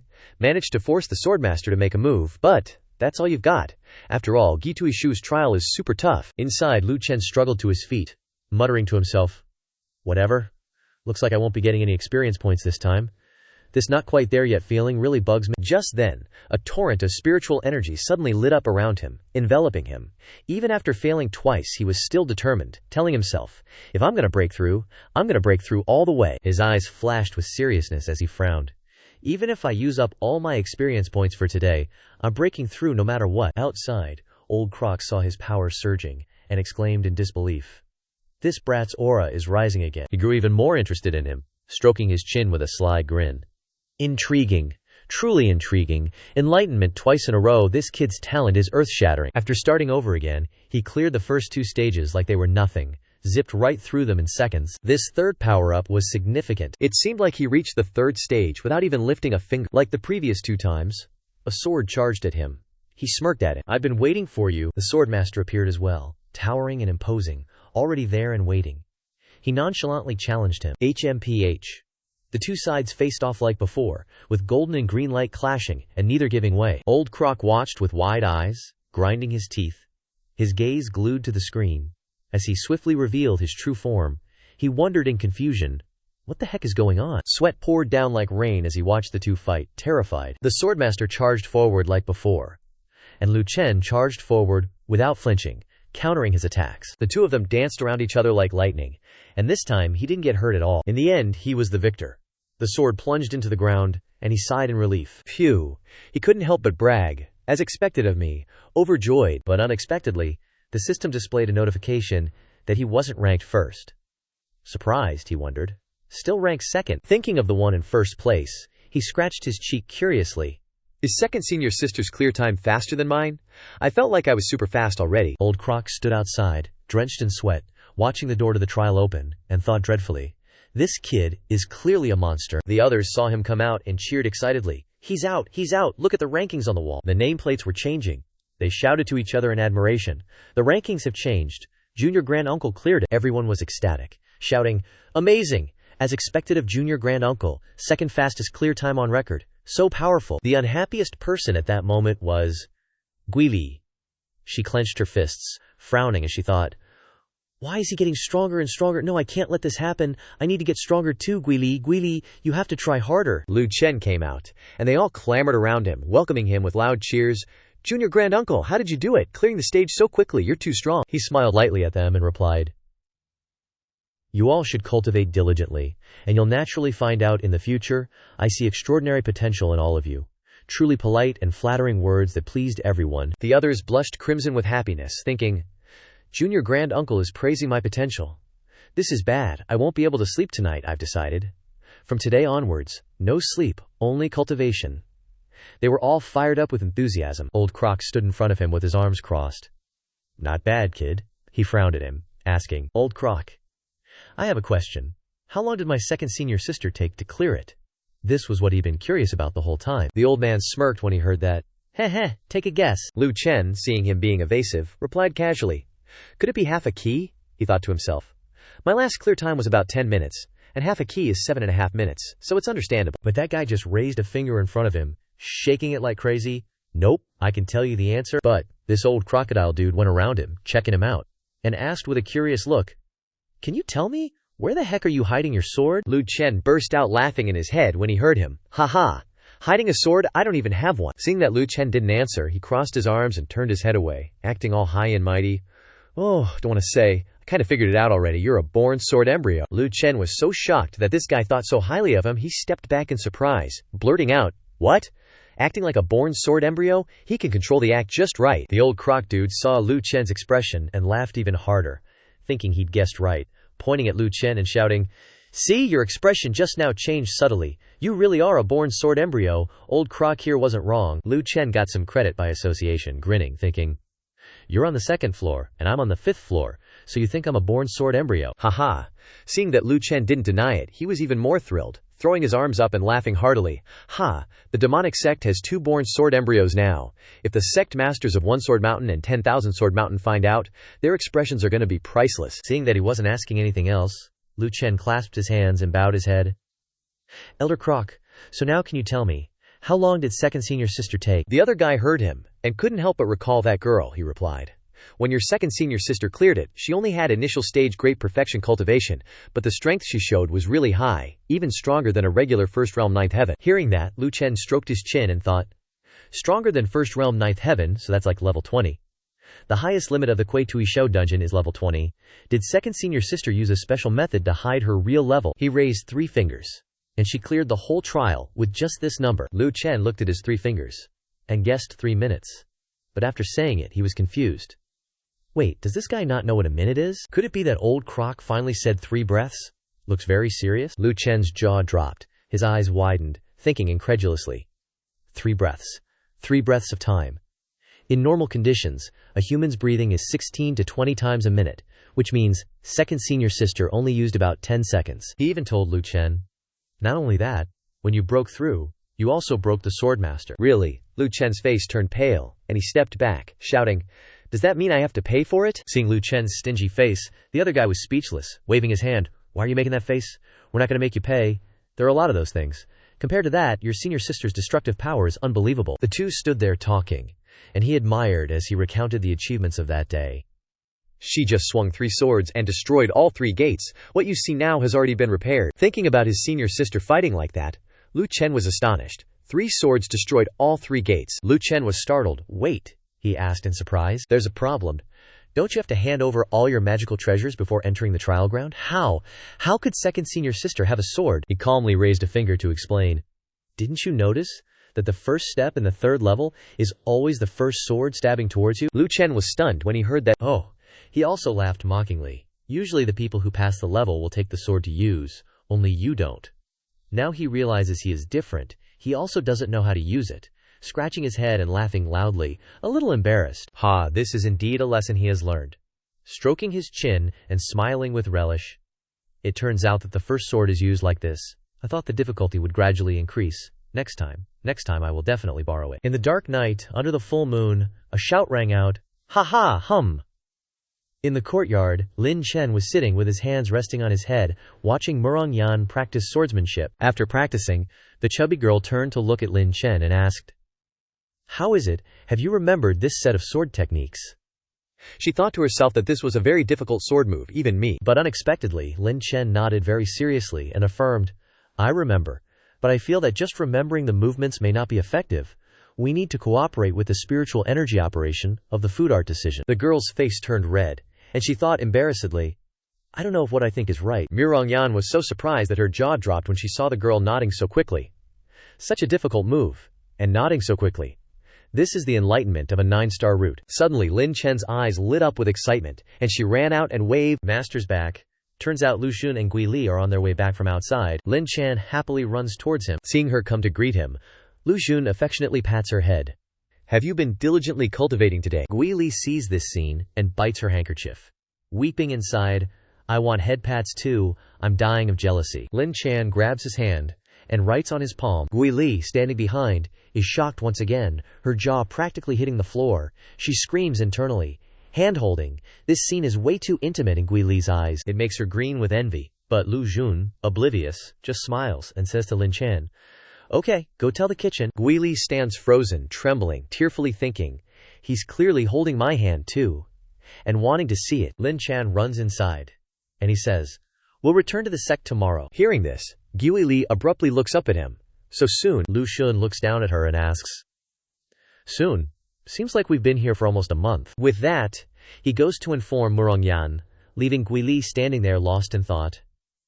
After returning to the sect, it'll be so long before I can see Lu Xun again. What should I do? I don't want to be separated from him when nothing's even happened yet. Then, her face flushes red as she hatches a scheme. If that's the case, something just has to happen before we leave. That way, I won't have any regrets. After finishing the discussion, he concludes with the two girls. It's decided then. We'll depart tomorrow. Everyone, get some rest tonight. Morongyan clasps her hands. Understood.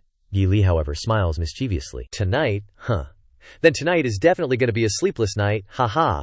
This girl is way too boy crazy. Look at that face, like she wants to devour him whole. Late at night, Lu Jun, dressed in his sleepwear, enters his room, yawning widely. Today was tiring. Although I gained a lot of experience, this trial instance really took a toll on my spirit. He flops onto the bed to rest, stretching out comfortably. Right now I'm stuck at level M. I'll have to return to the demon sect tomorrow to cultivate their techniques before I can continue leveling up. Having transmigrated to another world, I'll become the strongest great elder of the demon sect. With that thought, he closes his eyes and slowly drifts off to sleep. He fell asleep the moment he lay down, and immediately began to dream. He dreamt that he was in the modern world, standing in front of a large building, thinking, "This is my old high school, I'm back." He looks at the scene, bewildered, and gapes. Is this real? Or is it just a dream? Lu Jun quickly runs into the building like the wind.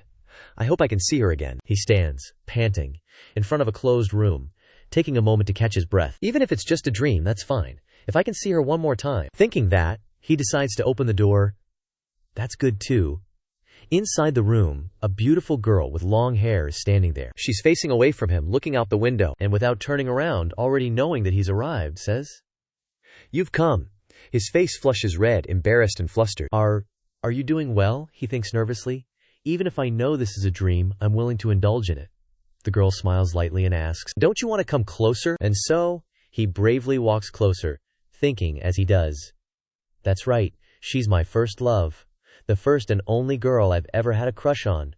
When my life was in despair, she was the only light." Looking at her, the girl he's been blushing over, he unconsciously smiles lightly.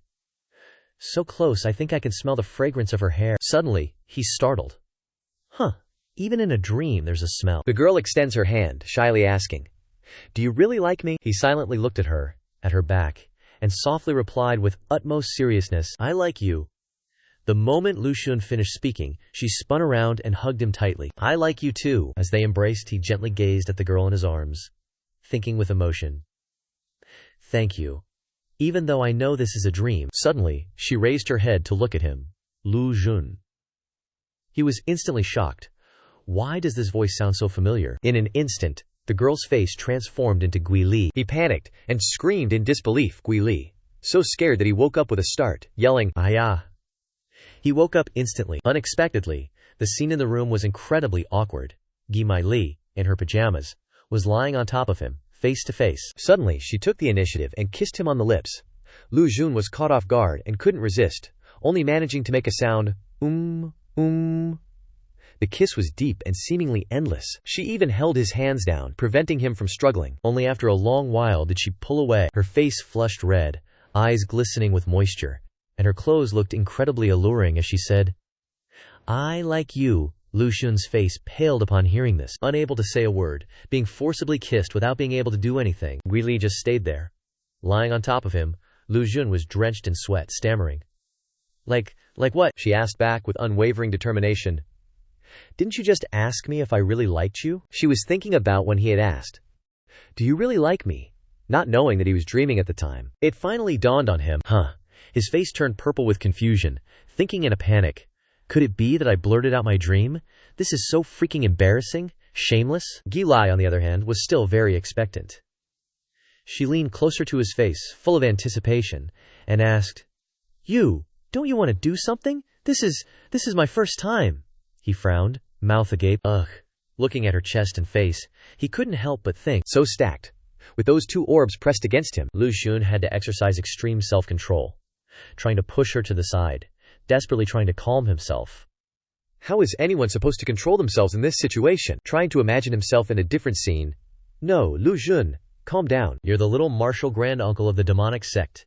You have an image to uphold." Looking at the beautiful face before him, he thought to himself, "Besides, how could I possibly hurt a girl who sees me as her emotional support? Now, I have to reject her skillfully so that she doesn't get hurt." Calming down, Lu Xun gently said, "Gui Li, could you please get off?" Her eyes widened as she exclaimed in surprise, "Oh." But still, she moved to sit on the side. Lu Xun sat cross-legged on the bed, closing his eyes to calm his mind, Seeing that he wasn't moved in the slightest, she wondered, what's going on? The sister outside clearly said that once a man gets to this point, there's absolutely no way they can hold back. She distinctly remembered what that pretty girl had said. Men are visual creatures. As long as you show what you need to show and get close, they definitely won't be able to resist. Gili felt upset and wronged, squeezing her large breasts, wondering if she wasn't alluring enough, sadly thinking, is it because I didn't perform well enough? After calming down for a while, he turned to her and said, Gili, our current relationship hasn't developed to that level yet, do you understand what I mean? She listlessly poked her fingers together. A little disappointed, I know, but I still thought, that's why I wanted to try a different approach. Suddenly, he rubbed her head and smiled gently and affectionately, saying, but that doesn't mean it can't happen in the future, it's just that we have more important things to do right now. She got all hyped up and asked expectantly, really? Lu Chen frowned, looking troubled. I don't know, she was speechless, just plopping down right there. I don't know. She also didn't know what to say, frozen in place. Suddenly, he pulled her close. But I'll always be by your side. He held up his pinky. Pinky promise. In my hometown, a pinky promise means you absolutely can't regret it. Her face flushed red, and she linked her pinky with his, making a promise. You said it first, okay. They linked pinkies and swore. Pinky promise, no changing for 100 years. That night, they didn't do anything, but they slept together in the same bed, all cozy. Early the next morning, suddenly Murongyan burst open his room door, panicking and yelling, oh no, little ancestral Shishu is gone, and Gui Li too. Her face turned green instantly, frozen still, shocked by the scene in the room. Gui Li and Lu Chen were woken up by her yelling, stirring awake on the same bed. Murongyan's soul practically flew away, speechless. Gui Li, still sleepy, rubbed his eyes. Huh, gone. He even had drool on his face. And they asked, what's going on? Both were still groggy, their brains hadn't loaded yet. Seeing this scene, Murongyan suddenly understood, closing the door with a smile. Oops, my bad. Looking at the closed door, he finally snapped, exclaiming, huh. Crying miserably, he rushed out, lamenting woefully, shouting, wait, it's not what you think. Finally, it was time to leave, the four of them sharing a carriage. With Murongyan and Lin Chan outside driving, the chubby girl turned around and asked. Everyone buckled up. She even opened the carriage curtain, smiling mischievously at the two inside with hidden meaning, saying, the two of you are absolutely sealed in here. Super safe. Lu Chen's face went purple with annoyance, responding unhappily, if you keep this up, little ancestral Shishu will get angry. Making the girl scared, Murongyan turned to focus on driving the carriage. Her voice deflated, sounding sad and bored. Let's go! Only Lin Chan didn't understand what was going on. Turning to look at the girl, seeming like she wanted to ask what was happening. Seeing her curious expression, Murongyan laughed awkwardly, brushing it off. It's grown-up stuff. Better for kids not to know. Lin Chan frowned, even more confused after hearing this. Safe, grown-up stuff. Murongyan tried to appear calm, telling her not to overthink it. Let's just head back to the sect. At this time, there were a few people waving goodbye on both sides of the road. Lin Chan recognized them. Looking at those familiar faces, she suddenly felt touched, her eyes welling up. Are we really leaving? Why does it feel a little sad?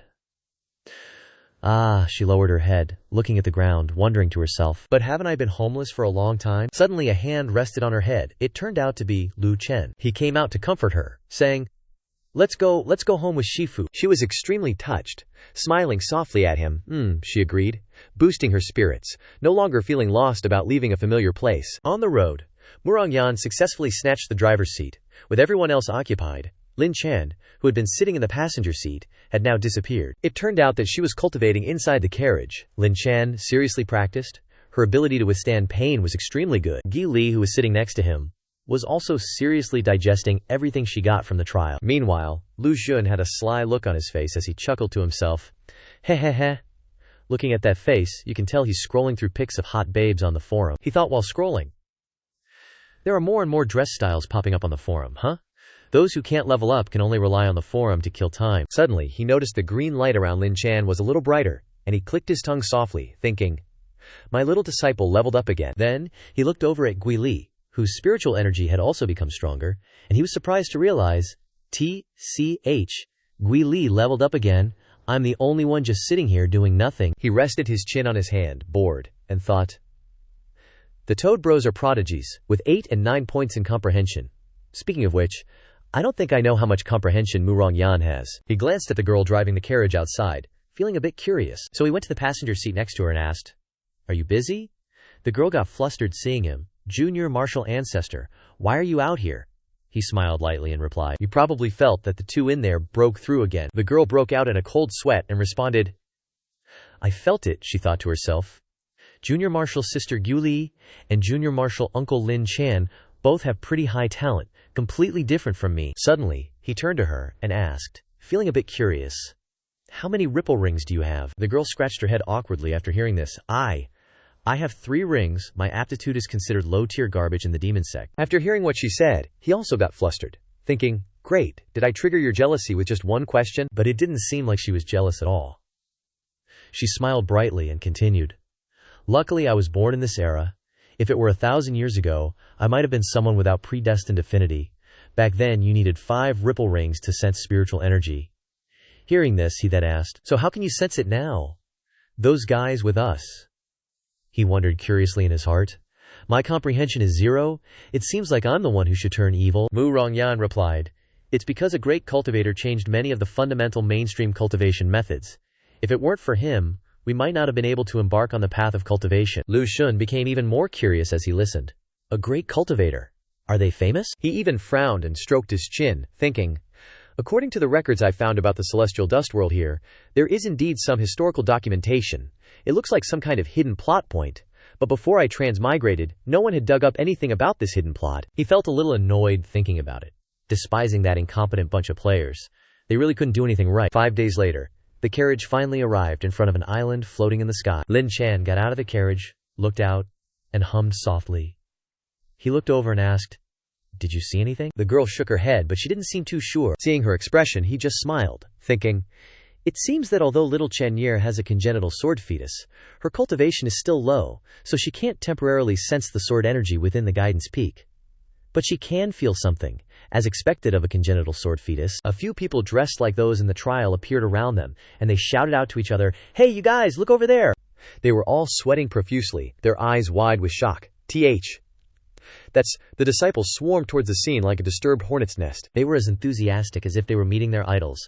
Junior Marshal Granduncle, Junior Marshal Granduncle, you're back, Junior Marshal Granduncle, we missed you so much. Lin Chan hid behind him, peeking out. Seeing the crowd in front of her, her face turned pale. There are too many people. The heroine Li Li rushed over from the side, blocking the crowd, preventing them from getting any closer. Everyone, calm down, don't bump into Junior Marshal Granduncle. Actually, Li Li had her own motives for coming. She glanced at the person behind her, frowning as she thought, these guys are taking the opportunity to get close again. Lu Xun is mine. Lu Xun had no choice but to step forward at this point. Afraid that the situation would become even more chaotic, Lu Xun cleared his throat and said, ahem everyone, long time no see, don't delay your cultivation. However, in the eyes of the disciples, these words were interpreted as, Junior Marshal Granduncle is concerned about me. Some covered their faces. Others were so pleased they clutched their chests, their hearts fluttering in the sky. In their eyes, Lu Xun's polite smile was elevated to a new level. Ah, Junior Marshal Granduncle is smiling at me. No way, he's clearly smiling at me. Lin Chan's tender face furrowed. She glanced at Lu Xun, thinking in her heart, it seems like a lot of people like Master. I have to work harder so that I can be worthy of Master's affection. A disciple stepped forward and clasped his hands towards Lu Xun. Junior Marshal Granduncle, my flying sword can only carry Junior Marshal Sister Li Lai up the mountain. This disciple doesn't know how we should arrange transportation for you and Junior Marshal Uncle Lin Chan. As soon as he finished speaking, the disciples below swarmed like a disturbed hornet's nest, raising their hands eagerly like they were answering a question in class. I'll carry Junior Marshal Granduncle Me. I'll carry Junior Marshal Uncle Lin Chan. Only then did they notice that Lu Xun had a little tag-along beside him. Someone curiously asked, is this Shishu? Could it be little martial ancestor Lin Chan? Suddenly being the center of attention made her shy, and her cheeks flushed red. The little girl started sweating bullets and mentally spiraled. Me, someone lowly like me. If they find out I'm Shifu's disciple, will it make Shifu lose face? Lu Xun gently patted her head, then said to the disciples, after descending the mountain, I happened upon a talent, and took her as my disciple. Her name is Lin Chan. Lin like in forest, Chan like the sound of cicadas. Don't write it wrong when you register later. Lin Chan stared blankly at him, deeply touched. Shifu, Lu Xun is sticking up for me. Obviously, the disciples readily accepted her since Lu Xun had spoken up. She really was little martial ancestor's disciple. The male disciples below scrambled to greet her. This one is Shu Kun.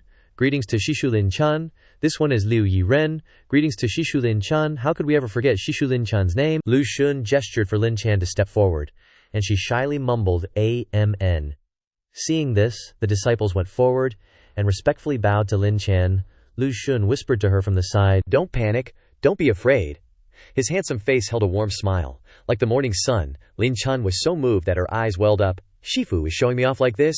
Lu Xun had already planned this out. "I have to let you quickly integrate into the world of the demon sect, so I can't hide your identity anymore." The two stood there, their sleeves gently swaying in the wind. Lu Xun looked at the clear blue sky before him and smiled. "Step into your new life, little Xianxia." The disciples flew back to the sect on their swords together. Some were happy, but others weren't. So much, Li Lai wasn't riding the flying sword with Lu Xun, so her face was dark the whole way, and she radiated gloom as she watched another disciple happily carrying Lu Xun. Lin Chan, on the other hand, was also a bit reluctant. The disciple who was taking her along was grinning from ear to ear, but Lin Chan was sweating and forcing a smile through tears. Li Lai glared furiously at the back. "HMPH, I'm watching you. Lu Xun is mine." The brother carrying her felt the killing intent the most clearly. The female disciple carrying Lu Xun was as radiant as spring. She looked at Lu Xun and started fantasizing. "If little martial ancestor is taking disciples, maybe I'll have a chance too. Should I take this opportunity to show off a little?" She had just turned to say to Lu Xun, "Little martial ancestor, my name is..." Before Li Li's murderous aura slammed into her, Lu Xun looked at the two of them, clueless. The female disciple's face turned pale as she looked up, terrified. "Lili Shimei's glare is so scary. Maybe I should make a move when Lili Shimei isn't around." After the Lin Chan incident, the disciples started whispering amongst themselves, "I'm telling you, little martial ancestor took a disciple. Little martial ancestor is taking disciples, so that means we have a chance too." The disciples who hadn't heard the news were shocked. Little martial ancestor took a disciple. So by the time Lu Xun returned to the back mountain, the news of him taking a disciple had been spread throughout the entire demon sect by a bunch of human loudspeakers. The old geezers in the demon sect received the news and discussed it as they walked. "This is truly a big deal. Little martial ancestor took a disciple." Luo Wangchu excitedly covered her mouth and laughed. "I didn't expect that we old-timers would have a new Shimei. The elders in the back mountain haven't accepted any disciples except for our Shifu." Gong Sun Ban frowned and said, "Taking a disciple is taking a disciple, but with little martial ancestor strength, I'm afraid he won't get a good seed." "Don't forget, everyone. Little martial ancestor only has one ripple." Shenyan found his words unpleasant and retorted, "Shiri, don't speak too soon. What if little martial ancestor has a discerning eye?" In his heart, Shenyan thought, although little martial ancestor's comprehension isn't high, he's still a naturally born sword embryo after all. Yu Hishan didn't miss this opportunity. He laughed loudly and said, "If you guys have conflicting opinions, why don't we open a bet? We'll bet on the comprehension level of little martial ancestor's disciple." Gong Yu Ban, radiating righteousness, was the first to object. "You want to ignore the sect rules?" Yu Hishan walked over and draped an arm over his shoulder, his eyes narrowed into slits. "Aren't you curious?" Well, that question had accurately hit Gong Yuban's curiosity button. He fell silent and didn't answer. Can't argue with that. In the end, Gong Yuban was the one to start the gathering first. He held up a small bag and said, "If we want to open a bet according to sect rules, everyone contributes 500 spirit stones. Here's mine." Yu Hishan and Shenyan stared blankly. The rhythm of the story had gone off track. Yu Hishan regained his senses and clapped to praise Gong Yuban's spirit. "Go big or go home. Go big or go home. Those who bet that little Shimei's comprehension is greater than 5 ripples stand to the left. Those who bet that little Shimei's comprehension is less than 5 ripples stand to the right." The situation was immediately divided into two. Yue Hishan took the lead. "I bet that little Shimei's comprehension is less than 5 ripples, 500 spirit stones." Then everyone stood on the left, except for Shenyan, who stood alone on the right. He angrily pointed at them. "You all don't believe in little martial ancestor." Luo Wanshu smiled and replied, "Of course I believe in little martial ancestor, but I want to win some spirit stones." Shenyan pouted and glared at them, not bothering to argue. HMPH, we'll see who loses in the end. On the other side, Lu Xun led Lin Chan into a courtyard that looked quite simple. Lin Chan curiously looked around, wondering if this was where Shifu lived. Just then, a group of figures gradually appeared at the doorway, and a voice spoke. "It's been a while." Lin Chan was startled and turned to look, thinking anxiously, "A bald bunch of people, so fierce. Are they Shifu's enemies?" Lin Chan had already been frightened by the voices of the people outside. She secretly thought about Lu Xun's life here, so Shifu has his own difficulties. I can't let these people bully Shifu. Lin Chan, a tiny little thing, bravely stood in front of Lu Xun, not forgetting to internally monologue. Shifu, hurry and go. There are so many of them." Lu Xun looked at the little girl's back, sighing slightly. It seems this girl has some issues with her thinking. Just then, Shenyan took the lead and came over to ask, "Little martial uncle, Is this the disciple you just accepted? Hearing this address, Lin Chan nearly short-circuited. The little dork mumbled in a daze. OMG, little martial uncle. That bald guy is calling Master little martial uncle. Lu Xun walked over and patted her head, answering, "That's right, this is the disciple I just accepted, Lin Chun. She's your martial sister now." But little hero Lin Chan's head was just buzzing with, "She's your martial sister, she's your martial sister, she's your martial sister, she's your martial sister, she's your martial sister." So they're master's acquaintances. I seriously want to dig a hole and bury myself. So embarrassing, beyond awkward, peak awkward. Yu Hishan grinned like the Cheshire Cat and went over to greet her. "Martial sister Lin Chan? I'm Yu Hishan, you can call me martial brother Yui. Since you're a disciple of little martial uncle, can we test your aptitude?" Lin Chan scratched her cheek, a little embarrassed. Test aptitude. Lu Xun decisively agreed from the side. Sure. Lin Chan was still a bit clueless, her face blank as she looked at him. Lu Xun already knew what Yu Hishan was up to. He was waiting for the drama to unfold. In the story, this Yu Hishan is a notorious charitable gambler. This time, he probably thinks my disciple's aptitude is garbage. A cunning smile crept onto Lu Xun's face. "But sorry, buddy. My disciple is going to blow your mind." Having received the green light, Yu Hishan immediately started. "All right, let's do this," he thought to himself. "This little mute girl is so skinny. Looks like this elder is going to win for sure." His cronies were also checking out the new little martial sister. Luo Wanru smiled. "She doesn't seem to have much talent." Gong Yuban had the same thought. "Doesn't look like much. Even if she was handpicked by little martial granduncle, just one ripple." Shen Yan was a bit worried at this point. Could it be that little martial granduncle really misjudged this time? Yu Hishan activated his magic at his fingertips and placed it on Lin Chan's forehead to test her. A rippling sound erupted, with sound waves spreading out from his fingertip. Everyone focused and started counting. 1 ripple, 2 ripples, 4 ripples, 5 ripples. Yu Hishan's face turned pale. He continued counting in disbelief. 8 ripples, 9 ripples. In the end, Xinyan jumped for joy. "I win. 9 ripples, a chosen one of heaven." The rest of his gang's jaws dropped, unable to believe it. How is this possible? 9 ripples. Little martial granduncle didn't misjudge. Lin Chan still didn't understand what was happening. She looked at the subtle expressions on their faces, clueless. Are they happy or sad? "What's going on?" Lu Xun proudly added. "What do you mean, didn't misjudge? This disciple of mine has more than just 9 ripples." The elders were like they were waiting to open a grab bag, filled with curiosity. "What else does Lu Xun have up his sleeve?" Lu Xun leisurely raised his hand. "Lin Chan, just like me, is a natural-born sword embryo. Of course I'm just imagining, but she's the real deal," he thought smugly. This news was like a lightning bolt to the elders. So shocking. The loot box gave away all the secrets. A natural-born sword embryo. Everyone threw away their dignity and started celebrating, even more excited than during the New Year. Our demon sect has another peerless genius. Losing 500 spirit stones is no big deal, compared to the 2 sword sects they've always envied to death. Lin Chan watched the group go from crying to laughing heartily, making her question herself. Why are they so happy? Am I really that amazing? Lu Xun watched Gong Yuban excitedly carry Shen Yan around, pretending to be humble. Sorry, baldhead. This was supposed to be your disciple. If that's the case, I'll compensate you a bit later, Lu Xun thought about the mining team they were dreading. I'll give you the players I don't need later. The author couldn't stand it anymore and spat. Is that even something a human being should say? Suddenly Lin Chan tugged on the corner of his clothes. Lu Xun looked at her curiously. Lin Chan carefully wrote in his palm with her fingertip. Lu Xun felt each letter as she wrote. Disciple, really? That? Amazing, huh? He naturally understood what Lin Chan was worried about. This girl was doubting herself. Since she was born with a humble background, Lu Xun smiled gently to reassure her. Don't be nervous. You're not just a weed. You're a flower chosen by this teacher. Sooner or later you'll bloom in this world. Comforted, Lin Chan was grateful, her face flushed with embarrassment. Thank you, master, she thought to herself. With the matter settled, Lu Xun stood at the door, sending the younger generation leisurely down the mountain. Shen Yan didn't forget to give him a wave goodbye. Now, Lu Xun turned to Lin Chan and said, Finally, the sect leader and elders are gone. Next, let's officially take you to learn more about this place. Hearing this, Lin Chan panicked. This, isn't it? Follow me. Home isn't just a place to live, you know. Home is made by those who are close to each other. Then he led her into a lush bamboo forest. Lin Chan looked around excitedly. Are they master's family members? Lu Chen smiled and said through divine sense. Fourth senior sister, second senior sister. Long time no see. A voice responded, Lu Chen is back. The wind rustled through the bamboo groves. Lin Chan followed behind Lu Chen, wondering, Master's family lives in a place like this. She thought of everything related to bamboo. Grandpa said only iron-eating beasts live in places with so much bamboo. Lin Chan stepped on flagstones, crossing a gurgling stream. But it's so beautiful here, like a fairyland. The little girl looked down at the stream.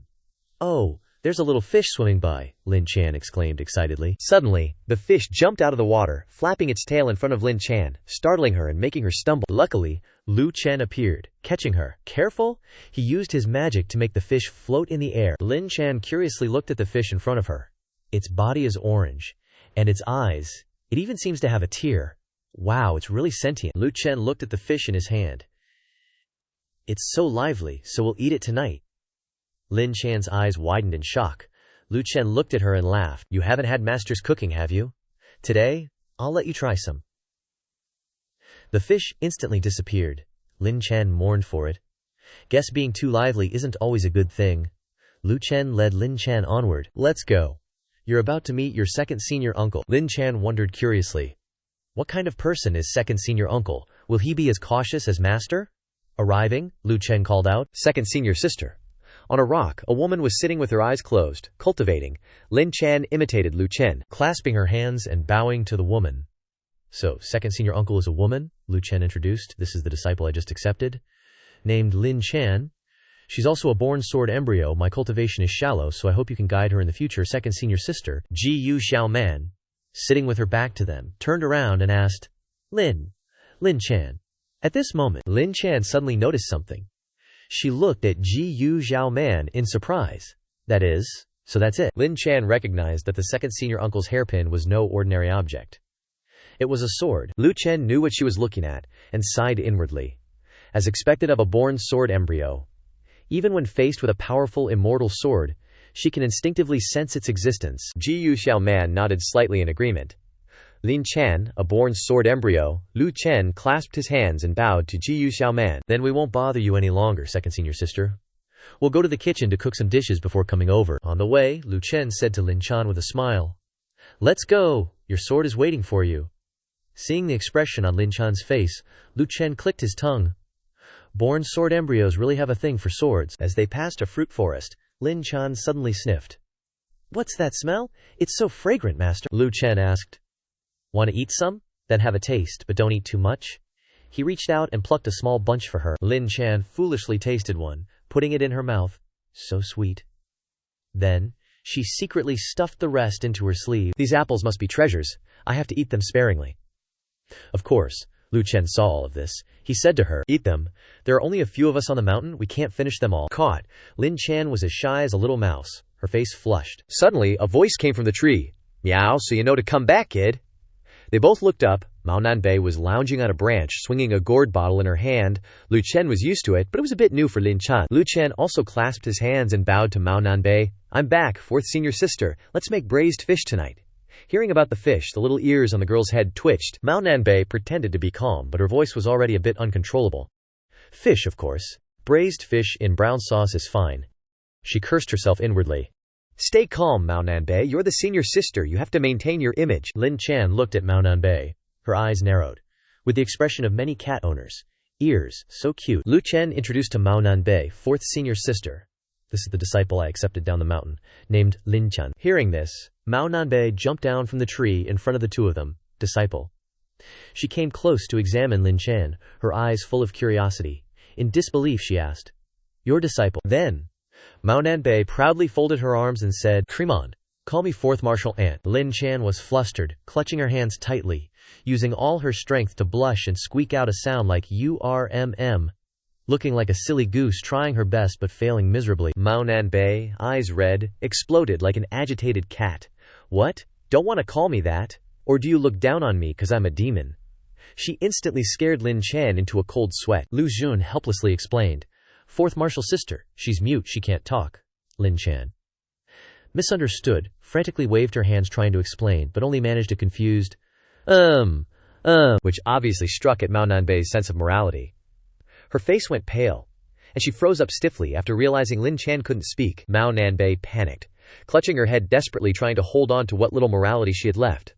I didn't know, I'm sorry, I didn't mean to, little Lin Chan, don't mind me, sorry. Seeing Mao Nanbei like that, Lin Chan was just confused. Mao Nanbei whined, clasping her hands together in apology to Lin Chan. Fourth martial aunt knows she was wrong. Lin Chan was experiencing this kind of feeling for the first time, she thought shyly. Fourth martial ant is really a good person. No one has ever apologized to me for being mute before. Because life at the bottom of society had always defaulted to Lin Chan being in the wrong. Mao Nanbei stopped crying, remembered something, and rummaged through her sleeves. Oh, right. Fourth martial aunt will give you a welcoming gift. Mao Nanbei held out a notebook with a list of names, and didn't forget to instruct. In the future, if anyone wants to bully Lin Chan, you use a pen to write their name in this book. Once it's written here, fourth martial aunt won't let them off the hook. Lin Chan blushed and accepted the notebook, under Lu Xun's helpless gaze. Lu Xun sighed inwardly. Write it down, and they're basically dead paper dolls. It really suits her personality. Fourth martial sister, speechless, watched Mao Nanbei enthusiastically market her product, saying that as long as someone was on this list, fourth martial ant would rush over and make a scene. You don't even need to tell me their identity, just tell me the time and place. Seeing her all buddy-buddy like that, Lu Xun screamed in his heart, "This is getting more and more ridiculous. Can't watch this anymore." He cleared his throat, interrupting, ahem, fourth martial sister. I'll cook dinner tonight. This successfully diverted Mao Nanbei's attention. Her eyes overflowed with culinary desire, and she immediately abandoned little Lin Chan. What ingredients do you need now? Fourth martial ant will get them for you. Oh, you want to cook fish? Hey, as expected, you know fourth martial ant likes fish the most. Mao Nanbei asked and answered herself, then quickly ran off. Martial aunt will go catch fish now, Lu Xun could only speechless say after her. I didn't even mention the word fish. Lin Chan looked at Lu Xun curiously. Fourth martial ant's reaction is so strong. Is it because Maester's cooking is very good? Does someone as noble as Maester also know how to cook? Lu Xun noticed her doubtful gaze, and immediately narrowed his eyes and asked, What? This look means you don't believe your master knows how to cook. Then you'll be my assistant today, so you can see my cooking skills. After that, Lin Chan really followed Lu Xun into the kitchen. The little girl obediently stood and watched Lu Xun roll up his sleeves to prepare, bracing herself. As long as it's cooked by master, no matter how bad it tastes, Lu Xun quickly showed off his skilled cooking skills, his hands swiftly chopping vegetables, which even automatically arranged themselves neatly on the plate. This alone made Lin Chan gape in astonishment. Following that, Lu Xun demonstrated his chef-level skills with professional wok-flipping techniques. If he didn't cultivate anymore, he could even consider becoming a 5-star chef for a restaurant. In the blink of an eye, 3 dishes and a soup were laid out in front of Lin Chan, steaming and shaking her to the core. Mao Nanbei was driven crazy by the smell of food, running like a bat out of hell to find Jiyu Xiaoman. It smells so good, let's eat. I'll go find second martial sister now. After this display, Lin Chan's eyes shone like stars. When she looked at Lu Xun, so my master knows everything, so amazing. Lu Xun grinned. The road to winning over my disciple is getting more and more successful. It wasn't a waste of my efforts to master all 8 major cuisines. After becoming familiar with the ingredients, cooking anything will easily amaze you for a whole year. After my little disciple ate and drank her fill, Mao Nanbei lay on the ground burping contentedly. The days with little martial brother on the mountain are so wonderful. Jiyu Xiaoman, sitting on the stone table cultivating, also secretly took a breath. Lin Chan lowered her head to clear the table, thinking to herself, the food master cooks is really delicious. I want to improve my cooking skills when I have the chance. Thinking back to the bowl of scallion porridge she cooked for Lu Xun back then, Lin Chan blushed again. When master said my porridge tasted good back then, he must have been comforting me. Master is so kind. Lu Xun rubbed his chin, beginning to think about what to do next. I've already perfected the food chi art. What cultivation technique should I continue to practice next? He looked at Mao Nanbei, who was sitting rubbing her belly. Fourth martial sister definitely won't have any ideas. Then he turned to look at Jiyu Xiaoman. This cultivation technique issue still has to rely on second martial sister. Lu Xun asked Jiyu Xiaoman, somewhat embarrassed. Second martial sister, I've now cultivated the food chi art to great perfection. As for the cultivation technique after this, Mao Nanbei saw Lu Xun asking Jiyu Xiaoman and pouted, not asking fourth martial sister. Her dissatisfied mood was revealed outwardly. With heavy negative energy emanating from her, Lu Xun felt a chill down his spine and quickly glared at her. Seeing that the situation was a little off, Lu Xun changed his words. What do both martial sisters think? Only then did Mao Nanbei contentedly reply, I have no opinion. Seeing her bright, smiling appearance, Lu Xun inwardly cursed. You had a very big opinion just now. He turned to look at Jiyu Xiaoman, who was still closing her eyes to gather her spirit. Let's see what second martial sister thinks, although I do have my own plans for future cultivation. And just like that, Lu Xun dove headfirst into his world of knowledge. In the heavenly Chen world, cultivation methods are divided into gold, green, blue, and purple. Gold is the most common and basic. Green is relatively rare, basically considered the treasured technique of some small sect. Blue-level techniques are even rarer. Even the most top-tier sects might only have green-level techniques as their prized possessions. Among the notable green techniques is the bone-melting palm. As for purple techniques, only the 4 great righteous paths and 3 demonic sects possess them. They're the ultimate treasure of the sect, like the legendary Sunflower Manual. Lu Xun's eyes practically screamed, "I want it," with such blatant greed that even Mao Nanbei raised an eyebrow. But Lu Xun was lost in his fantasies. "But I'm the demon sect's precious little young master, even though orange-level techniques only exist in the lore."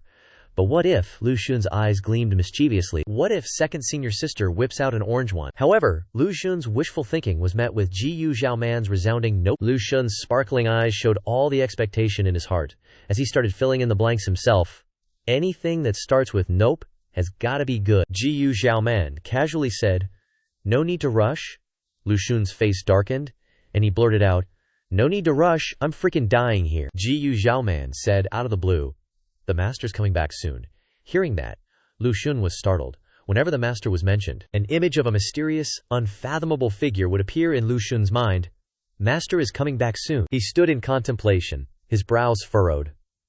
Right now, Lu Xun's mood was complicated. How complicated? Let's think about it. Lu Xun imagined himself back in high school, halfway through the year, and you still haven't met your teacher. It's just been beautiful and gentle senior sisters teaching you, surrounded by gorgeous women, the sound of hee-hee-ha-ha laughter making it hard for you to stay focused. Right then, you feel like everything is pretty good, life is complete, so eye-catching, that you're fired up, nosebleeds and all, and you can still smile.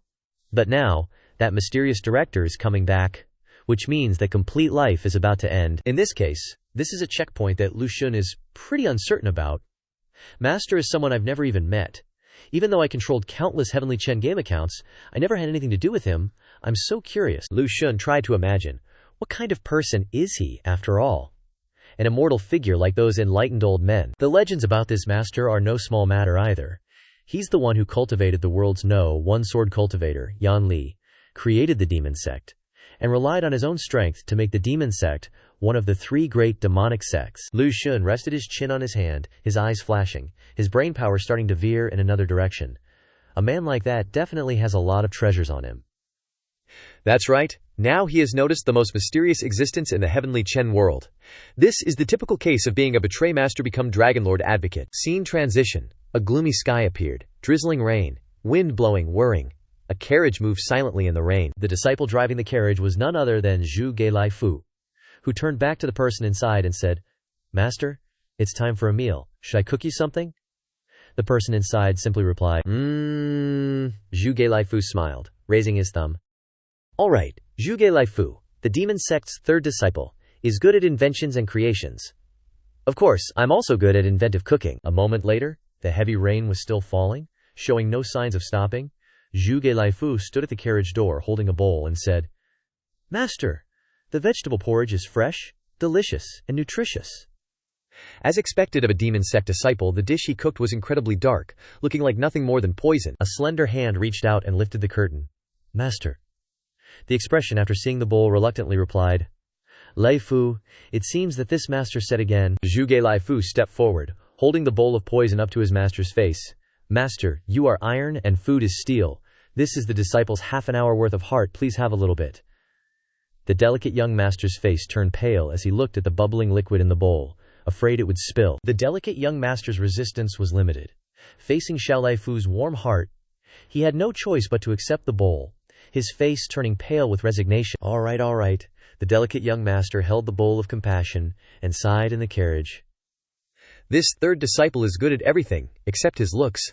The only thing that suits my taste is his cooking. Oh, I can't bear to look at it." The delicate young master used the last resort, pretending, like before, to block his sense of taste. He raised his hand, closed his eyes, and chanted a spell in his heart. As he chanted, "My will is gone. My heart is like a meteor." He held the bowl and drank it all in one gulp like a kamikaze. Zhu Gelai Fu saw his master drinking the porridge and couldn't help but shed tears, and he drank it all in one gulp. He was happy in his heart. "My cooking skills are getting better and better. The master is drinking so happily." After drinking a bowl of porridge, the delicate young master felt like he had lost several years of cultivation. He was dazed for a while, and then weakened, handing the bowl to Xiaolai Fu. "Take it, it's all eaten." He thought in pain, I still have to be stuck with this kid after eating. Zhuge Lifu happily held the clean bowl and asked, "Another bowl?" The delicate young master instantly petrified on the spot. He quickly changed the subject. Old third, how far are we from the demon's sect? Zhuge Lifu propped his chin up to calculate. "If we continue like this, it might take another 7 days. Hearing this, the delicate young master was like being sentenced to death. 7 more days? He began to mourn for his upcoming 7 days. Before the delicate young master could recover, Zhuge Lifu turned around and got out of the car. "I'll get you another bowl." The delicate young master hurriedly poked his head out of the car, calling people back with a worried face. "Stop. It's too slow now. Let's fly back." That's all. If he endured for another 7 days, he wasn't sure if he could return to the demon sect intact. Zhuge Lifu looked dejected, putting the bowl away into his spatial storage. "Oh well, it's been months since I've seen Junior Brother." He, patting the horse's head one last time, untied its reins. "Go on, you're free now." The horse stood there, gazing at Zhuge Lifu, who even kindly advised it. "Cultivate diligently. Maybe we'll meet again someday." "Then," he yelled. Immediately, the entire carriage was enveloped in a surge of purple energy. In the blink of an eye, the carriage vanished from sight. The horse was left with only a swirl of dust, panicking so much it bleated like a goat. Ba, ba, ba.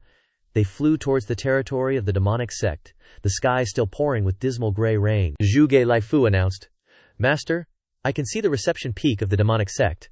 After that, they quickly landed behind the demonic sect's mountain. Zhuge Lifu pulled back the curtain, inviting the person out of the carriage. "Master has arrived." Scholar's abode master weakly pulled back the curtain, sighing in relief as if a burden had been lifted. "Finally here, let's go back to the scholar's abode."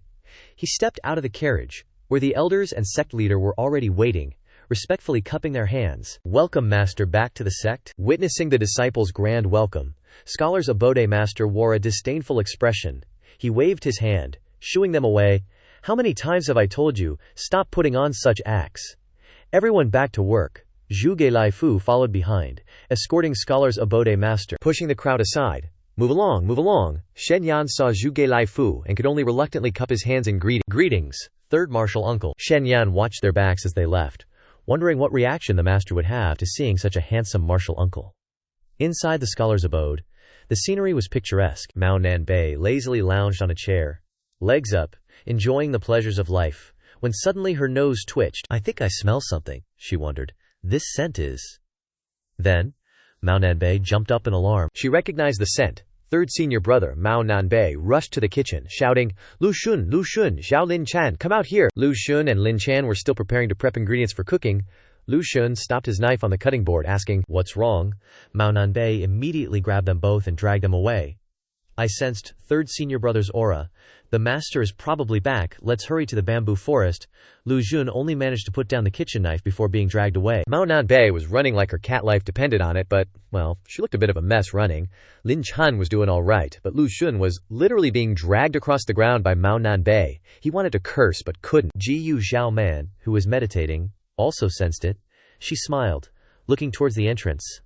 "The master is back." At this moment, Mao Nanbei, dragging Lu Jun, who had plowed up 16 feet of earth along with Lin Chan, arrived, panting and yelling, "Second senior sister, you felt it too, right?" Ji Zhaoman replied, "He's back?"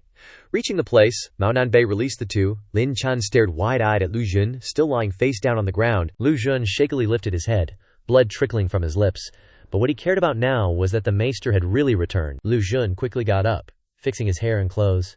"I can't be sloppy. This is the first time I'm meeting this mysterious master. I have to make a good impression." Moments later, 2 beams of light appeared, followed by a gust of wind. Lu Jun and Mao Nanbei were startled, looking in that direction. Scholar's abode master elegantly appeared with a fan in hand. With Zhuge Lifu beside him, Mao Nanbei cried out, "Master, finally I get to meet the real deal." Lu Shun was a little stunned. "This person is the master?" He inwardly scoffed, observing the white-haired man before him. "What? He's not what I imagined. He's even a bit pretentious." Likewise, the maester on the other side was squinting, sizing up Lu Shun from behind his fan. "This kid." He secretly compared himself and then got annoyed. "He's 2 centimeters taller than me, and more handsome than me." The master's refined face suddenly turned sour. "I hate anyone who's more handsome than me." The master's gaze towards Lu Jun was undisguised, full of disdain. In reality, the master was easygoing and approachable. He only had one flaw: he was a bit of a peacock. After staring for a while, the arrogant master tilted his chin in another direction. "HMPH? With your personality, of course you can't be cooler than me." So Yanli is hated by the master because he's handsome. to the point of wanting him to scram 100 miles away. While Zhu Geilaifu looks very ordinary, so the master likes him, that's why he's kept around. Lu Xun was confused, sweat beading on his forehead, looking at the contemptuous expression on the master's face. What kind of expression is this? Seems like he doesn't like me much. Apparently the master now hates one more person. Of course, Lu Xun hasn't realized this yet. He still wore a gentle, friendly smile and introduced himself. Master, I am Lu Xun. Before he could finish, the master just brushed past him, his disdain unconcealed. Lu Xun froze on the spot. He got looked down on. Passing by Lu Xun, the master even glanced back and sized him up. HMPH, that little punk is smiling at me. Who does he think he's showing off that pretty smile to? I don't even care about you. He cheerfully asked Jiyu Zhaoman. Zhaoman? Have you gained any insights during this period of secluded cultivation? Jiyu Zhaoman respectfully lowered her head and replied, yes. In her heart, she added, didn't gain any insights, but I got used to the liveliness of junior brother. The master replied, good, little Nanbei. Then he turned to smile lovingly at her, his hand reaching out to pat her head. Lu Xun shook his head, took a deep breath, and pulled himself together. However, Mao Nanbei also showed her disdain. She narrowed her eyes and retreated to avoid the master's devil claws. The master was stunned, not expecting to be dodged like that, causing him no small amount of hurt. He teared up. Was that retreat of yours serious? Seeing this, Lu Xun smiled gleefully. Oh, so it turns out even the master can't just touch people as he pleases. Next up is the fifth disciple. Lu Xun stood upright waiting for his turn, but the master turned to ask Lin Chun instead, the fan with two elegant characters constantly waving in front of her face. This action left Lu Xun completely speechless. Mao Nanbei put on her sparkling eyes and pleaded with the master. This junior sister was accepted by me from down the mountain. Her name is Lin Chen. Would the master allow her to stay in the little book chamber? Standing in front of the master, Lin Chan couldn't help but tense up, standing still and not daring to move, extremely pitiful. Upon seeing Lin Chan, the master quickly recognized, you're a congenital sword embryo. This surprised Lu Xun quite a bit. Lu Xun frowned and thought, just one glance and he can see through Lin Chan's aptitude. If he wasn't the master, I'd suspect he had a system like me. So this master is indeed very powerful. The master smiled, patting Lin Chan's head. Excellent, excellent, stay. After praising her, the master turned to look at Lu Xun, his face displaying a look of disgust again. Can we keep this little girl? And throw that eyesore down the mountain? Lu Xun smiled, his face full of confidence. Then next should probably be my turn. But the master didn't even bother with him, directly tilted his chin and left, leaving Lu Xun with a bunch of question marks. Is he just leaving like that? Lu Xun's face turned as dull as a forgotten frog. What about me? And about? Why a frog? Please look at the picture. Only Zhu Geilaifu cared enough to pat Lu Xun's shoulder. Junior brother, if you feel any hardship or difficulty in the future, come find third senior brother, let's have a few drinks. Lu Xun watched the two leave, his heart still full of doubts, without head or tail. Did I anger the master? Entering the master's courtyard, he took a deep breath and sighed with emotion.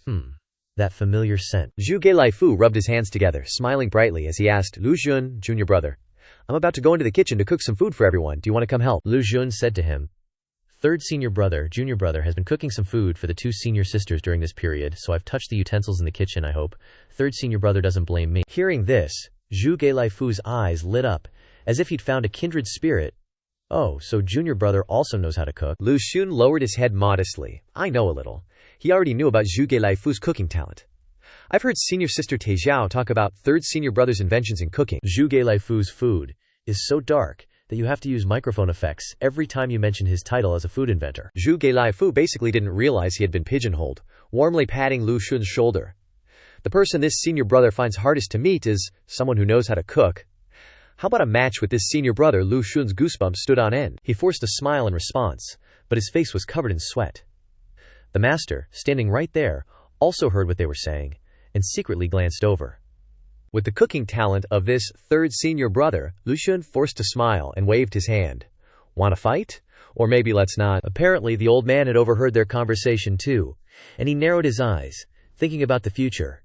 If these two brats are at the same level, then I'll never get my sense of taste back. Truly, a master calmly descends into despair. Zhu Geilaifu excitedly grabbed Lu Xun's neck.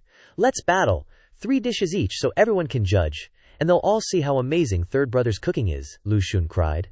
But no tears came out. I'm so grateful for this favor, said sarcastically. The old man turned to Mao Nanbei and the others with suspicion. What's his cooking like? Mao Nanbei immediately gave a thumbs up in praise. Absolutely amazing. A heartfelt compliment, indeed. Hearing that, the old man narrowed his eyes, still doubtful. Is that so? We'll know as soon as the food is served anyway. A moment later, Lu Xun presented his 3 dishes, each one glistening and emitting an incredibly tempting aroma. He cupped his hands in a humble gesture, admitting his inferiority. Guang Linchan and Mao Nanbei stared wide-eyed at the food, drooling like crazy. Ji Zhao Man, who was in the middle of cultivation, was also called back to be a judge. As for that fancy-pants old man, he pretended not to care, but he was still squinting to get a good look. Doesn't look half bad. Soon after, Zhu Gelai Fu finished too, waving to everyone, "Come and see my dishes." He was only met with a judgmental gaze from Jiu Xiaoman. Zhu Gelai Fu had also prepared 3 dishes, 2 savory and 1 soup. But when everyone looked over, they froze, their eyes blank, with existential doubt.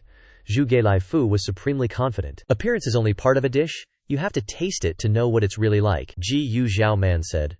We'll try yours first. Everyone picked up their spoons, staring blankly at the dishes, their hearts in turmoil. Looks a bit like poison, Mao Nanbei consoled himself. Eating just 1 bite probably won't kill me. The old man, being familiar with the routine, instinctively sealed off his sense of taste. What is this? Then, everyone scooped up a spoonful and put it in their mouths. Instantly, they all looked like they'd been poisoned, their taste buds shocked beyond recognition. Only Lu Xun and the old man calmly chewed their food. The old man narrowed his eyes, looking at Lu Xun, suspicious. I sealed my sense of taste. Is his level of spirit energy control this high?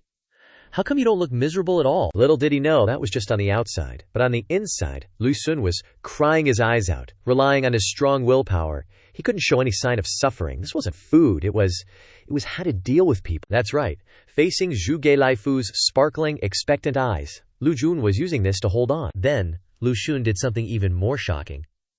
He slammed the spoon down and picked up the entire bowl, the bizarre green liquid still sloshing inside. And just like that, Lu Xun raised the bowl of liquid to his lips and chugged it down. His face went pale. In that moment, everyone was so shocked their jaws dropped. At that time, Lu Xun was like a savior. In their eyes, a glittering halo surrounded him. He was a hero. Zhu Gelai Fu was so happy he started crying, like he'd found a kindred spirit. He laughed, stopping Lu Xun. Okay. Zhu Gelai Fu's eyes shone as he looked at Lu Xun, as if he had found a soulmate.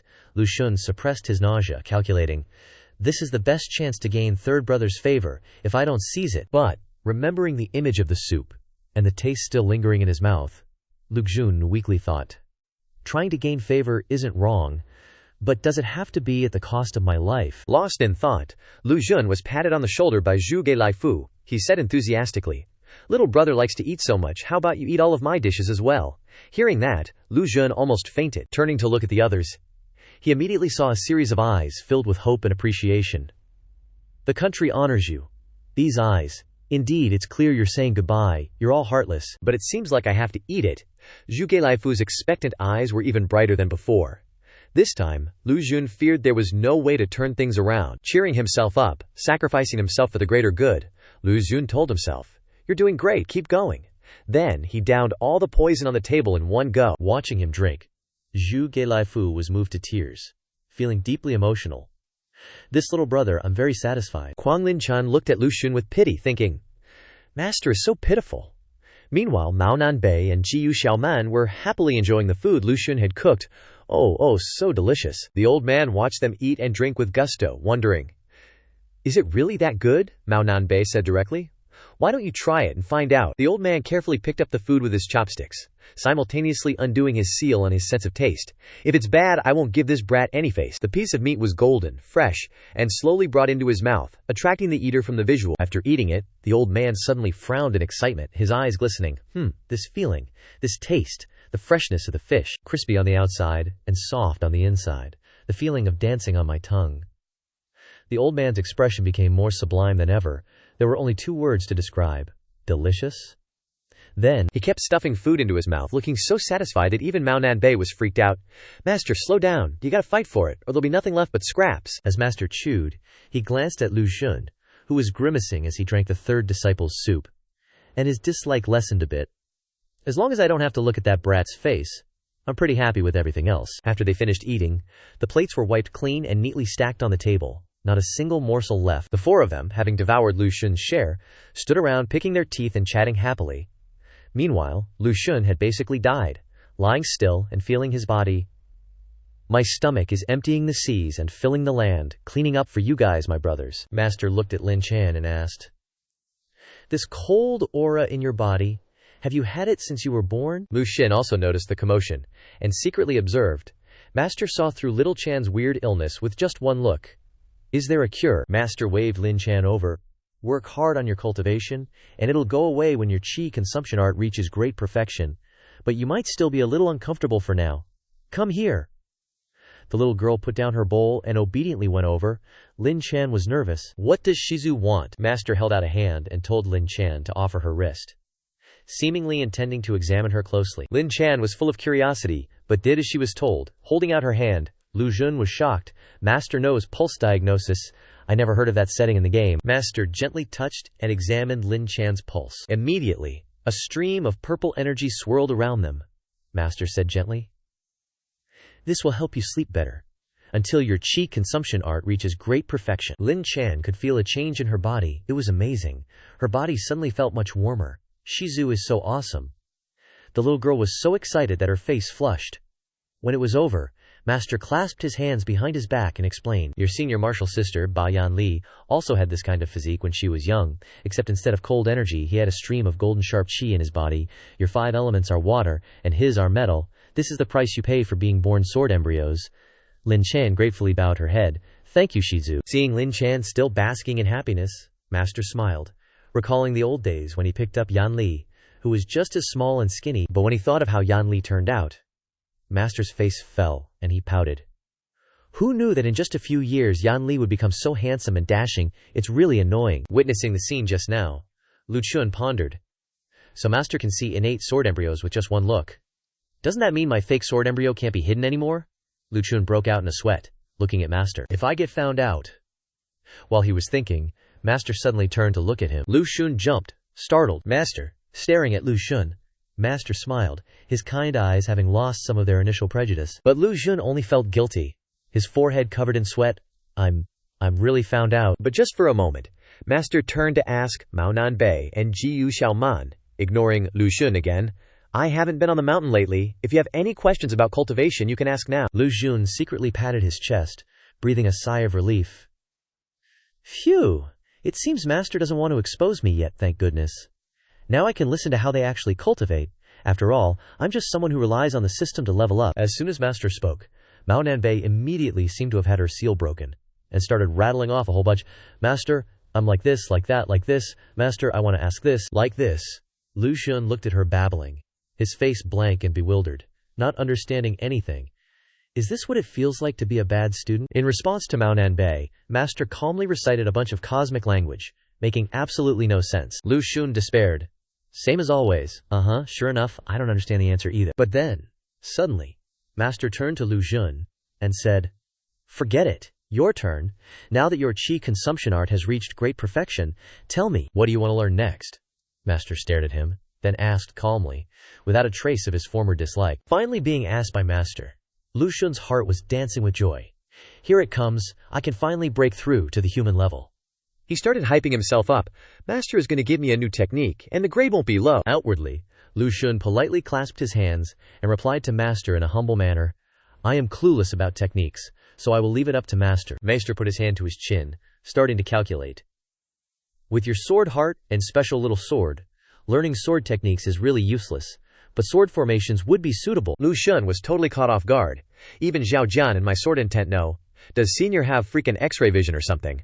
The senior suddenly turned to look at Zhuge Laifu. The senior smiled at Zhuge Laifu, pointing at Lu Xun. Old 3, you taught him the sword formation. Zhuge Laifu couldn't be happier. He went over and put his arm around Lu Xun's shoulder, saying, no problem at all, Shifu. Lu Xun didn't seem to expect this outcome. Zhuge Laifu's eyes were shining brightly as he looked at Lu Xun. He said intimately, little Shidi, Shixong has a ton of experience with formations. I'll do my best to teach you everything I know. After all, we're kindred spirits. Lu Xun gave a strange smile in response, thinking to himself, good thing I didn't puke just now.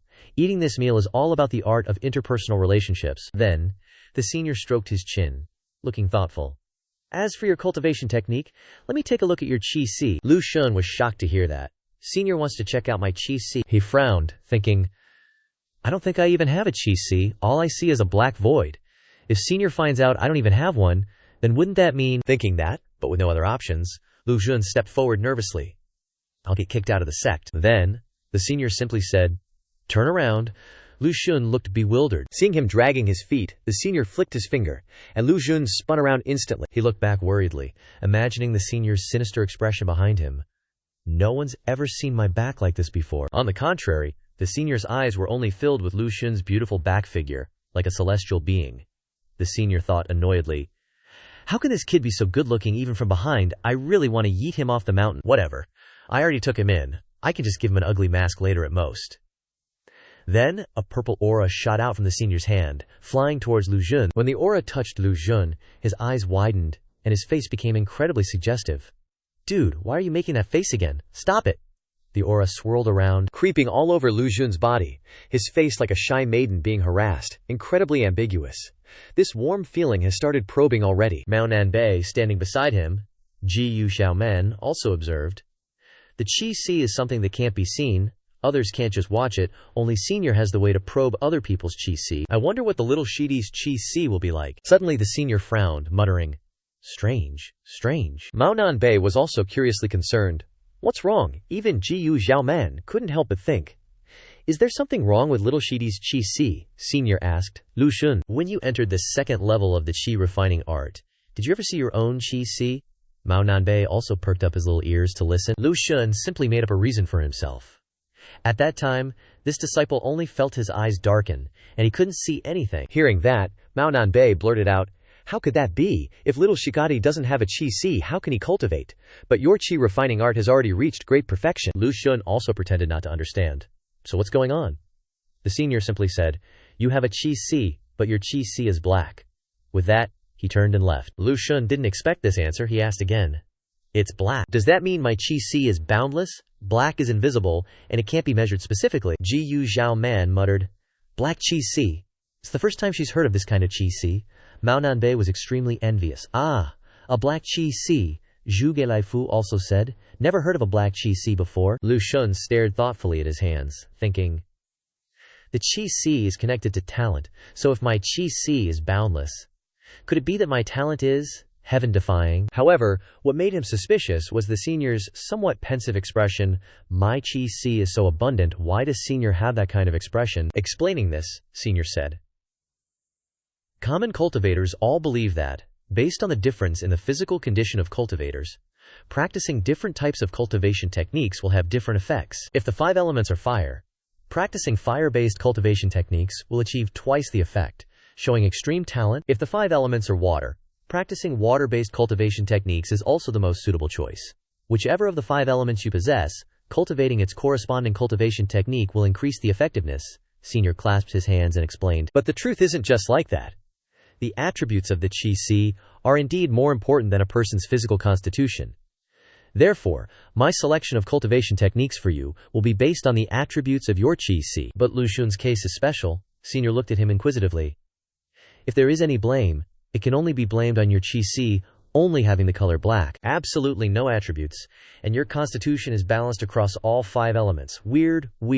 The 3 senior disciples over there were totally baffled. Lu Xun also fell into thought. Could it be because I'm a player? Normal players have varying stats for spiritual attributes and mystical techniques, and they can allocate their own attribute points. Plus, they can choose any cultivation method they want. So, my setup is different from the natives of this world. But now that I've become a person of this world, having all 5 elements means I have no specialty. Huh? This was probably the point that made Lu Xun the most confused and anxious. Right after, the teacher smiled confidently and said, Luckily for you, your master is me. I have a solution. But it depends on what you choose. Mao Nanbei poked her head out from behind Lu Xun, grabbing onto his sleeve with one hand and clenching the other in excitement, looking super eager. Oh, come on, teacher, spill the beans. It'll be useful for sure. At most, I'll let you pat my head as thanks. The teacher gestured towards Lu Xun gently and said, Lu Xun, you are my 5th disciple. I'll call you Xiao Wu. You have 2 choices now. Under the bright sunlight, Lu Xun respectfully clasped his hands and bowed before Teacher Shu's Hai. He said, Disciple is listening. Lu Xun smiled softly to himself, thinking, So what if I don't have a specialty? I'm leveling up with experience points. not relying on the spiritual chi of heaven and earth anyway. A dazzling light radiated from behind Lu Xun. He raised his hand high, and scrolls of cultivation methods of all colors swirled around him. This is a purple cultivation method. This is an orange one, and there are also blue and green ones. He was confident that as long as the cultivation methods were of a high enough grade, he would become strong. Teacher Xu Zhai offered Lu Xun the choices. First, you can choose any top-tier cultivation method you like. You can go to the Demon Sect's Scripture Tower and check out the cultivation methods on the highest floor. You can choose whatever you want. Lu Xun's face lit up with joy, imagining the dreamy scene. Behind him was the Scripture Tower, and he flew up, hugging an orange cultivation method scroll to his cheek, looking really happy, he thought. From what I know, places like the Scripture Tower require trials, and the higher the floor, the harder it is. The highest floor has purple cultivation methods. Now I can choose whatever I want? Isn't that like a one-step ascent to heaven? Lu Xun became serious and sober again, saying to himself, I can't decide so quickly, I have to hear the second choice first, it might be even better. With that, he asked Teacher Xu Zhai, what about the second one? Teacher Xu Zhai, with a solemn expression, held up 2 fingers and said, the second choice is to cultivate the 5 elements cultivation method. Lu Xun looked surprised and subconsciously repeated, the 5 elements cultivation method. Zhu Geilaifu and Mao Nanbei were utterly shocked by Teacher Xu Zhai's words. Mao Nanbei couldn't keep calm and said, scowling, huh? Isn't the 5 elements cultivation method the worst? Zhu Geilaifu showed agreement, looking a bit angry. His hands had clenched into fists without him noticing, and he continued, that's right. Cultivators call the 5 elements cultivation method the 5 poisons, because it has no specialty, which is equivalent to all 5 elements being flawed. Seeing the intense reaction from the two, Lu Xun turned to look at them, a little confused. Both Teacher Xu Zhai and Lu Xun stared wide-eyed at the 2 people standing next to them, who were filled with righteous indignation. Teacher Xu Zhai felt a bit strange and wondered, Trisk, why are these 2 more anxious than Xiao Wu? Teacher Xu Zhai took a leisurely step, explaining as he walked, my 5 elements cultivation method is a little different from the 5 elements cultivation methods circulating on the mainland. Having said that, Teacher Xu Zhai quietly closed his eyes and pondered. Lu Xun couldn't help being curious, scratching his face with his finger and asking, different how? Mao Nanbei glared at Teacher Xu Zhai and told him directly, can't you just say how it's different? Lu Xun smiled slightly, very satisfied, thinking, good, it wasn't a waste to cook for you. Teacher Xu Zhai had turned his back to them, only turning half his face around, raising 1 finger, and slowly replying, if you cultivate this cultivation method, your spiritual chi will be more abundant than others. But at the same time, because you're cultivating all 5 elements, the time it takes will also be double that of others. Lu Xun didn't seem to understand Teacher Xu Zhai's words, and his face blanked out. His brain's CPU was running at top speed, performing countless calculations, and he muttered, this means. His eyes lit up, and he smiled smugly, feeling intelligent. He gave a thumbs up and thought, this is a 5 elements cultivation method that is hard to advance, but invincible at the same level. Lu Xun looked towards Teacher Xu Zhai, wanting to clarify. Now he only lacked hard evidence. Lu Xun bowed his head, clasped his hands, and asked respectfully, Teacher, disciple wants to ask, I'm sure teacher knows how far anyone has cultivated this cultivation method. Teacher Xu Zhai quietly waited for a leaf to fall, and it gently landed in his palm. Teacher Xu Zhai had a pensive expression, and slowly replied, yes, Lu Xun hesitantly asked. Was this person strong? Mao Nanbei and Zhu Geilaifu also looked on, awaiting the answer. Tense expressions were evident on their faces. Teacher Xu Zhai held up the leaf that had just landed in his palm, gazing at it against the sky for a moment, before answering, very strong, extremely strong. Lu Xun contemplated. Teacher used extremely strong. Even Shen Yan, who is at the 8th realm here, he would only rate as not bad at most. An image of Shen Yan appeared, scolding Lu Xun with a frown. Do you know etiquette? He spoke up and asked. Teacher, disciple is more inclined towards the 3rd choice, but I wonder if disciple can take a look at the cultivation method. This was part of Lu Xun's calculations, he told himself. Now I only need the final step. Lu Xun smiled, a little deviously. As long as teacher brings out that cultivation method, my system will automatically assess its grade. Teacher Xu Zhai replied. All right. Then, the teacher raised his arm, and in a flash, a cultivation method scroll emitting a golden light appeared before their eyes. A click sounded, and an information box appeared. Discovered nameless cultivation method. This scroll with the name nameless hovered in the air, surprising Lu Xun, who couldn't help wondering, nameless cultivation method, Teacher carries it around, instead of keeping the nameless cultivation method in the scripture tower. Teacher Shu Zhai put one hand behind his back, using the other to control the scroll to fly towards Lu Xun, saying softly, "Take it," very quickly. The scroll was right in front of Lu Xun, making him a bit surprised. He held the nameless cultivation manual in his hand, and the information panel popped up again. Acquired Nameless Cultivation Manual. The Nameless Cultivation Manual is a purple grade manual before level 50, and after that, it will be upgraded to an orange grade manual. Lu Chen's face was clearly surprised as he read the messages in front of him. Lu Chen stared excitedly at the cultivation manual in his hand.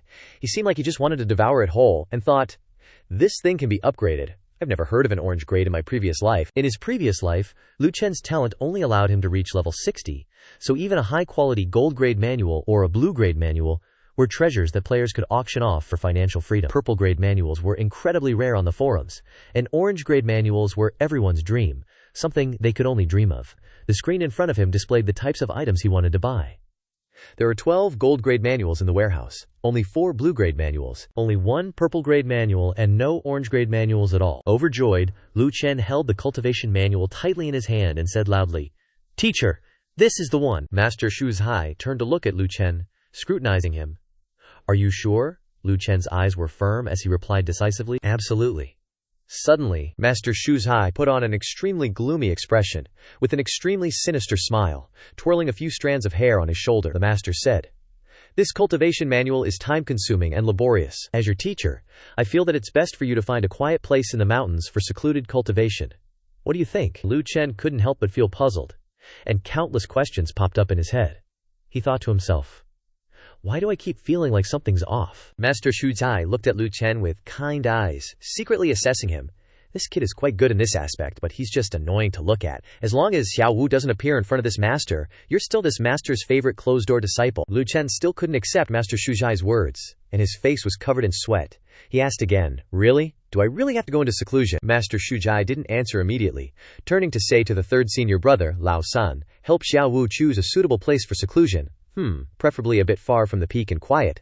Zhu Gelai Fu clasped his hands in compliance with Master Shu Zhai's words. Mao Nanbei crossed her arms and vehemently objected. "No way!" she shouted. "If that happens, I won't be able to eat the dishes that junior brother makes." Master Shu Zhai glared at Mao Nanbei, making her extremely panicked, with sweat on her face. The image of Lao San scratching his head, sticking out his tongue, winking, and giving a friendly thumbs up appeared before her eyes. Master Shu Zhai asked, "Are you perhaps saying that third senior brother's cooking isn't good enough?" At this point, Mao Nanbei also looked helpless, only managing to utter a single word, "Sig." Lu Chen was tearful, his face twisted in pain. He could only hope that fourth senior sister could help. "Do your best, fourth senior sister. Whether I can stay at Little Shu Zhai depends on you." Zhu Gelaifu patted Mao Nanbei on the chest to reassure her. "Don't worry. I'll open a kitchen at the place where junior brother goes into seclusion. When I teach him sword formations, I'll also compete with him in cooking skills." Mao Nanbei quickly changed from her initial sulkiness, suddenly becoming extremely excited, her eyes shining brightly, her mouth smiling non-stop, and saying excitedly, "Then I can still eat dishes cooked by Lu Chen on the mountain." Lao San smiled and gave a thumbs up in agreement. "That's right, I'll bring them up for you." Both Lao San and fourth senior sister were smiling happily like flowers. Mao Nanbei added, Okay. Hurry up and tell junior brother to go into seclusion." Junior brother goes into seclusion and cooks delicious food. It's really too awesome. The two ignored Lu Chen, who was lost in thought. Disappointed that fourth senior sister couldn't save him from the fate of seclusion, he wondered. Did she flip her face too quickly? Lu Chen frowned dejectedly, imagining himself sitting by the fire in the kitchen cooking with tears streaming down his face. He thought, "Moreover, I have to cook, even in seclusion. This is clearly exploitation. It's taking advantage of me." He looked at the three of them chatting and laughing, grinding his teeth uncomfortably. Lu Chen muttered to himself, "But now there's no hope left. The best way is to see if I can trigger a quest. I, Lu Chen, can't let others take advantage of me." Lu Chen then asked Master Shu Zhai, "Master, how long will I need to be in secluded cultivation this time?" Master Shu Zhai raised his hand to his chin, looking at the sky as he replied, "Good question." Master Shu Zhai revealed his intentions, glancing at Lu Chen while calculating, never having thought about letting him return. Who told him to be so handsome? Staying at Little Shu Zhai will make me stand out less. Suddenly, second senior sister appeared out of nowhere, interrupting Master Shu Zhai's thoughts. She clasped her hands and bowed, then said, It needs a time limit. You can't stay under the mountain forever." Master Shu Zhai felt an immense pressure in Ji Yu Xiaoman's eyes, causing him to be speechless and a little flustered. sweat pouring down like a shower. Master Shu Zhai looked at Ji Yuxiaoman and Lu Chen, chatting cheerfully and intimately with a scowl, feeling envious. Well done, kid. You've even won over my adorable second disciple. She's never spoken up for anyone before. Master Shu Zhai closed his eyes, feeling a bit annoyed, and said, Then wait until you successfully enter the initial stage of minor completion swordsmanship. Even with setting such a milestone, Master Shu Zhai had to comfort himself. Forget it, I'll still give Xiaoman some face. Immediately, a chime sounded from the information panel which read, Seclusion quest activated. Lu Chen smiled contentedly, clasped his hands and bowed, replying to Master Shu Zhai. Understood. The information panel added, Quest requirements. Character level increased to level 2. A certain sword formation rises to level 1. Quest reward. 10,000 experience points. Lu Chen was somewhat satisfied. Not bad. Just raising one level and raising one sword formation level will be enough to get this over with. The quest reward is also 10,000 experience points. So I'm not being taken advantage of too easily. Immediately afterward, Lao San happily put his arm around Lu Chen's shoulder from behind, smiling brightly, and said, Then let's set off now. Senior brother will definitely find you a really comfortable place. Lu Chen was a little flustered, beads of sweat dripping down his face, and replied politely, Then I'll have to trouble third senior brother. Suddenly, an arm gently tugged at the hem of Lu Chen's clothes. Lu Chen turned around, and it turned out to be his disciple Lin Chan. Her face was flushed as she hesitated, implying that she wanted to go with her master to see him off. He reached out towards Lin Chan, and turned to Zhu Laifu, who was standing beside him with his arms crossed, asking, Can I let my disciple see me off? Third senior brother happily replied, We're going into secluded cultivation, not prison. Of course we can. Suddenly, old third grabbed Lu Xin and tucked him under one arm, totally catching him off guard. He only managed to shout, Ow! Turns out old third didn't just grab Lu Xin, but Lin Qian too, tucked under his other arm. Both of them were wide-eyed, totally stunned, speechless. In a flash, Lin Qian only managed a small MMPH before old third whisked her away without them even realizing when. Old third soared into the sky carrying both of them. Lu Xin groaned in his head. Third senior brother's flying technique is so rough. In a flash they landed right at the foot of the mountain, crashing bam onto the ground amidst the lush green forest. Zhu Laifu stood there laughing, scratching his head, looking a bit awkward, saying, Sorry, haven't flown in ages, couldn't control my strength, haha. Lu Xin and Lin Xian were sitting on the ground, surrounded by thick dust, causing them to cough non-stop. Cough, cough, cough. Under the dazzling sunlight, the dust from their crash slowly settled, revealing a majestic rocky mountain. Third senior brother walked slowly and proudly towards the mountain, casually saying, All right then, let's pick that as little junior brother's secluded cultivation cave. Lu Xin couldn't help but feel awkward, so he asked, There, which cave? He thought to himself. Isn't that just a rock mountain? By then, third senior brother was already standing in front of the rock mountain. Old third assumed a stance, gathering power. Streams of golden keys swirled, converging into old third's fist. Zhu Laifu was using a self-created mystical move. Old third frowned and shouted loudly, 2 bedrooms, 1 living room. After that, old third unleashed his palm strike towards the rocky peak. An earth-shattering noise rang out as old third's palm force shattered the rocks, sending fragments flying everywhere. Instantly, an entrance into the rocky mountain was opened, right before everyone's eyes. Lin Qian's mouth dropped open in surprise. Lu Xin was also completely shocked, praising, Nice one, old third. He thought to himself, 1 palm strike can open a cultivation cave. Zhu Laifu pointed towards the rocky mountain, smiling as he explained, I often roam the world with master, usually going to wild places. I thought, is there any technique that can create a dwelling? This is that self-created mystical move. Ha! The cave dwelling created from the rock mountain indeed had 2 bedrooms and 1 living room. Lu Xin stepped inside, looking around and continuously exclaiming in admiration, This technique really makes 2 bedrooms and 1 living room. This technique is so convenient. Old third excitedly waved Lu Xin over to show off something. Little junior brother, come look at what's here. Turns out old third had even prepared a kitchen for cooking. Old third gave a thumbs up, saying full of anticipation, From now on we can have cooking battles here. Lu Xin couldn't believe third senior brother was so well prepared. He made a face and grumbled. He even specially created a kitchen. Lu Xin forced a laugh. Haha, well that's great. But in his heart he thought, I'm going into secluded cultivation, but I still have to cook? Seeing Lu Xin say that made third senior brother even happier. He pointed towards the stove and said, Third senior brother often travels with master, so it's perfectly normal to be a bit thoughtful. Ha! Zhu Laifu thought to himself, if someone likes my cooking, I absolutely can't miss out on them. Lin Qian looked around, inwardly amazed by old third's technique. Third martial uncle is really amazing. One palm strike created a house even better than the one Grandpa and I lived in before. Lin Qian raised her fist, imagining using this technique herself to smash open a rock mountain and make a cave for her master. She thought, I'll cultivate hard. Then I can also open a secluded cultivation cave for master any time, Lu Xian said. Then I really thank you. A moment later, mats were laid out, firewood, food, and drinks were all prepared. Old Third stood in front of Lu Xin and Lin Qian and said, For now, let's do this. You cook at noon, I'll teach you the sword array in the afternoon, and then we'll cook dinner together in the evening, Zhuge Laifu said with a smile. The rest of the time, little junior brother is free to practice on your own, Lu Xin grimaced, showing dissatisfaction, but could only think to himself, cook at noon, practice sword array in the afternoon, cook in the evening. Did I come here to cook, and happen to learn sword array on the side? Old Third gave Lu Xin some parting instructions.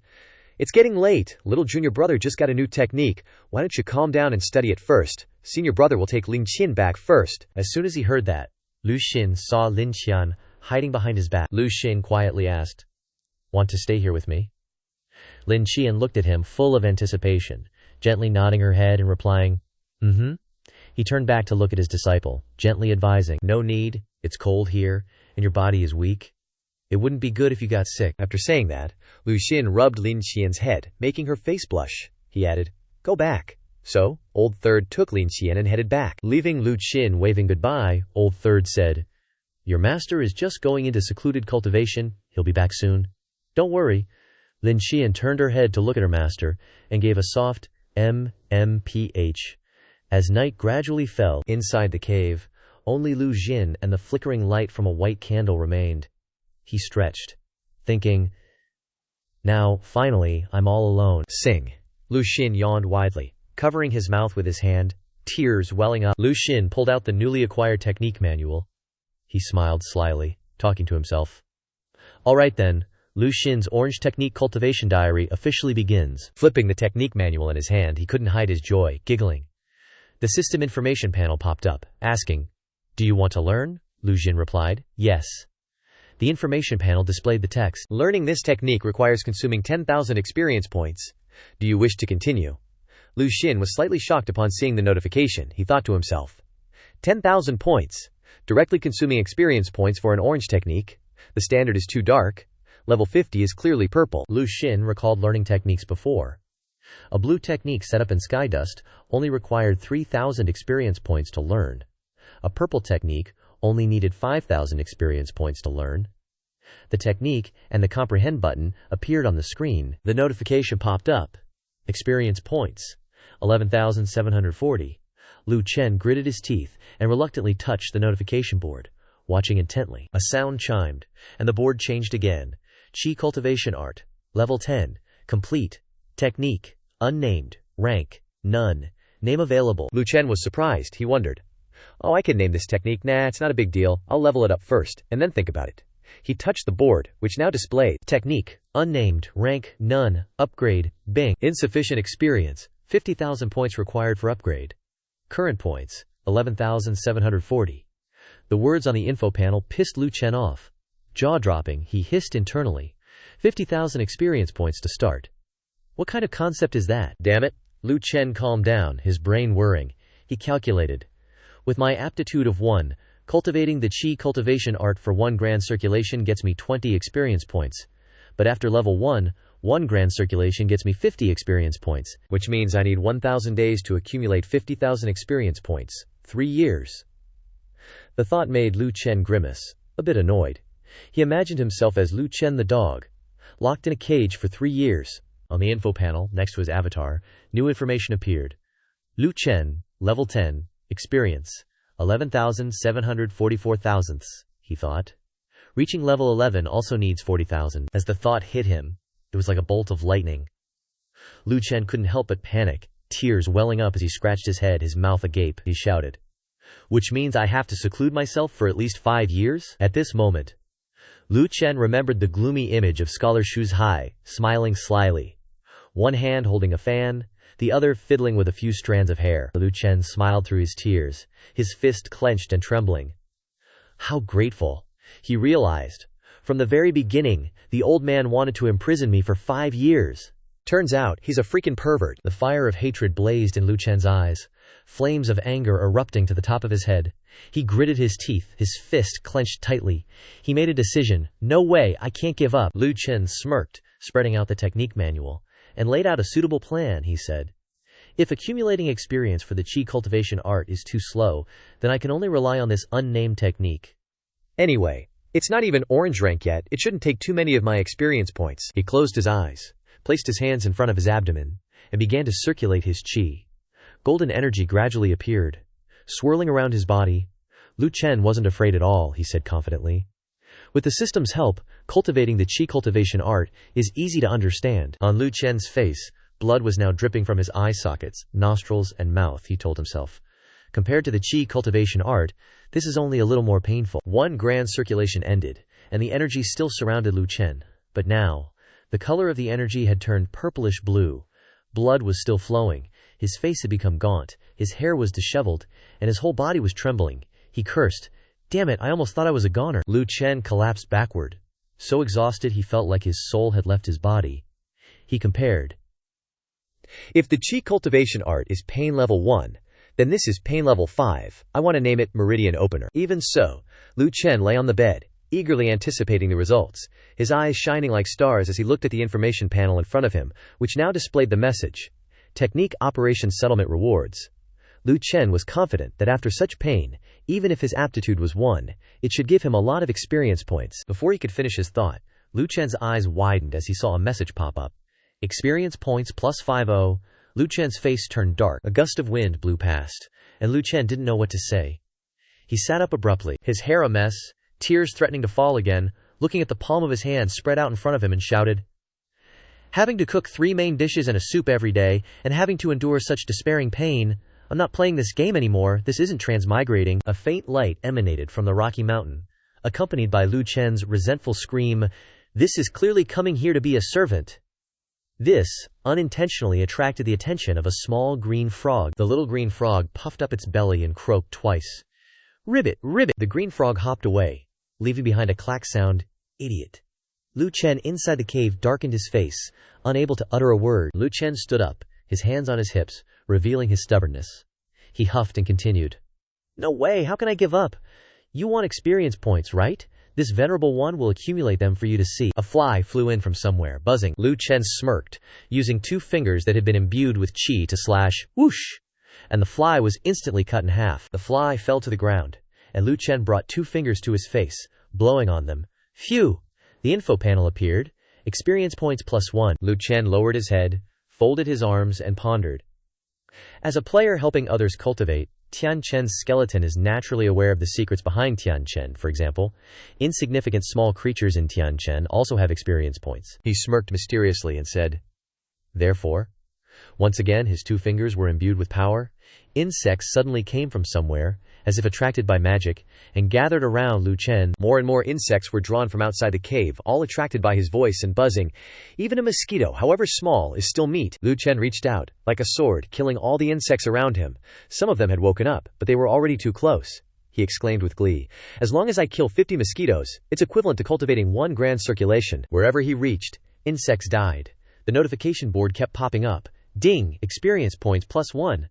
The creatures became extremely frightened. Scurrying out of the cave to escape, Lu Chen laughed even louder.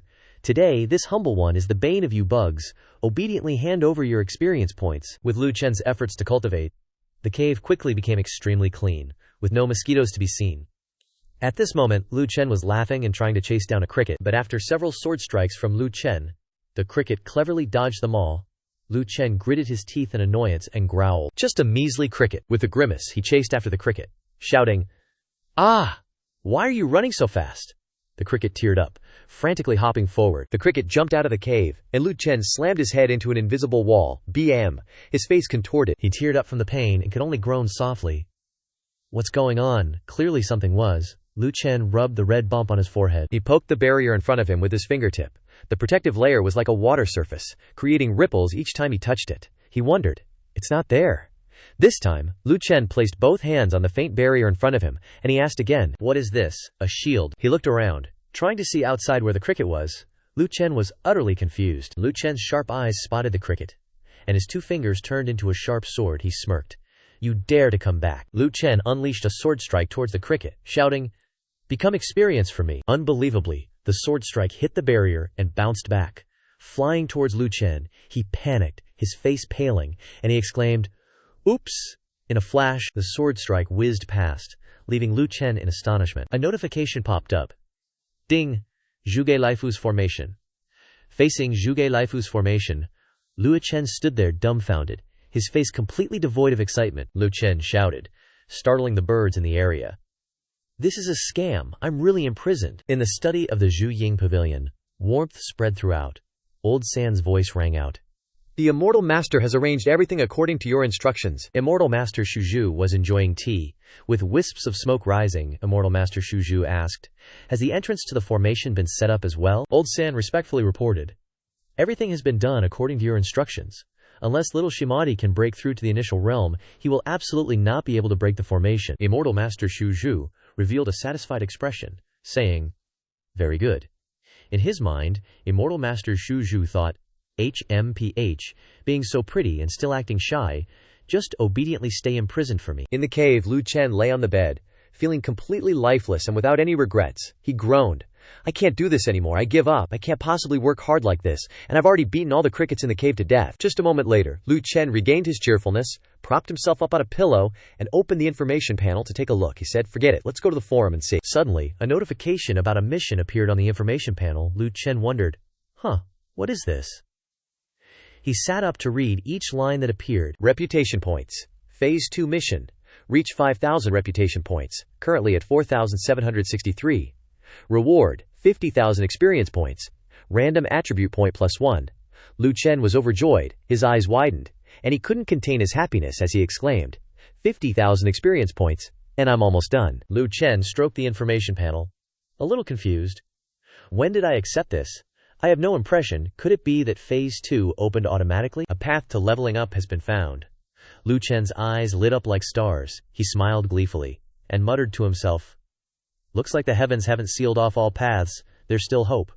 Early the next morning, as the first rays of dawn peeked through, Lin Chan traversed through the forest to her master's place, carrying a basket, probably filled with food. Entering the cave and seeing Lu Chen, she thought to herself, "Master is already cultivating so early, truly diligent. I must also work hard." Lu Chen was sitting on the bed, slowly opening his eyes, and he asked, "So early?" Lin Chan bowed slightly. "Master." Lin Chan opened the basket, taking out 2 pairs of chopsticks, and bowls were also in the basket. Seeing Lin Chan laying out 2 large bowls, Lu Chen asked, "Very, very early, right? It takes a lot of time to cook porridge." At this, Lin Chan was a little stunned. Turning to look at him, she smiled sweetly. Her cheeks flushed slightly, and she softly replied, She thought to herself, "Cooking breakfast for Master, even if it's earlier, I'm not afraid." Lu Chen smiled slightly, saying, "Then let's have breakfast together." Lin Chan happily agreed. The two enjoyed the hot porridge together, smoke mingling with the rising aroma. Lu Chen and Lin Chan were having breakfast together. Lin Chan glanced secretly at Lu Chen, seeming to have many thoughts hidden in her heart. She looked at Lu Chen attentively. Lost in thought, Master said he doesn't like eating alone, so I prepared 2 sets of bowls and chopsticks. Turns out Master really doesn't like being alone, but he lives alone in this cave. Lu Chen poked Lu Xun's shoulder. He turned to look like, "Yo, what's up?" She grabbed Lu Xun's hand and started drawing in his palm, all innocent. "Are you lonely here all by yourself, Shifu?" Lu Xun just chuckled. "Silly disciple. Shifu's just in seclusion, waiting to break through. It's not lonely, it's called leveling up." She looked kinda annoyed, a tiny little pout forming. Lu Xun was a bit confused by that. She grabbed his hand again and started writing with her fingertip. He wondered what she was going to write this time. Turns out she was getting impatient, her face all flushed. She curiously wrote, "Can Shifu break through quickly? Xiao-chan misses Shifu." Lu Xun gave a soft smile, the kind that could melt glaciers. He gently patted her head and said, "All mellow. Shifu misses you too." The sun was high in the sky. Lin Chan waved goodbye to Lu Xun, left the mountain cave, and skipped down the mountain. Lu Xun mumbled to himself, "Now that Xiao Chan's gone back to cultivating after breakfast, I should also get back to training. 50 Express is still Express." He sat cross-legged, closed his eyes, and circulated his Qi around his body, completing 1 major Zhuhaotian cycle. This time, he coughed up blood again. His eyes were sunken, his face was gaunt, and he seemed lifeless. Lu Xun sat on the bed and coughed for a long time. Cough, cough. A line of text appeared. Acquired 50 Expresses. He thought to himself, Clearly my current experience feels like being slashed with a knife, and then only being given 5 chaos in compensation. Resting one hand on his thigh, the other holding the cultivation manual, he lowered his head, his voice revealing his weariness. How is this method becoming more and more of a loss?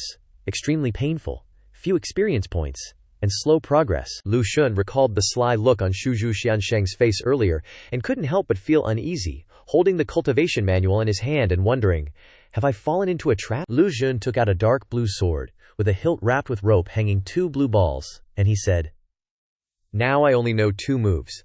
One is Stored Power Sword Howl Freedom, and the other is Wind Sword. These 2 things can be said to have nothing to do with the nameless technique. The information panel appeared. The system announced.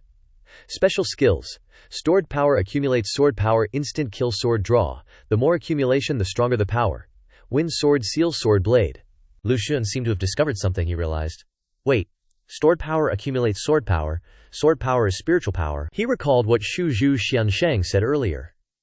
If you cultivate this cultivation method, your spiritual qi will be more than others. At this time, Lu Xun realized that the immortal had said these words. And the experience points consumed by this cultivation method are 5 times that of other books, so it also means that my total amount of spiritual qi will be 5 times normal. Then isn't the accumulation in this sword 5 times the norm? Lu Xun was extremely happy, saying and happily looking at the glowing sword in his hand. He imagined happily. Before cultivating the nameless technique, the spiritual power flowed out like a small stream. After cultivating the nameless technique, the spiritual power became a large column of water. He thought to himself, anything I shoot out later will be 5 times the original. Starting to get tainted. Gripping the sword tightly in his hand, he said smugly, so this really is the cultivation method that suits me best. First, that person. Lu Xun thought of his master, his eyes as bright as stars, holding his cheeks with both hands and dreaming. The image of Shuju Xiansheng appeared, kind, holding a fan with a few profound words. He thought, could it be that he had planned for me from the beginning? From the beginning, that person taught according to the level? Once again, Lu Xun made a decision. I know, before breaking through, I will not take a step out of here. The sun had risen to the top of the sky. Lao San's voice rang out from afar. Little Shidi, 3rd Shixiang is here. Zhuge Lai Fu awkwardly carried a bunch of pots, pans, and cooking utensils. The pile stacked on top of each other was taller than a person.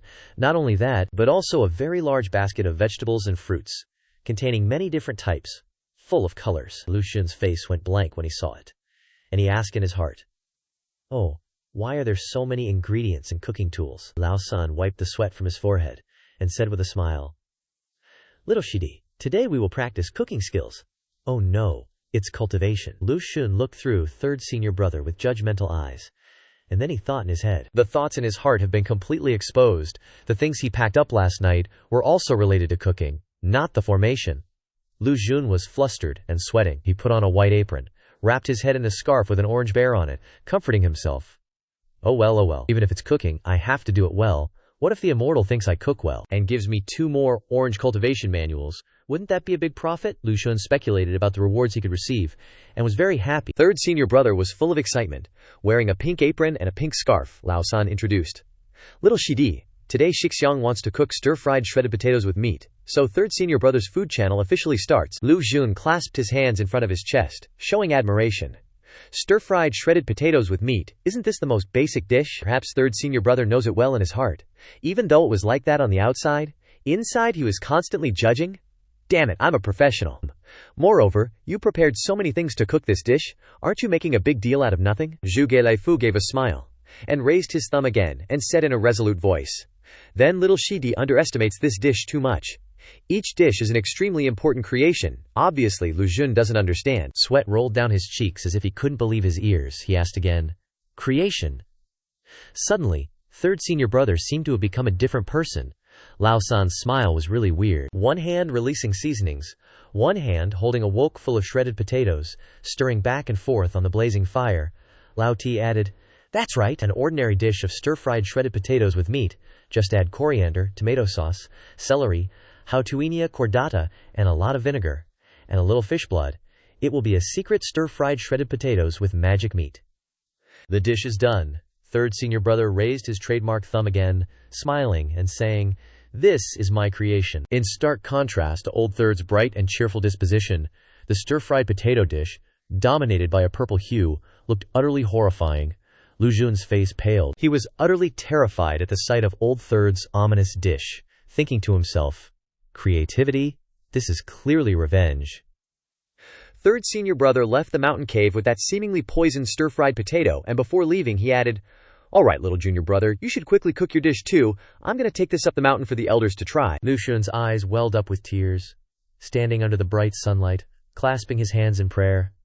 "May the original ancestor bless you all, infinite life celestial Lord." Behind the mountain, the wind rustled through the bamboo forest, causing leaves to fall. Outside the study, inside, 3 dishes of food were laid out on the table. Aside from 2 dishes that looked quite appetizing, the remaining dish was dominated by purple, and it emanated a strange odor. Mao Nanbei and scholar Xianxia looked at the food and fell silent, listening to Zhu Gelaifu introduce, "These 2 very ordinary dishes are the work of little junior brother. And this dish in the middle is the product of my painstaking efforts. Please evaluate." Old Third pointed to the purple stir-fried potatoes that were emitting a strange odor, which he had made. Both Mao Nanbei and scholar Xianxia were a little scared, drops of sweat running down their cheeks. Neither dared to say a word. Their faces turned purple, and they were covered in sweat. They were caught up in their own thoughts. Mao Nanbei secretly envied second senior sister not coming was indeed a wise choice. Scholar Xianxia thought of Lin Chan. That disciple Lin Chan insisted on coming with her master, so she was prepared for this meal. Old Third put on an ominous expression, threatening in his voice, startling the 2. "What? Why aren't you 2 trying it?" Hearing Old Third say that, Mao Nanbei grimaced, sweat pouring down her face, and she hissed. Scholar Xianxia tried to take a deep breath to regain some composure, but he couldn't hide the beads of sweat of fear on his face. The 2 reluctantly picked up their chopsticks to try Old Third's stir-fried potatoes. Mao Nanbei trembled furiously, bringing the chopsticks slowly to the dish, while scholar Xianxia sealed his 5 senses and tremblingly picked up a piece. Old Third's dish had been eaten. Mao Nanbei and scholar Xianxia gradually felt the flavor spread in their mouths. Immediately afterward, even though scholar Xianxia was still sitting there, Mao Nanbei had collapsed to the side, her hands twitching. Seeing this, Zhu Gelaifu pulled out a small notebook and scribbled something down. It turned out Old Third was writing the number 50% in the notebook, his face full of excitement. Old Third said, "This creative dish has succeeded 50%. Xianxia nodded in satisfaction. Clearly he was right.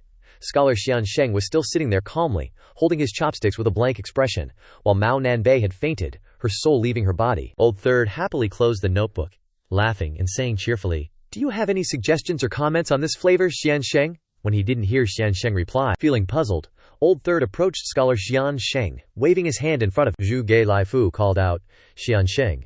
At the same time, Old Third poked the chest of the Xianxia who was sitting quietly holding his chopsticks. As soon as he was touched, Xianxia fell backward, his face purple.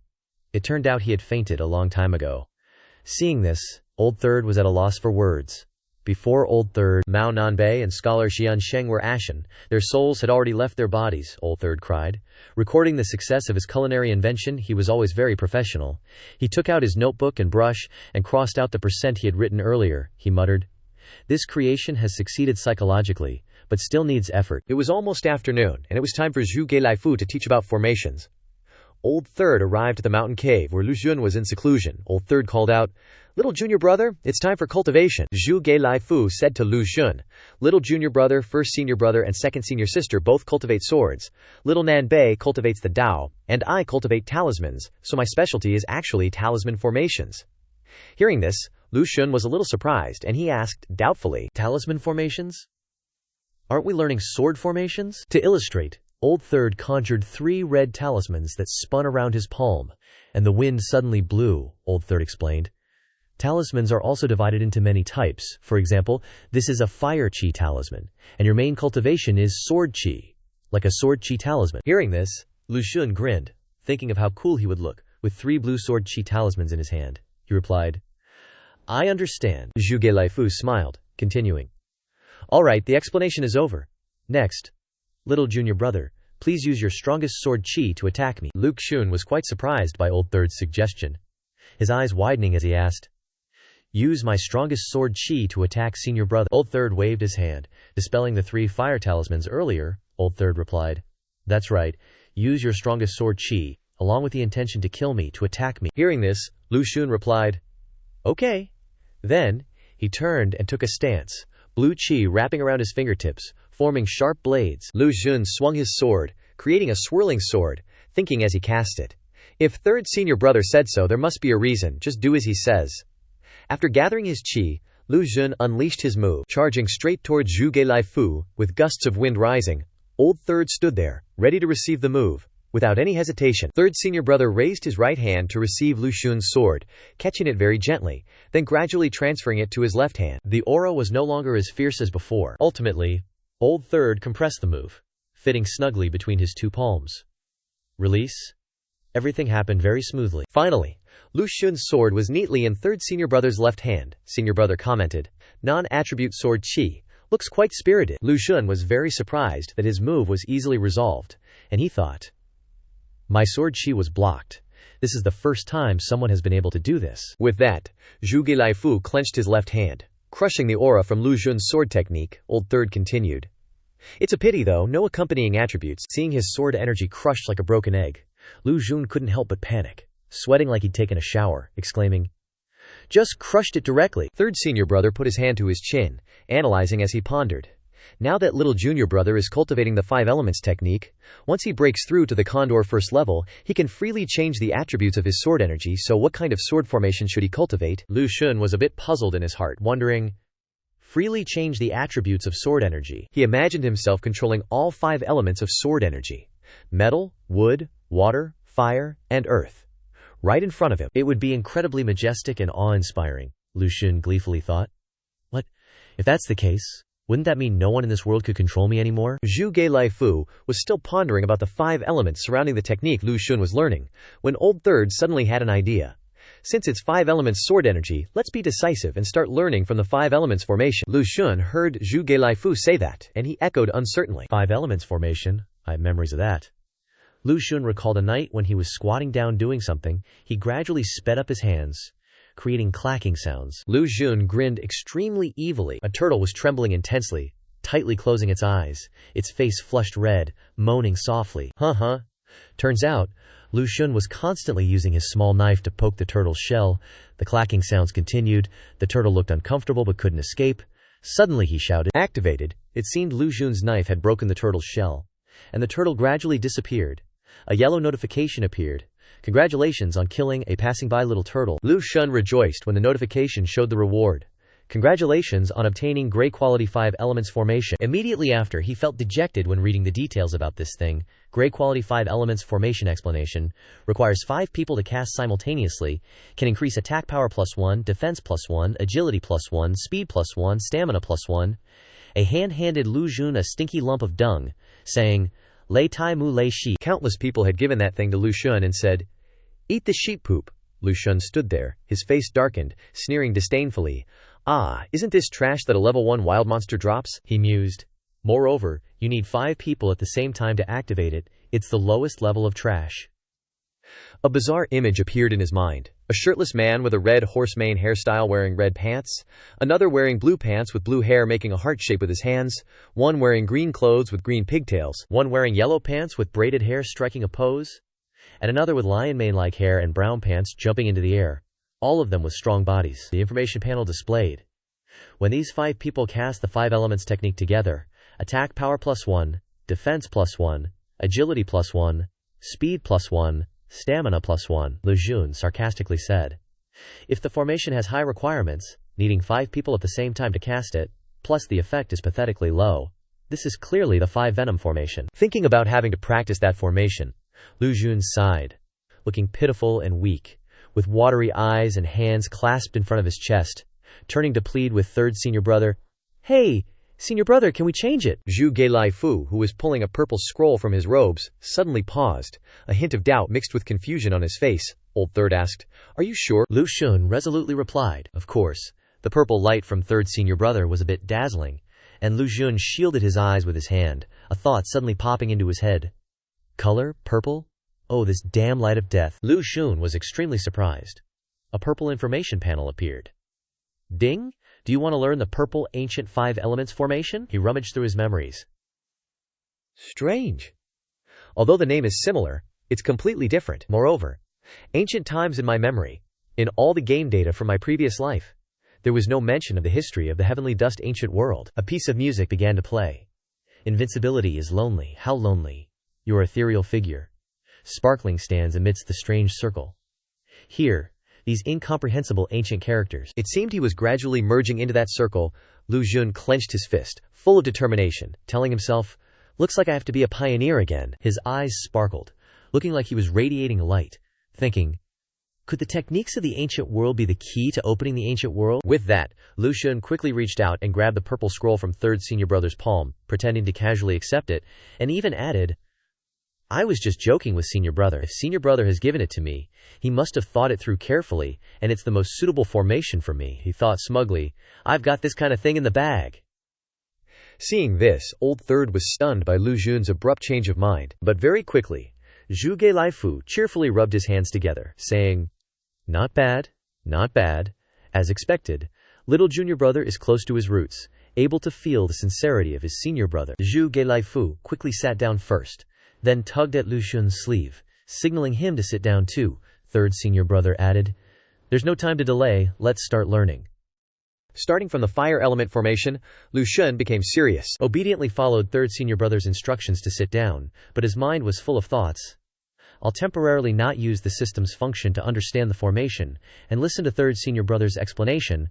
Let's see if it can make me comprehend it. After all, I'm now considered a person of this world. Zhu Gelaifu smiled and explained to Lu Xun, but Lu Xun was utterly confused. He didn't understand a single word. Old third's voice rang out, Jili wa, la. Everything was meaningless, his face contorted. Between crying and laughing, he thought, no way, I can't understand a single word. It feels like the whole class is being taught in Arabic. Lu Xun was flustered, not knowing what to do, when a purple notification popped up. Want to learn the ancient 5 elements grand formation? Purple. Consumes 5,000 experience points? Yes, no, Lu Xun thought to himself. There are things you can't rely on yourself for. If you can hack it but don't, isn't that just plain stupid?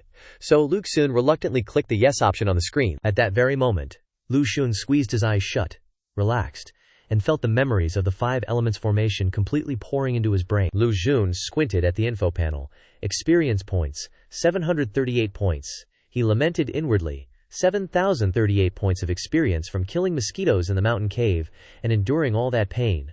Forget it, as long as I complete the reputation points quest, there's still hope. 2 streams of tears ran down his face. Lu Xun clutched his chest, feeling heartbroken, and wondered, how much more do I need now? The notification popped up. Reputation points for Stage 2 quest. Reach 5,000 reputation points, currently at 4,927. Seeing this, Lu Xun couldn't help but rejoice, his eyes twinkling like stars. He thought to himself, it's been accumulating for so long. My heart doesn't hurt as much now. Elsewhere, under the bright sunlight, many people were surrounding Li Lai and Murongyan with admiration. Li Lai spoke up.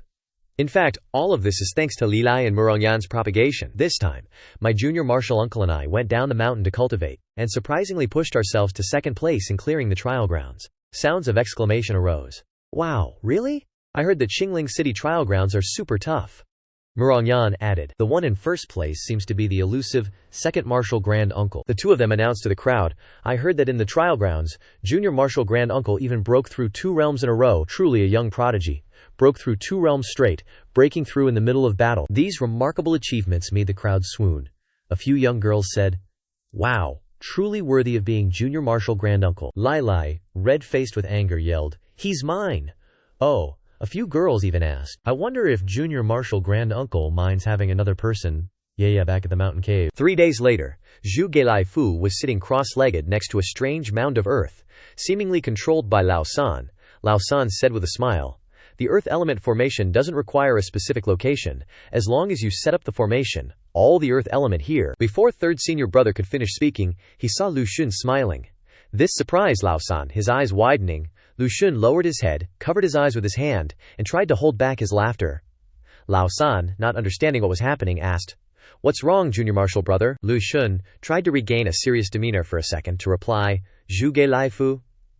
He smoothed his hair and said, it's nothing, it's just that third senior brother is explaining it so well. Every time I hear another formation, it has a deductive effect, giving me a deeper understanding of the previous formations. Lu Xun praised, and Lao San was a little embarrassed, reaching up to scratch his head, smiling brightly like a flower, and praised back, Junior Marshall brother, your comprehension is excellent. You can make the 5 elements of the formation mutually reinforcing and restraining each other, which is really good. Lu Xun's eyes suddenly became completely serious, and he thought to himself, actually, I haven't been listening at all.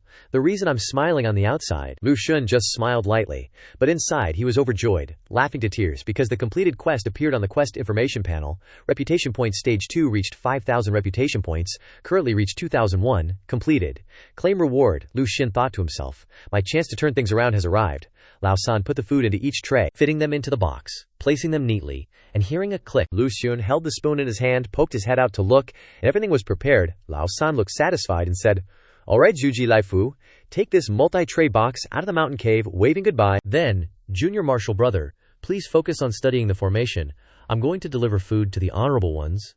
Lu Xun also waved goodbye. See you tomorrow, third senior brother. Lu Xun seemed very happy. He placed one foot on the stone step, raised the spoon high into the sky. He thought, they're finally gone. I can finally claim my reputation point reward. The information panel appeared in front of him. You have completed the Reputation Points Stage 2 quest, Claim Reward, Reward Contents, Experience Points X, 50,000, Random Attribute X1, Optional. Lu Xun's smiling face with big eyes was full of anticipation. He was already picturing the rewards he might get. Random Attribute Points? This is even better than 50,000 Experience Points. Just please don't let it be merchant talent or staff talent. Anything else I can live with. With utter confidence, he closed his eyes and tapped the Claim Reward button on the notification panel. A golden wisp of spirit energy appeared, swirling with its own little tornado. The panel displayed, congratulations, you have obtained 50,000 experience points. Congratulations, you have obtained spirit energy. Lu Chen seemed surprised by the item, wondering, spirit energy.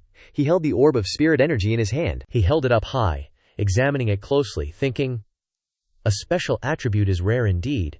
This thing can boost my divine sense and perception.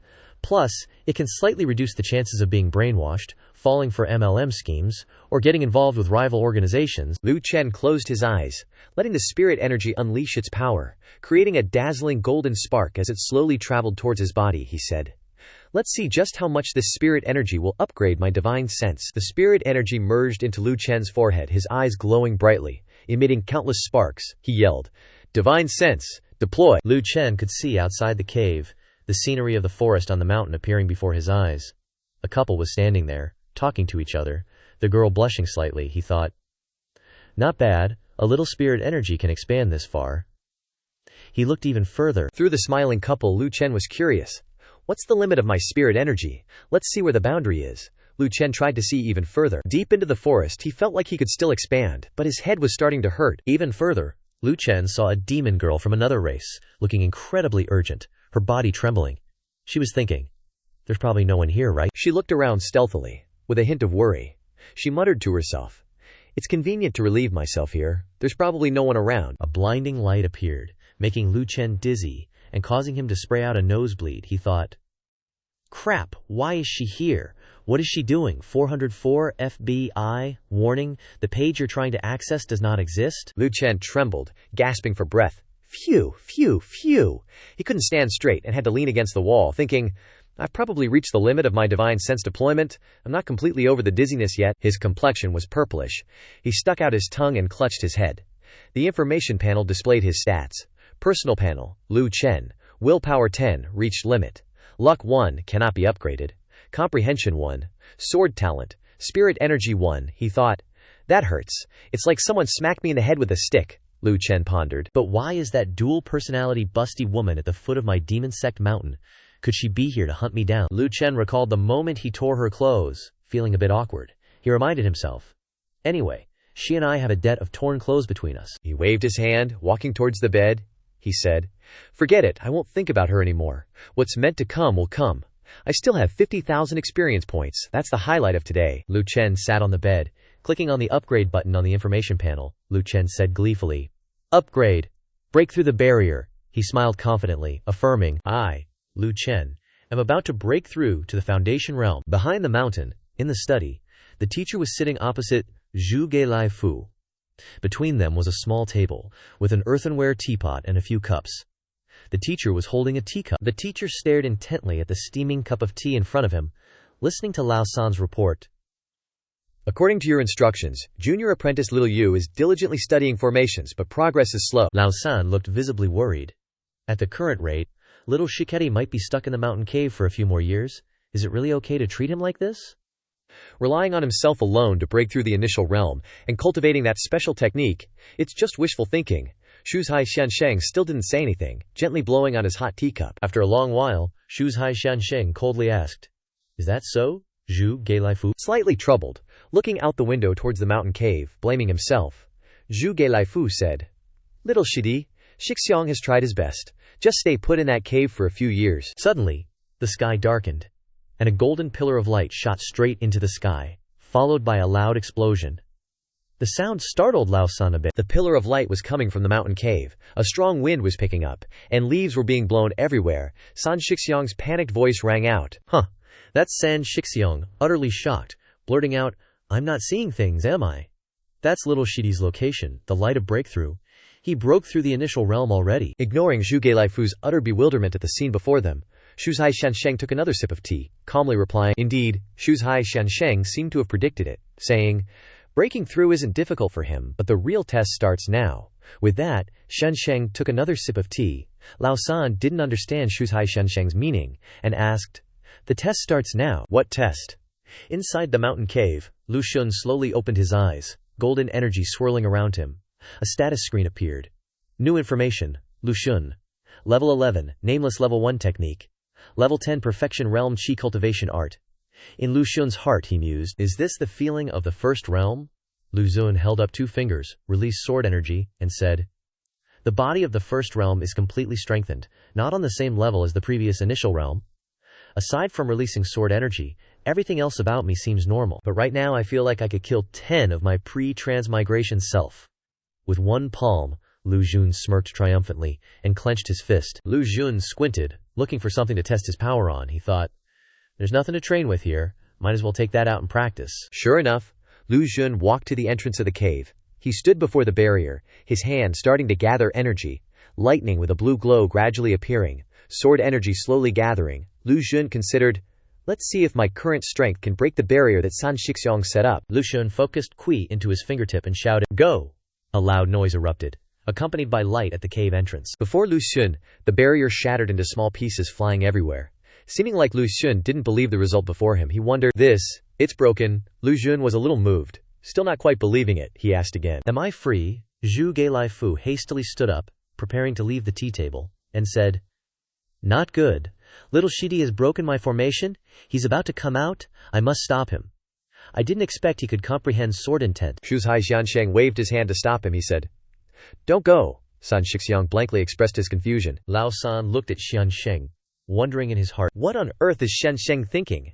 At that moment, inside the mountain cave, Lu Xun was a little disoriented because Lao San's formation had been destroyed. He said, "It's broken. Is San Shixiang's formation only this strong?" Lu Xun was amused, explaining to himself, "I get it. San Shixiang's formation was specially designed for a perfection realm initial stage like me, and he thought it would take me at least a few years to break through the initial realm, so this formation was originally meant for me to break when I broke through to the Qi realm." Lu Xun laughed gleefully.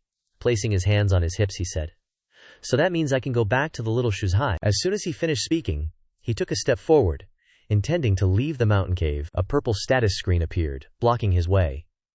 Seclusion mission. Mission requirement. Character level reaches level 2. Upgrade a certain sword formation to level 1. Mission reward. 10,000 experience points. Reminder. Leaving the mountain cave will count as mission failure. Lu Xun was completely surprised, his eyes wide as he looked at the words on the screen. He put his hand on his chin and pondered. "That's right, I came here to seclude myself. If the formation doesn't improve, then the seclusion will be in vain. Plus, this mission experience isn't free." He waved his hand, sending a sword strike to the ground, drawing a temporary boundary that he couldn't cross, and said, "Then let's do it like this." Lu Xun yawned sleepily. Raising his hand to cover his mouth, tears welling up, he said to himself, "I'll just stay here then. It's not bad here either." Lu Xun thought about meeting Shuzhai Xiansheng, holding a fan with elegant calligraphy, but with a dark and scheming look on his face, he was a little suspicious. If I go out and come to this, he only dared to consider in his head, if Xiansheng thinks my temperament is not good, then I'm completely done for. Lu Xun sat on the bed, taking off his outer robe. He remembered, according to the novels from his previous life, People with higher cultivation can see through one's temperament more clearly. I can't fall into the trap. He laid down, pulled up the blanket, and fell asleep. Before that he said to himself, "Good night." In the Shuzai Xiansheng's study, the lamp was still lit. San Shixiang's voice rang out, a little doubtful. "Xiansheng, are you really not going to take a look?" Lao San implied the seriousness of the matter, continuing. "If little Shidi..." Shuzai Xiansheng interrupted Lao San, slowly pouring tea, then said in a confident manner, "No need to worry, he has his own plans. Tomorrow you will still go to impart the formation as usual, until he successfully studies it." Zhu Ge Lai Fu cupped his hands in salute, bowing his head in response. "Understood, master." The bookworm immortal held the steaming cup of tea, staring intently into it, then muttered, "That brat is such a pain in the neck." An image of a goofy-looking Lu Jun appeared in the tea. The bookworm immortal mused to himself, "You really are different from the rest." The next day, while Lu Xun was still half asleep, the information panel popped up again. He thought to himself, another mission. On the panel was a new quest. Fame Point Quest Stage 3 begins. Quest requirements. Acquire 10,000 Fame Points. Current points, 1232. Quest reward, 150,000 experience points. Random attribute point x1. He rubbed his eyes thinking, 10,000 Fame Points, 150,000 experience points, and a random special attribute point. Doesn't sound too shabby. Lu Xun sat up, stretching and yawning, then said, "But these fame points, once they reach a certain point, become really hard to increase. But that won't stop yours truly. Besides, my goal isn't just this fame point quest anymore." Lu Xun grinned, thinking of Lin Chan standing under the radiant glow, the world's protagonist. He thought, my newly recruited disciple is the world's protagonist. With 0 system quests, who's going to believe that if I tell them? Just then, Zhu Ge Lai Fu and Lin Chan arrived at the mountain cave together. Third senior brother waved at Lu Xun, saying, "Morning, little junior brother." Lu Xun wondered, why is third senior brother with little Chan today? Third senior brother gestured toward Lin Chan, smiling. "The new year's coming up, and the immortal ordered me to take little Chan to the Sword Vault Mountain." Lu Xun was slightly worried, asking, "To the Sword Vault Mountain now? Isn't little Chan's cultivation still pretty low?" Zhu Ge Lai Fu gave a thumbs up, reassuring him. "Based on her current cultivation speed, she's already a genius among geniuses." Lu Xun's face went blank, seemingly not understanding, and he blurted out, Even so, he secretly asked the system to check. The information panel appeared above Lin Chan's head. Lin Chan, 4th level of Qi refinement. Lu Xun crossed his arms, closed his eyes, pretending not to care, but inside he was ecstatic. Awesome, already 4th level, and she's only been cultivating for a few days. If those trash players who haven't even broken through to level 2 see this before the closed beta ends, they'll probably cough up blood and die. Lu Xun gleefully imagined the figure of the protagonist system, and he thought, but even if Lin Chan is the world's protagonist, she's not lagging behind the other protagonists, and Xiaoran's probably already at level 20. This just proves that my little Chan's comprehension is amazing and her cultivation is super fast, right? Thinking this, Lu Xun stepped forward. He ruffled Lin Chan's hair as she held a tray of food containers, and earnestly said, "Go with third senior uncle. When you get to the Sword Vault Mountain, remember to choose a weapon that suits you best. Follow your heart." Lin Chan nodded seriously. The information panel appeared. Main quest activated. Lu Xun was caught off guard and quickly read the main quest. Main quest. You are Lin Chan's guide. Quest description. Guide Lin Chan's cultivation, bestowing upon her benefits and advice to allow her to quickly advance in cultivation. Quest rewards. Based on the significance of each important event, rewards will be given, divided into 4 grades. C, B, A, and S.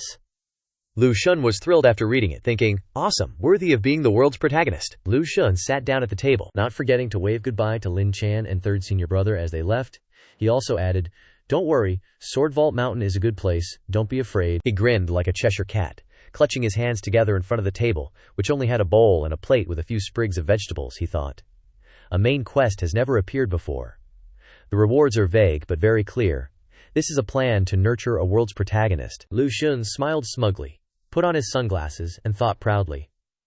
And I am the one who will execute this plan. The sunglasses added to Lu Xun's coolness, and he realized.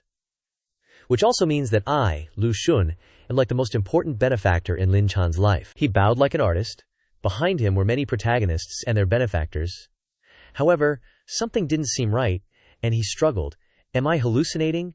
Can I have a grandfatherly figure who guides her? I can't become the disciple's wife. Under the dazzling sunlight, towering mountains loomed. With only one path leading to the summit, Lin Chan and Zhu Gelai Fu were riding on the back of a giant white crane, flying towards the Sword Vault Mountain. Lin Chan looked ahead seriously, thinking, is this the Sword Vault Mountain that Maester talked about? Is this the place where the sword that Maester wants me to get is? The crane landed. As soon as Old Tam and Lin Chan touched down, they saw a senior with silver hair and beard waiting. It was the guardian of Sword Vault Mountain, Old Gi. He bowed his head, placed his hand on his chest, and slowly saluted. Zhu Laifu and Lin Chan cupped their hands in salute. Old Tam introduced, Old Gyo, this is little junior brother's newly recruited disciple, Lin Chan. Old Giwai didn't say a word, but stepped in front of Lin Chan and slowly extended his staff towards her. She couldn't help but think, does this senior want to knock me with his staff? She was a little puzzled, putting her finger to her chin, thinking, this speed is too slow. Lin Chan never saw the staff touch her head, but it kept slowly moving towards her. Gradually, she understood. Does he want me to touch it? With that thought, she extended a finger and slowly touched the staff. As soon as she touched the staff, a surge of powerful blue energy erupted from the point of contact. The aura rushed behind her. There emerged one sword, shaped like a man bracing himself, ready to draw his sword. Then, this man unleashed 2 slashes, the sword energy overflowing, a gentle breeze ruffling her hair. Stunned by the senior's technique, she thought to herself, sword moves, sword techniques, so fast. So fast that I can't even see them clearly. Zhu Laifu, who had been watching with his arms crossed, finally spoke up. Little Lin Chan, remember what you just saw. It will be of great help to you later. Giba looked over. Your Grand Shifu grew up learning the one sword style from your great-Grand Shifu, who taught this sword drawing technique. You'll understand it later. Lin Chan gratefully bowed, thanking the senior. She thought. Such slow movements, but the sword technique is so fast. Everyone in the demonic sect is so powerful. Senior Giba placed his hand on Lin Chan's shoulder, imparting a bit of aura. It turned out that Lin Chan, like Lu Xun, was blessed with a +1 to her luck stat. At the same time, the senior also opened the path up the mountain for Lin Chan. Zhu Laifu elaborated on Giba's intention. Meaning you could start climbing the mountain now. Lin Chan revealed a look of determination, vowing to return with a harvest. Far away, a few people were monitoring Lin Chan. In the middle was a shiny bald head. It turned out that Shenyan, Yu Heishan, Gong Yuban, Sima Chuan, and Luo Wanshu were observing Lin Chan together through a small swirling vortex. Yu Heishan stroked his mustache and said, Little martial sister Lin Chan is about to ascend the hidden mountain. How about we place a bet? Quickly, Yue Heishan and Sima Chuan happily presented a large bag of money. Yue Heishan said, Little martial granduncle and his disciple have given us too many surprises, so this time I want to bet that she will draw Shifu's close-range sword Kui. Gong Yuban and Luo Wanshu weren't to be outdone, each with a bag of money in hand. Gong Yuban said, We also bet that martial sister Lin Chan can definitely draw the close-range sword Kua. After all, she's a sword fetus by birth. Luo Wanshu chimed in. Again, 9 ripples, close-range sword Kua. Apart from her, there won't be a better choice in at least 100 years. Shenyan smiled, took out a bag of money, and then offered his intuition. I think differently from you guys. I feel that this time, martial sister Lin Chan definitely won't get the close-range sword Kui. I'm betting she won't get it. Yu Heishan, standing in the middle of the 5, laughed heartily. Then it seems like we've won this time. Shen Yan explained. The close-range sword Qi has been in contact with Shifu for so many years, it already has a sword spirit. It absolutely won't choose a girl to be its master, because it has its own pride. Mr. Shu Chai, holding a cup in his hand, was observing Lin Chan from afar through a small TV. The gentleman thought to himself, This little grand disciple of mine. I've already prepared your sword for you in the hidden mountain. Shu Chai Xiansheng looked at Lin Chan, moved to tears. This grand disciple is really more pleasing to my eye the more I look at her. I'm 100,000 times better than her master. A man's jealousy is a scary thing. Lu Xin was sitting there, rubbing his stomach, and let out a sigh of lament. I ate too much kanji today. So it turns out that everyone has a small TV to watch. Only someone who transmigrated can't see anything right now. Lu Xin looked at the bright light outside the cave and silently cheered for Lin Chan. Little Lin Chan. Although Shifu can't see anything, my spirit is always with you. You must get the weapon that suits your heart. Lin Chan was steadily stepping up each step of the mountain. In her heart she told herself, I will definitely get the sword that Shifu didn't get. Lin Chan remembered the sword sheath that Lu Xun always carried with him, musing. Although Shifu has never said anything, he always carries that sword sheath. So where is the sword of that sheath? It must be in the hidden mountain. Lin Chan thought. If Shifu sees the sword I get as a gift for him, he will definitely be extremely, extremely happy. She went up the mountain with that thought full of hope and excitement. The path up the mountain seemed to be covered in a thin layer of mist, with countless different swords planted on both sides of the road, she told herself. There are already so many swords starting from here. The swords moved in unison, making strange noises that made Lin Chan afraid, her face pale, and her forehead dripping with sweat. She thought, Oh no, why are they shaking? Lin Chan worried, thinking that it might be demonic sounds. Run! So she ran straight ahead, leaving the shaking swords behind. Common sword techniques. Although they could sense Lin Chan's innate sword fetus, they didn't have a sword spirit, and couldn't convey their thoughts to Lin Chan. Their shaking was actually meant to attract Lin Chan, but it backfired. The swords were bored. Not knowing how it had come to this, Lin Chan ran for her life. Wherever she went, the swords shook. She didn't understand what was happening, she wondered. What on earth is going on? Why are these swords still shaking? Could it be that the hidden mountain doesn't welcome me? Lin Chan was terrified, just closing her eyes and running. Lin Chan didn't have a normal way of communication, and her thoughts were going further and further astray. At the cave, Lu Xun slumped down dejectedly. No way! He leaned against the wall, scratching his head, trying to think of a way. I really want to know which step little Lin Chan has reached. Now, is there any way? Suddenly, Mao Nanbei appeared, poking her head out from behind her, happily saying, "Little martial brother, did you do something wrong today? This martial sister hasn't seen you for too long, so I'm visiting you." Really just visiting you? Lu Xun suddenly showed a dangerous expression, causing Mao Nanbei to flinch a little, her face contorted. Mao Nanbei said, "Right now, Lin Chan has run to the 399th step." She cast a spell, using her bright eyes to recount Lin Chan's journey to Lu Xun. It turned out that the two had an exchange, with Mao Nanbei observing Lin Chan for Lu Xun. She said, "You're not allowed to take back the 2 portions of snacks you promised me." This made Mao Nanbei very happy. Lu Xun said, "Rest assured, I'll definitely get her 2 portions, he thought. She's at step 399 already, so what? Now we're in the area of low-grade blue spirit items, which is the territory of spirit energy. He clenched his palm, thinking to himself. The spirit energy here can transmit thoughts of the sword to people. Zhao Lin Chan must not be influenced by these things. Further ahead, there are spirit weapons with near purple and orange sword energy. Lu Xun frowned and asked, "What's with these low-grade spirit items?"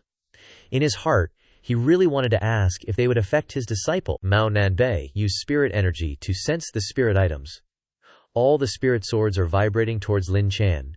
3 spirit items have chosen her. Lin Chan floated in the air, surrounded by those spirit items, a jade pendant, a Bodhi branch, and a suit of armor. Lu Xun excitedly asked upon hearing this, "So she hasn't chosen a sword yet?" At this moment, Mao Nanbei stopped using spirit energy, returning to her senses, and saying to Lu Xun, "No desserts, no motivation." Lu Xun narrowed his eyes and looked at her with disdain. Mao Nanbei pretended not to see it, and sighed again. "I am so hungry." No matter what, the safety of my disciple is the most important thing. Lu Xun immediately went into the kitchen. Luckily, he prepared pear soup with rock sugar for little Chan last night, otherwise he wouldn't be able to appease this cat today. Lu Xun skillfully prepared the food, seasoning it with a confident and handsome expression. Very quickly, a bowl of golden soup, emitting a fragrant aroma, was ready.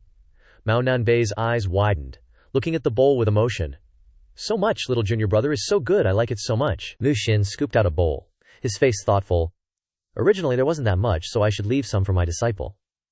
Then he secretly scooped a spoonful of soup from the bowl back into the pot. This scene was caught by Mao Nanbei. Lu Xun smiled sheepishly, and handed the bowl of soup to her. Immediately meeting Mao Nanbei's judgmental gaze, she angrily shouted, "You scoundrel! I saw you scooping from my bowl, don't scoop it back for me, or else." Lu Xun flashed a spring-like smile, saying matter-of-factly, "I did that because I wanted you to save room. I'll make you a giant pudding tonight." It sounded wrong but also kinda right, but since there was food, Mao Nanbei happily accepted the bowl of soup. "Thank you, little junior brother." Getting through this situation, Lu Xun sighed in relief. Just now, the murderous aura was so obvious, it was like she wanted to kill me. With Mao Nanbei's stomach temporarily filled, Lu Xun asked, "So, senior sister, please continue with the situation. Did she choose a sword or not?" Mao Nanbei put down the bowl and smiled. "Didn't choose one. She's almost at step 499 already." Hearing this, Lu Xun sighed in relief. Good thing she wasn't tricked by those blue equipment. Little Tianer must not be seduced. Lu Xun crossed his arms and probed. "Mao Nanbei, 4th senior sister, do you think little Chun Sher can obtain the near sword energy?" Mao Nanbei sipped the soup and replied, "Can't. She's still infatuated with the flavor. This pear soup with rock sugar is so delicious." This made Lu Xun feel puzzled. "Why, Lin Chan is a natural sword embryo, and she also has 9 ripples," Mao Nanbei asked in return. "Aren't you the same? We already have you." As an example, Lu Xun broke out in a sweat. "But I'm fake," Mao Nanbei explained to Lu Xun, and even revealed something. "Although I'm like you, entering the sect relatively late, and I've never met the eldest senior brother, Over the years, I've more or less understood some of the inside story related to eldest senior brother's closed-door cultivation, and nearsword energy is one of the reasons. Thinking of Yanli's fiery aura, Lu Xun couldn't help but feel a stirring in his heart. He thought he was just asking a question casually, but he got such a big scoop. So eldest senior brother and nearsword energy are a secret that no one knows. Lu Xun tried to suppress his excited face, and asked curiously, "What's going on?" Mao Nanbei didn't continue to delve into the issue, but only instructed Lu Xun. "Little junior brother, like eldest senior brother, you walk the path of the sword and cultivate sword techniques, but I suggest you don't cultivate sword techniques to great perfection." Lu Xun asked in surprise. "Huh? Why?" Even though he had a grasp of the game's plot, there were still things Lu Xun didn't know. Mao Nanbei began to explain. Nurturing sword techniques is continuously nurturing your sword. As the sword gets stronger, the connections within it also get stronger, so the power that can be unleashed is also stronger. But in the end, the sword is like your clone. Whatever your personality is like, the spirit of the sword will be the same. The realm where the sword and body become one is referring to this. Suddenly, Lu Xun had a crazy thought. If teacher cultivates the sword, wouldn't the sword be as flamboyant as him? Imagine the flashiness being doubled. Nah, let's not think about it, okay? But then, Lu Xun worried, thinking of his own sword energy. My sword energy is always changing in the direction of long and thick. Could it be that my inner self is so unrestrained and wanton? The two words wanton were like a knife stabbing straight into Lu Xun's heart, feeling despair. How could this be? I absolutely don't admit it, Mao Nanbei continued to say. And the realm of nurturing sword techniques that eldest senior brother cultivates has been nurtured to an unbelievably strong level. It's even as strong as eldest senior brother. Plus, the similarity in personality between senior brother and the sword spirit is high and arrogant, so unless you have cultivation strength comparable to eldest senior brother, it won't choose you. Lu Xun rubbed his chin, his face thoughtful. So that's how it is. If that's really the case, it really won't choose little Xianxia. But what does this have to do with why eldest senior brother went berserk, and why he went into secluded cultivation? Mao Nanbei looked at Lu Xun like he was an idiot. Teacher once said, "Techniques are limitless, but matter is limited." Perhaps the path of sword techniques can still be cultivated, but nearsword energy has reached its limit. It can't get any stronger. Lu Xun listened curiously. Mao Nanbei recounted. The grand senior brother didn't care about this back then, which eventually led to confusion in his cultivation, and even his sword Qi Jin had some problems. The teacher didn't say anything else, but I bet these things are definitely related to the grand senior brother's closed-door cultivation, Lu Xun asked, puzzled. Why didn't the teacher remind the grand senior brother about this sooner? Mao Nanbei replied seriously. When you reach a certain realm, all the paths you take will be your own life. At that point, the teacher will only observe from the sidelines and won't guide you anymore. Moreover, if the grand senior brother breaks through, it will also be a great opportunity. Lu Xun nodded. So that's how it is. But it's strange. Did Sword Qi Jin willingly stay in Kang Mountain? Isn't it as strong as the grand senior brother? Mao Nanbei picked up the bowl and chugged from it, replying, "Of course not." Lu Xun put his bowl down, confused. Mao Nanbei, like a good student, said, "The teacher told it to stay on the mountain obediently. If it dares to leave, the teacher will break it. There's even an illustration of the teacher snapping a sword, and it can only be helpless. Ah, I'm dead." This answer was truly beyond Lu Xun's expectations. Thinking of the teacher using his terrifyingly gloomy face to threaten Sword Qi Jin, Lu Xun sighed. This world really does have its checks and balances. Suddenly, Lu Xun remembered something. Oh, now that I think about it, my sword sheath and Sword Qi Jin were placed separately back then. At that time, the sword sheath fawned all over Sword Qi Jin, but it didn't even spare it a glance. Could it be that the sword sheath couldn't contain Sword Qi Jin, Trisk? Even the main wife couldn't handle it? This Sword Qi Jin isn't a good thing? Mao Nanbei shook the empty bowl in her hand. It's all gone. Lu Xun turned to ask her. Oh yeah, why did the teacher bring Sword Qi Jin up the mountain? Mao Nanbei's face fell again. Because there was no more food, she replied. I don't know what the teacher's thinking, but a sword as strong as Sword Qi Jin, what would happen if it wasn't brought up the mountain and left down below? Lu Xun shuddered, imagining the scene of Sword Qi Jin going down the mountain and then slaughtering indiscriminately. Oog. With its personality of going all out at the slightest disagreement, it might even earn the title of Demon Sword. Suddenly, Mao Nanbei exclaimed in surprise. Why did Zhao Chenyer stop at the 599th step? There's only top-grade spiritual energy here. Lu Xun was also startled. What's going on? Top-grade spiritual energy is blue. If she takes one more step, she'll officially enter the purple territory. Has Zhao Chenyer been attracted by something? Meanwhile, in Kang Mountain, on the 599th step, where Lin Chan was standing, there were countless swords stuck in the rocks on both sides. She stopped, looking to one side, wondering curiously, "What's that?" Among the countless swords that were resonating with Lin Chan, there was one sword that was lying still and motionless, not reacting at all, making it even more conspicuous. Lin Chan looked at it, thinking sadly. All the swords are crying out, but only it isn't reacting at all. Is it dying? This reminded her of a sad memory from the past. Before Lu Jun took her in, Lin Chan sat by the hospital bed, looking at her grandfather at this moment. It was like her grandfather when he was on his sickbed. Lin Chan didn't continue, but directly turned aside, walking towards that sword with determined steps. Lin Chan pursed her lips, already having made a decision in her heart. I want to choose it. Her hand slowly reached towards the hilt of the sword. She softly called out in her mind, "Come with me." Immediately afterwards, a powerful aura emanated from the sword, enveloping the entire mountain. Lin Chan tried to stand firm. Using her hand to shield her face, she could feel the sword crying out too loudly. At the same time, the disciples below also sensed the abnormality. The swords on everyone's hips were glowing, reacting violently. "Ah, my sword is vibrating," someone exclaimed. "Nonsense. This is the sound of a sword coming from the sword Qi-jin of the founding ancestor. Trisk, we've never heard sword Qi-jin cry out for anyone before. Go inside Kang Mountain." Inside the courtyard, Shenyan was leisurely drinking tea with the elders. Luo Wanqiu covered her mouth and smiled.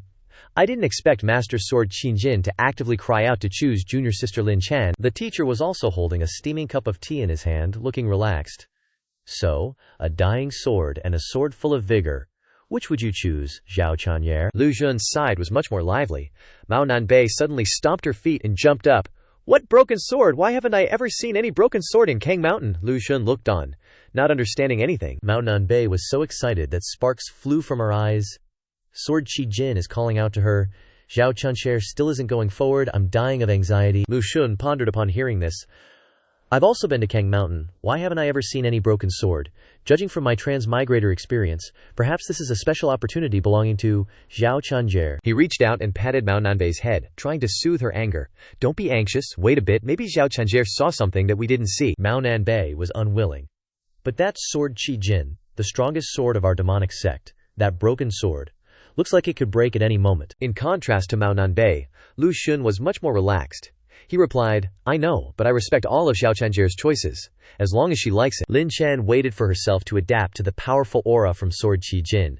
Ignoring everything else, she still looked at that broken sword, wanting to approach it once more. Just like that time, she reached out and took her grandpa's calloused, old hand. The frail old man lay on the sickbed, his mind still preoccupied with worry for Lin Chan. "I can't dare to die, can't dare to die. What will my granddaughter do if I die, little Chan Cher?" Grandpa trembled as he said those words. But back then, all Lin Chan could do was hold his hand tightly, feeling utterly helpless. This time, she decisively grasped the sword hilt. Just like holding her grandpa's hand, Lin Chan's eyes were filled with determination. "I couldn't help Grandpa, but maybe I can help this sword." She had chosen, not responding to the sword spirit's invitation. "Thank you for choosing me," the sword's voice was loud, "but I choose it." As Lin Chan drew the sword, a surge of azure aura also burst forth powerfully. Lin Chan embraced the sword again. Miss Zhu Geilaifu was already outside waiting for her. "You're back," Lin Chan respectfully bowed to her martial aunt. Inside the thatched hut, old Mr. was also sitting and waiting for Lin Chan. Lin Chan held the broken sword tightly in her arms, cherishing it like a treasure. "Mr." Lin Chan took a sip of tea, smiling and saying, "Haha, it's been a while." Hearing Mr.'s voice, Lin Chan smiled, her small face lighting up. "That's right, gotta go thank old Mr." The wooden door opened, and waiting at the door was Gibo, leaning on his wooden cane as if welcoming Lin Chan. Gibo held out his hand, in which was a sword strap. Lin Chan was stunned, thinking, "He's waiting for me. Is that for me?" Yeah, Gibo held the strap out to Lin Chan, and she hesitantly took it. You can't refuse a gift from an elder. It's also a little something from the heart. Before Lin Chan could touch the strap, Gibo tied it to the sword hilt. Zhu Geilaifu waved her hand from behind, calling out, "Let's go, your master is still waiting." Hearing that, Lin Chan hurriedly bowed in thanks to Gibo, extremely respectfully. "Thank you." The crane carrying Zhu Geilaifu and Lin Chan soared into the sky. Gibo still stood there, watching them leave. Lin Chan, Broken Sword's voice. He thought worriedly in his heart, "I wonder if Maester will blame her when he sees she chose a broken sword." The immortal crane brought them to the entrance of the cave. As soon as Lin Chan stepped down, Mao Nanbei rushed out from inside. "Little Chanier, quickly let fourth martial uncle see your sword." Mao Nanbei held the sword, looking at it sideways and glancing up and down, turning it this way and that to examine it. "What's so special about this thing anyway? Nothing special at all. And the spiritual energy is about to die." Hearing this, Lin Chan, standing in front of Lu Shun, could only scratch her head and smile awkwardly. So I really did take a very weak sword. Master must be very disappointed, right? But Lu Xun just walked over and gently patted her head. This action made Lin Chan's face blank. She looked up at Lu Xun, only to see him smiling kindly. Lu Xun didn't scold her, he said. You did a great job. A kind smile from the bottom of his heart. Lin Chan's eyes welled up with emotion, and the corners of her eyes were tinged with tears as she looked at Lu Xun. Master in Lu Xun's heart was thinking, I'm not comforting her, but she really did do a great job, because Lu Xun was beaming as he looked at the system notification. The guide's mission assessment has been completed. This time, what he wanted to achieve by stealing the scene was this. Although he didn't know why, but after little Lin Chan got this broken sword, his mission this time received the highest rating. How generous is the mission completion reward? He dared not imagine. Lu Xun looked at Mao Nanbei, who was still holding the sword and studying it, and he wondered, what's the origin of this broken sword anyway? It seems it really is a great opportunity for this disciple of mine. Lu Xun turned to instruct Lin Chan. This broken sword is probably even more special than you imagine. You must cherish it. Lin Chan responded with an oh, indicating agreement. Mao Nanbei beside her could only remain silent. Mao Nanbei raised an eyebrow and said, You're comforting her, right? There will be times when she cries in the future. Lu Xun propped his chin up, trying to pretend he was thinking about something. No. Really, although I can't say it specifically, I have a kind of intuition. This sword is definitely not ordinary. Mao Nanbei sulked as he looked at the sword in his hand. No different from a pile of dung. Extremely disdainful. Why do you two feel you're so good, but I feel you're just a handful of mud? Lu Xun scratched his chin in confusion, and said his guess, maybe it's because you're both born sword embryos. Mao Nanbei narrowed his eyes. Oh. His face showed obvious skepticism about Lu Xun's words. In the young lady's chamber, the esteemed master was leisurely sipping tea, when he suddenly spat it all out. It seemed he had overheard what Lu Xun just said. His face was etched with disdain, and he curled his lips in mockery. Pah! A born sword embryo. Before the cave entrance, Zhuge Laifu and Mao Nanbei waved goodbye to the two masters and disciples. You two definitely have things to discuss, so we'll take our leave first. Little Lin Chan, remember to come back soon. After the two left, Lu Xun led Lin Chan inside and said, Your broken sword is currently very weak. I will impart a technique to you, which may help this scratch sword of yours be reborn. Lin Chan responded with an oh, as if agreeing. In her heart she exclaimed, Master is truly amazing. To actually have this kind of technique. The two knelt and sat facing each other on the bed, Lin Chan thought. Actually, I seem to know a technique related to this sword too. Meanwhile, Lu Xun had a system panel in front of him that only he could see. Lu Xun typed in a question, Is there a sword nurturing technique to impart? The answer was yes. Lu Xun smiled and thought, This is really convenient, the screen instructed. Gently touch the person receiving the technique with your finger, Lu Xun said to Lin Chan. Little Chan, sure, use your heart to feel. Then, he gently touched her forehead with his index finger, and a beam of light emanated from it. After all, you're not like me, able to learn instantly with the system. The technique started flowing from his fingertip into Lin Chan's body, creating a dazzling golden vortex.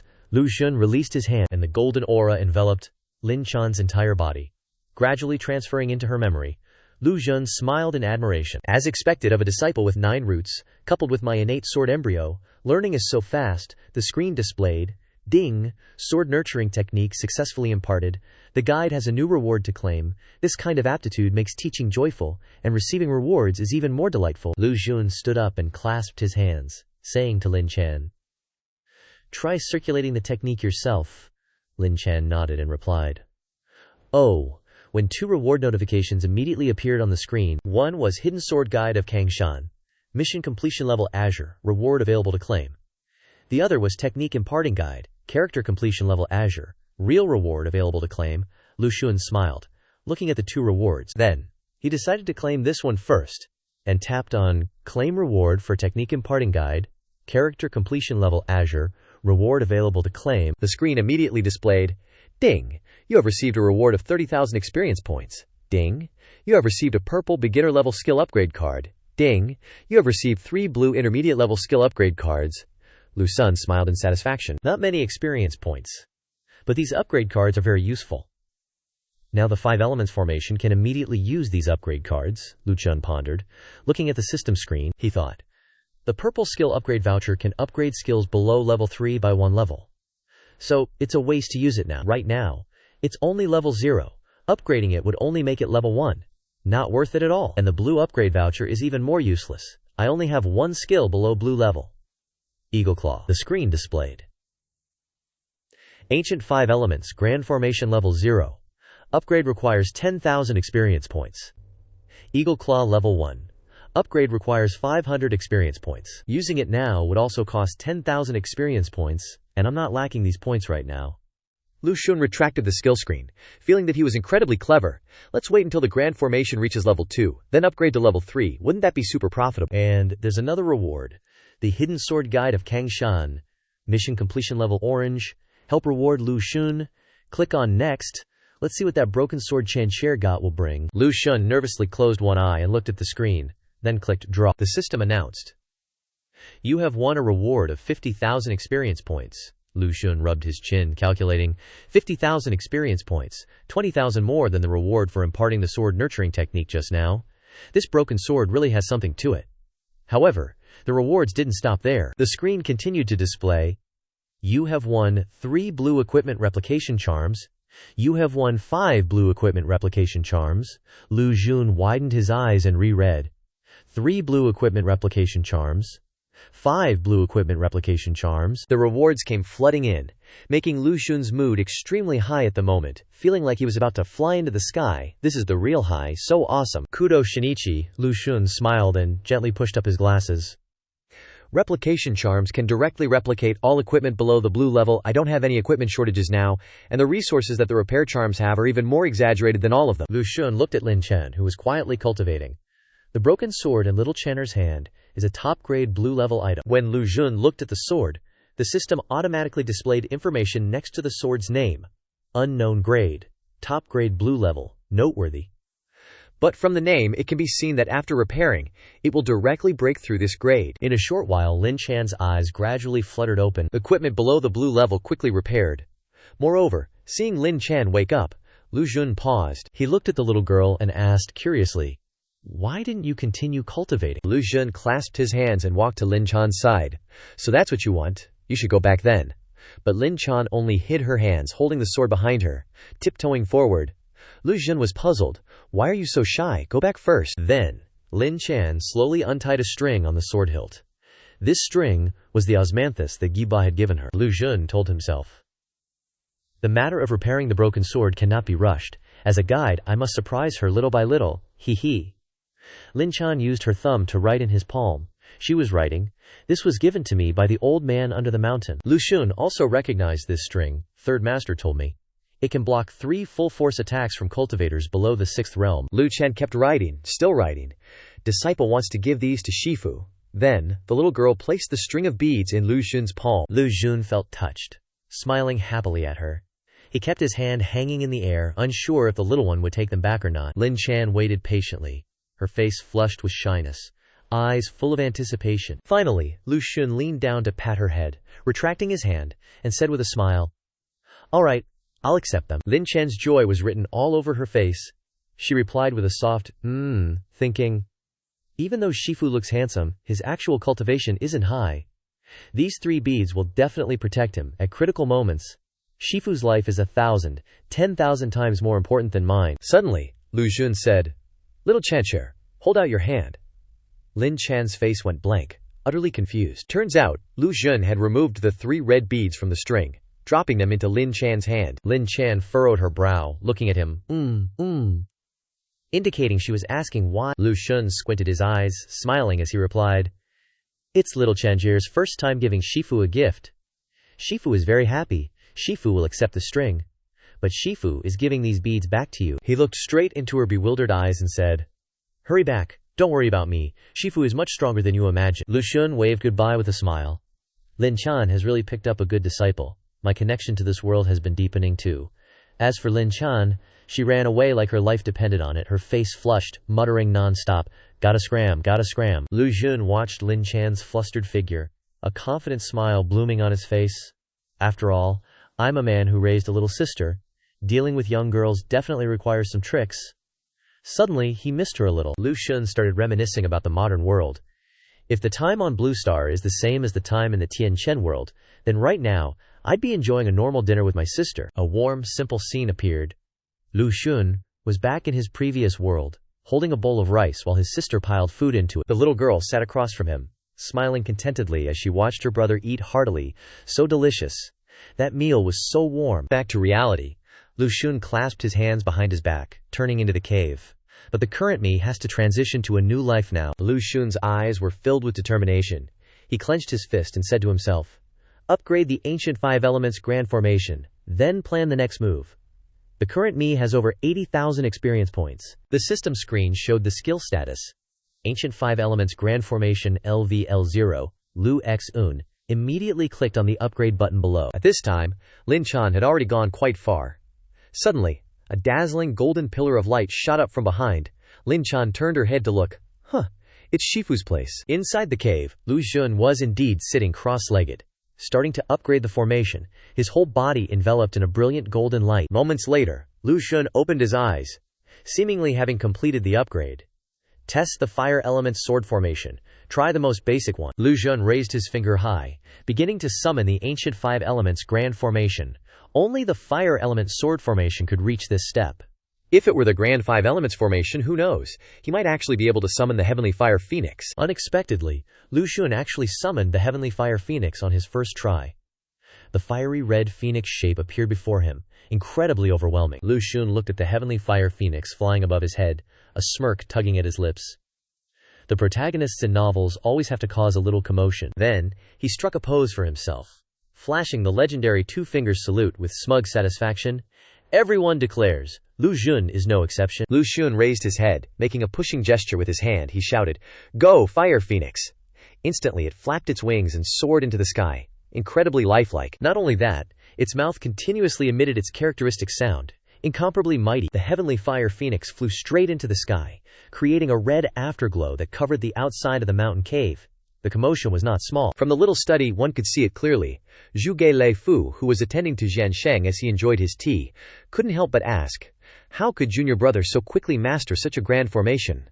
Xianxia lazily lay with his eyes closed, resting his mind on the couch, twirling a lock of hair in his hand. Xianxia didn't respond to Zhuge Lei Fu, but slowly lifted his teacup to drink. Zhuge Lei Fu understood on his own and was shocked.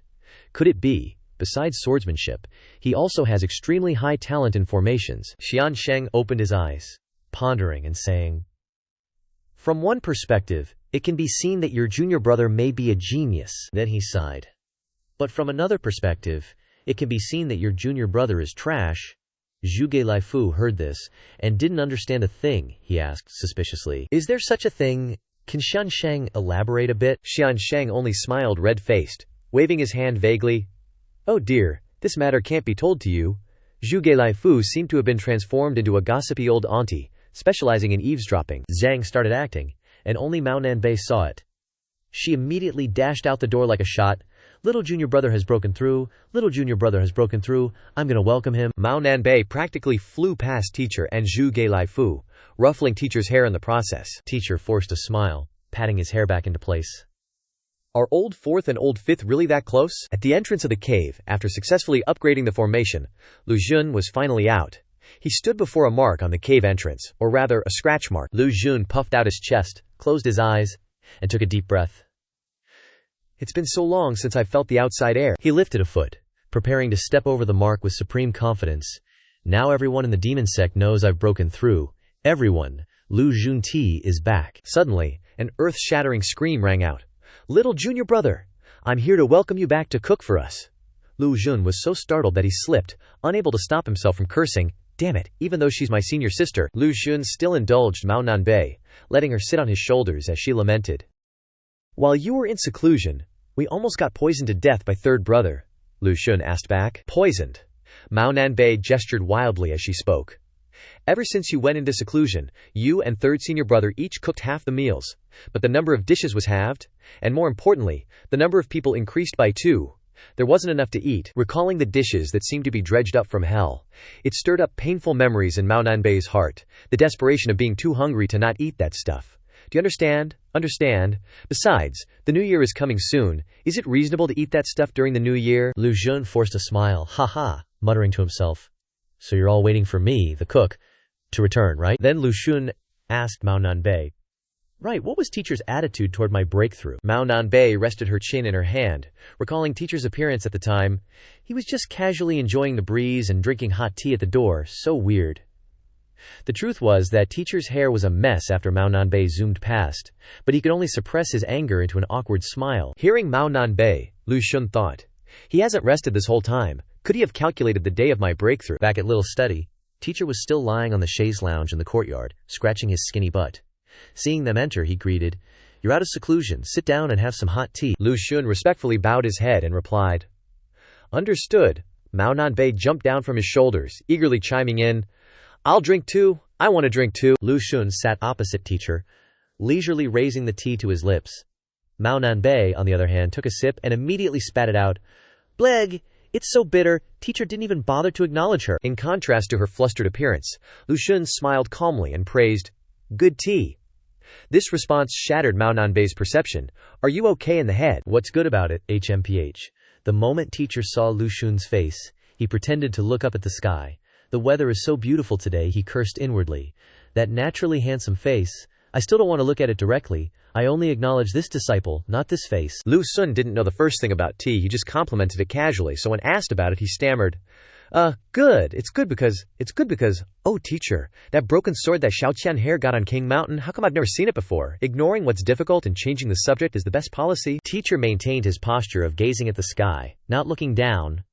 "I put it there." Lu Xun was speechless, but still had to ask, "So, is there anything special about that sword?" He saw that teacher was talking to him while still looking up, and was filled with curiosity. This posture was a little strange. Teacher pondered and replied, "There's nothing special about it. It's just a relic of a former enemy. I left it on the mountain just so that innate sword embryos like her would have more choices in the future." This answer startled Lu Xun a little. Lu Xun carefully pondered. "Wait, there are two layers of meaning here. What level was teacher's enemy?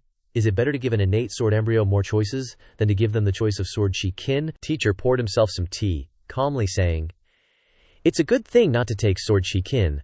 There's already one Yan Li in the world, we don't need a second." Having said this, teacher leisurely took another sip of tea. Lu Xun was excited and asked, "Are you saying that the path of that broken sword can go further than sword chi kin?" His heart was filled with emotion. "Oh my god. If it's true, then this is Zhao Qianzhe's super lucky opportunity." Lu Xun asked a long string of questions.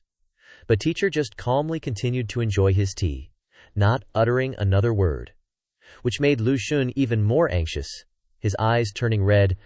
"I'm dying of impatience. Answer me, teacher." Looking up at the sky, pretending to be refined, he took a sip of tea before replying, "That's right. Sword chi kin has reached its limit, but innate sword embryos shouldn't be limited to this point. Do you understand what I'm saying?" Receiving the answer, Lu Xun smiled and said, "Understood. Teacher's meaning is so clear. Zhao Qianhe chose that broken sword. That's an existence even stronger than top-grade purple, completely different from orange equipment. Winning a shining, sparkling treasure. Imagine how proud Lin Qian would be to have that sword. Winning a shining, sparkling treasure." Lu Xun showed a flattering look, about to go over and ask, So does teacher know the name of that sword whenever he needs to flatter?" Lu Xun started using his charm again, swaying to look cute, while thinking, "My system can't detect it, so it can't tell Zhao Qianzhe the sword's name. Can't let her not even know her own sword's name, she'd be so confused." Xianxiang twirled a strand of hair in his hand, looking down at Lu Xun. "It's called Ziaha Ji Yu Tian. I helped name it," Lu Xun exclaimed in surprise. "Wow, Za Ji Yu Tian, Jian Qi Jin, Ding Feng Bo, all these good swords are brand names. Could it be that?" Hearing this, Lu Xun felt relieved, super relieved. Za Ji Yu Tian B is orange tier equipment, the name implies it. Xianxiang, with a sacrificial look, replied, "No, there's no could it be. These names, they all copied mine." He didn't forget to fan himself elegantly with his fan. Adding to his romantic flair, Lu Xun screamed internally, "Where did that fan even come from?" The broken sword of Lin Chan was named Ziaha Ji Yu Tian by Xianxiang, and the one in Yan Li's hand that he named Jianqi Jin, And the one Lu Xun found, which the senior brothers in the demon sect named Ding Feng Bo. Xianxiang still twirling his hair, his voice full of blame. "I like naming swords. As for the senior brothers, they all copied me. Who told me to be their idol?" His confidence was overflowing, and Xianxiang even added a super slay chin lift. Lu Xun could only stare in silence. In the depths of his heart, Lu Xun felt gloomy. So all the demon sect big shots are just followers of his. He resolved, my nameless sword art must not follow them. A second later, Lu Xun flattered him, pouring tea for Xianxiang. Haha, so that's how it is. As expected, Xianxiang is indeed a peerless figure, respected by everyone in our demon sect. How could Xianxiang not see through that fake act? He coldly expressed his disapproval. No need to be so attentive. What do you want now? Lu Xun said. For the past few days, I've seen third senior brother flying Zhao Chunhui around on a celestial crane. Then all three of them turned to look at Zhu Ge Laifu, who had no idea what was going on. Lu Xun grinned. Is that a magical item? The main point is, Lu Xun wants one too. Now for better or worse, I'm a figure of some renown in the demon sect, and I've reached the initial realm. How can I not have a mount? Moreover, according to Tian Can's game mechanics, characters who break through to the initial realm can obtain a mount. Many players in my previous life had a variety of mounts: eagles, wild boars, wooden horses, and even riding NPCs. Recalling and summarizing it, there are only 4 words: extremely ugly, a tragic sight. Lu Xun patted his forehead, but immediately after, his eyes flashed greedily as he looked towards Zhu Gelaifu, secretly smug. Now I'm someone with status too. The standard paper crane of the demon sect young master is the best mount for me. I must get one today, and get one for my disciple too. Zhu Gelaifu, being honest, raised his hand when asked. Little junior brother, are you talking about this? In his hand was a purplish gold paper crane. This is a magical item I refined. It needs to be used in conjunction with a set of object manipulation incantations. It's not a particularly good flying magical item. If you want one, I'll refine one for you tomorrow, and give you the incantations too. Did everyone think our male lead would pretend to refuse? Too bad, Lu Xun didn't feel embarrassed at all. He rushed over and grabbed Zhu Gelaifu's hand. Then I'd be so embarrassed. Thank you, third senior brother. The smile on Zhu Gelaifu's face deepened. Ridiculous. Did you think I'd stop there? Sorry, third senior brother, I don't just want one paper crane, I want a bunch, Lu Xun asked flatteringly. Third senior brother, are these paper cranes hard to refine? Zhu Gelaifu replied blankly. Not hard, doesn't take much time either. He even gave Lu Xun a good person card in his heart. Little junior brother is such a good person, worrying about me. Lu Xun grinned, a very sincere smile. If these paper cranes aren't hard to refine, how about third senior brother teaches me how to refine them, by the way? Mao Nan Bei returned to her original form, sitting, licking her paws on Lu Xun's head, and said blankly, learning refinement takes a lot of time. Isn't it better to let third senior brother refine them for you? This cut off Lu Xun's plan, and his heart surged, screaming, who said it was for me to use? I want to use it to get rich among those crappy players. Based on my cultivation speed of 50 experience points a week, I can't be as fast as those players. If I take out this awesome flying magical item, wouldn't those guys ascend to heaven directly? But in the end, Zhu Gelaifu still happily agreed. Little junior brother has such a thirst for knowledge. Senior brother is very happy. Tomorrow I'll go collect some materials for you, and then teach you how to refine them so you can try. Being patted on the shoulder, Lu Xun replied a little startled. Okay, he wondered. He agreed so happily again. Is it really this easy to get something good? In reality, Zhu Gelaifu's heart was crying with emotion. Finally someone recognizes my, Zhu Gelaifu's, research. Little junior brother not only likes the food I cook, but also likes the flying magical items I refine. Having such a confidant in life, what regrets are there? Zhu Gelaifu turned to the side, covering his mouth emotionally, thinking, to repay my confidant, tomorrow I must invent more new dishes for him to enjoy. In Zhu Gelaifu's head, he began to draft a bunch of ingredients for tomorrow. It's decided. I'll use bananas, peanuts, and fish oil to create a new dish. Lu Xun looked at Zhu Gelaifu's back. Unaware of the danger approaching, he rubbed his chin and smiled evilly. I'm about to fly, getting flying magic treasures so easily I feel so satisfied. The next day, a earth-shattering scream came from the small hut. Amaya! Even the birds were startled and flew away. Lu Xun trembled as he supported the toilet wall to come out. He groaned. That unspeakable position was used so excessively that Lu Xun had to admire third senior brother. The manufacturing methods and materials are not accidental. After eating those things third senior brother invented, I seriously doubt that if I didn't have the constitution of a cultivator, would I have already been in a coffin? No way. If it were a normal person, they'd probably be lying in a coffin right now, 4 people carrying it, a band playing. Just then, Lu Xun saw Lin Chan walking over with a bowl. Apparently it was breakfast. She called him, "Ah, master." Lu Xun immediately widened his eyes, trembling, with an expression of artistic horror. He clenched his fists, beginning to doubt his life. My stomach hurts so much I don't want to eat anything. But if I don't eat, Zhao Chunxia will be sad. If that's the case, my perfect teacher image will collapse. What should I do? Facing Lin Chan's eager eyes, Lu Chen was a complete mess, thinking, what do I do? What do I do? What do I do? After a moment of thought, a light bulb went off in Lu Chen's head. Got it? Lu Chen stood up straight, feigning profoundness, and cleared his throat. Ahem, little Xianxia, yesterday your teacher already asked the master about it. Your sword is called Xia Ji Yu Tian. The skies darkened dramatically. Lin Chan looked at Lu Chen happily, repeating the sword's name to herself. Ziha Ji Yu Tian. Are these the words? It's such a nice name. Lu Chen smiled. You don't know how to write those words, do you? Then he signaled for Lin Chan to follow him. Come on, I'll write them for you to see. His exterior appearance was impeccably dignified, but inside, Lu Chen was inhaling deeply like he was hooked up to a ventilator. Phew. As expected of me, even my excuses are flawless. Lu Chen led Lin Chan to the study. The little girl toddling along, still holding her bowl. After spreading out paper and ink, Lu Chen started holding the calligraphy brush, scribbling non-stop on the paper.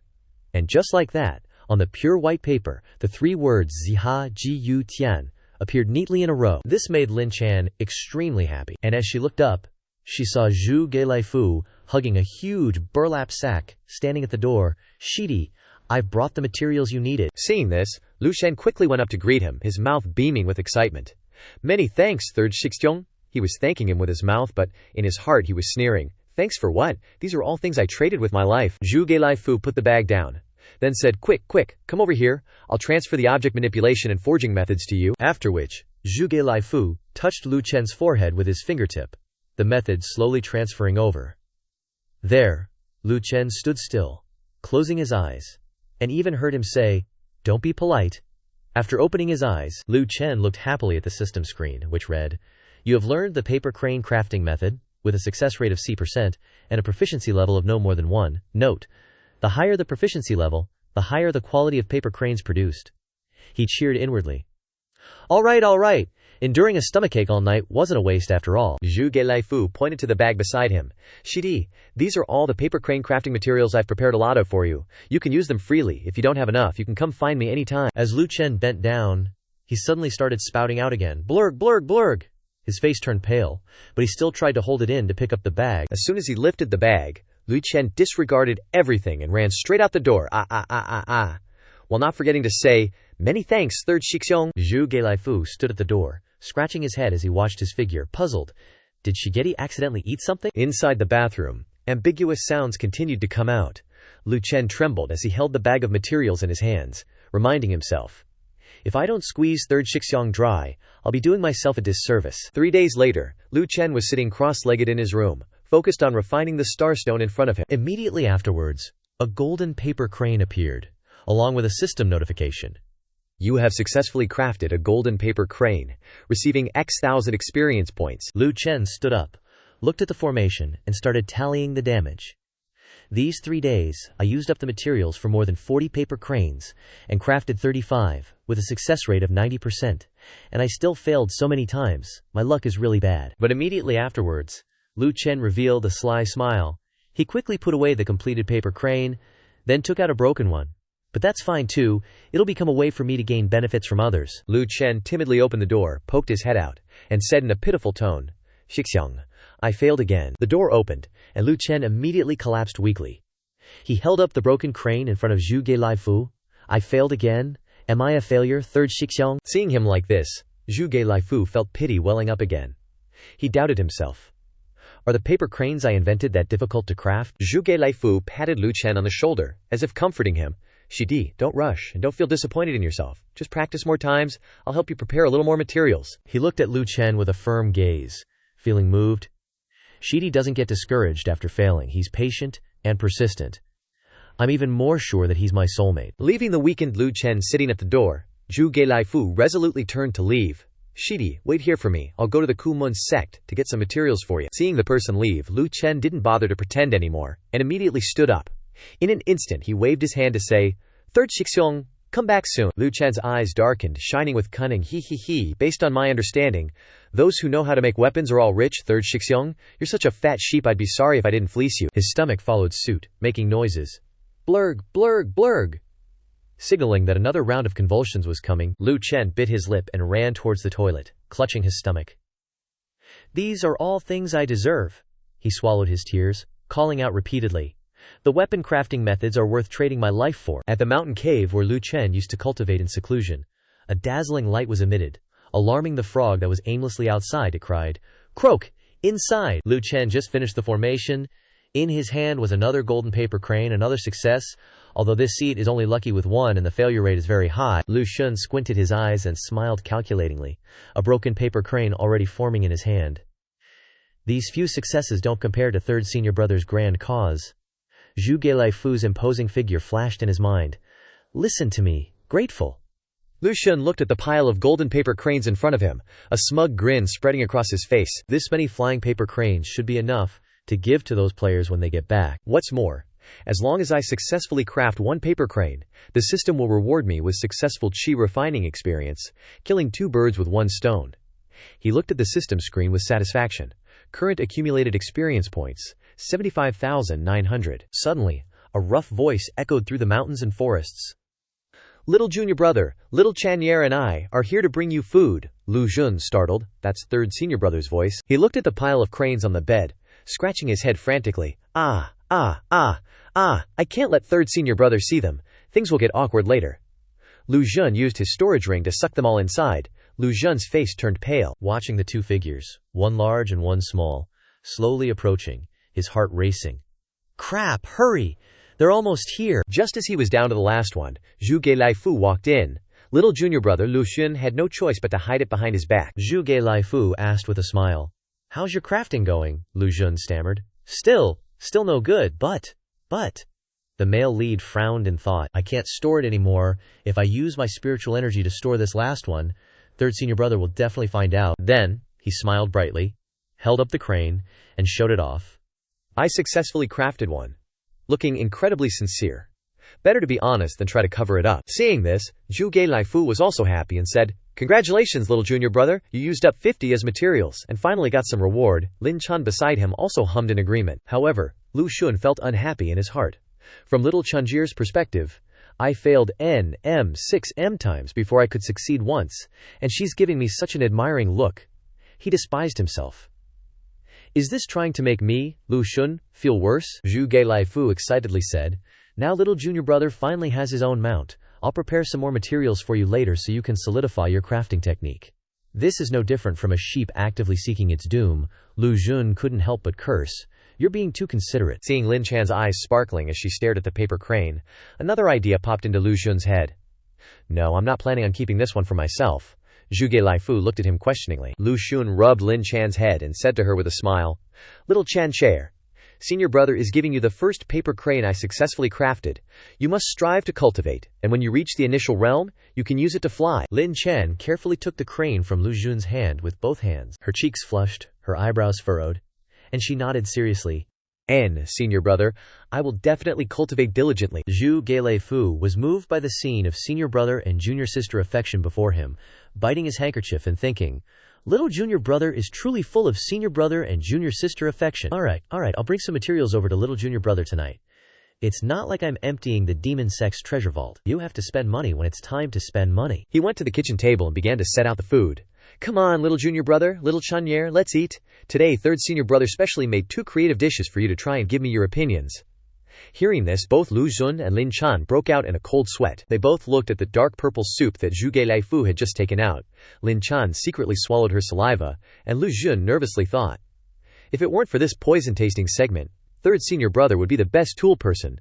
But if there is this segment, then these 2 bowls of specially colored soup, they are constantly emitting the kind of aura that only poison can have. Lu Xun gritted his teeth and told himself, all of this was earned with my life, but their master doesn't realize it.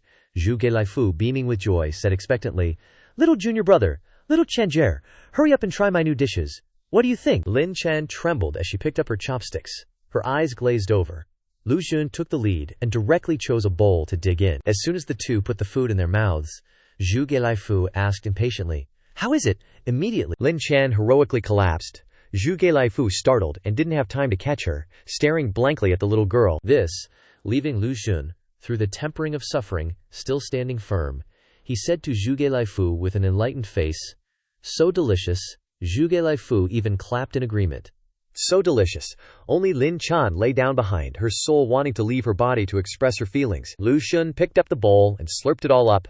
Zhu Gelaifu happily danced beside him, thinking that it's truly good. It's rare to have a soulmate in life. But behind the bowl, Lu Xun secretly cried, comforting himself. This is all for the materials? This is all for the materials? Seeing Lu Xun put down the empty bowl of soup, Zhu Gelaifu happily said. Then I'll go back first, and I'll come back later to pick up little Chan hair. Goodbye, little junior brother. I'll bring you some new materials later. Lu Xun pressed his hand to his chest, trying to suppress the nausea, and replied, Okay, third senior brother.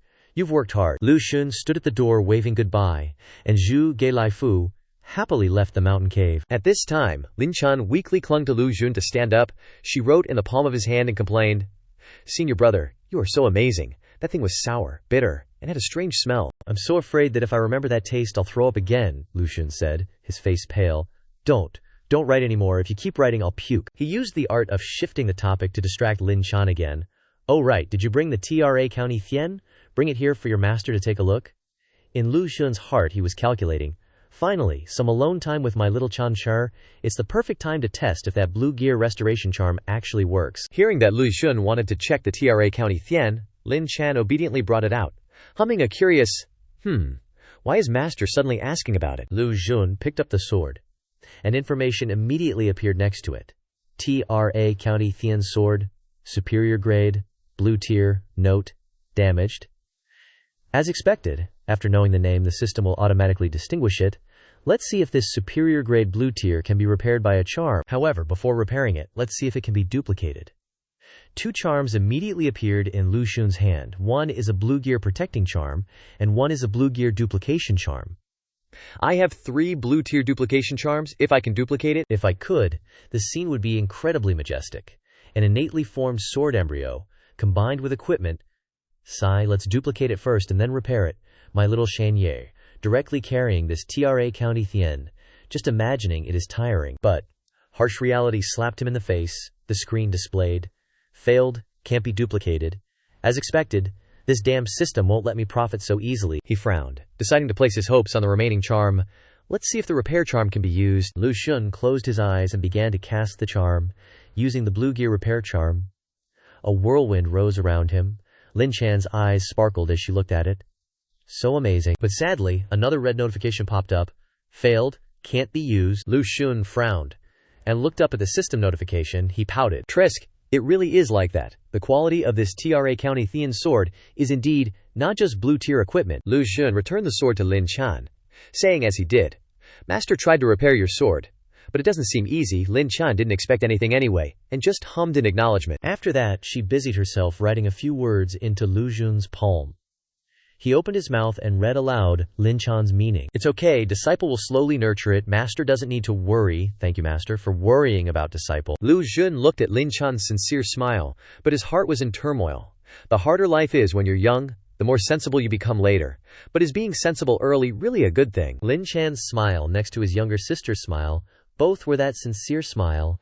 His younger sister was very sensible and never made him worry. He lingered, recalling memories in the old world. His younger sister wasn't proud and carefree like his friends.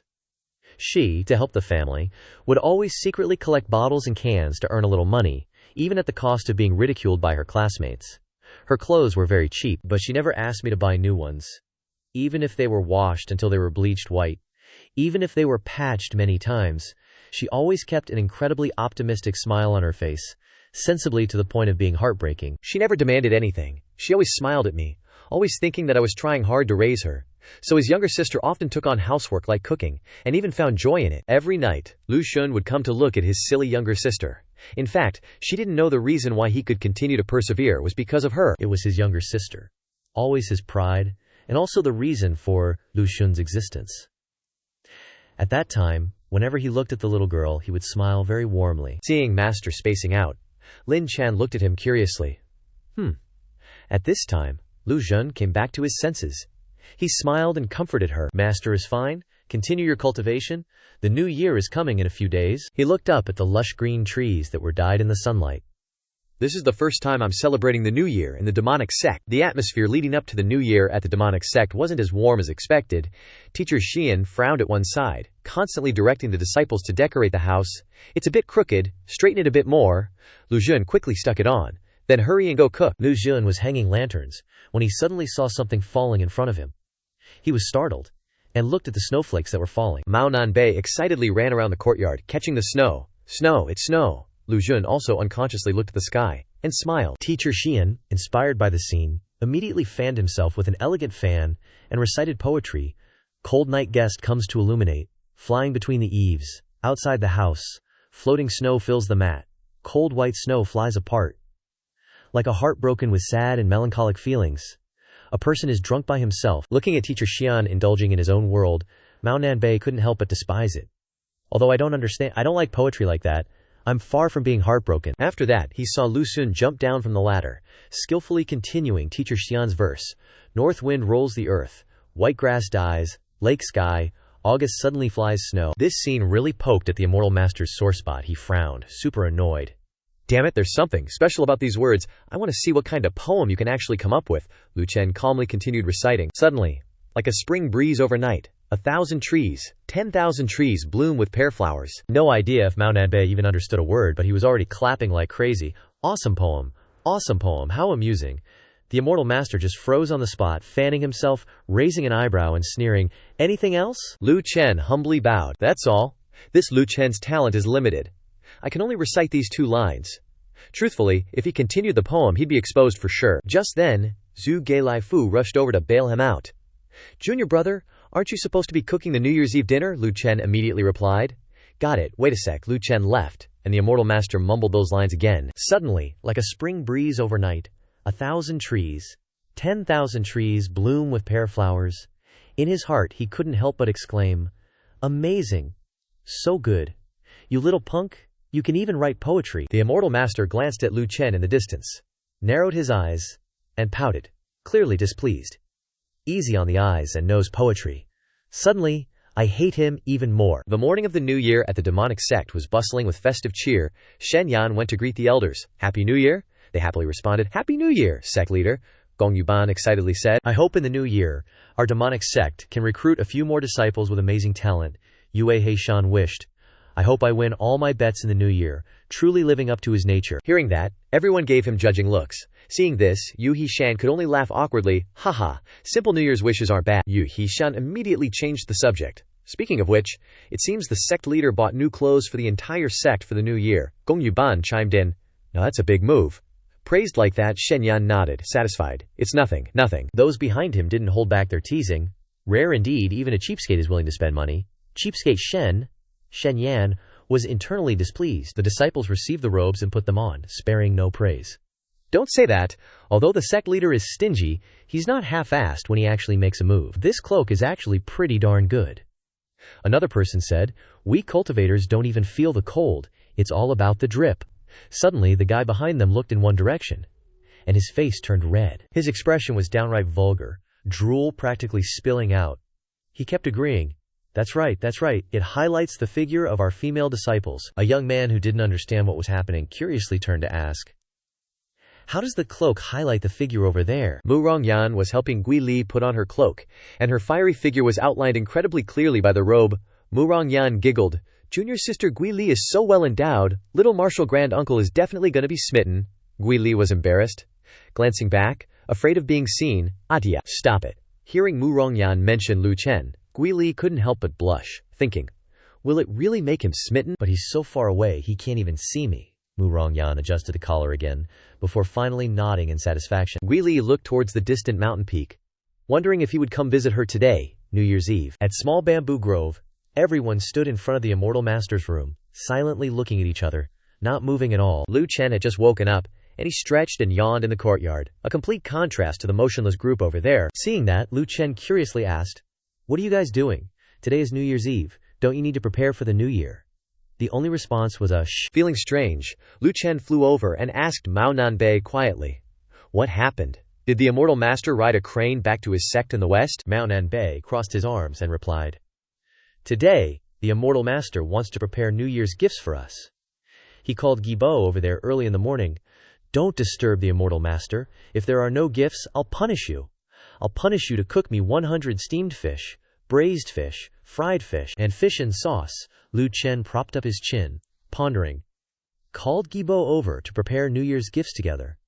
Could it be that the cold Immortal Master also dropped some good stuff? Zhu Geilai Fu, seeing that Lu Chen was awake, said, right, junior brother, this is a gift that sect leader Shen Yan prepared for the entire sect. This is your share. Zhu Geilai Fu took out the cloak and gave it to Lu Chen. He was startled and asked, mine? In his heart he was skeptical. Someone as stingy as him is actually giving out benefits. Unbelievable. Mao Nanbei scoffed contemptuously. Damn it! That cheapskate won't even give out new clothes, yet he gives out cloaks. I wouldn't wear it for the world. The other two could only remain silent. Lu Chen just put on the cloak, and a halo of captivating handsomeness appeared, irresistible to anyone. He looked at himself and said, I think it looks okay. Zhu Gelaifu, Mao Nanbei, and Lin Chen were mesmerized by his beauty, staring intently at Lu Chen with shining eyes. As expected, clothes look good on those who wear them. Facing those silly looks, Lu Xun clasped his hands and said, Senior sister Xiao Tianhe, senior brothers, I'm heading out for a bit. I'll be back later to cook the New Year's Eve dinner for everyone. Lin Tianke and Mao Nanbei replied. Okay, then come back early, Zhu Gelaifu added. Go on, if you're late I can cook. As soon as these words were spoken, they immediately received fearful glances from Lin Tianche and Mao Nanbei. Lu Xun had already stepped out the door, but he could still hear the two people's screams. Lin Tiansphere couldn't speak, only making sounds. Mao Nanbei shouted out the words she wanted to say.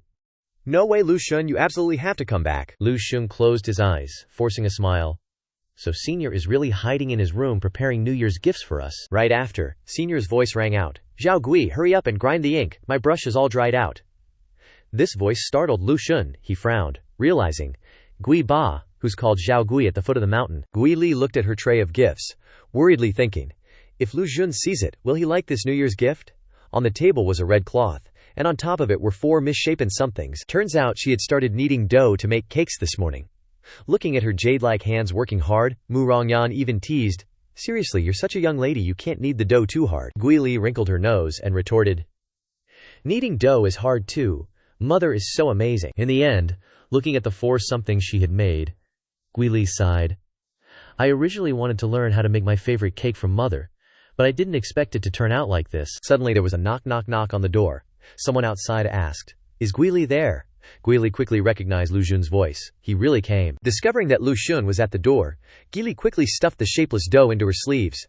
She thought embarrassedly, I can't let him see it. What if he laughs at me? Lu Xun outside waited for a long time without anyone answering, so he continued to knock. Is Gui Li here? Gui Li hurriedly replied, I'm here, wait a moment. She ran over to grab a cloak, then suddenly remembering what Mu Rongyan had said before, she couldn't help but blush. Junior sister Gui Li is so beautiful, she'll definitely charm the little grandmaster uncle. Outside, Lu Xun was frowning, thinking, it's already this late, isn't she usually an early riser? At this moment, the door finally opened, and Gui Li asked, have you been waiting long? As the door opened fully, Gui Li's hot figure covered by the cloak was revealed. She stammered shyly, why, you came. Lu Xun didn't react at all, appearing very calm, but in reality, his nose was internally gushing blood like crazy. Damn it, who can resist this? He smiled, trying to compose himself. No way, Lu Xun, calm down. Don't you know this girl's personality? She's drooling over your body, you can't fall into her trap. Gui Li was shy, her big, sparkling eyes staring intently at Lu Xun. Why?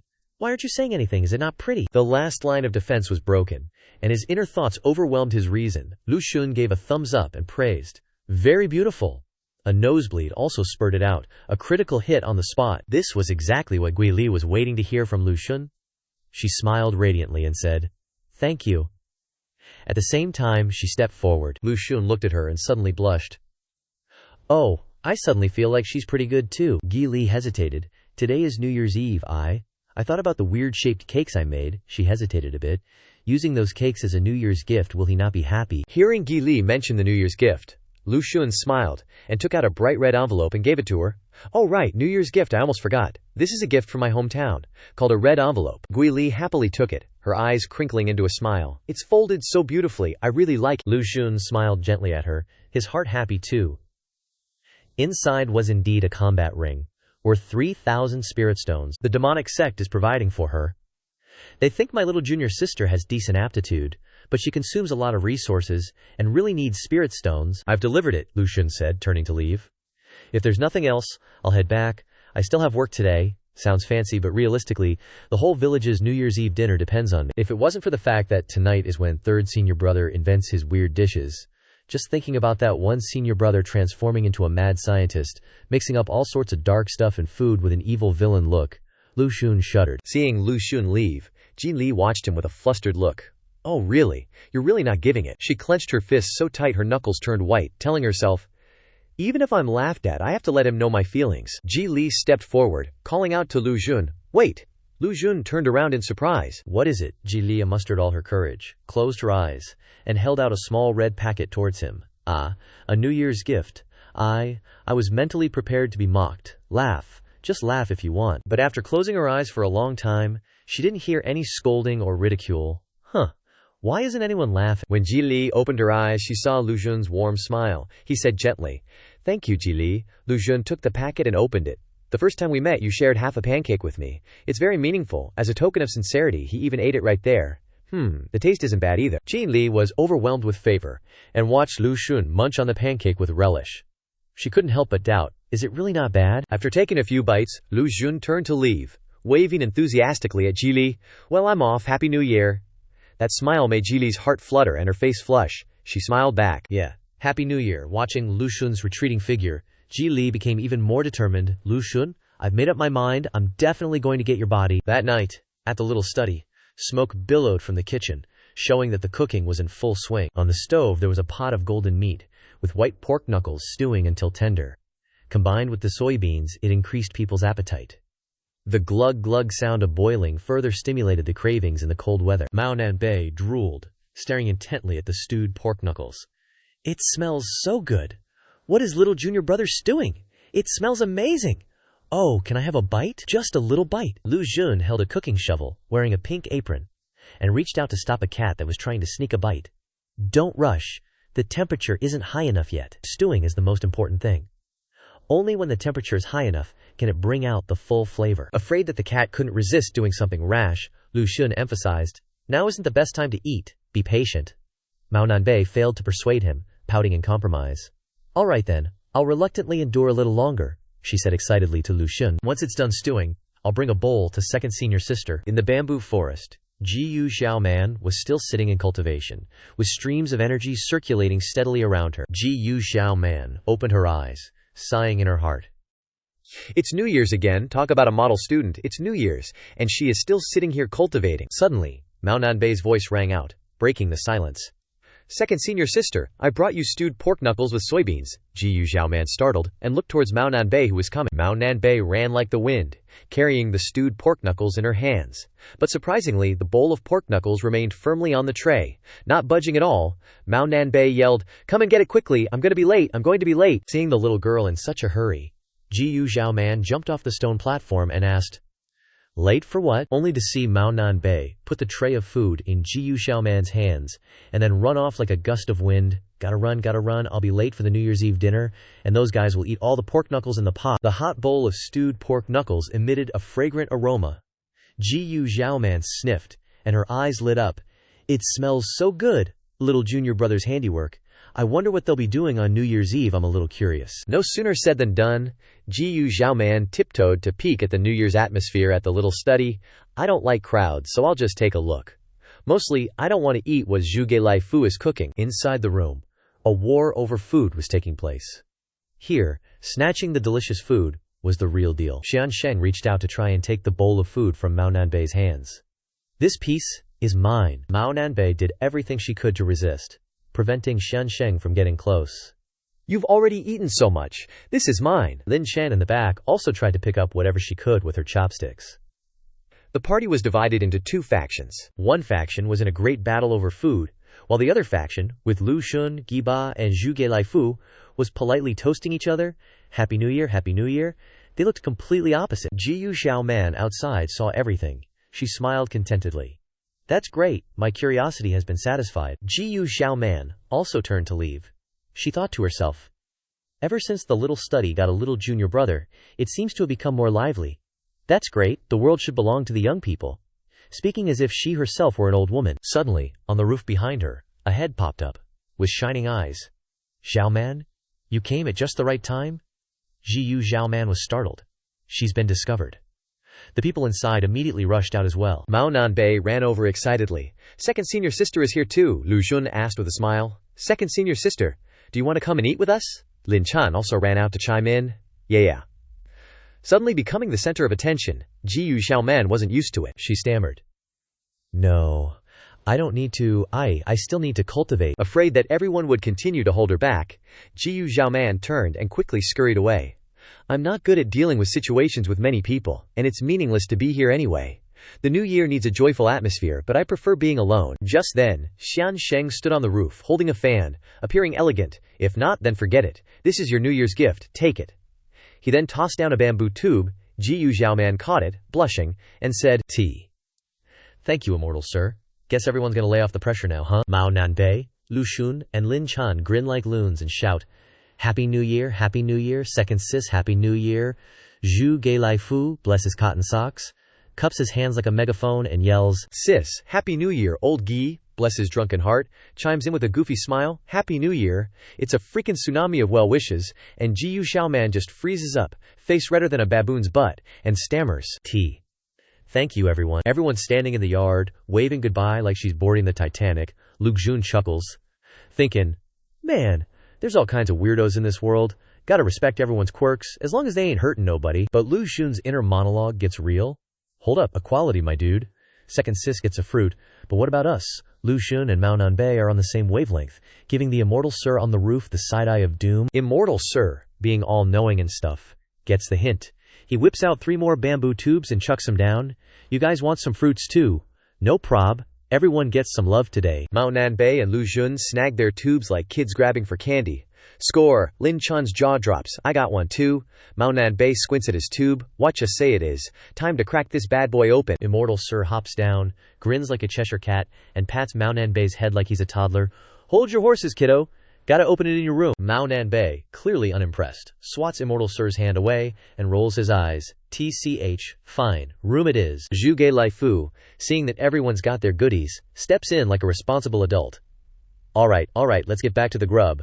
Don't want to waste all the hard work Junior Bro put in. Just then, the night sky explodes with freaking awesome fireworks, all bright and colorful.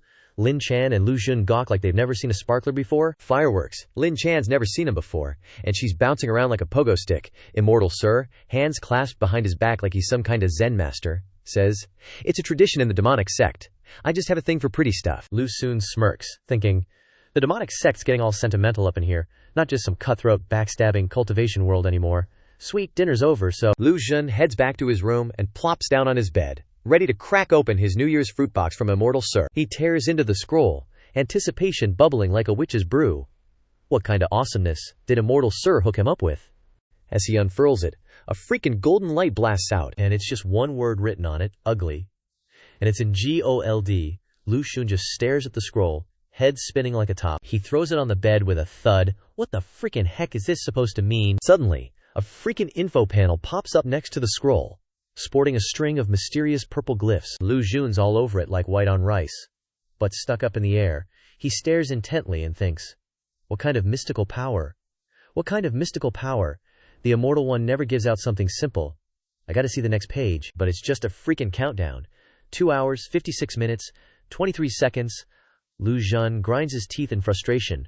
Freaking countdown timer. Ugh, does ugly mean the time of ox?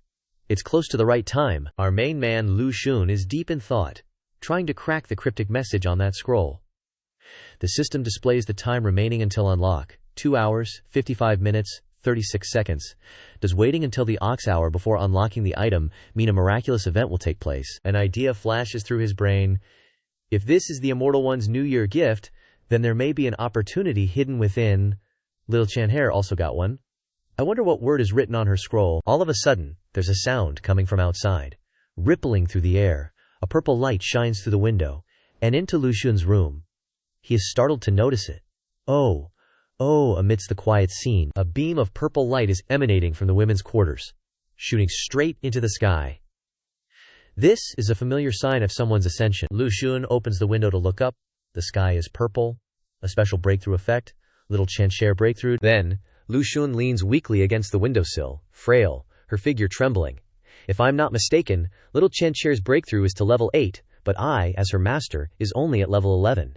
If this continues, then I won't be able to keep my position as a master. As soon as he has the thought, Lu Xun teleports from the windowsill to his bed, sitting cross-legged, and immediately starts working on his cultivation. Lu Xun's body is covered in golden light. Lu Xun with determination. No way. I have to work hard. I definitely can't let my disciple surpass me. Start the nameless cultivation technique. After transporting for a while, the scene of vigorous cultivation has now changed to surfing the web, looking at beautiful women. Lu Xun looked at the hot girl on the screen and indecently commented, "This big black stocking photo is so interesting." Lu Xun's heart has completely given up. How can I, a waste with poor roots and lustful, be compared to a person born with a sword tire like little Xianxia? Lu Xun had completely succeeded in comforting himself, and had completely degenerated into being a master. It's not unacceptable to hug a disciple's thigh. People should still be open-minded. The screen changed to another female model, dressed extremely hot. Lu Xun said so, but deep down he knew that his attribute table was already very tight. He had to rely on overtaking at the corner to have a chance. How could he hug his disciple's thigh? At the Zhang mountain of the demonic sect, the giant round moon is like a lamp, shining on the mountaintop. But beneath it there is an aura of darkness that the moonlight cannot reach. A lantern emitted a faint light in the night, someone said. Another year has passed, that kid still hasn't made any movement, but his share of the red envelope cannot be missing. That voice belonged to Immortal Sir. Next to the study was Guaba holding a lantern to light the way. Immortal Sir sighed.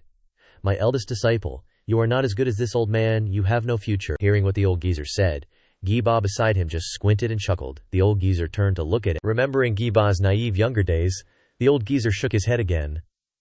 "Little Gi, you're just like him, totally hopeless. You followed me for so many years, and all you're good at is taking a beating. There's nothing else worth mentioning." The dude in the past always looked like a dork scratching his head, with that goofy grin. Gibal seemed displeased with the old geezer's assessment. He wags his finger.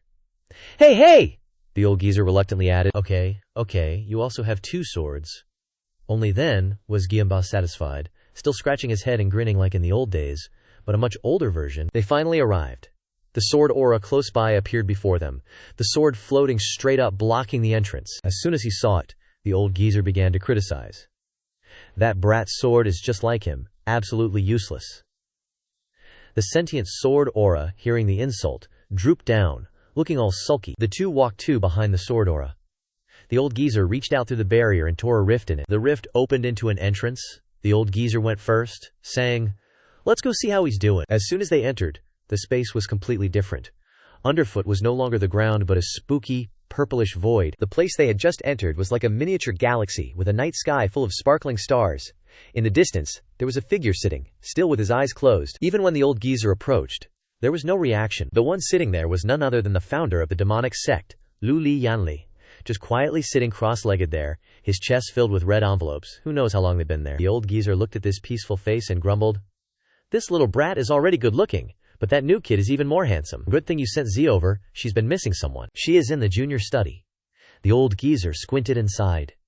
"If you two were to go out together, wouldn't I be annoyed to death by you two working together?" Finishing speaking, he could not resist a sigh again. After that, the old geezer sat down in front of Yanli, took out a red robe, and stuffed it into the sleeping guy's chest. This is from Yuan, familiar, like he's done it many times before. The other's face remained as still as ever, with no reaction. The old geezer didn't care and continued. "This old master has come here for a visit. You must be very happy, right?" Even without a response, the old geezer still smiled habitually and patted Yanli's head. Gibas at the back also opened the lid of the lantern, and green sparks flew out. The old geezer smiled, a gentle smile from the depths of his heart. "Little brat, wake up soon. Maybe when you wake up, Yanli won't see this smile again." After whispering, the old geezer stood up, watching the sparks fly away. "When you were little, you liked the starry sky the most, and I would take you to see it every year." The sparks flew up and scattered in many directions, like stars shining. The old geezer sat down and leaned against the still silent Yanli, pointing up.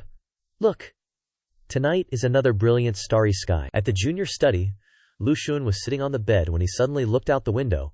He saw snowflakes falling outside the window. "Oh, it's snowing." Lu Xun was excited like a child, rushing to the window and reaching out to the snow. "It's snowing, real snow. You can't see this in the south at all. This is the first time I've seen real snow. If Xiao saw this, she would definitely jump for joy." But when he thought of his silly younger sister, he became sad. "It's just a pity that I suddenly died and transmigrated. I wonder how little she is now, and if anyone will give her red envelopes for the new year." Lu Kexun slumped onto the bed, feeling dejected. "I really want to go back to reality, but I don't know if there's a way. If players can log out, I wonder if there is any Lin style of body possession when logging into the game Heavenly Dust." He looked at the ceiling, lost in thought. "Perhaps, if my cultivation realm becomes more profound, maybe I can forcibly break through the barriers of the world and return to my sister on that day, right?" So, the white level mission now is to quickly advance In cultivation realm, right? Just then, the time on the scroll above had ended. The timer screen displayed. Time is up, can be unlocked. Do you want to unlock? Lu Jun excitedly jumped up and replied, "Unlock it quickly." His heart was filled with anticipation. This was given to him by the old geezer, so it definitely has to be magical. If he uses it to level up, then this is definitely a shortcut. The scroll slowly floated up, and the ugly writing on it disappeared. Lu Jun was puzzled. What is it doing? Immediately afterward, he felt himself falling into an empty void, with a pile of huge, ugly characters floating around. Lu Jun realized in horror, an illusion. There are so many ugly characters flying in the sky. He looked up, and suddenly noticed an ugly character falling right on top of his head. Luckily, he was quick enough to dodge to the side, and the ugly character shattered when it fell.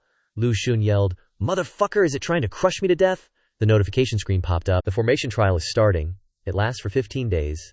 The reward for passing is +2 to formation aptitude, a super rare orange reward. Lu Xun's eyes lit up when he saw the reward. Nice. An orange reward, you say? And it boosts my formation aptitude, sweet. But the trial is dodging stuff for 15 days straight. Seriously. A vision of his little sister's innocent smile popped into his head. Lu Xun calmed down, his gaze becoming determined. To get back to the shoe world and become a big shot in this world, I gotta ace this trial. What followed was an amazing obstacle course performance by contestant Lu Xun. He kept dodging those ugly characters falling down like a pro. The contestants thinking, is this just a dodging game? I'll show you what peak player skills look like. Outside the Devil Sect, snow fell heavily, blanketing the whole area. The peaks of the Devil Sect were hidden in the mist and falling snow. While Lu Xun was enduring the torture of those ugly characters, a big event was brewing outside the Devil Sect. With Ping Shanhai leading the charge, things were about to get spicy. A man led a group up the mountain steps. He stopped, gazing at the distant mountain range, that's the Devil Sect, and our target, this guy, is none other than Yu Shanhai, the sword-holding elder of One Sword Mountain. A disciple in the group stepped forward and asked, "Sword-holding elder, why aren't we flying to the Devil Sect on our swords? At this rate, we'll be celebrating the Lunar New Year before we get there." "Isn't this a waste of time?" Yu Shanhai replied. "This isn't just a casual visit. Flying there on our swords would be disrespecting our opponents. The Devil Sect has stolen our One Sword Mountain's reputation as the #1 sword cultivators under heaven for too long. They're paying it back this year." A female disciple couldn't help but say, "It's just a title. Why does sword-holding elder care so much?" Yu Shanhai frowned, his eyes resolute. "It's not just a title." He clenched his fist. "If we win, we can reclaim what the founding ancestor left behind. Then, One Sword Mountain and 10,000 Sword Mountain will merge once again and become the greatest righteous sect in the world." The group continued to climb the steps to the Devil Sect, one after another. The whole way, there were only sighs and grumbles. They want to merge sects? What's so great about merging? One Sword Mountain and our 10,000 Sword Mountain have totally different ideals. I'm the one who doesn't want to merge with them. It's all because our 10,000 Sword Mountain's sword-holding elder is too weak and was utterly defeated by these guys.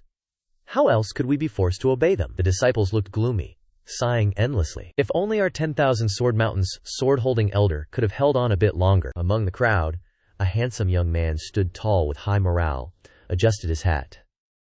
"Senior brothers, don't worry. I, Ye Sui An, am a disciple of One Sword Mountain, but I'm also a disciple of 10,000 Sword Mountain. In this sword competition, I'll fight after Senior Uncle Ping Shanhai. When that happens, I'll risk my life to fight for the glory of 10,000 Sword Mountain." On Ye Sui An's lips was a smug smile. The other disciples breathed a sigh of relief. They cupped their hands and said to Ye Sui An, "Then we'll have to rely on Junior Brother Yi to win back some face for our 10,000 Sword Mountain." No wonder both sects were fighting over Junior Brother Ye. He's so young and talented. Junior Brother Yi is only 18, yet he's already the #1 among the younger generation of both sects. This time, we might actually be able to defeat the Devil Sect. They were praising him to the skies. Ye Sui An smiled, put his hat back on, and replied confidently, "Of course."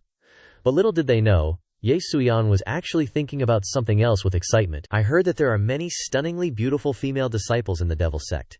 It'd be such a waste for a handsome guy like me not to meet them a few times. So, Devil Sect maidens, I'll treat each of you with sincerity and fairness." Early in the morning on the 15th day of the Lunar New Year, snow fell across the Devil Sect peaks. The elders and sect leader Shen Yan were all standing behind the mountain.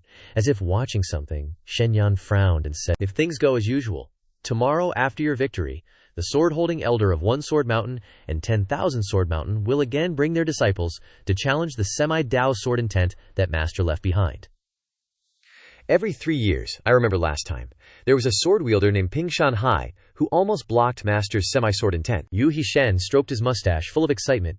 Great, so good! We can take this chance to open the gambling table again. They're so persistent, coming every 3 years to gift us spirit stones and resources, and to fight Master's semi-sword intent. If they lose, they have to compensate us. Luo Wanqiu also stood nearby, echoing his laughter. Luo Wanqiu, thinking of a familiar back, narrowed her eyes in speculation. Don't be so quick to conclude, maybe in these 3 years, that Ping's senior brother has made breakthroughs, Sima Chuan agreed. Senior sister Luo is right. But don't forget, since there are 3 rounds of fights, one of them must be a sword fight between newcomers from both sides. This year, our devil sect has a little senior uncle with a innate sword soul to hold down the fort. What do One Sword Mountain and 10,000 Sword Mountain have? Suddenly, Gong Yu spoke, interrupting them. There's movement at the foot of the mountain. Looks like they've arrived. Probing with spirit energy, we can see the group from 10,000 Sword Mountain has gathered here. Someone sighed. They're here so early. Shenyan clasped his hands behind his back. From the preliminary probing just now, I could sense Ping Shanhai's aura has indeed changed a bit compared to 3 years ago. There might actually be some surprises, Luo Wanqiu continued to speculate. If his true opponent is Master's semi-Dao sword intent, then the victory or defeat of the devil sect and the sword sects will likely depend on little senior uncle. Yu Hishan agreed. Little senior uncle is born with a sword soul. He'll definitely bring us a pleasant surprise. Well then, we, the younger generation, will be looking forward to it. Meanwhile, at the disciples' quarters, our athlete Lu Jun was completing the final stages of his obstacle course assessment. He smiled, looking at the last one, dodging the last 2 falling ugly characters. So there's only one ugly character on top of the last one. But suddenly, an itch came to his nose. Lu Shun wrinkled his nose and mouth uncomfortably, took a stance. Achoo! Just as he sneezed, the last ugly character fell from above. Ah, sneeze. Of course, Lu Shun didn't have time to dodge. The ugly character suppressed him like Mount Five Fingers. Lu Shun angrily cursed. Damn it. Who's mentioning my name at this moment? Luckily, he still finished the assessment. The system displayed a notification. Congratulations on passing the formation assessment. You've received the Formation Aptitude +2 reward. Lu Jun escaped the illusion. But the pain still lingered. He cried out in agony. Damn it.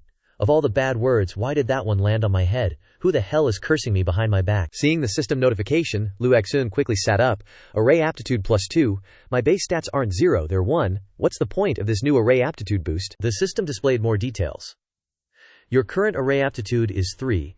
Effect 1 increases array effectiveness by 30%. Effect 2 allows the simultaneous use of 3 arrays.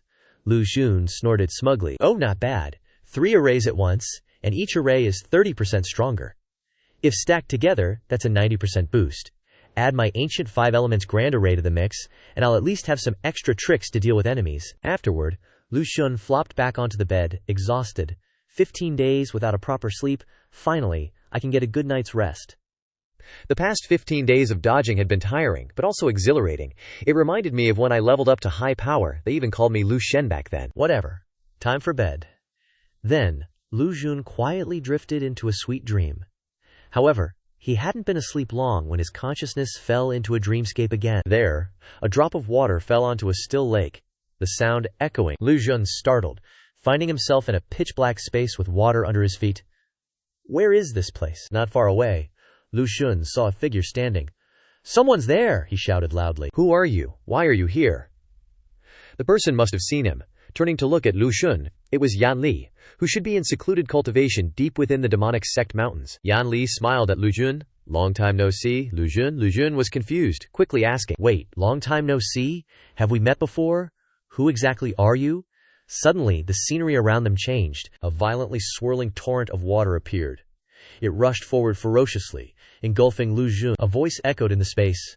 The 3-year deadline has arrived. Ping Shanhai from Yijianshan is here to issue a sword challenge. Please enlighten me. Lu Shun couldn't escape, reaching out desperately but finding nothing to hold on to. Just then, Lu Shun jolted awake from his dream. He sat up in a panic, sweat beading on his forehead. What the heck? What's with the loud noise? Someone's shouting, Thunder! And today's the 1st of the 5th month, Z hour. Lu Shun stared blankly at Shenyan, Mao Nanbei, Zhuge Laifu, and Lin Chan standing beside his bed. What are you guys doing here? Seeing him awake, Mao Nanbei unceremoniously jumped onto him, pinching Lu Xun's cheeks. "You've been asleep for a whole day and night. We thought you'd never wake up," Lu Xun asked with difficulty. "I slept that long." Facing their worried faces, "It seemed so," Xianyan said. "Little Martial Uncle really did sleep that long? I even thought something was wrong and couldn't wake Martial Uncle up. But luckily, you woke up on your own." Lu Xun didn't care about his cheeks being pinched out of shape. He was lost in thought. Did dodging those bad words for 15 days straight really drain that much mental energy? Damn it. It's just a pity that all attributes are added to charisma, although I don't regret it, but this body's base attributes are really awesome. To ease everyone's worries, Lu Xun made up an excuse. "Must be because I'm young, that's why I sleep so well." Then, he asked, "Speaking of which, I just heard thunder and someone shouting something about armor." Zhu Gelaifu replied that it was the challenger from Jiashan from Wanjianshan, here to talk to the sect leader about this matter. Hearing this, Lu Xun was startled. "Someone's challenging the demonic sect. You're telling me this?" Xianyan replied immediately. "That's right," Lu Xun dumbfoundedly pointed at himself, as if asking, "Me?" However, hearing the voice just now, the image of a burly man appeared in Lu Xun's mind. "I'm the one who called thunder. This guy's voice sounds at least several dozen levels higher. I'm only at level M. Going there is basically throwing myself away," Xianyan hurriedly replied. "Little Martial Uncle misunderstands. Our demonic sect and Sword Dao Jianshan made a 3-round bet. The first round is between their strongest sword holder and a half-Dao sword intent left by our Shifu. The second round has both sides send sword cultivators to represent their sects to debate the sword. The third round will be for 2 new sword cultivators to duel." Xianyan looked at Lu Xun with expectant eyes.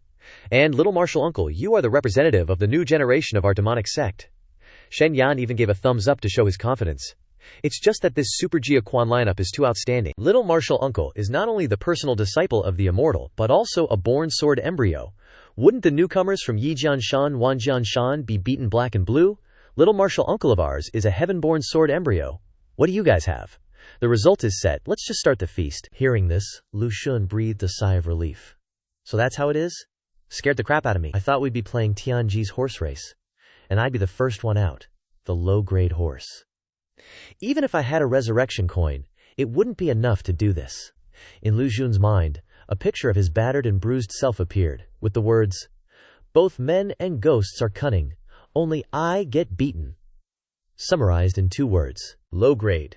Just then, the system appeared, announcing, "Hidden quest activated. Sword challenge. Quest description. Represent the demonic sect in battle and achieve victory. Quest completion reward.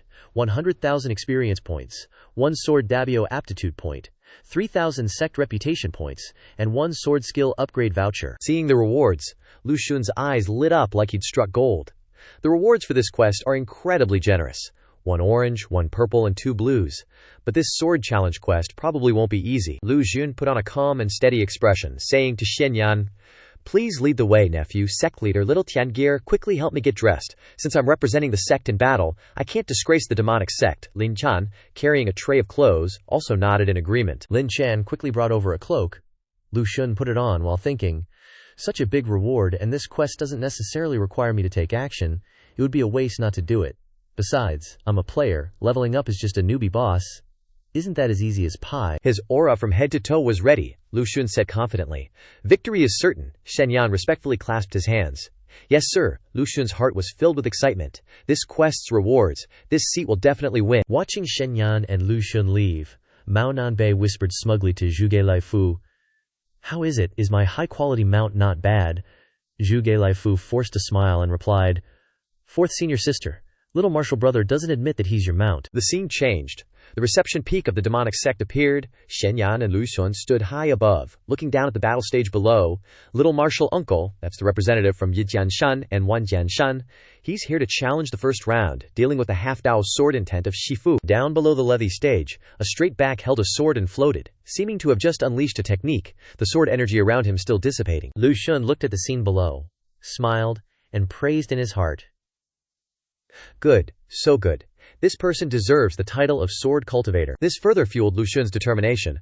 "One day I will also ride the wind and stand between heaven and earth like that. Only then will I be worthy of being reborn in this life." At the hour of Z, the 16th day of the first lunar month, a clear moon and gentle breeze, Mao Nanbei was still wondering if the person from One Sword Mountain could win against the senior brothers' Bandao sword energy this year. The immortal sipped his tea and said, "If they win, we have to return their ancestors' item, and if they don't, they have to hand over a lot of spirit stones, elixirs, and magic treasures to our demon sect." Moreover, that Bandao sword energy of senior brothers doesn't have any sword intent. He looked out into the distance. The corners of his lips curved up. Senior brother's Bandao's sword energy has been maintained for so many years, so the sword intent is almost gone. If they don't win, then this world is too boring. Mao Nanbei heard this and whispered to the third senior brother sitting next to him. The immortal actually hopes that senior brother's sword energy loses. Is he senile because he's too old? The third senior brother nodded in agreement. The immortal sighed upon hearing this. These idiots, do they think I can't hear them? His eyes looked murderous. Mao Nanbei and third senior brother immediately realized the danger and quickly fled away from this dangerous man. Staying here with the immortal would mean dying without a burial place. Seeing the ignorant juniors leave, the immortal was so angry that the teacup in his hand was crushed, his face turning black with anger. These guys, they run fast. The scene shifts to a snowy mountain range, where a group of cultivators are gathered on a field. After a lot of noise, the competition finally begins. The people from Sword Mountain all bet on their Uncle Master Ping. The Sword Mountain sword cultivators are all relying on him. If Uncle Master Ping loses, they will definitely vomit blood. On Lu Xun's side, he stood in the snowy wind, the cloak on his back fluttering gently, his long white hair also swaying freely. He smiled softly. Senior brother's Bandao's sword energy is slightly better. If you can win, then I can successfully get a wave of mission rewards. If we send second senior sister out in the second round, we will definitely win. When he first entered the back beginning stage, Lu Xun was chased and killed by second senior sister's shadow in his dreams. So he deeply understood how strong second senior sister was. No matter what realm, it's just second senior sister's level of swordsmanship. She can grasp the details of the opponent in a few minutes, and even comment on their strengths and weaknesses, just like a national team coach. On the lay stage, the atmosphere was silent and full of pressure. Ping Shanhai of Sword Mountain drew his sword, and an oppressive aura manifested around him. Faint rays of light, the old man exclaimed, showing his momentum, before the aura around him slowly dissipated. The people of Sword Mountain, seeing this scene, subconsciously stroked their chins in admiration. Uncle Master Ping's 5 elements attribute is water, so now the sky is full of thunder and lightning, which is just right to borrow power from. Moreover, judging from Uncle Master Ping's posture, he will use his full strength to unleash this sword strike. This is also in line with the concept of one sword mountain. Only practice one sword, only unleash one sword. The female disciples immediately turned their adoring and admiring gazes towards that disciple, exclaiming, "Senior brother Ye is amazing that he can easily analyze Uncle Master Ping's strength. No wonder Senior brother Ye is the strongest rising star, shouldering one sword mountain and 10,000 sword mountain, and he's also very handsome, very suitable to become a Dao companion." Ye Sui An heard this and felt happy in his heart, thinking to himself, "As expected, no woman can resist the charm of a peerless beauty like me." His heart was full of confidence. Only he looked over to the female disciples. "It's been so long since I came to the mountain, but I haven't seen a single female disciple from the demon sect. It really makes my advantage in appearance difficult to display. What a pity." While Ye Sui-an was still dreaming about his beauty, on the road up the mountain, a female figure dressed in black was rushing up the mountain. She was actually a female disciple of the demon sect. They all felt that this competition between the demon sect and Sword Mountain was a bit boring, so they didn't want to come, but she especially wanted to run over and see. Mainly to find Lu Xun for the leftover mooncake. She didn't make it very well. So to learn from experience, for the past 10 days, in addition to cultivation, she had been asking the chef's senior sister for guidance. So now it's finally like this. Of course she wants Lu Xun to try it, and see if it's delicious. Then, at that competition, Ping Shanhai of Sword Mountain had drawn his sword, and water slowly condensed behind his back, turning into a pair of wings, surrounded by lightning and thunder. Lu Xun silently looked at the situation. He said to the person next to him, "Disciple nephew Shenyan, Ping Shanhai will probably win." Shenyan frowned worriedly. "I didn't expect that in just 3 years he has improved to this point." Ping Shanhai, with a pair of wings on his back, faced a towering stone pillar. As soon as he drew his sword, the stone pillar also showed anomalies, with spiritual energy crazily flowing into it, spreading everywhere. The golden red color was dazzling. Shen Yan exclaimed in shock. Master's Ban Dao sword energy is being attracted and activated by Ping Shanhai's sword energy. Ping Shanhai seemed to be waiting for this moment. He immediately bent over, his hands raised his sword to his chest, his eyes sharply shouted, full of killing intent. "All the humiliations of 3 years ago, I am determined to reclaim everything today." Ping Shanhai shouted loudly. His sword swept a streak of water spiritual chi sword energy towards the senior brother's Ban Dao sword energy. The two collided, creating a violent shock. The light was so dazzling that few people could clearly see the scene of the battle. Its pressure spread around, causing the disciples of Sword Mountain, even that kid Ye Sui-an, to have no way to open their eyes to clearly see the situation. The result seemed to be there, but there was no way to see through it. Ping Shanhai's sword energy and the demon sect's Dao sword energy were entangled together. The demon sect's Dao sword energy couldn't defeat Ping Shanhai in one strike. At this moment it seemed unable to maintain it. Their grand uncle master would definitely like to be on Lu Xun's side. He was also the same as everyone else, raising his hand to cover his eyes from the stimulation, while asking Shenyan, "Can you look at the battle to observe the situation in front? Has senior brother's sword energy won?" Shenyan said silently. "Lost. Master's half-Dao sword qi has been broken by him," Lu Xun exclaimed in shock. "What?" The light finally dissipated, and the two strands of sword qi slowly disappeared. Ping Shanhai was exhausted quite a bit, but a smile appeared on his face. "Lu Lai's half-Dao sword qi, I have broken it. Sword Mountain wins the first round." Shenyan nodded. Without saying much about the result, he asked, "So, who are you sending out for the second round?" Ping Shanhai seemed to have exhausted quite a bit of strength, and should have retreated, but he stubbornly stood there and said, "Of course it's me.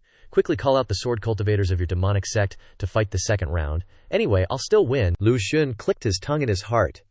This old geezer is quite daring. He just won against the senior brother's half-Dao sword qi, and he's already showing off. Mao Nanbei and two others flew over on cranes. Hearing Ping Shanhai's words, Mao Nanbei already jumped up, saying the words in Lu Xun's heart for him. Lu Xun turned to look at these three when he heard that familiar, shrill voice of Mao Nanbei. They finally arrived. But Lu Xun's attention was drawn to what third senior brother and Xianxia were holding. "Why are you bringing bowls and pots when you're here to watch the fight?" The two people who were called out were immediately a little embarrassed. Third senior brother forced a smile and said, "Your fourth senior sister wanted to bring some snacks to watch the show. But little Channer misunderstood and thought she wanted to fill a real piz." So Chanhair's face flushed red instantly, while Mao Nanbei, standing next to her, reached out and stuffed a handful of rice into her mouth. This little girl has an extremely high spirit of favoring her own people. Below, the people of Sword Mountain cheered as soon as they knew that Ping Shanhai had won, throwing all kinds of flattering words at him, full of joy. Being praised by the disciples of Sword Mountain Khan like that, Ping Shanhai was even happier in his heart. At this time his voice was a little arrogant. "What's the matter? You don't dare to send out for the second round? Or is that demon creature your second opponent?" Mao Nanbei, who had just arrived to watch the show, was named, and immediately felt unhappy, her tail fur bristling. "Who are you calling a demon creature? If I don't beat you to death today, I'll change my name to your surname." Third senior brother hurriedly stopped her, holding her back. "It really is, Shen Yan." Facing Ping Shanhai's provocation, his expression was still as calm as usual as he replied unhurriedly, "Senior, the second round of our demonic sect is on its way. You just won against my master's half-Dao sword qi. You must have consumed a lot of strength, right? Take a rest first. Our demonic sect doesn't want to kick you when you're down." Lu Xun secretly gave a thumbs up in praise. "That kid Shenyan's reply is great." At this time, Yiju had also reached the top of the mountain, only to see the current scene. It seemed like the fight was already over. The light was so dazzling just now. Powerful sword qi. Suddenly, her eyes fell on an old man with white hair and beard. Trembling as he walked up the mountain on a cane, Yiju tried to remember. This person seemed a little familiar, like a senior from the demonic sect. So old, and he still wants to come watch the fight. Yiju kindly ran over to support the old man's arm, and asked with concern, "Old man, do you also want to go watch the fight? I can take you for a while. The mountain road is difficult to walk, inevitably dangerous." The old man smiled softly when he heard Yiju's words, and then transmitted his voice to her. "Little girl, I didn't come to watch the fight, I came to fight." In an instant the aura on the old man's body also changed. The old age disappeared, replaced by the sharp, gloomy appearance of a top expert, unmatched by anyone. Is this the legendary pretending to be a pig to eat a tiger? Back to the arena above, Ping Shanhai knew in his heart after hearing Shen Yan's words, because he had consumed a lot of power to break Lu Li's sword qi. If the person fighting the second round hasn't arrived yet, then take the time to adjust his breath to recover, increasing the chances of victory several times over. Isn't that better? As long as he wins one more match, his Sword Mountain lineage can take back the ancestral relic. Lu Xun was also a little curious about who the second person coming to fight Ping Shanhai would be. The senior brother's eldest disciple or his second senior sister, Shen Yan, smiled calmly and said, "It's Senior Gi." Lu Xun marveled. "Oh." The image of old Gi trembling and leaning on a cane appeared in his mind. Unexpectedly, the person who looked so weak was actually a hidden sword expert. "Damn," Lu Xun grinned and asked, "You are a disciple of senior brother Lulai. And old Gi doesn't have a master, he's just a follower of the immortal. So between you and old Gi, who is better at swordsmanship?" Although Lu Xun was adding fuel to the fire a bit, Lu Xun was still very curious about what kind of strength Shen Yan, as the demonic sect leader, had. After all, his level is too low right now, so the system can't check it. Shenyan thought for a moment and replied, "If we only use 2 sword moves to determine the winner, Senior Gi would definitely win." Lu Xun nodded, concluding, "In other words, you would win after 2 sword moves, right?" Shenyan smiled, his expression as usual. Lu Xun cupped his hands in a respectful manner, praising. Shenyan pointed to the arena and said, "That little martial uncle has praised too much. Look over there. Senior Gi has arrived." Lu Xun looked over. Indeed, old Gi had arrived. Trembling and leaning on his cane, he walked step by step to the top of the mountain. But why is Gi Li also here? As soon as Gi Li appeared, the male disciples of Sword Mountain were attracted to her. It can be said that she was exceptionally beautiful. These people were like they were possessed, with the desire to become married with Gui Li. The female disciples of Sword Mountain were not happy when they saw this scene, and were all angry. This bunch of people really don't have any promise. Of course, Ye Suxian was a very confident person in his beauty, and was attracted to her as soon as he saw Gui Li appear. This image was no different from the immortal fairy sister he wanted. So with his charisma stat at 0, Ye Suxian somehow conjured an ice flower in his mouth, and struck a pose in front of Gui Li. With such a scenic view and delightful atmosphere, would milady care to join this humble one for some sightseeing? Gui Li scratched her cheek, puzzled. "It's so cold today, and you're chewing on an ice flower. Doesn't that make your teeth ache?" Lu Xun, up above, also saw that brat run up to Gui Li and wiggle around, all flashy and showy. That little punk isn't even trying to hide it. He clearly wants to seduce Gui Li. Shenyan, beside him, explained. "His name is Ye Suyen. He's a newly accepted disciple in the last few years from 1 Sword Mountain and 10,000 Sword Mountain. His talent is exceptional, so he received teachings from both. Given this favor, he might very well inherit both sects in the future." Lu Xun was startled as he stared at that kid Ye Suvdian. Of course he knew that name. Ye Suxian and Zhao Chunche were both main characters of this world, with strong all-around stats. Though not a born sword embryo, his sword talent was still at least level 9. Furthermore, this guy's words carried weight. Basically a younger version of himself back then. His reputation was great, but he was also a bit of a flirt, probably with a lot of female companions. In modern terms, he's a stallion male lead. What's even more annoying is that this playboy, in the version he knew, was all ambiguous and touchy-feely with Xiao Chenye. He might even become Xiao Chenye's official partner when the version gets updated. He was just a gamer in his past life, whatever, but in this life, don't even think about touching his Xiao Chenye. And here he is, flirting with Gui Li right in front of him. Unforgivable. Lu Xun suddenly got angry, making his senior brothers and sisters, along with Shenyan, clueless about what he was thinking. In a flash, Lu Xun's angry face turned serious. "If I'm not mistaken, the Sword Mountain sect is sending Ye Suxian in the 3rd round, Shenyan nodded. "That's right, he's your opponent," Lu Xun chuckled, thinking to himself. "Excellent. This master is starting to look forward to it." Down below at the fighting platform, Ye Sulian still didn't know he was being targeted by Lu Xun. His eyes were fixed on Gui Li's assets, confidently thinking to himself, "Because she has such a stunning figure, I won't hold it against her for not understanding my smooth talking. When it comes to impressing young ladies' hearts, I, Ye Sulian, have the most steadfast Dao heart." Ye Sulian took the ice flower out of his mouth, held it in his hand, and smiled at Gui Li. "Miss, you don't need to worry about me. My teeth don't ache at all, because this flower is meant to be given to a pure and flawless beauty like you, crystal clear and gorgeous." And then, a second of awkward, rural silence descended upon Ye Suxian. Gui Li, upon hearing this, just quickened her pace. Gui Ba, being supported by her, chuckled and whispered to Gui Li, "Why are you suddenly walking so fast? That young man seems to have feelings for you."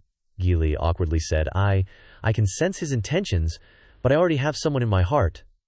As she said that, her cheeks turned red. These words reached Ye Sumian's ears, and the thick-skinned guy circled around in front of Gui Li and said, "So milady already has someone in her heart? Well, that person must be absolutely amazing. But milady doesn't need to close off her heart like that, because there's no man in this world more handsome than me." Ye Supian was extremely confident in his looks, Gui Li seriously said. "He is extremely, extremely handsome. There's no one in this world as handsome as him," Ye Supian scoffed. "I don't believe there's anyone more handsome than this one in the world. If there is, it would only be my father." Lu Xun chuckled and said, "Oh, so you have another father now?"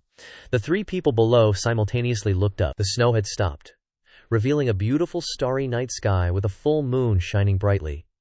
A man in a white robe stood as straight as a pine tree, his bearing relaxed and composed, his face as beautiful as jade, casually yet sternly. As soon as she saw that man, Gui Li's face instantly lit up with infatuation. She softly called out, Ah, little martial granduncle. Lu Xun smiled and nodded at her. Ye Sunqian was officially slapped in the face.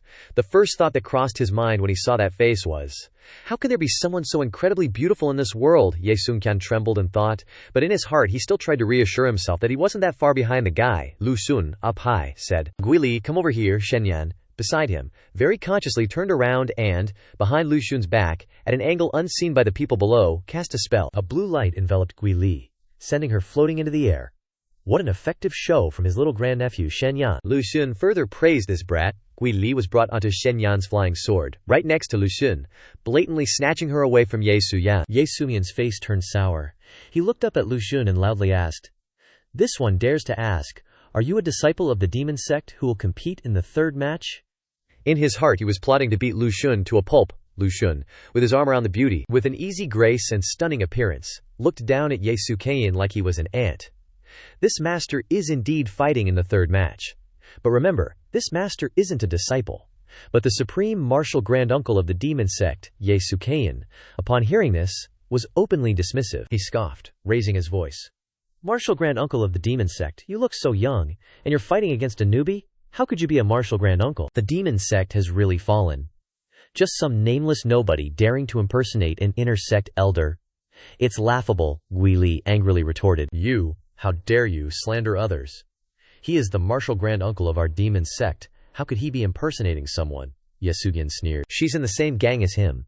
Even though I'm charmed by her beauty, I won't believe your pathetic lies, Guili snapped back, unimpressed. Others looked awkwardly at the person below. At this moment, Shenyan, who had been silently observing, suddenly raised his hand.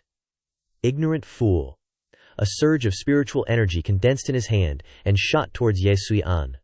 Under Shenyan's pressure, Ye Suyan was immediately knocked down, his body collapsing to the ground. Such powerful spiritual force. Who the heck is this guy? You can't just eat anything you want, and you definitely can't say just anything you want. Ye Suyan had received a proper punishment for his stupidity. His body sank deeper into the ground, and cracks began to spread around him under Shenyan's pressure. Ye Suyan gritted his teeth and trembled as he asked, What senior have I offended?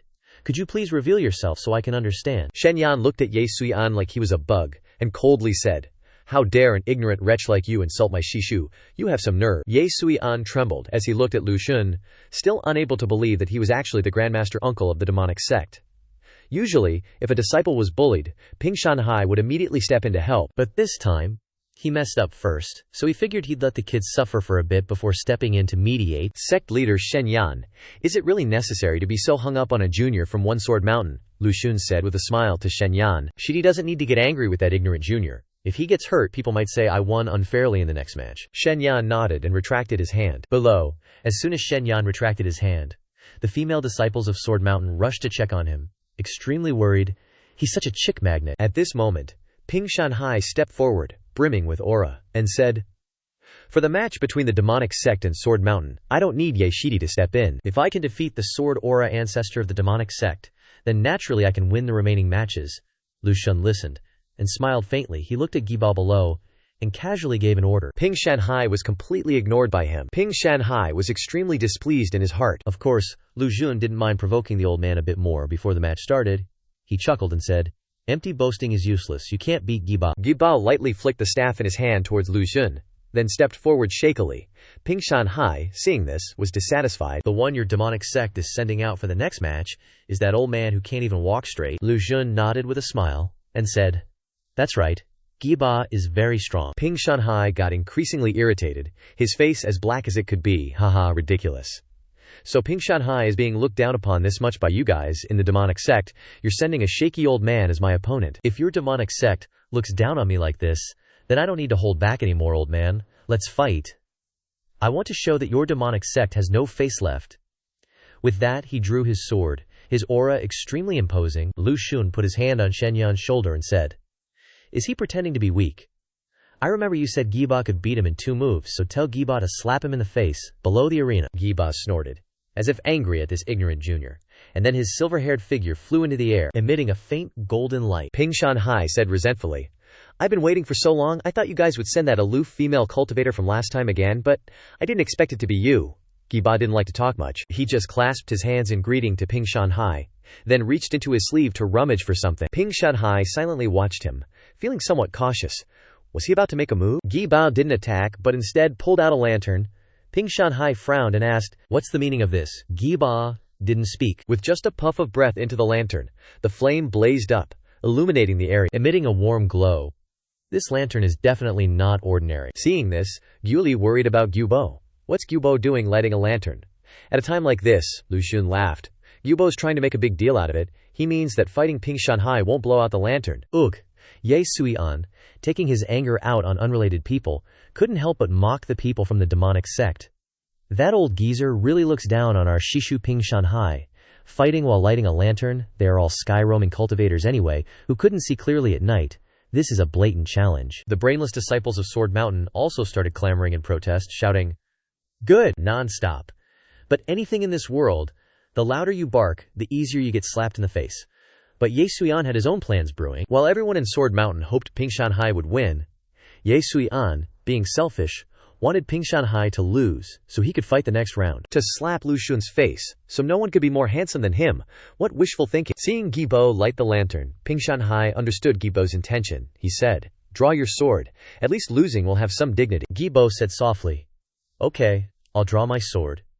Then he held the lantern with one hand and raised his stick with the other. Ping Shanhai frowned. "Using a stick? You want to use that to face my sword? I've given you chances over and over again. Take this sword strike." Ping Shanhai shouted. Sword ki surged, and the light lit up the sky. The power of this strike even surpassed Lu Lai's sword kisa.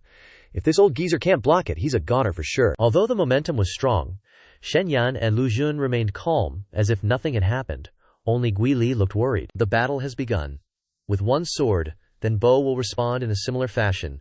He raised the stick in his hand. The ground underneath cracked and flew into the air. He was as red as if he were in a sea of fire, surrounded by a gentle and warm aura. And Ping Shanhai's cyan sword aura had disappeared. At this moment, Ping Shanhai realized that he had really met an expert, who could block his sword so easily. It didn't end there. Gibo suddenly turned around, raising the stick in his hand, completely different from the shaky figure who could barely walk that everyone had seen. Ping Shanhai stared ahead. Too fast. He couldn't keep up at all. His brain had just received the information and hadn't had time to do anything. Ping Shanhai felt his body shake. That old man who everyone laughed at was now right in front of him. The stick in his hand pointed straight at his throat, still surrounded by the same gentle aura, and the lantern in his hand hadn't even gone out. Gibo smiled slightly and said to Ping Shanhai, "2 strikes. You lost. This is impossible." The disciples of Sword Mountain were all horrified and shocked. Their Shishu Ping Shanhai, the strongest sword cultivator of 1-1 Sword Mountain, was defeated by a skinny old geezer. "Not finished yet," Ye Sui-an shouted loudly. "Shut up! Don't disgrace our Sword Mountain." While everyone was still worried, Ye Sui-an continued. "Don't be discouraged, everyone. My Sword Mountain has not completely lost in the battle with the demonic sect. As long as I defeat that damn Shishuzu of the demonic sect, it is still our Sword Mountain who wins the demonic sect." The disciples all nodded after hearing this, their eyes full of hope looking at Ye Sui-an. The reputation of Sword Mountain's swordsmanship is completely placed on Senior Brother Yi. Please, Senior Brother Yi, do your best to let the demonic sect know that we are the leaders in swordsmanship. Please, Senior Brother Yi, wash away this shame for our Sword Mountain. Ye Sui-an smiled slightly, holding his sword in his hand, light flowing. "That's for sure. It's just the demonic sect. They will definitely be defeated by my sword. I have seen the demonic sect's Shishuzu. Just breaking through to the initial realm is useless." His voice was full of sarcasm. Because of jealousy, he only gave birth to a little light covering the outside. At first glance you can tell he's a handsome guy without strength. "On the flying sword?" Gui Li asked Lu Xun curiously. "Little Shishuzu, the disciples of Sword Mountain are indeed as you predicted. Every one of them is ugly, and some even secretly stare at you." Lu Xun smiled and said, "As expected, when they saw that Ping Shanhai had lost, they immediately wanted to shoot me to death with their sharp eyes." Shen Yan was startled when he heard this, and thought to himself, why did little Shishu say such vulgar words? To be more precise, Shen Yan's head is not very clear, only Gui Li is truly naive. Gui Li asked blankly, "Really?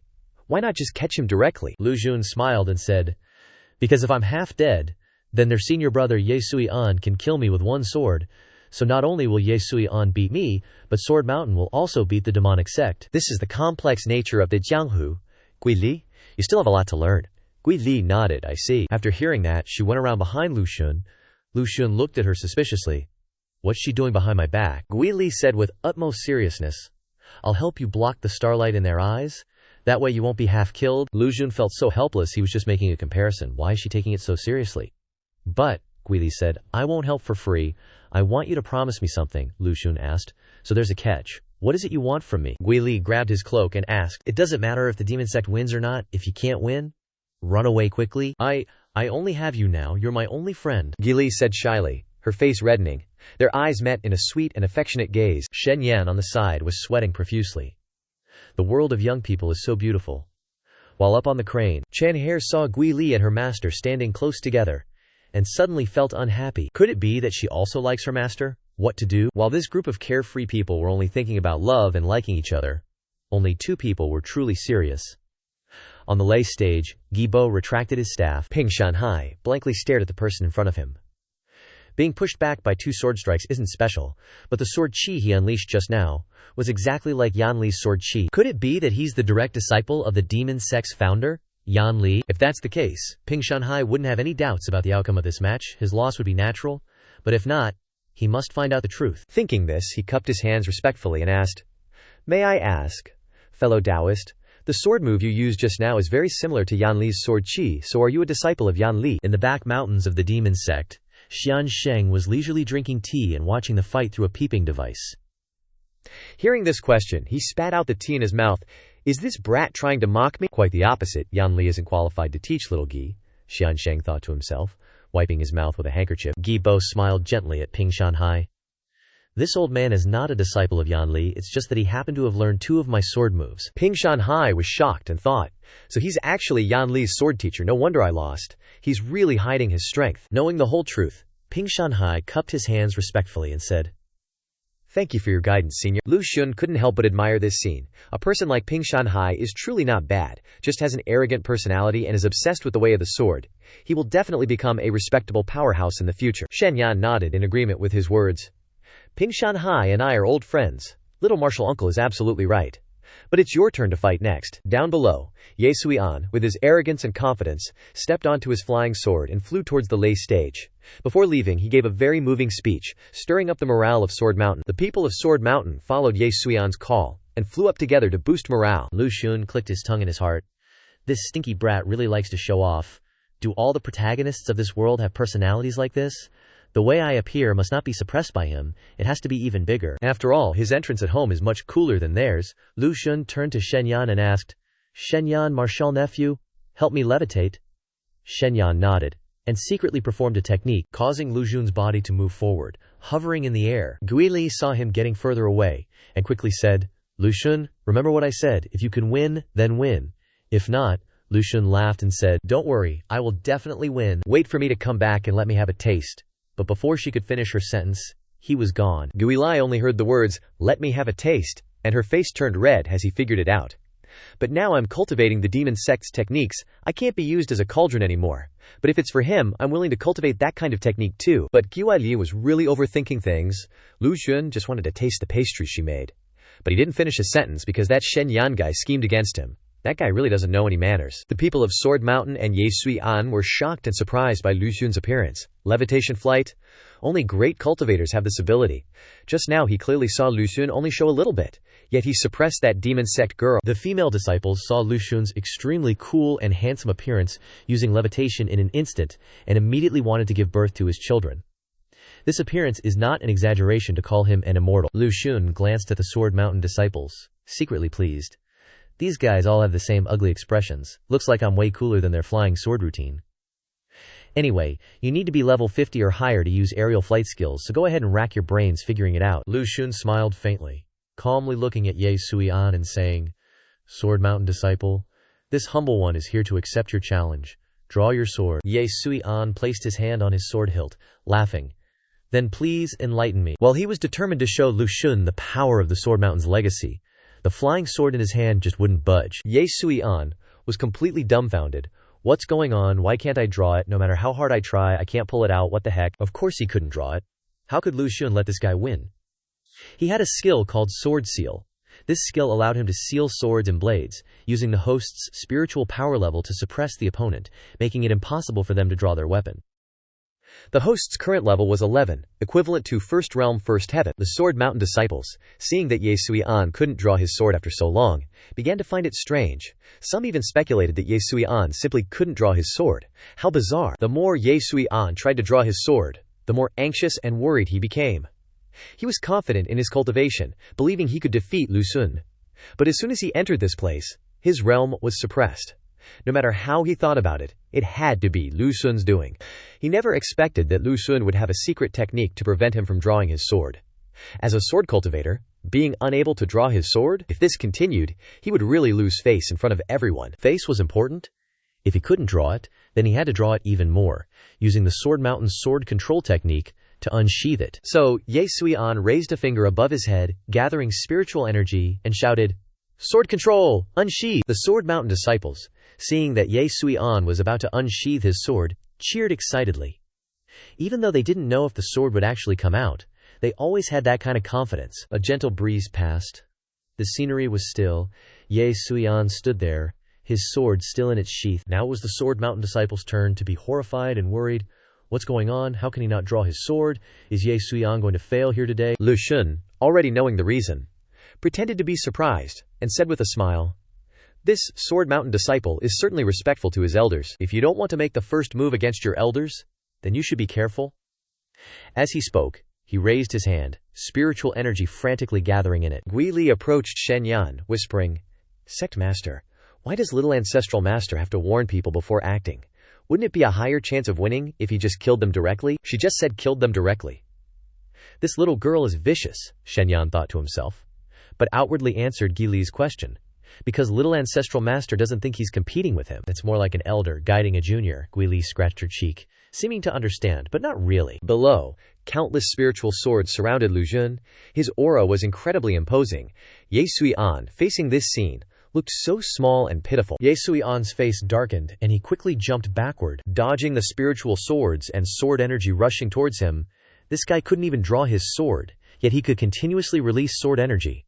Moreover, the power of each stream of sword energy was 2 or 3 realms higher than his own cultivation. Of course, Lu Xun wasn't that strong. It was just that the second skill of his sword scabbard was accumulation, meaning the longer the power was accumulated without being released, the stronger it would become. In addition, his sword nurturing art had reached level 3. Each stream of sword energy would increase critical damage by 400%. This skill was only for sword cultivators. Overall, it was very suitable for dealing with someone like Ye Sui-an. This was enough for now. After his heaven-defying operations, the not-yet-grown main character of this world must have been scared witless. Lu Xun smiled slightly, then waved his sleeve. His sleeves fluttered in the wind. His appearance was calm, handsome. On the other side, Ye Sui-an was in a terrible state. He couldn't draw his sword. He could only barely use the scabbard to defend. But if he continued like this, it wouldn't work. He would definitely die. Ye Sui-an now realized that he had really underestimated Lu Xun.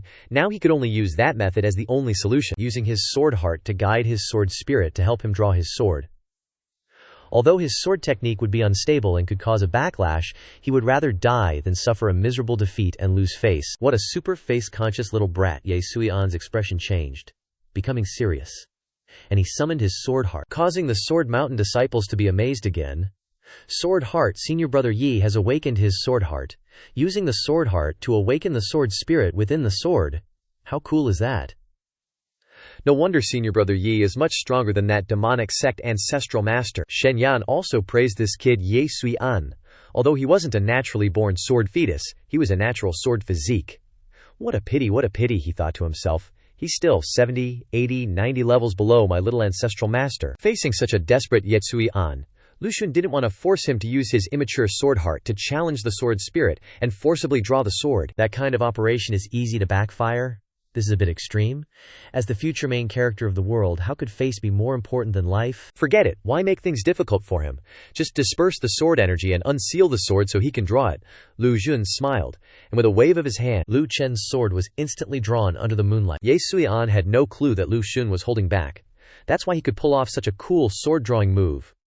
Too bad, his looks are kinda hard to compare with Lu Xun, he thought to himself. This trick really works, as expected of me. As soon as the sword was drawn, Sword Mountain disciples started chattering in admiration. OMG, isn't that Senior Brother Ye's Emperor Spirit Sword? Drawing his sword under the moon is like an emperor under the moon. The victory is decided this time. Ye Sui-an's face was gloomy, but he was still full of confidence in defeating Lu Xun. Now that I've drawn my sword, I'll return all the humiliation I just suffered to him. Eat this sword! Ye Sui-an shouted and lunged forward, with the moon and small lightning bolts adding to his might, and a faint hint of sword energy. Lu Xun smiled, thinking, this kid's got some heart, actually reminding this seat to eat this sword. But I feel like he's reminding me and the crowd to look at his super cool pose instead. Too bad, no matter what, he's definitely hating on me in his heart. If that's the case, then let him hate even more. The calm smile on Lu Xun's face gradually turned into a smug grin. Ye Sui-an felt a little uneasy when he saw that. He's actually still smiling like that, and he hasn't even drawn his sword. Doesn't he want to use his bare hands to block my sword? So cocky. Then I'll make you pay the price. Ye Sui-an gritted his teeth and added more sword intent into his sword. Lu Xun had to look at this kid with different eyes again. He's actually powering up even more, and accumulating half a sword intent. He must want to use one move to determine the victory or defeat. It seems relying on a small sword heart is not enough to suppress him. I have to use sword intent too. Too bad. This Siat's sword intent isn't as domineering as his, it's just like mist and illusions. Around Lu Xun, a faint mist of sword intent was added. He raised his hand, with faint light scattering around his fingertips. Standing straight as a pine tree, he leisurely and calmly raised his hand, unleashing a sword move. With faint light cutting through the wind, the mist around Lu Xun looked like an immortal. Lu Xun chuckled. Then let's just settle it here. Ye Sui-an gritted his teeth and thought to himself, I'll beat you until all your teeth fall to the ground. The Sword Mountain disciples unconsciously held their breath, forgetting to even blink. Is this move going to settle it here? One move to determine the winner. Who will be the victor? Only some people already know the result in their hearts, without even watching. The sword move was unleashed. The light was dazzling. Ye Sui-an took a deep breath. The sword in his hand was knocked away by Lu Xun. His body lunged forward, and when he looked again, Lu Xun's two fingertips were neatly placed on his forehead. The sword intent around Lu Xun also dissipated, no longer as exaggerated as before. Lu Xun calmly smiled and said, stopping right where it hit. The Sword Mountain people were all dumbfounded. Why did their Sword Mountain lose? Ping Shanhai is one thing. After all, Uncle Master uses a stick as a sword. But this guy, the opponent, didn't even bother to draw his sword from beginning to end, and only used 2 fingers to defeat Senior Brother Ye on the mount. Mao Nanbei forgot that she was riding a crane when she saw Lu Xun win, and jumped up and down, scaring the crane so much that it almost fell. Third Senior Brother forced a smile and advised her, it's good that Junior Brother won, but if you fall off the flying artifact, wouldn't that be embarrassing in front of Sword Mountain? Third Senior Brother looked at Chan again. As expected of someone with innate talent, she just saw her little junior brother wield a sword, and already achieved enlightenment. These two will definitely be no less than me in the future. Yi Li's affection for Lu Xun's sword visibly, Shen Yan said calmly on the outside. Everything is within expectations, but in reality his heart was already throwing confetti in excitement. See that? That's our demonic sect's little Uncle Master. He's the future pillar of our demonic sect. Innate sword embryo, you guys will never have it. The demonic sect people were overjoyed. The Sword Mountain people were worried and disappointed. But Ye Sui-an was the most relieved and grateful. He looked down on his opponent, but his opponent used 2 fingers to defeat him, and even held back at the last minute. If not for that, Ye Sui-an would have died without even having time to yawn. Lu Xun's 2 fingers would have pierced straight into Ye Sui-an's head. Lu Xun lowered his hand. Ye Sui-an stared blankly at him. He really stopped right where it hits. Lu Xun calmly smiled and asked, "What's up? Still want to go at it?" Dude wanted to bolt out, sap, son of a biscuit. All that flexing almost cost him. He had to hold back till the very last second to unleash that move, which backfired on his sword, Kwai. Now he's got to keep a poker face so this guy doesn't see any openings. Ye Sui-an is actually pretty good at admitting defeat. He clasped his hands and bowed, showing some restraint for once. The Sword Mountain disciples weren't too salty about Ye Sui-an tapping out like that. After all, he's a super OP granduncle martial ancestor from a demonic sect, so they just had to suck it up, schedule a rematch in 3 years, and what else could they do? Lu Xun nodded and said, "I yielded," then immediately turned and left. Seriously, things were not looking good. He felt like it took all his willpower to stand there. The spiritual energy in his body was so chaotic he was about to cough up blood. Plus, even though he completed the mission, he still didn't get the system's reward. Just a little something to recover a mouthful of blood would be great. Just then, Ye Sui-chan hurried over and called out, "Senior!" Lu Xun gritted his teeth and cursed inwardly, "Damn it, is this kid still not done?" But he couldn't break character now, cause he's got a save face, right? In a flash, he switched from a painful expression to a bright smile. "Is there something else, Ye Sui-an?" Ye Sui-chan quickly said, "Senior, this junior has a request." Could I borrow your sword for a look? In this competition, Lu Xun didn't even draw his sword and still utterly crushed him. That's why Ye Suyan called him senior with genuine respect. But if he just left without even seeing Lu Xun's sword, Ye Suyan would feel super bummed. Lu Xun didn't know the first thing about the romantic feelings of sword cultivators. He just felt annoyed. Why is this kid trying to stop him at a time like this? Hell nah, he didn't even have a sword. Well, there was that little sword inside him, but no way he could let anyone see that. Just then, like a refreshing rain in the desert, the system finally showed up. Lu Xun was so happy he wanted to jump for joy. Confidence was back, so why not act all high and mighty? Lu Xun stood there, radiating a blinding aura, and said calmly, "You've already seen it." Spiritual energy surged into Lu Xun's body, helping him advance. Now his sword talent had increased by 1, bringing it to 4. A ray of light struck down from the sky, flowing into Lu Xun. This scene was truly magnificent, perfect for showing off. Improving sword aptitude also strengthens sword heart and sword intent. Aptitude enhancement is invisible, but sword heart and sword intent are for real. Lu Xun's sudden enlightenment and breakthrough during the competition made Xianyan overjoyed, and even Ping Shanhai had to reevaluate Lu Xun. Sword heart and sword intent broke through simultaneously. Ye Suyan, standing closest to Lu Xun, witnessed the scene of Lu Xun's advancement most clearly, and his heart grew increasingly confused. He actually had an enlightenment at this moment. And what did he mean by those words just now? After Lu Xun's advancement, Shen Yan and Gui Li were the first to congratulate him, followed by his beloved disciple and his senior brothers and sisters, and then the Sword Mountain crowd were once again stunned. Talent like this, even if they searched with a fine-tooth comb, Sword Mountain probably couldn't find it. It's just absurd. And he's handsome too. It's just too damn unfair. After advancing, Lu Xun raised his head and gave Shen Yan a meaningful look. Shen Yan smiled and nodded slightly.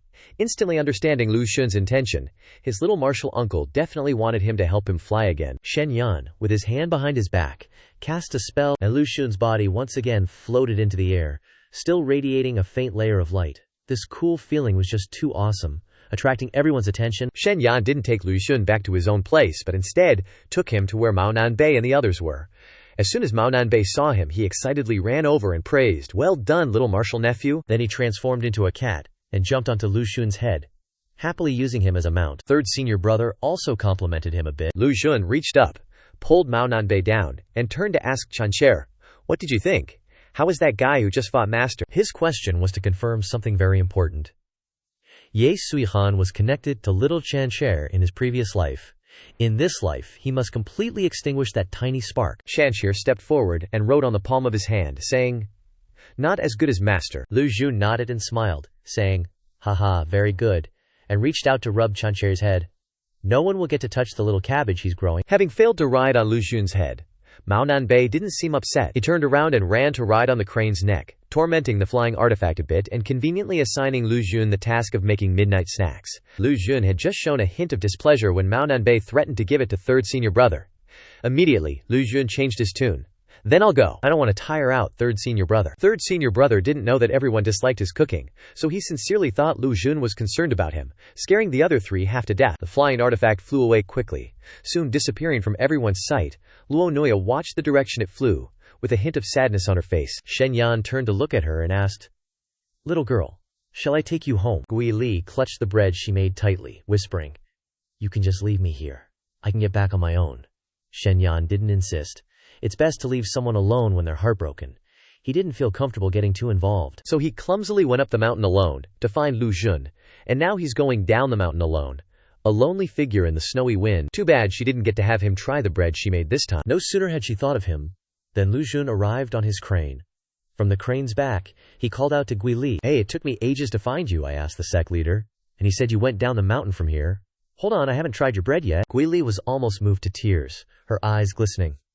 I thought you'd forgotten." After making late-night snacks for everyone, Lu Xun made extra, and went to find Gui Li under the snowy moon. Sitting on the stone steps, Lu Xun handed Gui Li the food basket. "Here's a late-night snack I made, all just ordinary stuff. You can take it back to your place, and also, do you remember me saying that after I win, I'd come back and have a taste of you?" Gui Li's face instantly turned red. She jumped, and shyly asked, "Here?" Lu Xun didn't realize anything was strange, and honestly nodded, "Yeah. Is something wrong with here? But even with my martial cultivator physique, I still feel a little uncomfortable here, and what if someone walks by? It's not that it's impossible, it's just, I. The more Guilin spoke, the hotter her cheeks became. "Guili, you little devil," appeared, and egged her on. "Hey, Guili, This isn't like you.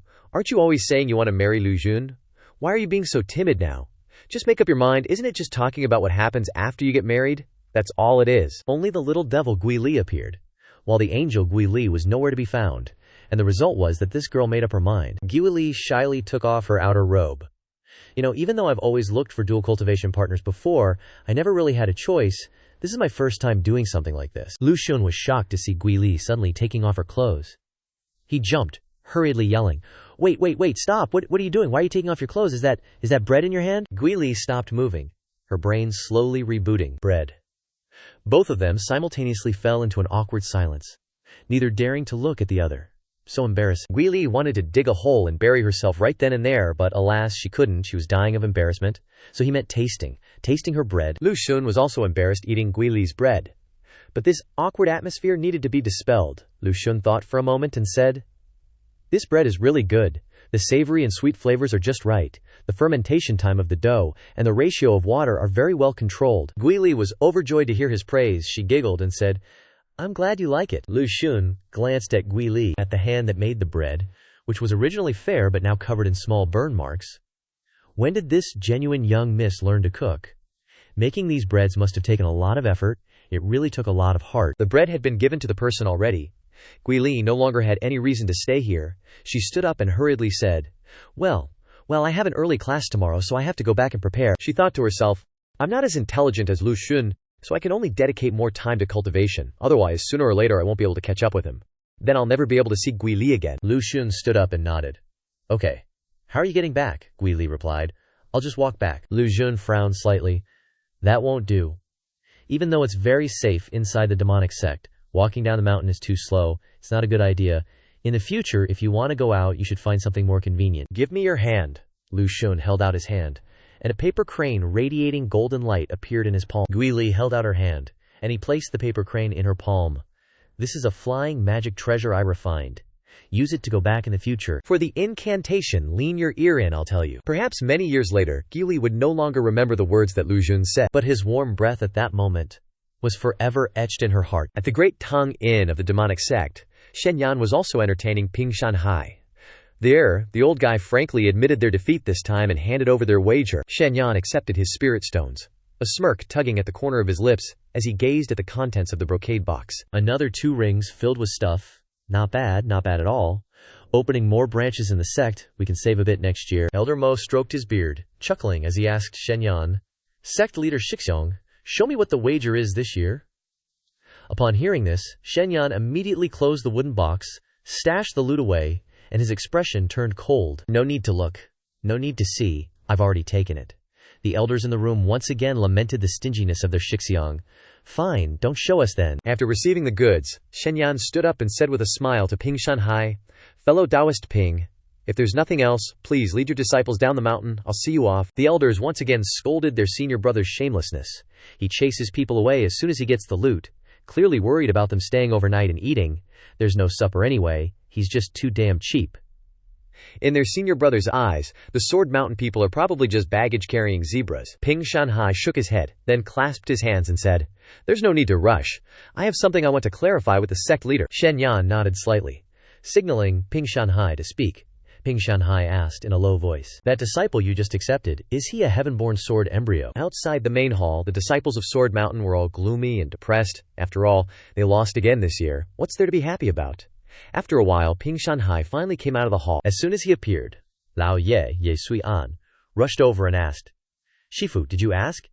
Is it him?" Ping Shanhai nodded in silence. "That's right." Ye Sui An involuntarily took a step back. He really is a heaven-born sword embryo." The disciples broke into a clamorous discussion, ignoring Ye Sui An's increasingly dark face. This is human nature. Why isn't such talent in One Sword Mountain? No wonder senior brother Ye lost. After all, his opponent is a heaven-born sword embryo, 1 in a million. Ping Shanhai frowned and said sternly, "All right, it's over. Let's return to the sect. There's no need for everyone to be angry. We'll come back in 3 years." The disciples shouted, "Understood," in unison, and summoned their flying swords. Under the bright moonlight, flying swords filled the sky.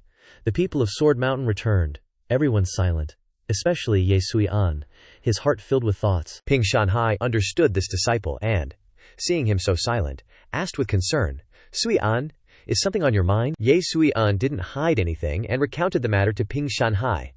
Reporting to Shifu, I still don't understand. He said I saw his sword, but where exactly is his sword? Ping Shanhai said. That young man has probably cultivated himself into a sword. The sword is the person is the sword, the perfect fusion of man and sword. Ye Sui-an was stunned. Is there really someone in this world who can cultivate to that level? Isn't this kind of cultivation 1,000 times more dangerous than borrowing external objects as a sword sheath? Ping Shanhai said. On the path of cultivation, you must fight against people, fight against the heavens, and fight against yourself, Sui-an. Don't think that joining Sword Mountain is the only path to cultivation. That young man has a great ambition and is very suitable to be your lifelong rival. Ye Sui-an remembered Ping Shanhai's words. He thought to himself, that's right, I'm indeed not as good as him today, but in 3 years I will make him look at Ye Sui-an with different eyes. In 3 years I will definitely return to the demonic sect to challenge him. That monster with brains, indeed, is a very dangerous thing. At the Mrs. Quarters behind the demonic sect's back mountain, Miao Nanbei slept so soundly that he forgot the world around him, muttering in his sleep. Meow, gotta go up the mountain to pick apples to eat tomorrow. Meow, snore, snore. In his private room, Lu Xun was reviewing his system and current status. With the miscellaneous tasks before plus this sword challenge, he only earned nearly 210,000 experience points, but his sect reputation increased a bit faster. Then again, that was thanks to that little punk Ye Sui-an. After all, he's the heir of the one Sword Mountain, and 10,000 Sword Mountain sects, and some kind of innate sword physique.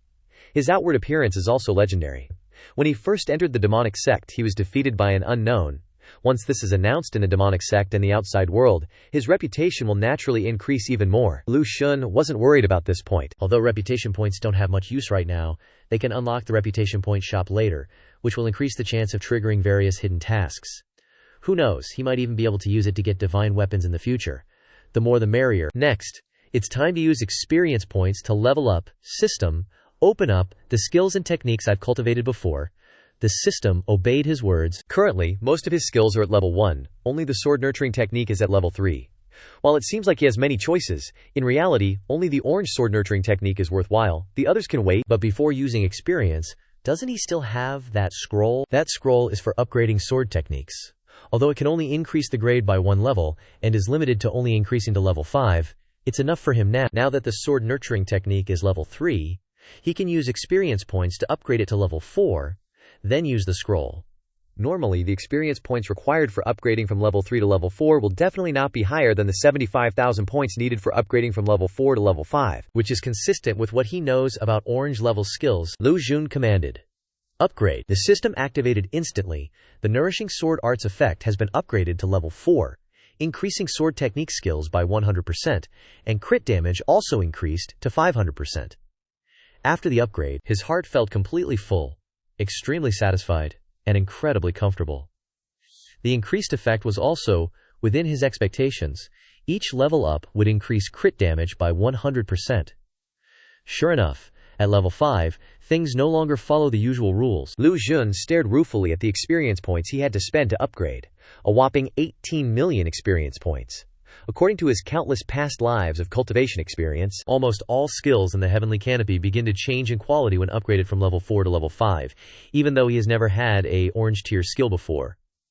But it's obvious that the Nourishing Sword Art will also follow this rule. Use the upgrade scroll, increase 1 more level. Lu Xun was somewhat looking forward to his new skill. Suddenly, boundless light wildly radiated from his room.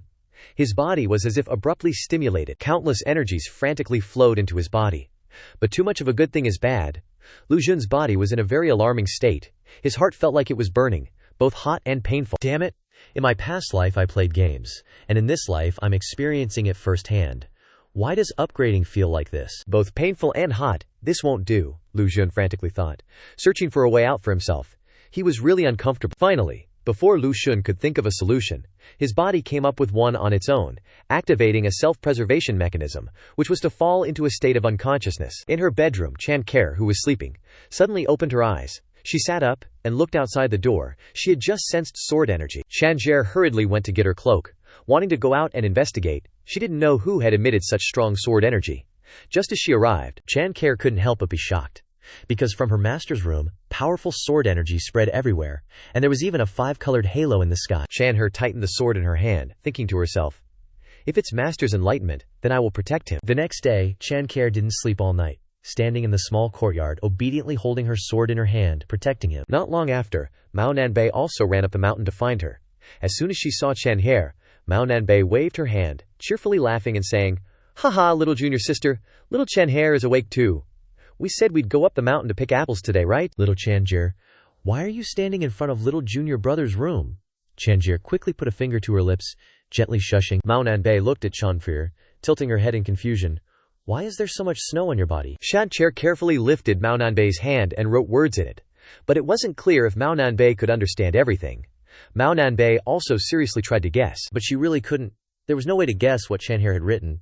Xianxia was also speechless. She carefully thought for a moment, then ran to pick up a dry branch that had fallen nearby, and wrote the character "sword in the snow." Mao Nanbei looked at the writing on the ground, thought for a moment, and then asked, "You mean little junior brother is still not awake, and it's related to the sword, right?" Xianxia nodded. Mao Nanbei sighed in disappointment. Could it be that little junior brother's victory last night wasn't easy? It seems like he won't be able to go apple picking with us today. Then let's go by ourselves. Little junior brother is very strong. He'll definitely be okay. Xianxia shook her head in refusal. Mao Nanbei didn't force or pull her. She just turned around and ran off alone. "I'll go pick them myself." So, Xianxia watched Mao Nanbei's departing back. Her fourth senior master was born generous, with a carefree personality, but she couldn't do it. She wouldn't feel at ease until master came out. In the blink of an eye, night fell. Xianxia worriedly stood outside, looking into the room. It had been a day and a night, but master still hadn't come out. Could it be that something unexpected has happened to master inside? Just as she thought about finding a way to enter the room to check, Lu Xun's door opened. He was only wearing an undershirt, walking with a strange hunched posture. Being unconscious for a day had really made him suffer. He couldn't hold it in any longer. Only, as soon as he came to the door, he encountered Xianxia staring at him. Lu Xun also froze, staring at Xianxia for a second, then regained his easygoing demeanor, his handsome persona, without any guilt, smiling and asking Xianxia, "Little Xianxia, why are you here?" As he spoke, Lu Xun was extremely worried about his bladder. This time, he was really in trouble. His bladder was about to burst. Why was little Xianxia standing in front of his room? That is the end of the story. Thanks everyone for watching my video. Please like and subscribe to see the new products on my channel. See you in the next videos. Bye-bye. Bye video. That is the end. Wish you have a happy day. Remember to like and subscribe to receive notifications for the newest episodes.